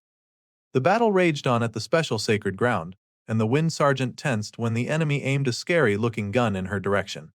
She leapt into the air, dodging the onslaught of golden bullet rain that was targeted at her. The attack chased the flying sergeant, who bobbed and weaved her way out of the range of attacks. As for the wind spirit, she was surprised when she got attacked, the enemy throwing a punch at her blocked arm defense. A red mark appeared where the punch had been placed and the girl was alarmed, gasping as a light spread from where she'd been hit, growing brighter in glow until it resulted in a huge explosion. The main character quickly activated hardening to shield himself from the explosion, but his screen was still undergoing various stages of error and denial. It was all very aggravating for the young lad. The man cursed as his body once more began to glitch, and the explosion rocketed through the area he was standing. It was looking like the sergeant would not make it. The flames were hot and the wind spirit was knocked off balance as that heat rose to consume and destroy. Junmo cried out in concern for Sergeant Lee Hunwook, and even the glasses guy was shocked. An area attack that totaled an A-rank explosion was sure to cause a great level of destruction. They feared their friend would not survive it. This person that was attacking them was very clearly bad news, and even the main character was thinking that. These shameless thieves really came armed with high-powered weapons. However, Hyunwook was protected by the paladin jumping into the fray with her giant holy shield. The man was shocked by the actions of the noble platoon leader, but she yelled back that if the man fell at this point, he would not be able to protect Laputa, much less his squadmates. Laputa was their treasure and they could not let it fall into enemy hands. The man had to use this opportunity to get into the control room immediately. She would happily be his shield, just like how her sister had been her shield in the past. The man understood her request and leaped away. He did not dare let her sacrifice be in vain and raced off to solve the problem that only he could fix. Of course, the Sheikh's thieves had no intention of losing at this point. The military man angrily punched the redhead's shield, hoping to bring her down one way or another. The lady was shocked by the force of that punch that rocked her shield. She wondered if that was an attack. The soldiers were engulfed with flames surrounding them from the force of the explosion. Suddenly, a voice called out, calling the soldier a fat piece of lard. It was the drunken speedster, and he ran in defense of Seo Yunha. The speedster dashed quickly, cutting through the military man and all of his defense, bringing him down. The man's armor fell apart, and he looked speechless to be defeated by these people.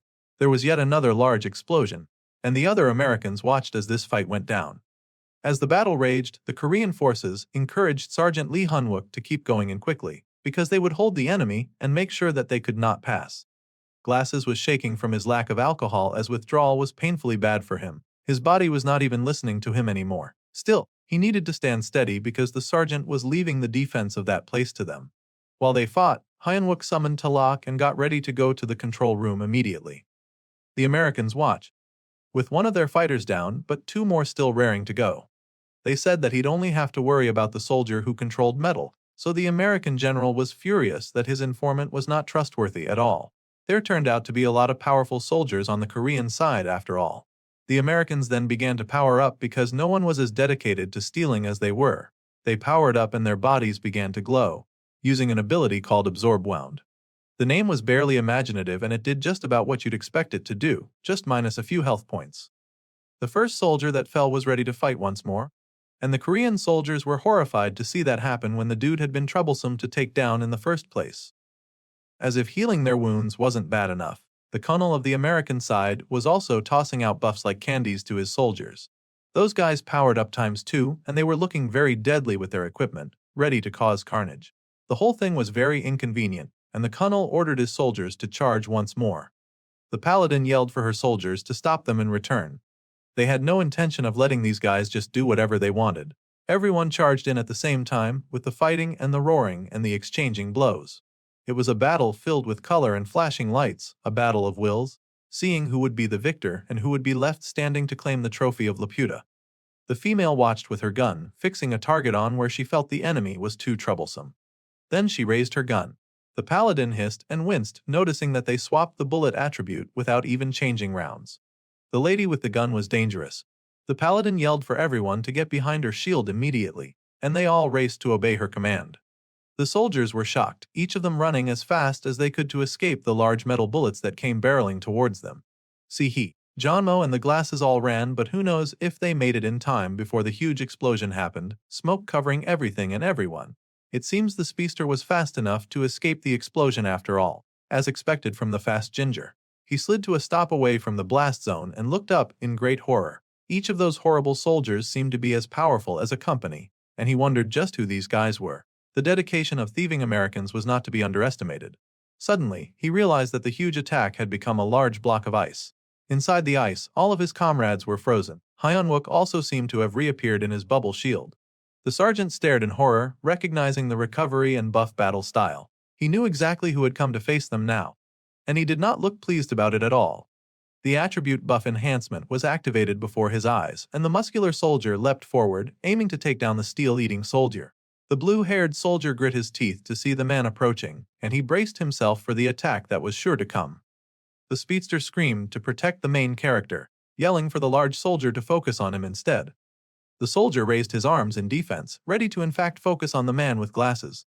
He saw that fast-moving sword coming this time since he knew what to expect. This time the man was able to dodge that light-speed attack, much to the ginger's shock and horror. The man continued to attack, trying to bring that soldier down, but it was no use. The man dodged every blow and every swing. He bobbed and he weaved, always staying out of the ginger's reach, and then he braced to hit him.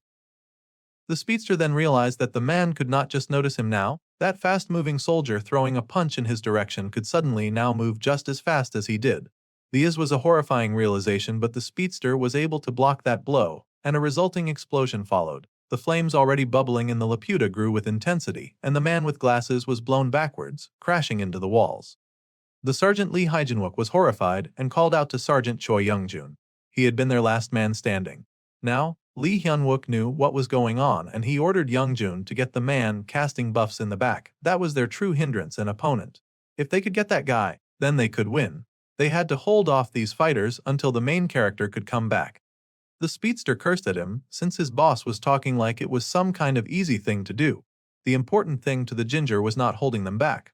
Not when they could actually die fighting these three monsters. A bright light filled the space, various cubes lighting up the area as they circled around the light that shone like a star. The cubes were uncountable, and they circled around the spherical key for the island of technology. Lee Hyunwook floated around in this lit-up space with the sphere by his side. They had come to the zenith of the Hextech Gnomes, the central control room of Laputa. It was one of the few places in the world that could interfere with the system. The sergeant was amazed, saying that he'd guessed as much. This was a place where they could work against the system. Now was not the time to be amazed, though. After all, their obliteration was imminent. So, the sergeant asked the floating orb to analyze what was wrong with him first. His system kept glitching, and he just could not fight like that. So, the sphere analyzes the temporary administrator's errors, scanning for the reason his body constantly experienced system failures. A bright light shone over him as the analysis was done, and at the center of his soul sat a being with many wings and one large eye. Underneath that being were two forms, one with hair of dark and another with light hair. The man screamed in agony as the analysis result popped out. The cause of the error was a temporary biological data mismatch. The player currently had an out-of-level growth, incomplete memory, transformed from an unregistered item, along with a fragment from the Demon King's corpse. Lee Hyunwook had basically become a mismatch of multiple things, much like a Frankenstein monster. The blue-haired man was surprised to see this data, as if he'd not been there when his body had swallowed all those foreign items. Now that he looked at all the weird things floating inside of him, the constant glitches were starting to make sense. The error analysis was complete, and the summary cause was that there were multiple registered data collisions detected. The man's current cores were timeline, altered Lee Hyunwook, the Azazel's necklace, which was a physical artifact, gluttony, who was the fragment of the Demon King's corpse, and the player's core data. All four things had combined to form into a huge collapsed mess, and they had created an anomaly. The man had been classified as an error, and he was being removed by the system. It was that simple. The man groaned to final that he was an amalgamation of errors. This sort of thing was bound to happen considering how reckless he'd been. Then, he asked Talos how he could possibly solve this problem. Talos then explained that it could be solved by separating all of the entangled data from his core, but it could be deadly to lose his past memories. If he were to untangle as suggested, the three pieces of data connected to his core and the memories and skills of the timeline, altered Lee Hyunwook, would be deleted. Obviously, the absolute glutton for information and power was not down with that. It was to be expected for an F-tanker who'd worked so hard to amass so much, and now he was being asked to give it away or die. If he lost the power of Azazel, that was basically acting as his temporary heart, he would surely die. Even if he got lucky and somehow survived, without the memories from his past life, everything that he'd done so far would be meaningless, and he'd be left stumbling in the dark and losing his friends again. However, the sergeant came up with a brilliant idea. If they could separate the data, then surely they could combine them. It seemed the sphere had never considered such an audacious thing, and it took a moment to figure it out. Theoretically, this idea was rather possible. However, for data fusion, the core data would need to be dissected as well. In that case, the success rate was a rather low percentage, and it was very unlikely. This could result in the hero losing both his core and his data in the process of attempting to save his life. Even if he did succeed, with multiple pieces of data being fused together, he may not end up the same. With all this laid out, Talos then asked the hero if he would like to proceed. The sergeant took a deep breath and admitted that he only had one choice here. So of course, he was definitely going to do it. The sphere understood his master's daredevil tendencies and prepared for the unification to begin. They would then begin the dissection for data fusion. All four materials began to swirl around him as the fusion started. The sphere first said a farewell, with the sergeant's complete obliteration still a possibility. The Bluenet protested that the sphere should be encouraging instead of cynical, but the sphere ignored him and quickly got down to business. The data dissection for fusion started, and the fire section progress already hit 23%. The warning and out that there was a chance that the man would get obliterated in the process. This was about the third warning. At this rate, it almost seemed like a prayer. The boy stared at his hand in horror, and the data dissection was in progress. It kept building up to 53%, going faster and faster. The sergeant doubled over, wrapping his arms around himself as he groaned. There was a warning as the data dissection rate was rapidly increasing. The temporary administrator code data sustainment probability had also decreased to near zero. Data dissection had halted. The player was in agony, screaming that the process must not stop, no matter what. His whole form was disintegrating, and so was basically everything else that he was trying to combine with. It almost seemed like he just might get obliterated after all. There was a beat of darkness occupied by the protagonist's screams. Suddenly, the light flashed on once again, and the focus was taken back to the speedy Sergeant Youngjun. The man still fought with the giant pillar of ice standing before him. The American fighter had paused in confusion because it seemed to him that his opponent was acting strange. Even the fighter shooting out a barrage of bullets had also paused. The air was tense. The commander of the enemy forces admired Youngjun for not surrendering. However, they did not want an unnecessary sacrifice, so they told him to give up while he still had the chance. The soldier shook where he stood. His body had endured a lot just to keep these guys at bay.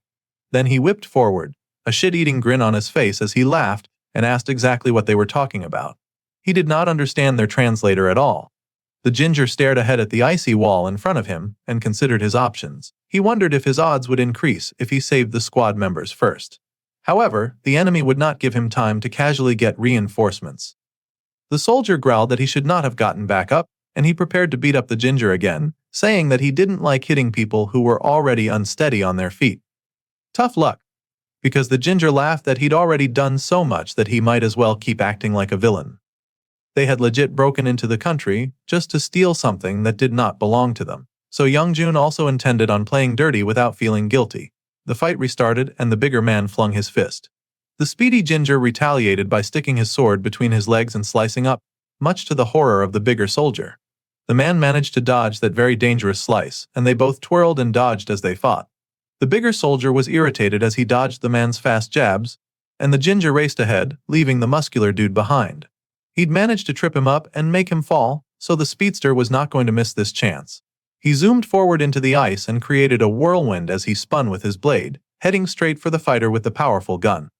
Of course, that mighty weapon was raised with the intention to do maximum damage. Multiple bullets sped at him with high speeds, and there were so many of them that he had to be careful about dodging them. They exploded at once, nearly throwing him off his path, but the speedy ginger managed to dodge that barrage of bullets. Laughing manically, Youngjun grinned by saying they would only win the game by destroying the Nexus.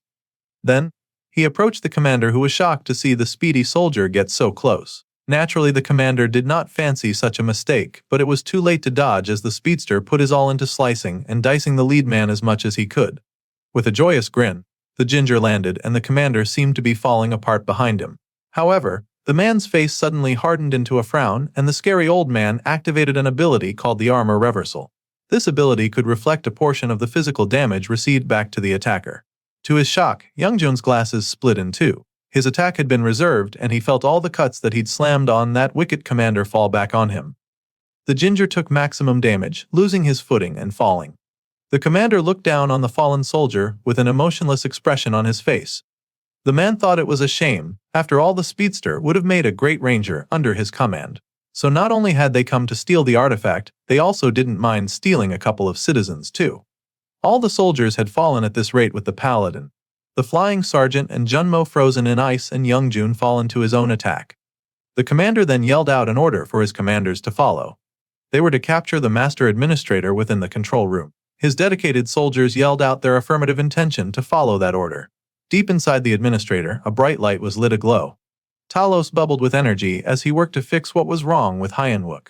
The code fusion progress was halfway completed and the key skill data was under fusion. Suddenly the fusion was moving real slow and the protagonist was still engulfed with light. His head lowered as the data fusion progress hit its final stages. The stabilization protocol had been activated and the target existence was being realized. The sergeant player began to glow as the fusion continued and finally the fusion hit the 100% of completion. All functional data had been fused, and the sergeant opened his eyes. It seemed gluttony had given him a much-needed makeover. The enemy soldiers were given their next order by their high commander, and the wicked man with the ugly heart ordered that they capture the master administrator within the control room. The commanders immediately approved of this. The battle in the sky continued to wage, but as that happened, someone down below watched the whole thing unfold in a pristine white suit. The Korean guilds would not have any available resources to respond to anything else in Seoul because of the internal terrorist attacks. This man was Ki Bakjun, the 10th ranked player in South Korea, the guild master of the Great Mountain Guild, and the master of the guild that was ranked number 3 in Korea. The man was annoyed at the global chaos, wondering if it was necessary and wondering how they would respond if an actual war broke out.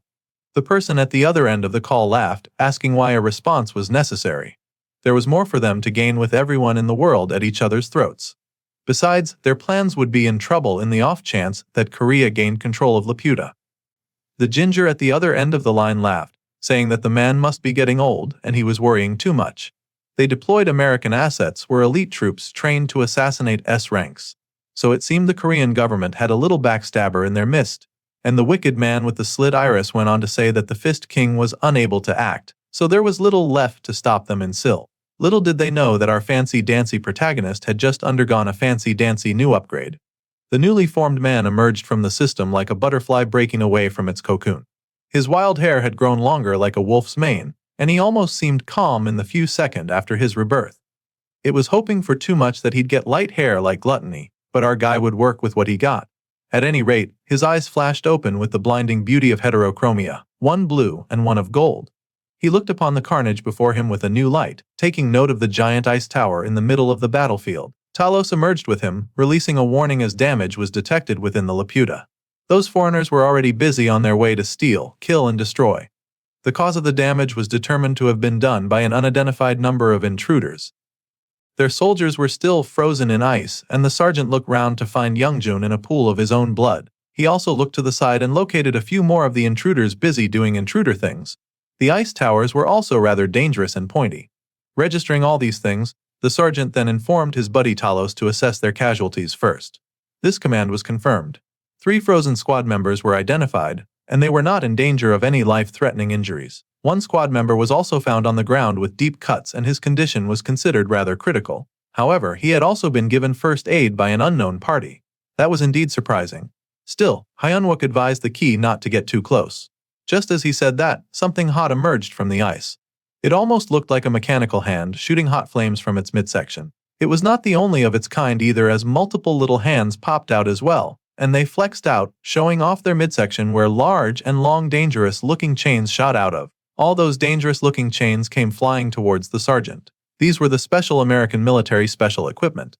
They were the M7 smart mines. Their functions included emitting magic shackles instead of an explosion and automatically capturing targets within a 10-mile radius.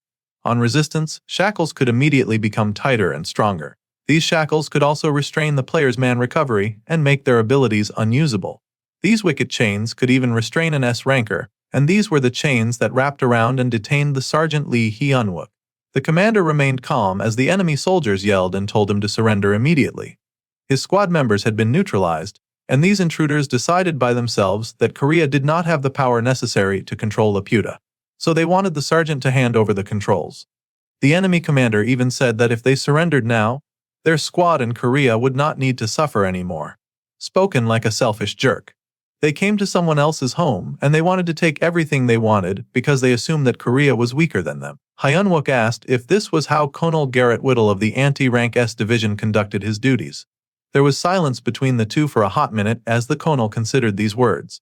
The man seemed angered that the protagonist would dare to speak of the classified secret that was the anti-rank S division. He did not know who the sergeant was, but since the man knew about them, then he would not let the hero escape so easily. Not only had they come to steal, they also seemed angered enough to torture a stranger for daring to know the military secret of his enemy.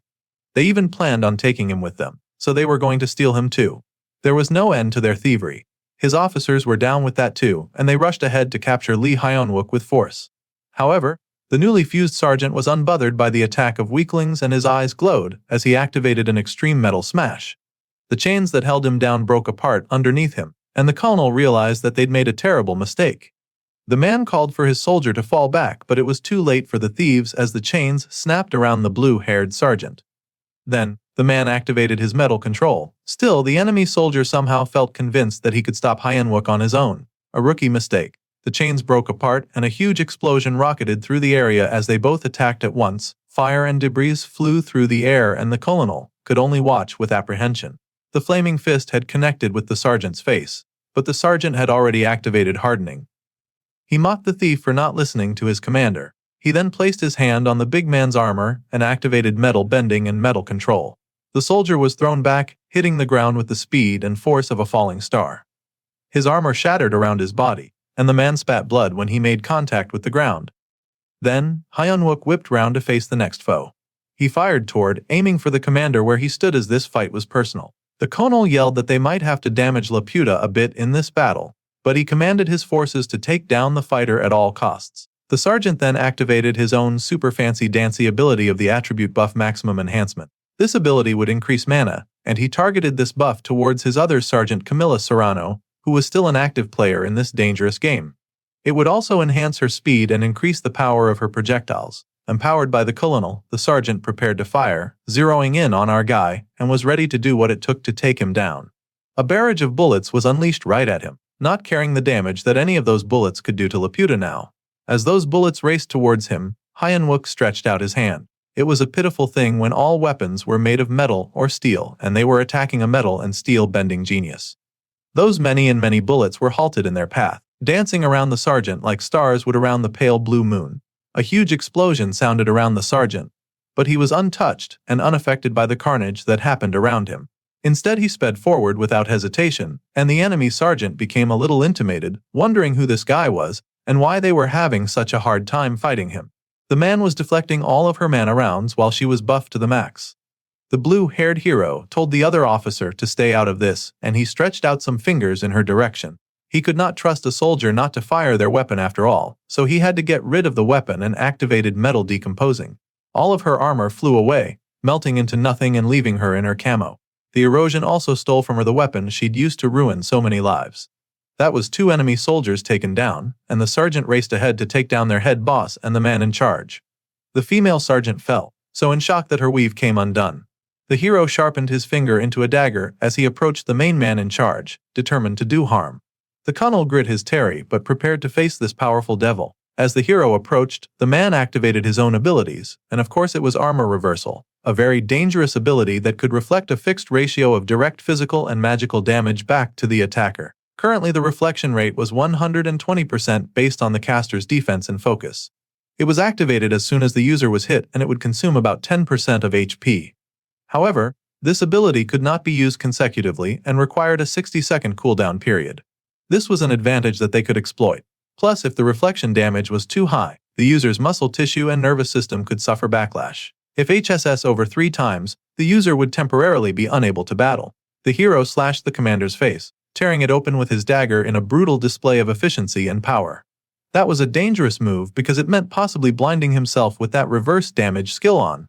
However, that is just how it appeared. The colonel's eyes widened in horror, realizing that his opponent had unleashed a fake attack and only scratched him lightly on the cheek. The sergeant then calmly explained to the man that he'd known that his enemy would use that ability. The blue-haired hero was also aware of its 60-second cooldown period where he couldn't reuse his invincibility skill. Lee Hyunwook already knew what to do when fighting this man, so he paused and told the old man to give up while he still had the chance because there was something that he needed that man to do in the future, and he did not want to kill him either. The man was already aware that their intelligence on Korea and Laputa was faulty. The colonel was disgusted and asked if the sergeant thought he was cheap enough to be bought. Obviously, this thief was a patriotic citizen, and he wasn't going to give up on his mission that easily. Not when he was such a dedicated soldier. The sergeant informed him that most high-ranking players around the world had already gone missing. There were more and more controversies around the powerful countries as each day passed. Even the Laputa further proved his point. All of these countries came at the same day to attack at the same time. How likely was such an event? There was indeed more than met the eye concerning this unique situation. The fallen big sergeant seemed to have recovered, and he was not standing up. However, Hyunwook kept talking to the other man, mentioning that he was indeed truly odd for all of them to attack on the same day. It was almost like some unseen force was actively trying to put them against each other. The colonel growled and added that the other countries would not stop attacking just because they backed off. They needed to secure the Laputa for the safety of the world, and he called out his men to fight.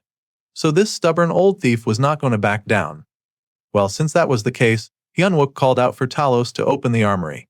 The master armory opened at the man's command, and Laputa's gates began to roll and twist, opening up an internal platform for defense. The enemy was shocked when the defense rolled out, all of them a bit more hesitant when they saw 4 blue translucent wings rise from the side of the Laputa. All of these wings were littered with weapons. There were multiple pieces of armor within them. It was such a large amount that it was granted that anyone who saw it would go speechless with awe. There were guns and knives and swords, more weapons than the world could produce in such a difficult time. Lee Hyunwook took the opportunity to remind the colonel that he'd told him to stop. He'd given the possibility of a peaceful resolution.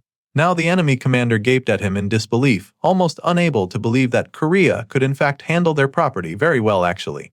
Ki Baekshun had already suspected that this was how things would turn out, and he warned his contact person that there was an unusual jerk inside the Laputa, a soldier that defied all reasoning. He was also likely the one getting in the way of the enemy all this time. The guildmaster worried that their opposition was an S rank that the military had been developing in secret. Based on the things that the sergeant had achieved so far, they had to consider the failure of their special team as well. This was new to the people around the Ginger, who hummed as they considered an S rank that had not been listed. Well, the Ginger did not like that idea at all, and he asked them to put that guy at the top of their assassination list and have it done. Still, the wicked man was doubtful. He didn't think his special anti-S rank team could possibly fail. However, the colonel stared in horror at the man's perfect control over the Laputa, and a new fear entered his heart. He was almost sure that they were fighting an S-ranked enemy. However, this inhuman overwhelming power was not at all the norm, even for an S rank. That was particularly because our guy had also consumed the power of gluttony, so he was just out here flexing his demonic aura. In all of the colonel's countless encounters, he had honed his instincts, and right now his instincts were telling him something very important. He was currently fighting someone previously unseen in the system of their world. A new predator of a completely new rank. This monster that controlled every weapon ever formed in the Laputo could surely be none other than a great steel emperor. That's it for this episode. See you on the next one. Until next time.